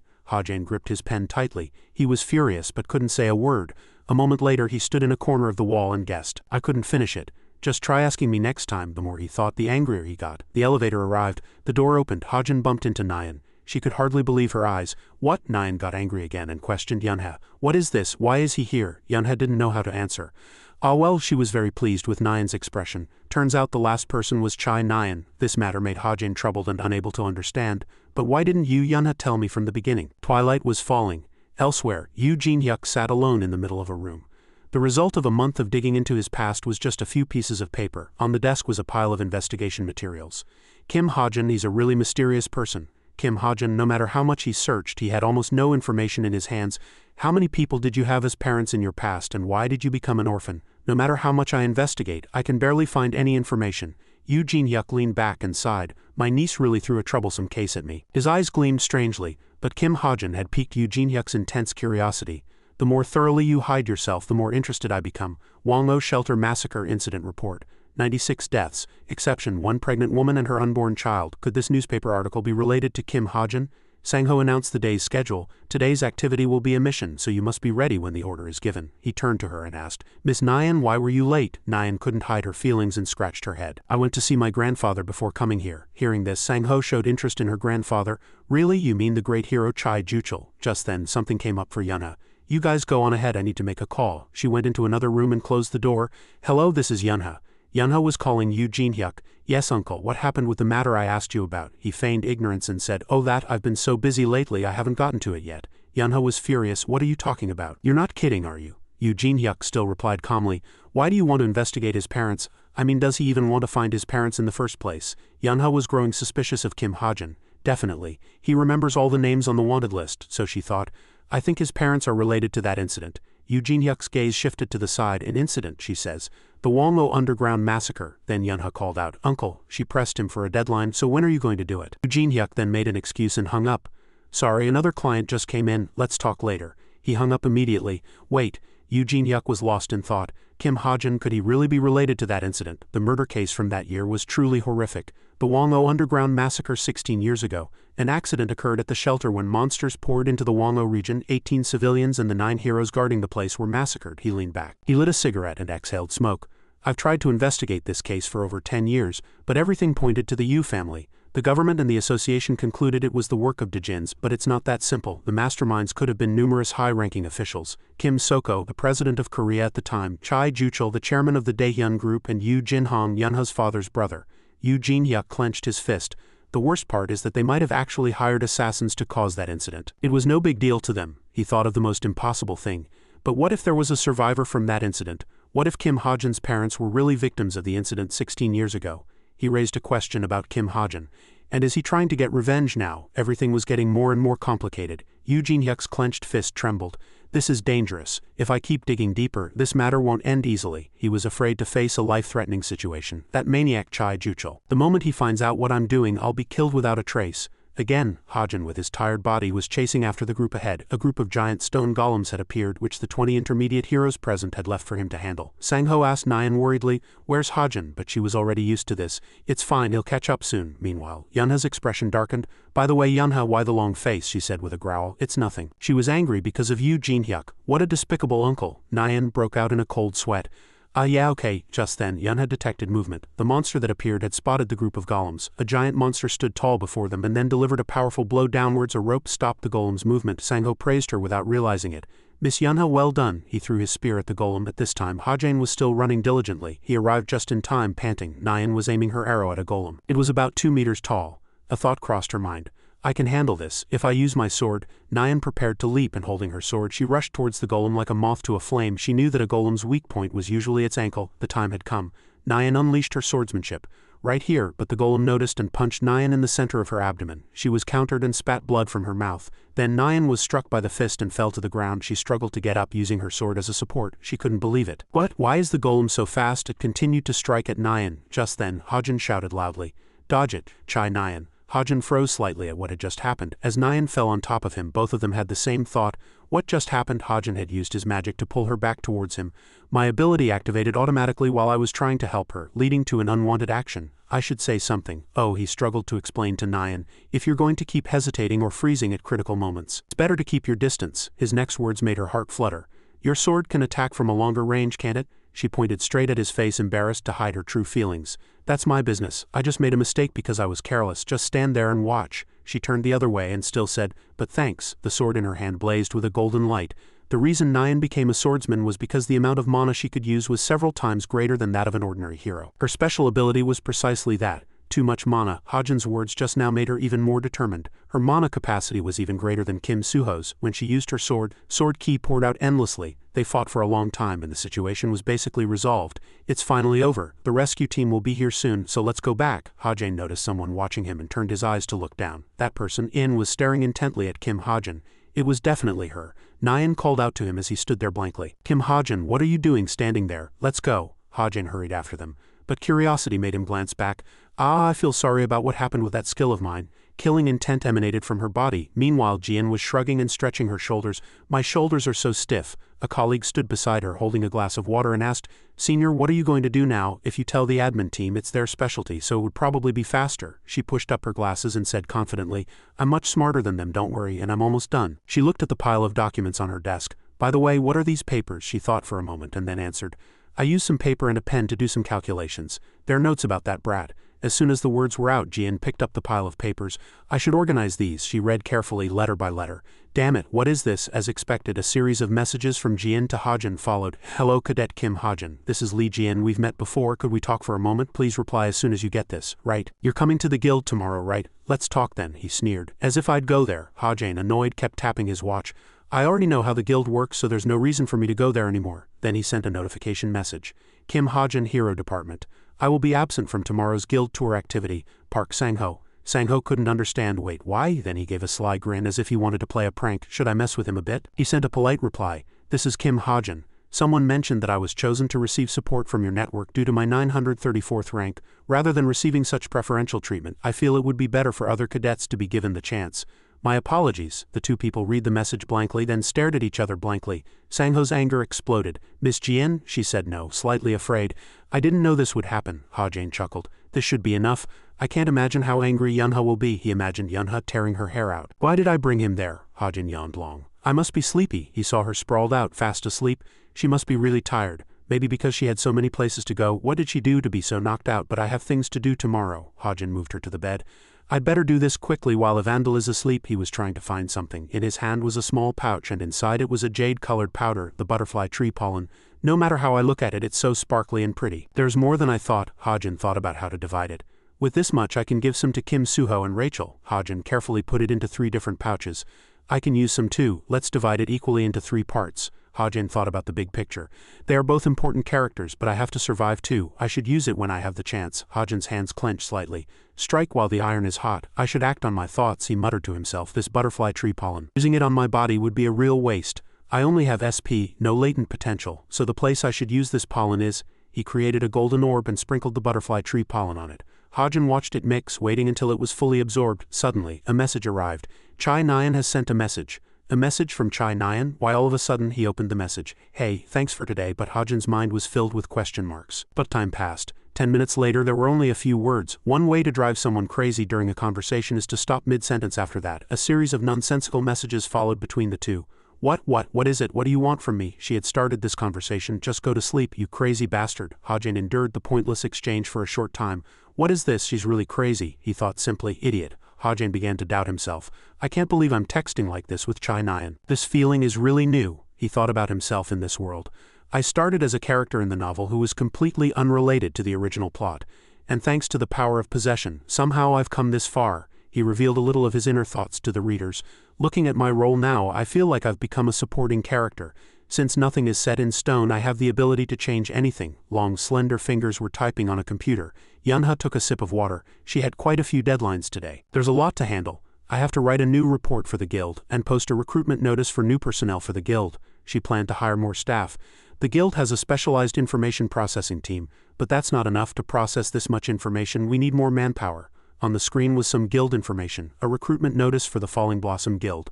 The Falling Blossom Guild's new information department is recruiting top agents. The system is running stably, so now we just need to hire more people. Yunha was so angry she almost broke her cup. It's a bit busy, but it's better for me to do it myself than to wait for that lazy bum. Just then, a call came in suddenly. Why is she calling at this hour? Nyan greeted her in a friendly manner. Hey Yunha. Yunha didn't seem very interested in the call. Hey Nyan, how have you been? Why the sudden call? I'm a bit busy. Nyan wanted to invite her somewhere. I'm planning to go to a seminar with Kim Suho next Tuesday. Want to come with? She answered firmly. No, Nyan played her trump card. Shin Jong-hek is going to be there too. At that, she immediately changed her mind. I'll go. Yunha got back to the point. Is that why you called? She denied it. No, Nyan asked shyly. Did you see the drone footage of the fight with the stone golem yesterday? Yunha answered immediately. I saw it. That's why I have to write a report. She started to stammer. About that, Yunha noticed right away. What? Are you talking about the part where Kim Ha-jin helped you? No, Nyan denied it, embarrassed. No, that's not it. A scene appeared on the screen of Ha-jin holding Nyan in his arms. It was captured very clearly. It looked like you fell right into his arms. Nyan reminded her in a pleading voice. Don't spread that around. Yunha thought her friend was really amusing. Why would I do that? But how did it feel? Come on. Nyan still tried to evade. What are you talking about? Yunha's loud laughter echoed throughout the room. I'm busy, so I'm hanging up. She felt like she was being teased. Seriously, you. A notification popped up on her watch. Call ended. Nyan sat sulking in a corner of the room while Yunha chuckled as she handled her work. Gosh, she can't be honest. Alright, back to work. Just then, another message arrived for her. What? Again, it was a concise message. Yes, she shot up in anger. Kim Ha-jin is dropping out of the guild tour? Yunha was furious. Did Ms. Rina say that? Alright, let's stop talking about this. Jian wanted to drive Yunha crazy. Rina, that woman is really crazy. Messages flooded her device relentlessly. Are you kidding me? Do you think I invited him to hang out? Please pick up the phone. But that woman ruined everything. We worked so hard to seal a contract with him. Gosh, this man named Kim Ha-jin is truly unpredictable. On Ha-jin's end, a notification popped up on the system. SP has increased to 89 points. An additional 12 points of luck have been activated and SP has increased further. He glanced at it and wondered. What's this? Did I receive interest from somewhere I don't know about? Well, it's good if I can get more SP like this. He opened his laptop to take a look. So, should I invest this SP too? A hint of sadness crossed his face. No matter how hard I try, my physical stats will gradually fall behind over time. Ha-jin came up with the most effective method. So the best I can do is choose one thing and focus on it. Since I've already used the butterfly tree pollen on my ether, an analysis chart appeared. Random reinforcement system, lowest grade mixed attribute, recognizable. Trade item has been recognized, random reinforcement. The concept of the trade item is reinforced from 1 to 100. The selected percentage is effective for 24 hours and is randomly reset and developed every 24 hours. Investing SP into the talent can enhance the random reinforcement system. And Ha-jin made a bold choice. I'll invest all my SP in weapons instead of stamina, but he was really out of luck, for a talent that requires luck. But it's okay, my luck stat is in the top 0.1, so everything will be fine. Even so, whether it would succeed was another matter. Ha-jin focused on the problem. Alright, let's do this, the system asked. Would you like to create your own talent? Ha-jin's hands moved quickly over the computer. Please let it succeed. He didn't dare to look and closed his eyes, then peeked with one eye. The system announced. Quality has been degraded due to insufficient SP. He wasn't very surprised. I knew it would be insufficient, but a miracle also happened for Ha-jin. Luck has been activated and a portion of the loss will be recovered. A new window appeared. Random reinforcement system, lowest grade mixed attribute, recognizable. Up to 5 weapons are recognized and randomly reinforced. The concept of the trade item reinforces the recognized item by 1 to 44 and the selected value is effective for 24 hours. And it is randomly reset after 24 hours. If weapon recognition is released, it will return to normal after 1 hour. Investing SP in the talent can enhance the random reinforcement system. Ha-jin read it all inside. He held his head as if tired and thought, it's not completely satisfying, but since it's a setting I can't control at will, I should be grateful for this much. He opened his eyes. Something urged him on. Hajane thought again. All preparations are complete. The reason I hurried to prepare the reinforcement was because of a flashing faint blue light. Hajin looked closely at the message on his watch. Hajin clicked the notification. Next Friday, Travel Club, Destination England. Looking at the notification in the system window, Kim Hajin recalled the quiet nights he had spent last week. Kim Hajin had been training alone, fiercely lifting weights, he thought to himself. I trained hard all summer vacation. Even though I poured all my SP into weapons, I couldn't neglect my physical training. From morning to night he always trained diligently. Whenever he trained, Kim Hajin always pushed himself until he collapsed from exhaustion. He wiped the beads of sweat from his face with his hand. Even after working so hard, my stats have plateaued, but last week during training, the orb in his hand shone brilliantly in the pitch-black night. Kim Hajin was slightly satisfied, but at least Ether has fully grown. A notification appeared in the system window. Ether, unidentified seal, intangible liquid form. It has no fixed form and attaches to its master and weapons to enhance them. A portion of its potential has been unlocked by the power of a mysterious soul. Kim Hajin carefully read every letter in the notification window. The orb was still floating in his hand. Kim Hajin silently calculated for a long time. To summarize, the physical enhancement stat has increased by 0.7, and a detail completion function that changes color and texture has been added. After that, Kim Hajin wanted to test the current enhancement value. Should I give it a try? But it's still difficult to apply it to a gun. He was lost in thought for a moment, then waved his hand. The orb flew into the air and transformed into a sharp dagger. How about a dagger? Oh, it worked. He stared intently at the dagger in his hand. Success. Holding it feels no different from a normal dagger, but to check the difference before and after reinforcement, recognize. A notification appeared in the system window. Random reinforcement system. Recognizes up to 5 specific items, reinforcing the recognized item by 1 to 44. The dagger's power continued to be enhanced. To test its new power, Kim Hajin threw the dagger forward. It flew like an arrow cutting through the air. The dagger cut through the wind, its sharp tip flying straight toward the giant rock ahead. Kim Hajin thought to himself, but its power is not ordinary. As expected, the dagger pierced straight through the rock and split it in two, sending dust flying everywhere. Seeing such a high performance, Kim Hajin smiled with satisfaction. Detail completion and random reinforcement system. These two, looking at the long gouge left in the dagger's path, he felt a bit of interest. Quite useful. It's not as powerful as an artifact, but its appearance is very useful. An ordinary appearance will make the enemy let their guard down, and this blade will pierce the heart of the careless. That's enough. Back in the present, Kim Hajin's younger sister Evandel was playing with a new spirit. The spirit had no form, it just floated around like a sponge. Kim Hajin gently told her, Evandel, you have to be good at home while I'm away for my club activity. Watching his innocent little sister playing happily, Kim Hajin looked at Evandel lovingly. I'll bring back snacks. Then Kim Hajin continued to remind her. When you make friends with spirits, only befriend animals, don't get close to people. At the repeated nagging, Evandel sulked, pouting her lips and covering her ears. Stop nagging. He was taken aback by Evandel's reaction. After finishing his reminders, Kim Hajin left the house. I'll be back. Evandel also scampered over and waved goodbye to him. See you later. Meanwhile, Rachel Elizabeth Louise's palace was filled with blooming roses. Rachel Elizabeth Louise's servant called her Princess. He informed her that there was no need to worry anymore. In Rachel Elizabeth Louise's room, she was listening to a report from Henry about the matter she had instructed him on. We have successfully concluded the negotiations with Cube, and we have appointed a reliable manager. After listening, she replied, Thank you, Henry. Suddenly, Henry hesitated. Regarding the cadet who saved you, Princess, when he was brought up, Rachel Elizabeth Louise showed more interest. Henry continued, If it's all right with you, I will contact him personally through the Royal Guild, she replied, quite satisfied. Yes, please do so. Rachel Elizabeth Louise recalled Kim Hajin's demeanor. At that time, Hajin's presence didn't match his 934th rank at all. Even the precision of his every action was extraordinary. Other guilds must have approached him too. Rachel Elizabeth Louise thought that Yu Yunha would be among those who approached Kim Hajin. But it's illegal to contact a cadet first, so let's watch for now. To achieve the best connection effect, Rachel Elizabeth Louise calculated everything. Although the Royal Guild's reputation falls behind the Korean guilds. But when it comes to the benefits of the signing bonus, thinking this far, she felt a strange confidence. After all, our guild offers much better benefits than other guilds. Back to Hajin's club trip, the travel club president Oh Han-hyun was guiding everyone with an excited voice. All right, now that everyone's here, shall we head to England? Meanwhile, Nyan was exhausted from the hot sun beaming down on her head as if her whole body was steaming. She whispered, It's so hot. Yu Yunha, standing next to her, couldn't help herself. Who told you to come in your uniform? Feeling hot and being teased, Nyan turned towards Kim Hajin, because he was also wearing a thick coat. Kim Hajin, aren't you hot? You're wearing a coat too. Kim Hajin gave a thumbs up. Yeah, I'm very comfortable. The reason was simple. His coat was special, royal black coat, a super thermoregulating coat. At his casual attitude, Nyan got angry and cursed inwardly. Annoying, the scenery of England with its clock tower and double Ferris wheel unfolded beautifully. He and the young men of the club stared mesmerized. Oh Han-hyun raised his voice to introduce it, drawing Nyan and Yu Yunha's attention. What you see over there is our destination for today. He pointed to the floating island in the air and said with interest, "The Labyrinth of Jankalope." At this time, Kim Ha-jin was recalling things about the Labyrinth of Jankalope in his mind. The Labyrinth of Jankalope, an artificial floating island owned by the British government, a place where everything and everyone related to money gathers. In the Labyrinth of Jankalope, all things good and bad happen without any restrictions. Various entertainment activities, auctions, and new product launch events for companies.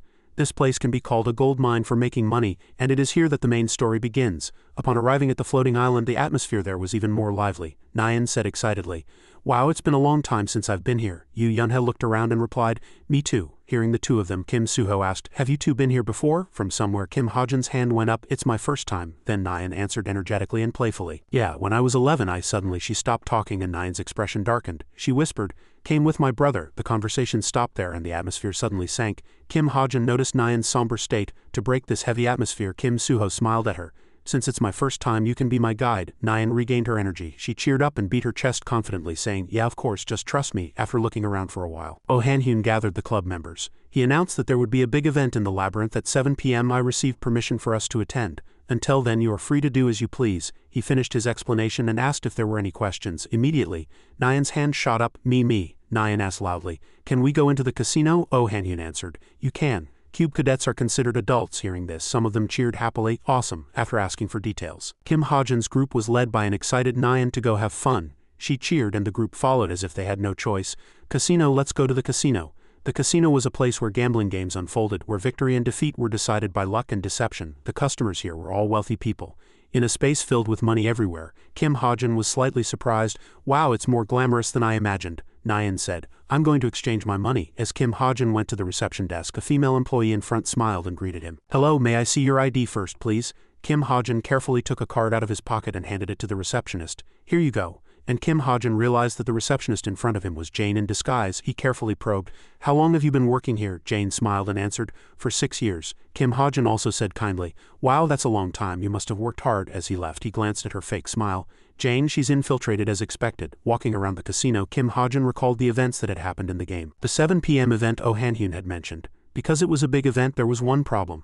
Criminals from all over the world would gather to find it. In the atmosphere overflowing with money and luxury, his clenched fist wouldn't stop trembling. He wanted to be calm, but he couldn't help but worry because of this place. Poker, badoogie, gambling, and luck made Kim Ha-jin's face harden. It was as if he was suppressing a craving. Kim Ha-jin shouted inwardly, "This place is full of temptations where my luck thrives." After finishing his thoughts, Kim Ha-jin gave a faint smile. The incident happens at 7, so there's still plenty of time, which means, he hummed, flipping a coin. Kim Ha-jin switched to a mode of leisurely enjoyment. "I've cleaned out the slot machines." As he was about to move to the next spot, a shout made him stop in his tracks. It was followed by the sound of, "Ah, this is unfair." What he saw was Chai Nyan, furious after losing all her money. The men beside her were just sneering and provoking her. One man said, "What a shame," he thought to himself. The guy in front of Chai Nyan must be the boss. The boss Kim Ha-jin was referring to was a blonde man with a ponytail, smiling triumphantly. Chai Nyan stood up angrily and clicked her tongue.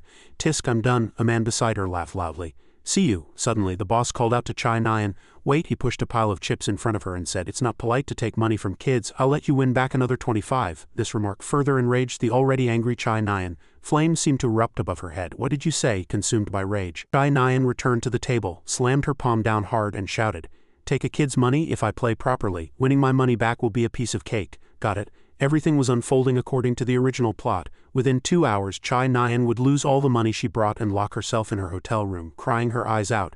In a place full of scams and luck where everyone around her was on the same team, it was natural for her to lose. The boss leading them was especially harsh in provoking Chai Nyan. "He was a pretty important character in my novel." After a few more rounds, Chai Nyan finally screamed as if her head would explode. "Ah, this is so annoying." Kim Ha-jin, watching this clumsy play from the outside, thought with an air of exhaustion, "She's such an idiot." Suddenly, his gaze shifted from her to the bracelet on the boss's arm.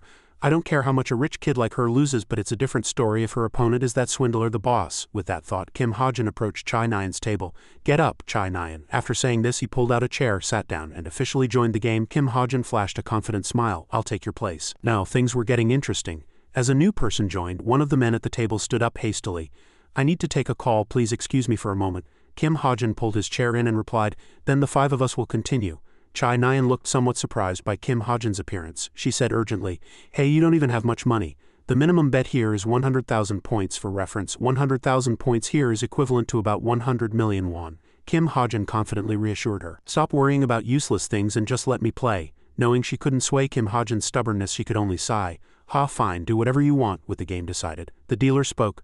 "The game is 7-card stud. We'll bet everything at once." To briefly introduce it, 7-card stud is a popular betting style in casinos. The players first receive 3 cards, all with serious expressions. The dealer announced, "I will now flip the cards. Has everyone drawn?" "Yes, yes." A young man with a crew cut glanced at the table for a moment and snorted. He looked at Kim Ha-jun's 3 unturned cards while everyone else was checking their own. He asked, "Hey, why aren't you looking at your cards?" Kim Ha-jun sat still in his seat and replied, "Well, I wasn't planning on looking at them anyway." Basically, Kim Ha-jun's skills included X-ray vision. "I can see them all just fine like this." The young man with the crew cut looked slightly flustered, staring at Kim Ha-jun as if he were crazy. He counted the cards one by one and said, "Aren't you going to pick?" He cursed under his breath. "He's not even looking at his own cards. Is he crazy? Does he even know the rules?" Kim Ha-jun paid him no mind and focused only on counting the cards on the table. "As if I'd come in here without knowing the rules. And who are you calling crazy?" His finger stopped on one card. It was the 3 of spades. He flipped the card over and said, "Alright, I'll take this one." The crew-cut man was enraged by Kim Ha-jun's arrogant tone. "Hey kid, who do you think you're talking back to?" Without even looking at him, Kim Ha-jun said, "You're the one who started talking back." At this point, the crew-cut man's anger erupted not from his stomach but from his throat. He slammed the table hard with a shout, "This bastard!" The chips rattled from his violent action. The dealer intervened. "Sir, please calm down." This moment, the boss stepped in to mediate. "Don't you see what that friend is wearing? It's a cube uniform. So let's act with mutual respect. Let's continue." Kim Ha-jun observed the boss's attitude and looked at the bracelet on his hand. He was clearly flustered inside but remained perfectly calm on the outside. However, Kim Ha-jun suddenly smiled secretly. The atmosphere in the casino grew even more heated. Many people gathered and all the empty seats at the table were filled, but a few strange young men kept speaking into their communication devices. 1, 2, 3, 4. "We have a signal from the top." She put on a fake smile, pretending to be on a business call. "We've identified 6 members from the Seed of the Devil. 3 of our organization's heroes have also been dispatched to this area today. One is a swindler and the other is from the Illuminati, but the one from the Illuminati seems to be here purely as a spectator today." Jane glanced over at Kim Ha-jun, who was playing the slot machines. "That kid the captain has taken a liking to. Kim Ha-jun is here too." The young man in the hall replied, "Continue to stand by there." Jane's voice changed slightly. She stared intently at Kim Ha-jun. "But Kim Ha-jun saw me. Could he recognize me?" The other person replied, "He has to concentrate mana in his eyes to see through a disguise, so he probably wouldn't waste mana on an ordinary person." Hearing that, she gave a faint smile. "Besides, it seems he didn't recognize me." From her position, she could not only see the entire scene but also assess the situation. She guessed that Kim Ha-jun had no time to probe her and that his main target was the boss. She told the other person, "It doesn't seem like he's using his mana on me." The game was reaching its climax as the dealer announced, "I will now place the 6th card." Kim Ha-jun looked at the cards on the table and calculated the pot. The 12th card is also over 60 million. He turned his attention to the boss's expressionless face. The boss's cards are all hearts. Then he looked back at his own pile of face-down cards. "If I add 5 more, I'll have a pair of jacks and 3 of a kind." At that moment, the boss smiled and said, "Call."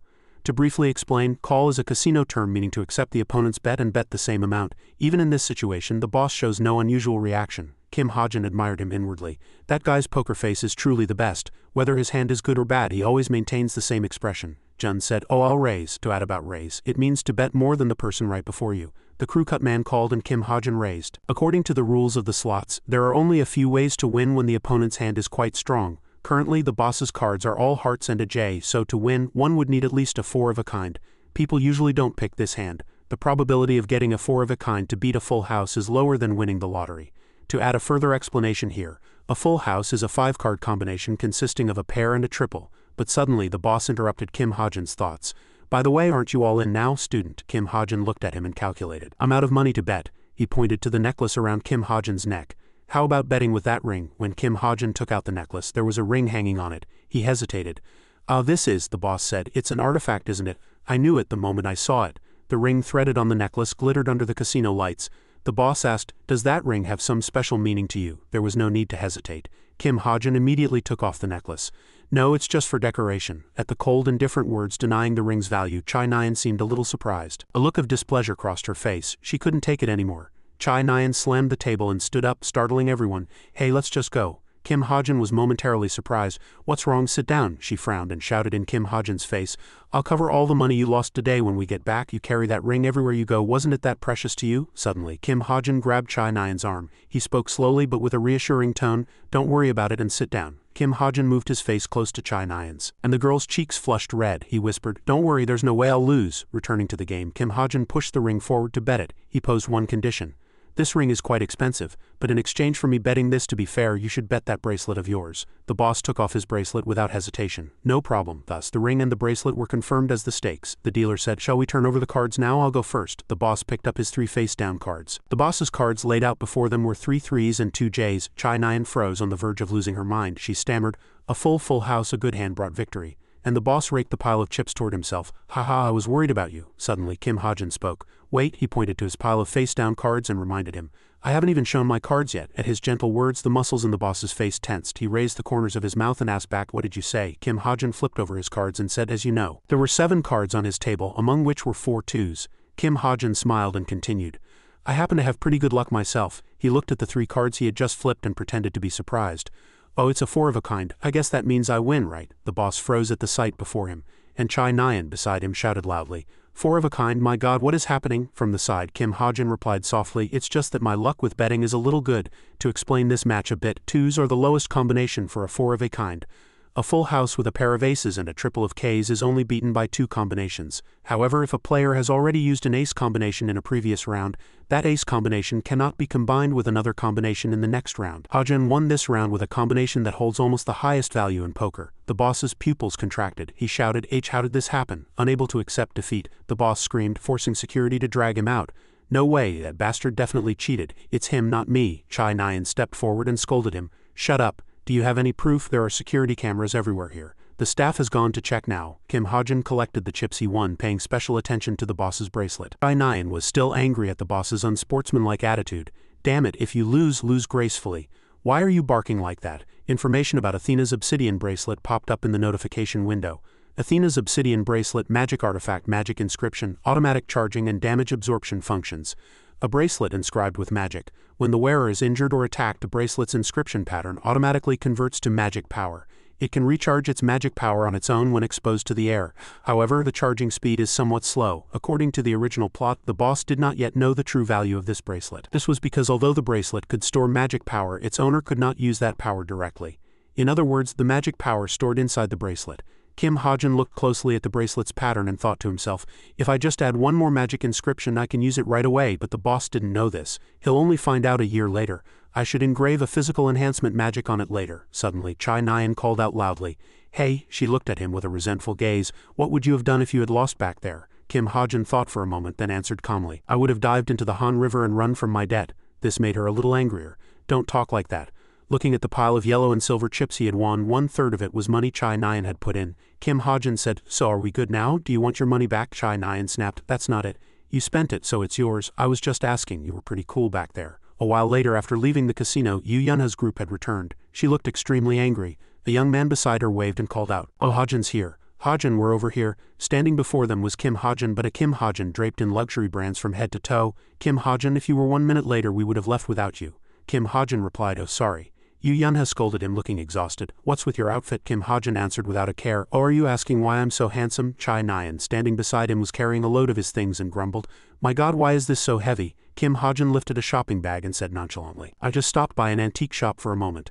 His moment resulted in Gucci clothes, Hermes shoes, a charm-enhancing artifact, and a 300-year-old toothbrush. Everyone asked in surprise, where did you get all that money? At that moment, Chai Nyan told everyone the story of the match at the casino. He's not kidding right now. Remember games like roulette and baccarat? Suddenly, someone from behind asked, well, look who it is. A young man with white hair smiled brightly and greeted them. Aren't you the cutest person in our universe? Chai Nyan was taken aback. Hey, what are you doing here? The young man replied. Me? I'm just here to have some fun.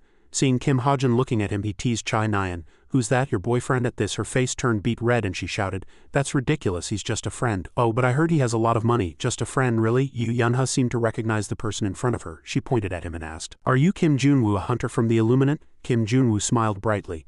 That's right, looks like I'm still pretty famous. Then the two exchanged greetings. It's a pleasure to meet you. I'm Yu Yunha. Oh my, it's an honor to meet you, miss. They chattered in a small alley. From a distance, Riavon hid behind a door, watching everything. She stared intently at Kim Ha-jin and then called out softly, Diane. A few purple water droplets appeared out of nowhere and Diane revealed herself. She responded to the call with a smile. Diane, at your service. The scene shifted to the Clancy floating island. The host announced, our press team is currently en route from the Thames port to the Clancy floating island. he added. All our VIP guests have arrived to attend the event hosted by the international corporation, the Roten Group. This event has garnered intense media attention from around the world due to the shocking news that a white crystal will be on display. In front of the event hall, a black luxury sedan came to a screeching halt. The car door swung open wide. A pair of long, slender legs stepped out of the car. The host continued to welcome them in an excited voice. Everyone has been eagerly awaiting the arrival of Mr. Zelen. Suddenly, he spotted the woman who had just gotten out of the car and became even more excited. Oh, speak of the devil, Princess Rachel has just arrived. Rachel Elizabeth Louise stepped out of the car. She was wearing a luxurious and elegant mermaid dress. Her face towards the press was cold. With the arrival of a big shot like Rachel Elizabeth Louise, the reporters, of course, couldn't miss the opportunity for an interview. They asked all sorts of probing questions. Rachel Elizabeth Louise remained silent and did not answer. Could you please share your thoughts on today's event? Rumors are rampant that you have lost the top spot in theory. What are your thoughts on this, Princess? Even as she approached the entrance to the hall and the security guards held back the reporters, they continued to shout loudly. Princess, just one word please. Everyone stand back, you cannot cross this area. Once the hall doors closed, the commotion outside finally subsided. That moment, a strange sparkling space door appeared before Rachel Elizabeth Louise's eyes. She let out a soft sigh. Finally quiet. A soft call came from a distance. Your Highness, a man appeared out of nowhere. He had purple hair and a flamboyant, sky-piercing presence, but he also exuded a somewhat dangerous aura. This man was none other than Zelen, the CEO of the Zen Group. He smiled and said, "Thank you so much for coming all this way." Rachel Elizabeth Louise answered him, slightly wary. Mr. Zelen. Upon meeting, Rachel Elizabeth Louise observed Zelen's movements. "You've taken some very strong measures against Djinns, haven't you?" he replied calmly. "Of course," he reminded her. "You should know that this place, the Clancy floating island, is the safest place in all of Europe. We have hired numerous high-ranking heroes to stand guard for today's event, so you have nothing to worry about." After this self-praise, Zelen seemed even more pleased. As the Royal Guild's biggest sponsor, he gave a twisted smile. "We promise to sponsor both your guild's reputation and ranking." Zelen's words and actions made Rachel Elizabeth Louise feel a bit uneasy. He had a dangerous smile. Regarding the upcoming event, he reminded her, "You can look forward to this event, Princess." At this time, Kim Ha-jin had already taken a seat at a round table at the evening party. He checked his watch for a moment and thought to himself, "There are still 30 minutes until the event starts, but it's already this crowded." His eyes, tinged with caution, scanned everyone at the party. Kim Ha-jin thought to himself, "In a world teeming with Djinns, I can't believe such a dangerous event was approved." Kim Ha-jin recalled the original plot where Zelen's actions were his own undoing. In the novel I wrote, the Roten Group was one of the most corrupt corporations. They don't have a single Djinn in their organization, but their actions are more inhuman than the Djinns. The Djinn smiles were twisted and they possess something called a white crystal. Looking up at the Roten Group's sign, Kim Ha-jin thought to himself, "I can't let this thing fall into the hands of Djinns or guys like the Roten Group. Their purpose for using this crystal is the same. A total of 3 Djinns will appear at today's event. The white-haired youth, the pink-haired female warrior Jason, and finally the most important figure, Kim HPO, the leader of the Devil's Society's Sacred Artifact Retrieval Team." Thinking this far, Kim Ha-jin became slightly bored, leaned back in his chair and tilted his head back. "With my current skills, there's no way I can stop their theft plan. For now, the best thing to do is to watch and see if everything unfolds according to the original plot." Suddenly, the master with long flowing hair called his name. Kim Ha-jin. Riavon coldly approached him. "You were here too." Kim Ha-jin was slightly surprised by her appearance. "Oh, Xiaofeng, you were here too," Riavon replied. "I came here as a defense hero." From over Riavon's earpiece, a colleague teased her, startling her. "Oh my captain, you finally met your crush." "Congratulations," the colleague was joking, but she was nervous. "What nonsense are you talking about now?" Kim Ha-jin's face turned pale. "What's wrong?" Riavon cleared her throat once and regained her composure. Sorry, my apologies, my colleague keeps saying strange things through my earpiece." Kim Ha-jin also laughed awkwardly. "Ha ha, I see," but inwardly he thought, I heard it too." Just then, Kim Suho, who was with the group, spotted Kim Ha-jin. He approached and asked, "Ha-jin, who is this?" Kim Ha-jin replied, "Oh, she's an acquaintance. Her name is Li Xiaofeng, a high-ranking hero. She came for a mission today and we just happened to run into each other." Then he introduced them in turn. "This is Yu Yunha and Kim Suho. They're cube cadets like me, and over there is—" Before he could finish, Riavon cut him off. "I know all their faces. They're famous cadets." From a distance, Kim Junwoo appeared and said with a smile, "Hello, it's a pleasure to meet you, miss. I'm Kim Junwoo." Suddenly his gaze sharpened. "By the way, how do you know Mr. Ha-jin?" His gaze swept over Riavon. "May I ask which guild or organization you belong to?" Suddenly, the lights in the hall went out and the stage lights turned on, surprising everyone. Yu Yunha said softly, "Oh, I think it's starting now." At this time, Li Xiaofeng said to Kim Junwoo, "I have to go now. I have to complete my defense mission." After saying this, she left them and departed. "Goodbye." Immediately, Kim Junwoo stroked his chin, stared intently at Kim Ha-jin, and made a hum sound. Kim Ha-jin's face turned pale as he thought, "He's not misunderstanding something, is he?" After that, the group sat together at a table upstairs. Rachel Elizabeth Louise spotted Kim Ha-jin. She paused and thought to herself, "Ha-jin is sitting over there." Seeing him, she was slightly pleased. "That's the sacred artifact I gave him." Rachel Elizabeth Louise's small lips curved upwards. "He's wearing it. On the stage, a spotlight shone directly on the man standing in the center of the stage. Zelen bowed his head. "Welcome all you ladies and gentlemen here. I am Zelen, the CEO of the Roten Group, which is leading the industrial innovation movement." He started his presentation with an open-ended question. "In your opinion, what is the fundamental force behind the creation of all things?" As soon as he asked, he answered himself. "Yes, it's mana." At this time, the light shone on a glass box covered with a cloth. Because mana accumulates in a natural direction, it sometimes becomes a treasure with immense power. Among those treasures, the white crystal is the rarest item. Especially, he painted a rosy future with the white crystal. The number of crystals discovered from ancient times to the present day amounts to 480, but a method for rationally using the crystals has not yet been fully established. Standing next to the glass box, Zelen slowly said, "But, taking off the cover," he declared forcefully, "from now on, our Roten Group will show you the most rational and satisfactory way to utilize the white crystal." A beautiful crystal was revealed. The light it emitted was dazzling. The guests below were all satisfied with Zelen's flamboyant speech and applauded. Only Kim Ha-jin had been looking around the whole time. Zelen's speech continued, but Rachel Elizabeth Louise didn't seem to be paying attention to his words. "To understand the origin of this cube inhaler, we must go back to the Persian Empire." She noticed a few people acting strangely. "Those black puppets have been wandering around the banquet hall for a while now." Rachel Elizabeth Louise tried to focus on the man in black below. "At first I thought they were bodyguards, but their numbers keep increasing." Clenching her fists in anger, Rachel Elizabeth Louise thought to herself, "Something is strange. I'm worried, but I can't act rashly." Suddenly, she saw Kim Ha-jin stand up. He left his seat, but his gaze continued to roam around. "Ha-jin," she wondered, "where is he going in the middle of a party?" A flash of suspicion crossed Rachel Elizabeth Louise's mind. Could it be? Following Kim Ha-jin's back, she remembered that he was always there whenever an incident occurred. And he has a different aura from others. There are too many suspicious points to ignore. Suddenly, Rachel Elizabeth Louise said to the two bodyguards, "I'm fine, you two go check on the suspicious people in the banquet hall." They bowed their heads. "Understood, Princess." Immediately the two disappeared. As Rachel Elizabeth Louise touched her pendant, a beam of light shot out from it. Rachel Elizabeth Louise said softly.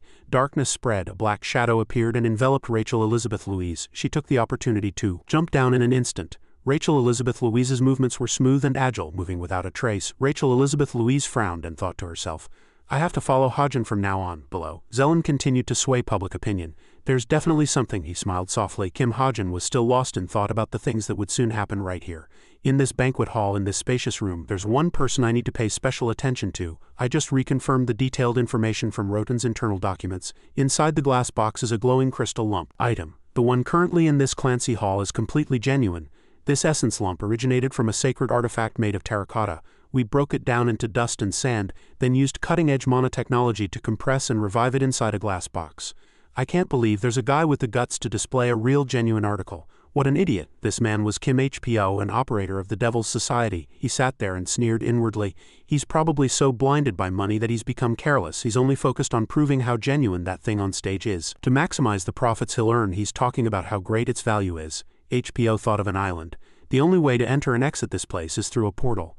And of course the portal's security is operated very strictly. This floating island is made of mana, so the Djinns can't install a portal there. However, a small airship whizzed by. HPO smiled smugly.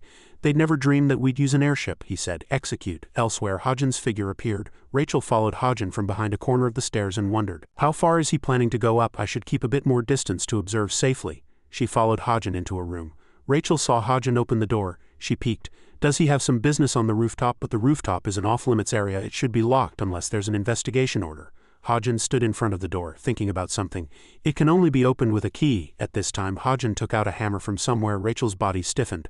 Is he going to break the door?" Ha-jin held a hammer in his hand and looked very pleased. This is a good item." Rachel still couldn't understand. "But weapons are prohibited on the Clancy floating island. Non-lethal weapons like that might be allowed for emergencies, but..." Seeing Ha-jin about to break the door with the hammer, Rachel became extremely suspicious. Is he really going to break a door made of mana steel alloy with that old, crude-looking hammer? How is that possible? The head of the hammer slowly touched the door. A loud sound echoed and a cloud of dust flew up. Rachel knelt dumbfounded. She couldn't believe what she was seeing even as Kim Ha-jin casually broke down the door. Impossible. How can an ordinary hammer with no mana break that door? Another sound startled Rachel. Another explosion erupted from inside the room. Everyone there either collapsed or fled. Screams echoed. "Ah, help me!" Zelen was gagged and lifted high into the air. HPO picked up the white crystal and asked with interest, "So this is the white crystal? Then I'll be taking this." Before he could leave, he stopped, sensing someone rushing at him from behind. Another explosion occurred. The man in the orange suit remained in his position, slightly surprised. "Well, not only did you dodge my attack," in front of the man in orange were now several people who looked exactly like him, "but you also have a rather annoying ability, don't you?" As the clones scattered, the man in orange said bewildered, "As a high-ranking hero, Kim Sung-shin, I will be your opponent," the man in orange shouted in anger. "How dare you run, you coward!" He didn't know which one to chase. From a corner, Ryevon watched him with a look of rage. "Damn it, stop right there!" The scene shifted and a monster's head was severed and sent flying. Another girl was leading people to escape. "Everyone please calm down. Evacuate in an orderly fashion this way." Chai Nyan asked Kim Suho, "Damn it, what the hell is going on? Not only are there Djinns, but mutant Djinns have shown up too." Another voice was heard. "Nyan, where are you?" Chai Nyan was surprised and turned towards the voice. Jinking, the boy smiled and said, "My god, what a relief, you're safe. I've been looking for you." He threw something to Suho. "Suho, catch." Suho quickly caught it. It was a sword. Suho was puzzled. "A sword?" Jinking, still smiling, asked Suho. "You have to fight, don't you?" Suho nodded at Jinkung's words. "That sword belongs to the Djinns who just invaded the island, but use it for now." On the rooftop, a figure stood watching everything. It was Hajin. He stood on a high place and looked down below. In the original novel, N split into 8 clones and fled. Hajin watched the man in orange chase N. The first one fled east with a hero chasing him, and looked back, the corners of his mouth lifting in a smile. But that N did not have the white crystal. On another side were Zelen and N. To the south, another Djinn disguised as Zelen was fleeing with him. But this N didn't have it either. Elsewhere, someone was chasing N, and it was the same in the north. The boss, Ryevon, was chasing N in the original story. The one the boss was chasing was the one with the white crystal. As Ryevon was pursuing the enemy, she was ambushed and another group jumped out at the same time. "Die!" A hand reached out and Ryevon shot a small monosphere into the air. The attacker sneered at her. "Ha, you can't do anything with that small monosphere." Then he was at a loss for words. As half his arm was sucked into the monosphere, he widened his eyes and shouted, "Ah, my body, my body!" The others couldn't help but be terrified seeing that. They hurriedly fled, afraid of being sucked into the mana, but the monosphere did not let them go and sucked their bodies in one by one, and N was extremely terrified seeing it. "Damn it, what the hell is that?" Sharp mana appeared and pierced through his body. Ajane also felt a little fear at this action. Although he had created her character settings, that power was truly terrifying. Anyway, as per the original plot, the white crystal was now in the hands of the chameleon troupe. He was puzzled to see Yu Yunha still standing motionless. "What's she doing?" Ryevon's expression was extremely displeased. "Was it a clone? The white crystal isn't here." Hajane hurriedly opened his laptop. "Don't tell me the story has changed." The laptop screen turned black. But I haven't received any new notifications yet. That means the story hasn't changed. But the variables of the current situation have created a change." Hajin became extremely anxious. "What should I do now?" he suddenly realized. Hajin rolled up his sleeve, revealing his tattoo. "I've never used this method before, but there's no time to hesitate now. I should be able to activate the stigma's mana at will." Hajin gripped his wrist tightly and focused mana on his retinas. No, strange lines appeared in his eyes. "I have to focus on the 1,000-mile eyes." Then an incomprehensible pulse appeared. Hajin could observe everyone around him. "It's working, it's a success." He desperately searched using his 1,000-mile eyes. "Where is the white crystal? Where is it?" Hajin observed a driver. He had the white crystal. His vision was getting blurry. "Found it." Hajin was startled and his eyes widened. He suddenly stopped. Hajin covered his face and stepped back. Hajin's head was spinning. "Damn it, why am I overloading right now?" He stepped back, but there was no time to waste, and Hajin immediately jumped off the rooftop. "I have to chase him myself." Hajin landed behind a motorcycle. This motorcycle seemed to have been waiting for him. "Good, there's a motorcycle ready here." Hajin got on the motorcycle and started it. "My apologies to the owner." He twisted the handle. "I'll just borrow it for a bit and pay you back in cash." The event hall. People were hurriedly fleeing. Chai Nyan evacuated them loudly. "Everyone please calm down and evacuate this way," she reminded the guests. "Watch your step." A voice came from above Chai Nyan. Chai Nyan turned around. She asked in surprise, "My god, you crazy bastard, where have you been all this time?" "What is this, Kim Hajin?" Hajin threw something to Chai Nyan. "Catch." Chai Nyan caught it, wondering. "What is this?" Hajin replied. "It's a mana sword, you'll be able to use it well. Anyway, you can't fight Djinns with your bare hands, right?" The sword was still just a hilt. "The mana sword is a special weapon I took from Sidious. Depending on the owner's ability to use mana and their stats, its potential can differ by a world of difference. With Chai Nyan's dormant potential, her true power could be a match for the Djinns, or no, she might even be able to overwhelm them." Chai Nyan gripped the sword with a determined resolve. Chai Nyan was puzzled. "What am I supposed to do with this?" Hajin only reminded her. "Take care of yourself, don't get hurt." As Hajin left, she became even more puzzled. "What? Kim Hajin, where are you going?" The two continued to exchange questions and answers as the tires screeched on the ground. "I have some business to attend to. I'm leaving this place to you." "What? Where on earth are you going?" Hajin didn't say much and immediately drove off on the motorcycle. Chai Nyan shouted loudly, "Hey Kim Hajin." Hajin sped down the road. He used his 1,000-mile eyes to focus on the southeast. "Good, I'll be able to catch up to the target soon." The car was still moving. The man with the white crystal asked the driver, "Are we almost there?" The driver answered, "Yes, we'll be leaving in about a minute. I've reported a slight problem with the airship." Just then, Hajin's motorcycle approached. He maneuvered the bike to fly alongside the car, then smashed the rear of the car body with his back wheel. A part of the car was crushed. The car rolled several times on the road from the strong impact. Hajin panted and looked down. Someone kicked the door open from inside the car. Damn it, what kind of lunatic is this? The man with the white crystal stood up and said, "You're dead now, you bastard." He gestured and called for someone else. "Boss, this way." Hajin ignored him and took out his laptop. Why is this guy still acting like that? Does he still have a hidden ace up his sleeve? Hajin looked around. Airship number A0937B, he thought to himself. Sorry, but this airship has to leave first. It was displayed on the screen. Would you like to return this airship to the hangar? Products of 100 nanograms or more. Hajin clicked. Confirm. The man immediately stopped and gasped. He was bewildered, watching the airship turn in the opposite direction. Hey, what's going on? The man continued to wave his hands and shout. "B-boss, where are you going? Damn it, where did the boss go?" Hajin got off the motorcycle and said, "All right, the nuisance is gone now." Hajin asked him, "Shall we have a heart-to-heart talk now?" Suddenly a strong wind blew, and Hajin was surprised and looked back. Something was flying over. What is that? Something shining from a high place descended to the ground and dust flew everywhere. Boulders were also shattered. A stranger appeared, grabbed the man's head and left. He squeezed the man's head. "I was wondering what was taking you so long." The person was Jinking, and he put the man down. Hajin became anxious as he looked at the enemy. Damn it, why did Jinking have to show up now? This is a really bad situation. Hajin saw something familiar. He recognized the person slung over Jinkung's shoulder. Rachel, what is she doing here? Facing Jinking, Hajin cursed inwardly. Damn it. A liquid flowed from Hajin's fingertips and he manipulated it to bring over the bag containing the white crystal. This is a pain. Jinking warned Hajin, "Put that down while I'm still asking nicely." Hajin aimed his gun at the bag and exchanged it with him. "Put that woman down first." Jinking glanced at Rachel. "Oh, you mean this girl? I brought her because this guy seemed to be after that crystal. This girl seems to be quite an important figure," he continued. But Jinkung's lips curled up as he threatened. "Which do you think is faster, me twisting this woman's neck or you putting a hole in that bag?" Hajin didn't back down either. "It doesn't matter. If you don't release that woman, you'll never get what you want." The corners of Jinkung's mouth rose high. "Well now, kid, you've got some guts." "Fine, I'll yield." After speaking, he threw Rachel. After throwing Rachel, Jinking demanded, "Now, are you satisfied? Now hand that over." Hajin also threw the bag back. As Jinking received the bag, he didn't forget to say, "Thanks." Hajin looked at Rachel and didn't dare to act. "I'm not even sure if I can control that thing properly anyway. Originally, I was going to hand it over to Rachel for the British royal family to keep to prepare for the worst-case scenario. But now that Jinking is here, I have no choice but to hand it over as an exchange." Jinking suddenly gave a strange smile. "When Rachel wakes up, I'll have to ask her the full story of how she was caught." He had already rushed quickly in front of Hajin, and Hajin was frozen and couldn't react. Damn it. Jinkung's fist was approaching. "I was careless." A large explosion occurred. Jinking stood facing Hajin and exclaimed in surprise, "Oh!" Jinkung's fist had stopped in front of Hajin. "You're a pretty cautious one." Hajin's gaze did not waver in the slightest and Jinking was surprised. This kid has guts. He didn't even blink. He became more and more interested, observing his opponent's actions until the last moment. Truly the bearing of a warrior. Jinking clenched his fist. "Perhaps you're not as pathetic as I thought." Jinking immediately turned and left. "I like you." Hajin let out a sigh of relief. At that very moment he sat down, terrified. Hajin's eyes were filled with fear. "I really almost died." Hajin recalled the fist from just now. "By the time I came to my senses, a fist the size of my head was right in front of my eyes, so I didn't even have time to react." Hajin closed his eyes and regained his composure. "If I had acted foolishly, my head would have been blown off. I never thought the overwhelming difference between me and my opponent would help in that situation." Rachel was just waking up at this time. "Ah," Hajin asked her. "Rachel, are you okay?" He approached Rachel. Even after waking up, she was still dazed. "What happened? The enemy," Hajin answered. "It's okay now, he's gone." Rachel was puzzled. "He's gone? What do you mean?" After a moment, she understood.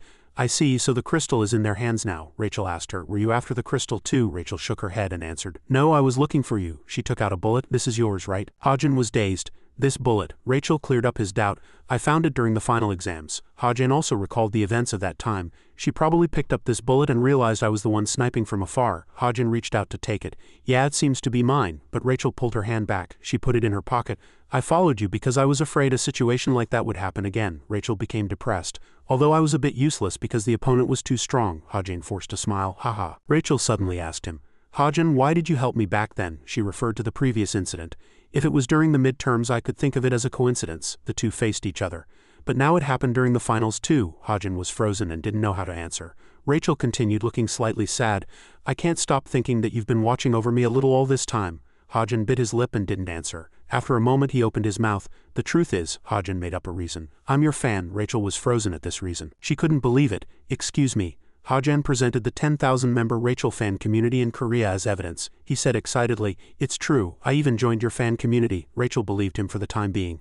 "Ah, I see." Hajin forced a smile and thought to himself, "Is this excuse too far-fetched? But I can't tell her the truth. She's the protagonist of the novel and she's going to be in a lot of danger. I can't tell her that. If she dies or gets hurt, the story will be completely messed up." Rachel lowered her head and stammered, Yes." Her cheeks flushed. So you're saying you like me? Ha-Jin hadn't anticipated this. What? The scene shifted and a voice was heard from elsewhere. There are some lightly injured people here. Call for more ambulances. The tips of her hair were scorched black. Yu Yunha sighed. Phew. Just then Chai Nyan also ran up and asked, Yu Yunha, did you see it? Yu Yunha didn't understand what she meant. What? Chai Nyan answered vaguely. That thing. Yu Yunha asked again, annoyed. What thing? Chai Nyan faced the monster. Right, she had seen a lot. Amidst the chaos it had left the deepest impression. He had instantly dodged a flying boulder, moved to another spot and destroyed everything with his bare hands. The hunter Kim Junwoo had defeated a monster with a single blow. A sword strike that split a boulder in two with the talent of the holy sword. A power that allows its user to cut through anything. Kim Suho could wield this sword with ease. Kim Suho, you slice through those overwhelming attacks as if you were cutting paper. When Chai Nyan grabbed the sword Ha-Jin had given her, a pillar of light erupted from it. Chai Nyan swung the sword and cut the monster, and blood immediately spurted from its neck. After this strike Chai Nyan was delighted.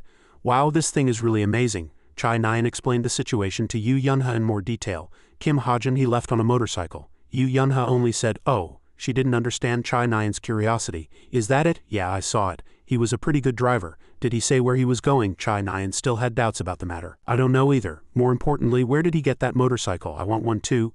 At that moment someone called out to them. Hey guys. Kim Suho approached and asked, I heard Rachel disappeared. Has anyone seen her? Chai Nyan was also very surprised. What? Now that you mention it, she really is gone. When did she disappear? She was here right until the Djinns broke in. The bodyguards are looking for Rachel too. A search order for Princess Rachel has been issued, Yu Yunha said urgently. Wait, so you're saying, was their goal to kidnap her during the chaos? That's entirely possible. If they take her hostage, the British government would have to meet all their demands even if they asked for ownership of the Clancy floating island. Yu Yunha cursed in anger. Those evil bastards. Kim Suho spotted something. Hey, look over there. Rachel was returning on a motorcycle. The face visible through her helmet was terrified. Princess, it's the princess. Are you okay? Yu Yunha breathed a sigh of relief. Thank goodness she's safe. Chai Nyan recognized that motorcycle. But that motorcycle is, she continued. The one Kim Ha-Jin rode off on. Yu Yunha froze. What? Yu Yunha endlessly speculated as she watched Rachel return on Ha-Jin's motorcycle. While everyone was distracted by the chaos, Kim Ha-Jin had left alone on a motorcycle and now Rachel had returned on it. She thought of Ha-Jin. Does that mean Kim Ha-Jin defeated all the Djinns by himself and rescued her? Yu Yunha denied it to herself. No, that can't be. She couldn't believe it. No matter how capable Kim Ha-Jin is, he couldn't have pulled off something so ridiculous. In front of a high-rise building, Chai Nyan was looking at her watch screen when a sudden voice made her look up. Nyan? Kim Ha-Jin approached and asked, Why are you here alone? Where are the other people from the travel club? She answered hurriedly. They all went to the restaurant. You were too late. Chai Nyan turned and urged him. Let's hurry. I'm buying dinner tonight, Kim Ha-Jin asked, puzzled. What's the occasion for you to buy? She remained silent, not minding him. He scratched his head and thought to himself, something strange. Did something happen? Chai Nyan walked in silence. Suddenly her face flushed slightly and she stopped. Chai Nyan, standing in front, opened her mouth. Hey Kim Ha-Jin. She turned to face him, her face bright red. Chai Nyan said in a serious tone, Shouldn't we at least be friends? A moment of silence followed her question. A sudden voice made Chai Nyan's face darken. No, Kim Ha-Jin flatly rejected her question. I don't think we can be. Hearing that, Chai Nyan clenched her trembling hands. Oh really? She turned away and stammered. Then forget it. I wasn't really serious anyway. You're making me embarrassed. Chai Nyan walked on without looking back and said, Just pretend I didn't say anything. Kim Ha-Jin stood still and thought, We can't be friends, because I'm bound to leave. His thoughts continued with an image of a man and a woman embracing. And one day I will have to kill the person most precious to you. Kim Ha-Jin stood there, lost in thought for a long time. We can never be friends. The scene shifts to a house named Garam. Kim Ha-Jin was standing at the entrance taking off his shoes.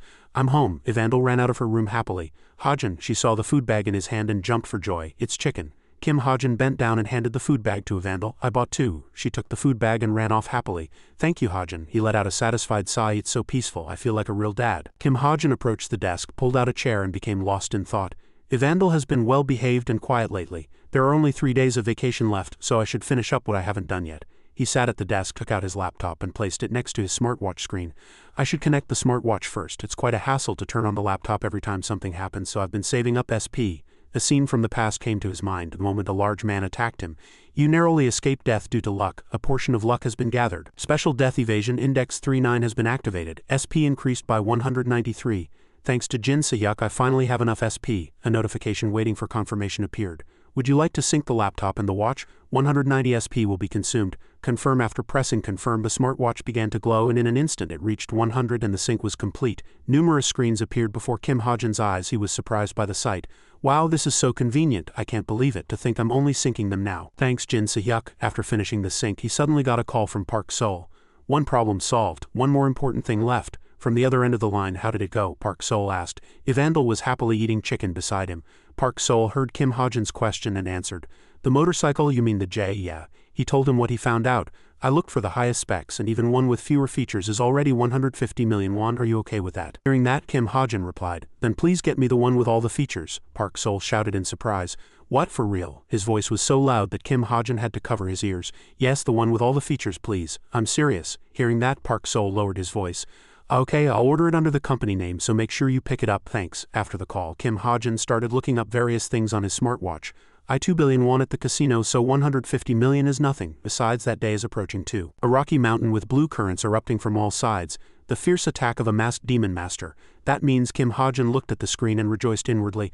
My stock price will skyrocket soon. Then his face suddenly darkened, and his laughter grew louder. The scene shifts to outside the village, and Kim Ha-jin was walking. The month-long vacation was over. He walked and looked around. The atmosphere at Cube seems to have improved, so everyone should be fine. His gaze fell on a man talking in a corner. Did you see the picture I posted online? Yeah, it looked fun. SNS, Kim Ha-jin walked past the man and touched his smartwatch. Now I remember, it's been a long time since I checked the original owner's account. I used to log in all the time. As soon as he entered Shin Jong-hak's personal page, the first thing that caught his eye was a shirtless photo of him, and one after another it was filled with Shin Jong-hak's selfies. Shin Jong-hak 2 inner conflict favorite moment during exhausting training. The third photo had over 65,342 feet likes. Shin Jong-hak 2 enduring today for tomorrow. The last photo was too hard to look at, so Kim Ha-jin wiped the sweat from his face with a disgusted expression. Shin Jong-hak, you're crazy. He looked through other people's personal pages in turn. Kim Soo-ho and Yoo Yun-ha didn't use SNS much. Rachel's account was managed by the royal family. Chai Nyan's last post was after the casino incident. My feelings are complicated. Kim Ha-jin walked to the Veritas classroom. She seems to have been quite shocked, but she'll be able to overcome it. He entered the classroom and sat down, but it's a relief that everyone is okay without any major problems. Park Sol entered from the door and announced, "Cadets, the second semester starts today." He stood at the podium. As you know, the second semester will be very different. The rankings will change and there will be new transfer students. Park Sol's gaze turned to Kim Ha-jin. Some of you may have seen the transfer ceremony yesterday. Hearing that, he analyzed the transfer ceremony. Wizards from magic academies across the country who want to become heroes will transfer to Cube. 20 from each academy, 200 in total. I've memorized the faces of all the important wizards. Park Sol stood at the podium and continued to announce, and those students will be studying with us starting today. Please come in. As soon as the call was made, someone entered from the door. Everyone sitting down clapped and welcomed them. Kim Ha-jin sat in his seat and thought to himself, let's see, 1, 2, a woman in a hood whose identity was unknown entered. She looks familiar. Is she one of the wizards I memorized? Suddenly, as she turned, her revealed face made Kim Ha-jin's eyes widen in surprise. When she took off her hood, a familiar face was revealed, Tomer. As soon as he saw her face, he quickly used his smartwatch to check. Her skin and hair color are different, but it's definitely Tomer.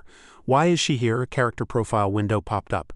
Tomer changes part of the story. She plays an important role, but her appearance and power are too difficult to predict. She is trying to get close to important characters from the beginning. He looked closely at the last sentence. She is trying to get close to important characters from the beginning. His face became so serious that he looked like he was about to curse.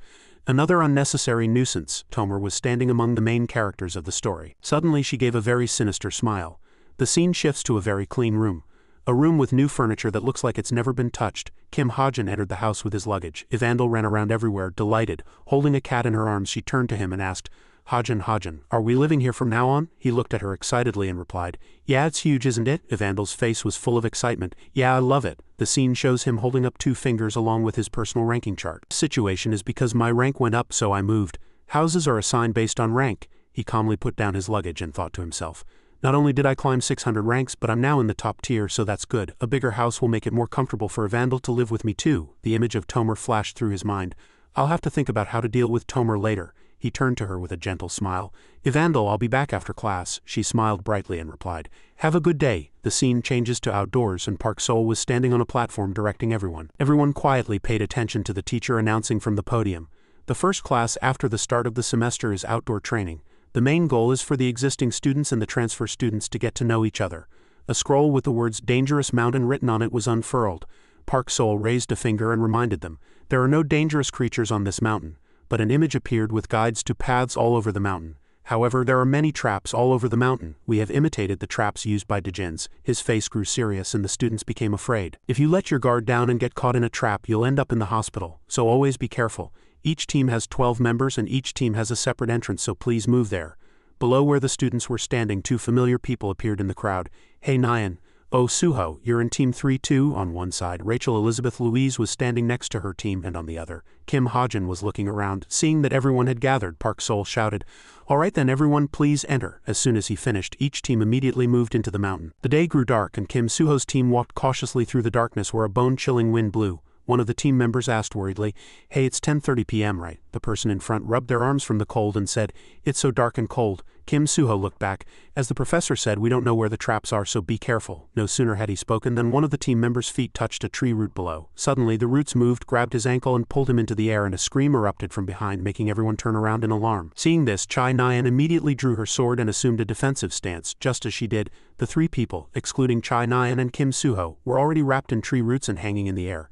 After a tense battle, the two barely managed to rescue the three and escape. Then, a man who seemed to be possessed by a ghost appeared, his whole body crawling on the ground like a zombie. As soon as the two saw him, their legs gave out and they fled. Play with me. As the day dawned, everyone's heavy breathing could be heard. That was so scary, I thought my heart was going to stop. Kim Suho, sitting on a log, was equally terrified. It was really scary. Chai Nyan sat down on the ground and said complainingly, "Is this a test of courage or what?" Kim Suho caught his breath and praised her. "Still, Nyan, you did a really great job," she replied happily. "Yeah, you did well too." Suddenly, Chai Nyan spaced out for a moment, then leaned against the log and asked, "Suho, we're friends, right?" He didn't understand what she meant, but still replied cheerfully, "Well, of course. Why do you ask?" She raised her hand, scratched her face and stammered, "Oh, it's nothing. I just thought this is how people usually talk." The image of her hearing Kim Hajin's answer came to mind. "I don't think we can be friends. But Hajin doesn't want to be friends with me." Damn it, her cheeks turned slightly red. Could it be that Hajin blushed because she thought to herself, imagining things? Doesn't he just want a relationship that's more than friends? Suddenly, a voice came from the bushes and everyone turned to look. "Huh?" Kim Hajin walked out of the bushes and asked, "What are you guys doing here?" A moment later, Kim Suho's group sat together and talked. "A hallucinatory barrier?" The man sitting next to the woman answered. "Yeah, we were wandering around for an hour." The woman next to him was number 20, Jun, and he was number 41, Simon Delic. He pointed to the person leaning against the tree. But then suddenly he asked us to get out of the way with a very tired expression. At first I didn't know why, but he found the entrance right away. The person Delic was talking about was Kim Hajin, who was leaning against a tree and looking at his watch. He put his hand on his chin and asked, "By the way, shouldn't we be forming teams soon?" Jun, sitting next to him, said, "Oh, that team training was originally part of the second semester curriculum." Simon Delic looked towards Chai Nyan. "Have you decided on your team members?" She replied softly, "Not yet." Kim Suho also took this opportunity to say, "Me neither." Suddenly, Lee Judd expressed his wish. "I want to team up with Hajin." Simon Delic and Chai Nyan exclaimed at the same time. "Hajin?" she explained nonchalantly. "Yeah, we have to choose team members of various ranks, don't we? Isn't he the best cadet among the triple-digit ranks? He's pretty smart too." Chai Nyan wanted to argue with that. But Lee Jun heard that and asked, "Why? I mean," her cheeks turned slightly red as she expressed her opinion. "He's pretty cold and unfriendly, so I don't think it would work." "Why did I say that?" Simon Delic also took this opportunity to whisper in her ear. "Besides, haven't you heard the bad rumors about him?" An image of him playing around dissolutely came to mind. "He often leaves Cube, right? I heard he goes out to party hard every time." Chai Nyan paused at those words and her eyes widened. He was gossiping on the side, unaware that a figure was approaching. "I even heard he gives money to thugs." Chai Nyan, with a very angry face, cut Simon Delic off. Did you see that yourself?" He answered, very afraid. "No, it wasn't me, it's just a rumor," she said sternly, exuding a murderous aura. "I'm asking you, did you see it yourself?" Simon Delic broke out in a cold sweat. "No, I didn't," but Chai Nyan turned away with a look of extreme disgust. "And you believe such a ridiculous rumor?" Kim Suho, who was standing next to her, added, "Nyan is right. If you didn't see it yourself, don't spread such rumors. Hajin isn't that kind of person." While Chai Nyan was stomping her feet in anger behind him, Kim Suho calmly announced, "All right, we've rested enough, let's go again." Simon Delic and Lee Jun said their goodbyes. "See you later." The scene shifts to Garam House. A voice was heard from inside. "Is that okay?" A girl testing her voice appeared. Yu Yunha was sitting in front of her laptop. "All right, I've changed my voice." She wrapped a scarf around her head and thought, "It's our first meeting, so I can't make any mistakes." The Falling Blossom Information Guild is completely independent of the essence of the Strait, consisting only of agents who work for her. Yu Yunha greeted them without revealing her face at all. "It's a pleasure to meet you, everyone." The three people on the screen also answered, "It's an honor to meet you, Master." She smiled behind her mask. "A good start. I've divided Falling Blossom into 3 departments. Team 1 will gather information and strategies of rival guilds." Yu Yunha sat in her chair and talked seriously about the mission of each team. Team 1 will consist of Harmonizer and Mu Mangwell. Identifying the strategies of rival guilds is the top priority. Team 2, an information image of a man hiding behind a rock appeared. Team 2 will focus on reporting the appearance of new dungeons or intermediate or higher level monsters to me. Watchman, I will follow the Master's orders. She calmly mentioned all 3 teams. Finally, Team 3. They will only operate in the shadows, conducting background checks, surveillance, kidnappings, and threats if necessary. They will not hesitate to kill. Darkness. A character profile window appeared before Yu Yunha's eyes. Team 3, investigate the past of these 5 targets. But you must never be discovered by the targets or harm them. The people at the meeting received the order and answered in unison. Understood. Among the 4 profiles, only one was shining in her mind. But 4 of the 5 targets are just decoys. That's enough for today.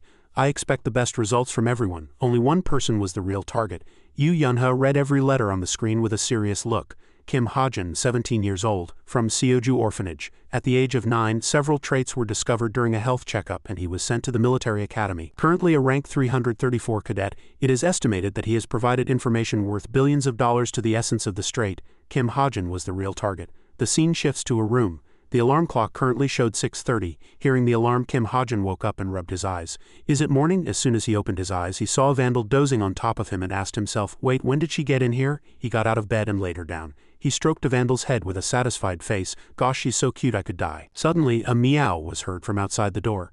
Kim Hajin went outside and saw the cat in front of him. You're up too. He bent down and scratched the cat's head and the cat was very satisfied. Wizards have the ability to create spirits. This spirit cat is not a hallucination or a time-limited creation. It's a creature created by a vandal's ability. After washing up, he changed into his school uniform and went outside. It looks cute, but it'll become very strong later. I should go to the cafeteria and buy some food. Kim Hajin yawned as he walked. Suddenly, a voice made him turn around in surprise. Hey, Yu Yunha approached with a water bottle in her hand and asked, where are you going? It's still early. Kim Hajin pointed to a distant place. To the cafeteria. She was puzzled. Yu Yunha ran up and walked beside him. I heard your ranking went up quite a bit this time.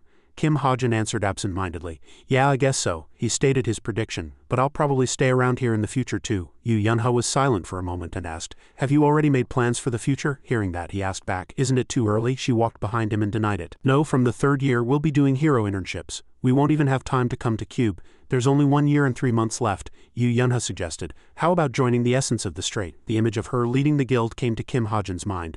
The Essence of the Strait. The guild Yu Yunha will become the guild master of. Actually, if I join, I'll definitely succeed. But he put a hand on his neck and expressed his opinion. I'd rather join Jerome's favorite child. Of course, I don't know if I can get in yet. That guild system is mostly mercenaries, so it's not stable. Her face darkened. I'll make you change your mind. Kim Hajin looked at her in surprise at those words. Yu Yunha lifted her head and stated her plan. If I give you what you've been searching for so desperately, your mind will change, won't it? Kim Hajin's complexion darkened. He asked as if he couldn't understand. What is it? She turned into a mischievous cat. I'm not telling. Yu Yunha's face brightened as if she had realized something. Oh right, you know Rina who used to bully you? I heard she was punished. The scene shifts to the academy and Kim Hajin was carefully watching Kim Suho talking below. Watching him, he thought about the future. It's time for Kim Suho to prepare to conquer the dungeon. In the original story, after summer vacation, Kim Suho went to Gamak Mountain and discovered a new dungeon thanks to some energy. Conquering a dungeon alone is impossible unless you're very strong. But our protagonist Kim Suho defeated the boss alone and obtained a very important weapon. And that weapon was awakened by the power of the seedling pollen. Kim Hajin clasped his hands and broke out in a cold sweat, worried. But the problem is that I have that pollen. I'm also worried if it's okay for him to go there alone. He regained his composure and looked at him seriously. For Kim Suho to grow properly, I have to go to the dungeon with him. The world I created isn't kind to him in the slightest. The pen in Kim Hajin's hand tapped the screen. Who knows, he thought excitedly. I might be able to get something good too. Time flew by in an instant and evening came. And the sunset shone on Kim Hajin's house. He was on the sofa with a vandal lying on his lap. How should I deal with Tomer? He stroked her head as she dozed on his lap, thinking of a plan. I want to deal with Tomer before I conquer the dungeon. Kim Hajin put his hand on his chin and was lost in thought. But she's not completely on the villain's side. If I find her father, I might be able to win her over to our side. Suddenly, Tomer's cold eyes came to his mind. But she's only aiming for one thing, to find her father and kill him with her own hands. Kim Hajin scratched his head with his hand. I don't know where to find her father. I looked it up in the Book of Truth, but the information was too vague, maybe because I didn't have enough mana.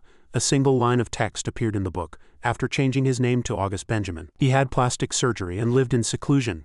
Editor-in-Chief Jin Hyuk only works in Korea, so it's meaningless to ask if that person is overseas. I could ask someone else for help.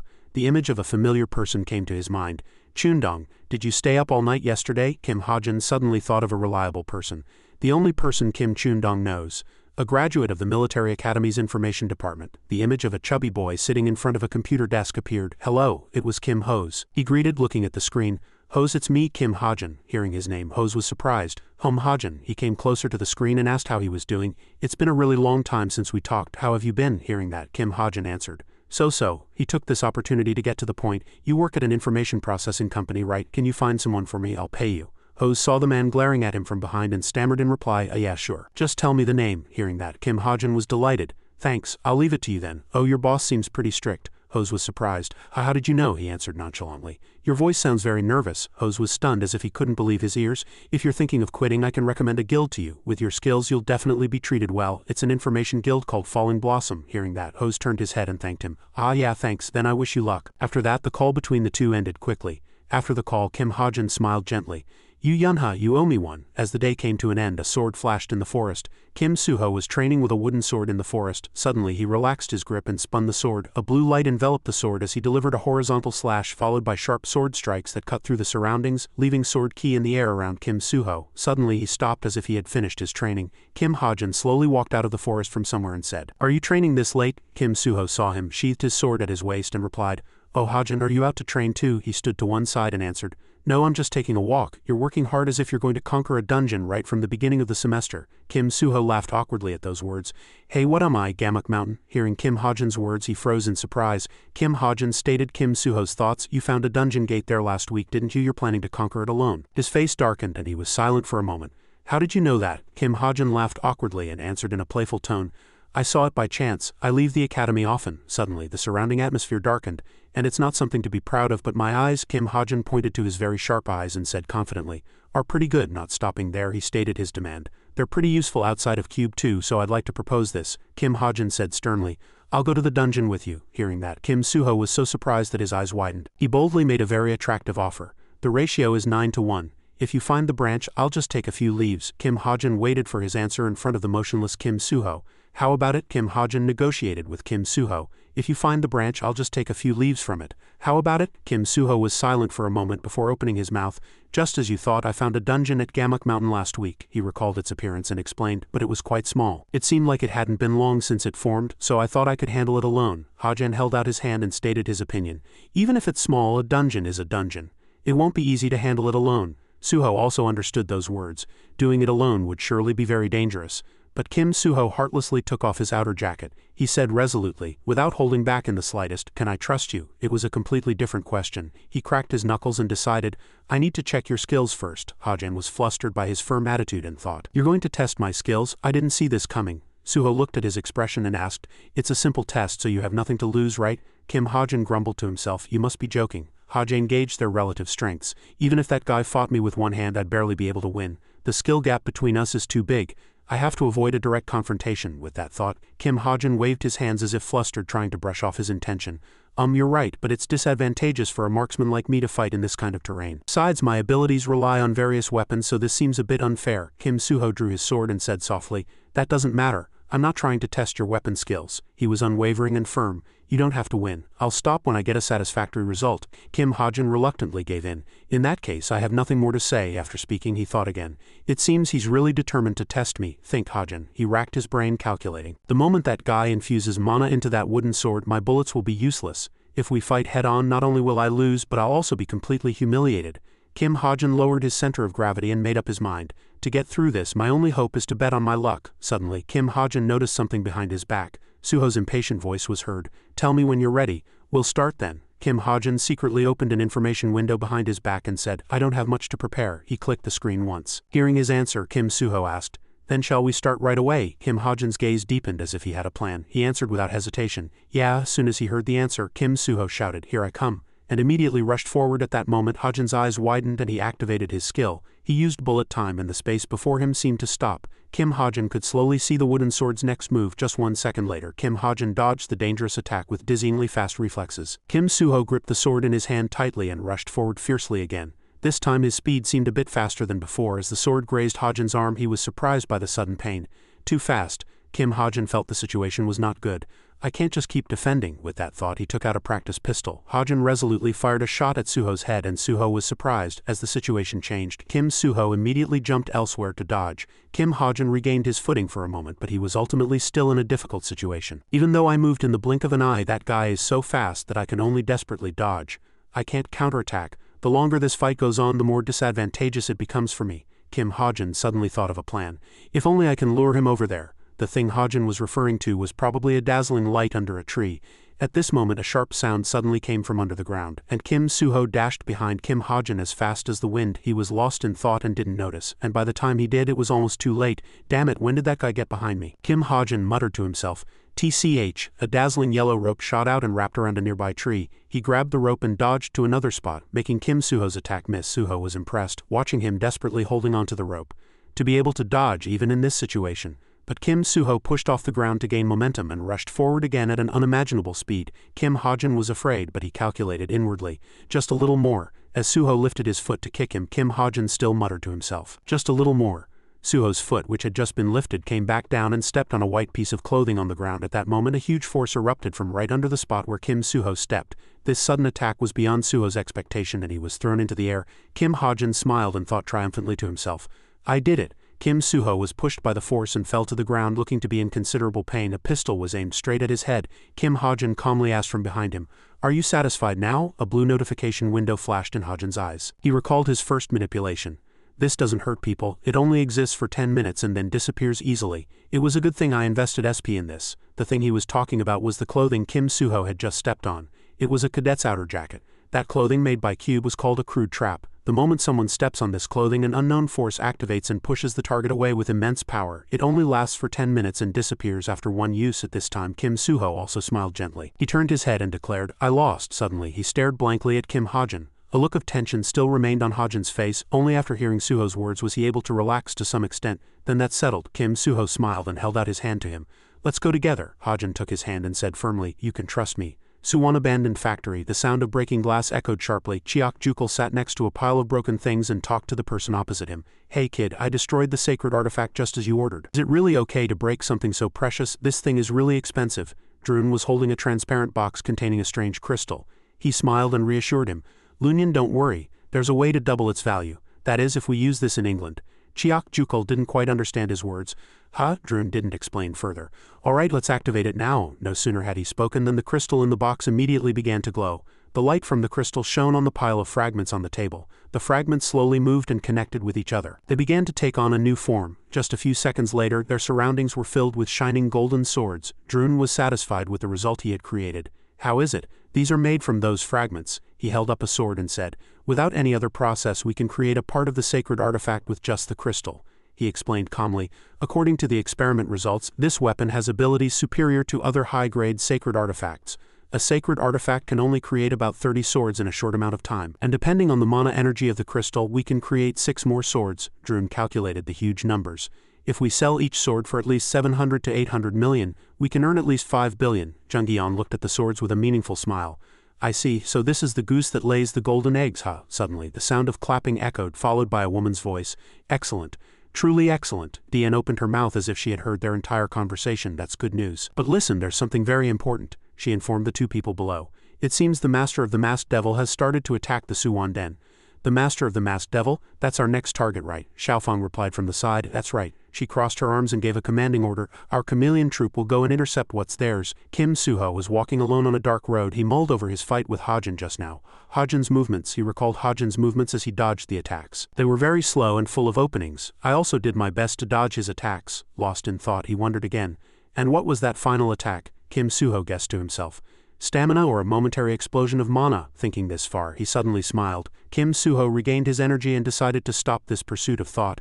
"No matter how much I think about it, I don't get it." Suho's face became strangely at ease. The streetlight illuminated the anguish in his heart. "If you're too much stronger than an ordinary person, you attract unwanted attention. The reason he's hiding his strength must be to protect himself." Kim Suho muttered to himself.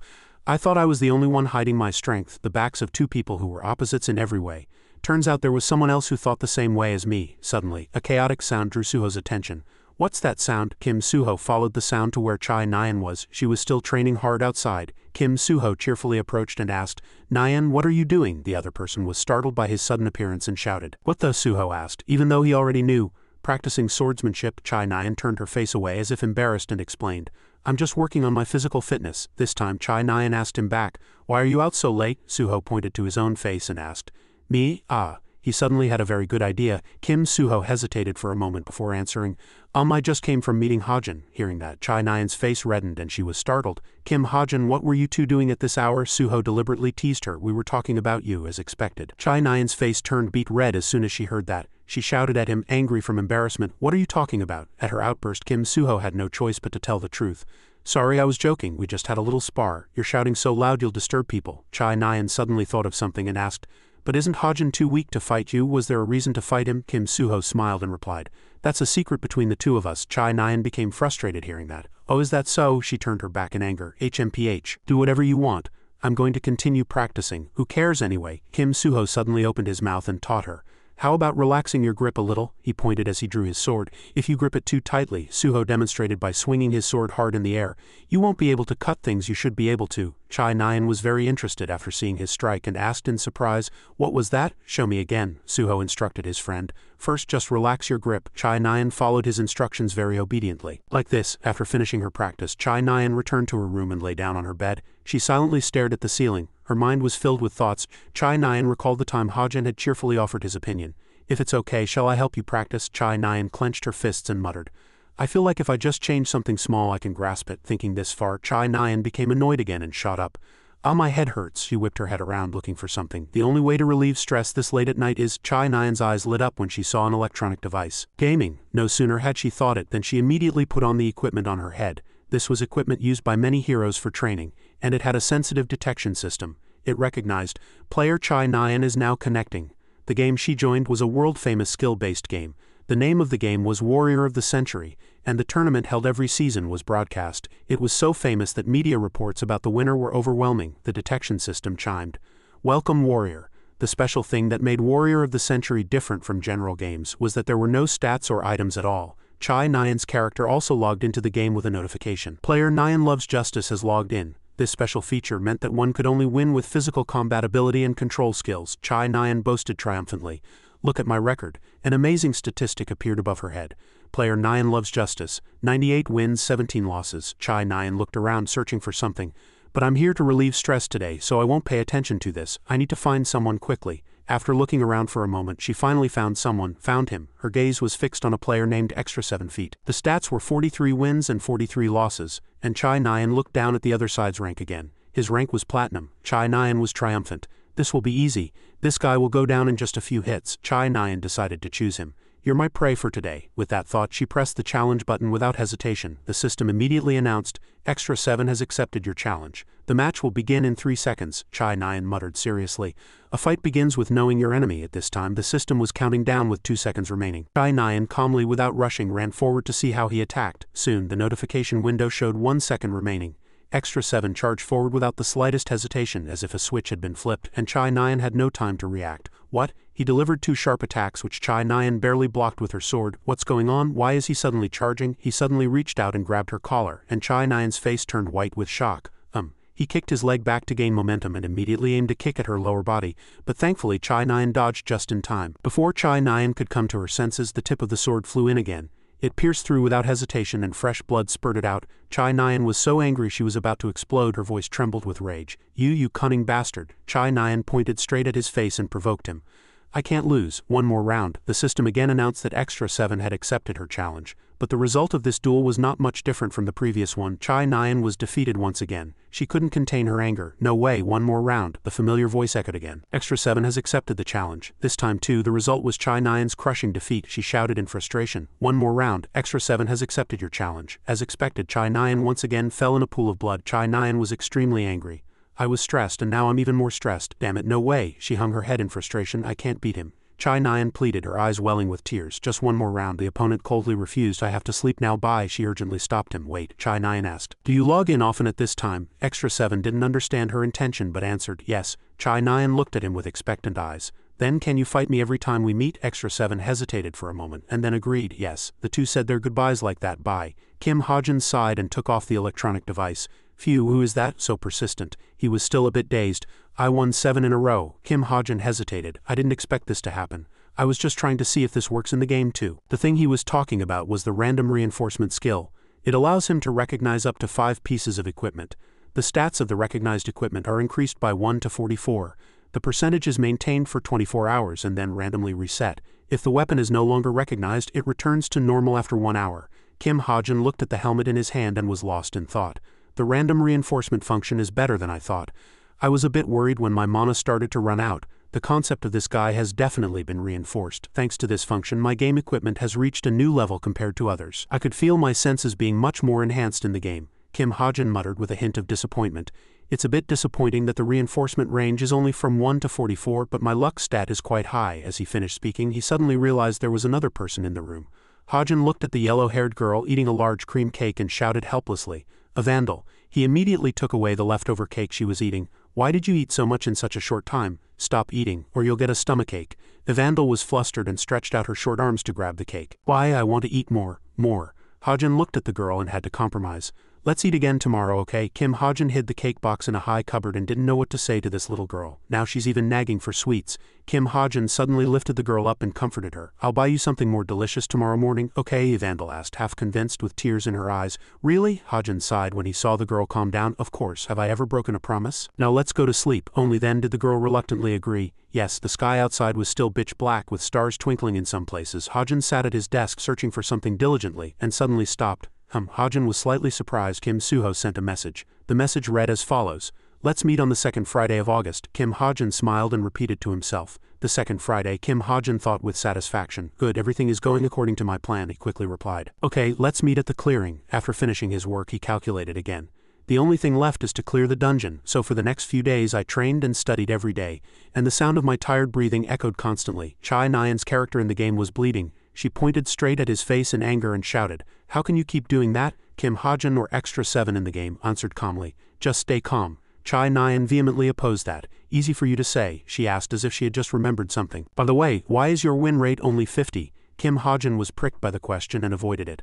I don't like to divide wins and losses by ranking," but he thought differently to himself. "Actually, the reason I lose is because of the random stats." Chai Nyan believed him and was impressed. "You're amazing. If I lost even once in a ranked match I wouldn't be able to sleep." Kim Ha-jin didn't want to continue the conversation. "Tisk, anyway, let's stop here for today." Chai Nyan had no intention of holding him back either. Okay." Just as Kim Ha-jin was about to turn away, he heard her voice. "See you again tomorrow." Kim Ha-jin looked at her waving excitedly and muttered helplessly, "She's acting as if I promised to meet her again tomorrow." Chai Nyan didn't hear him and was still excited and looking forward to it.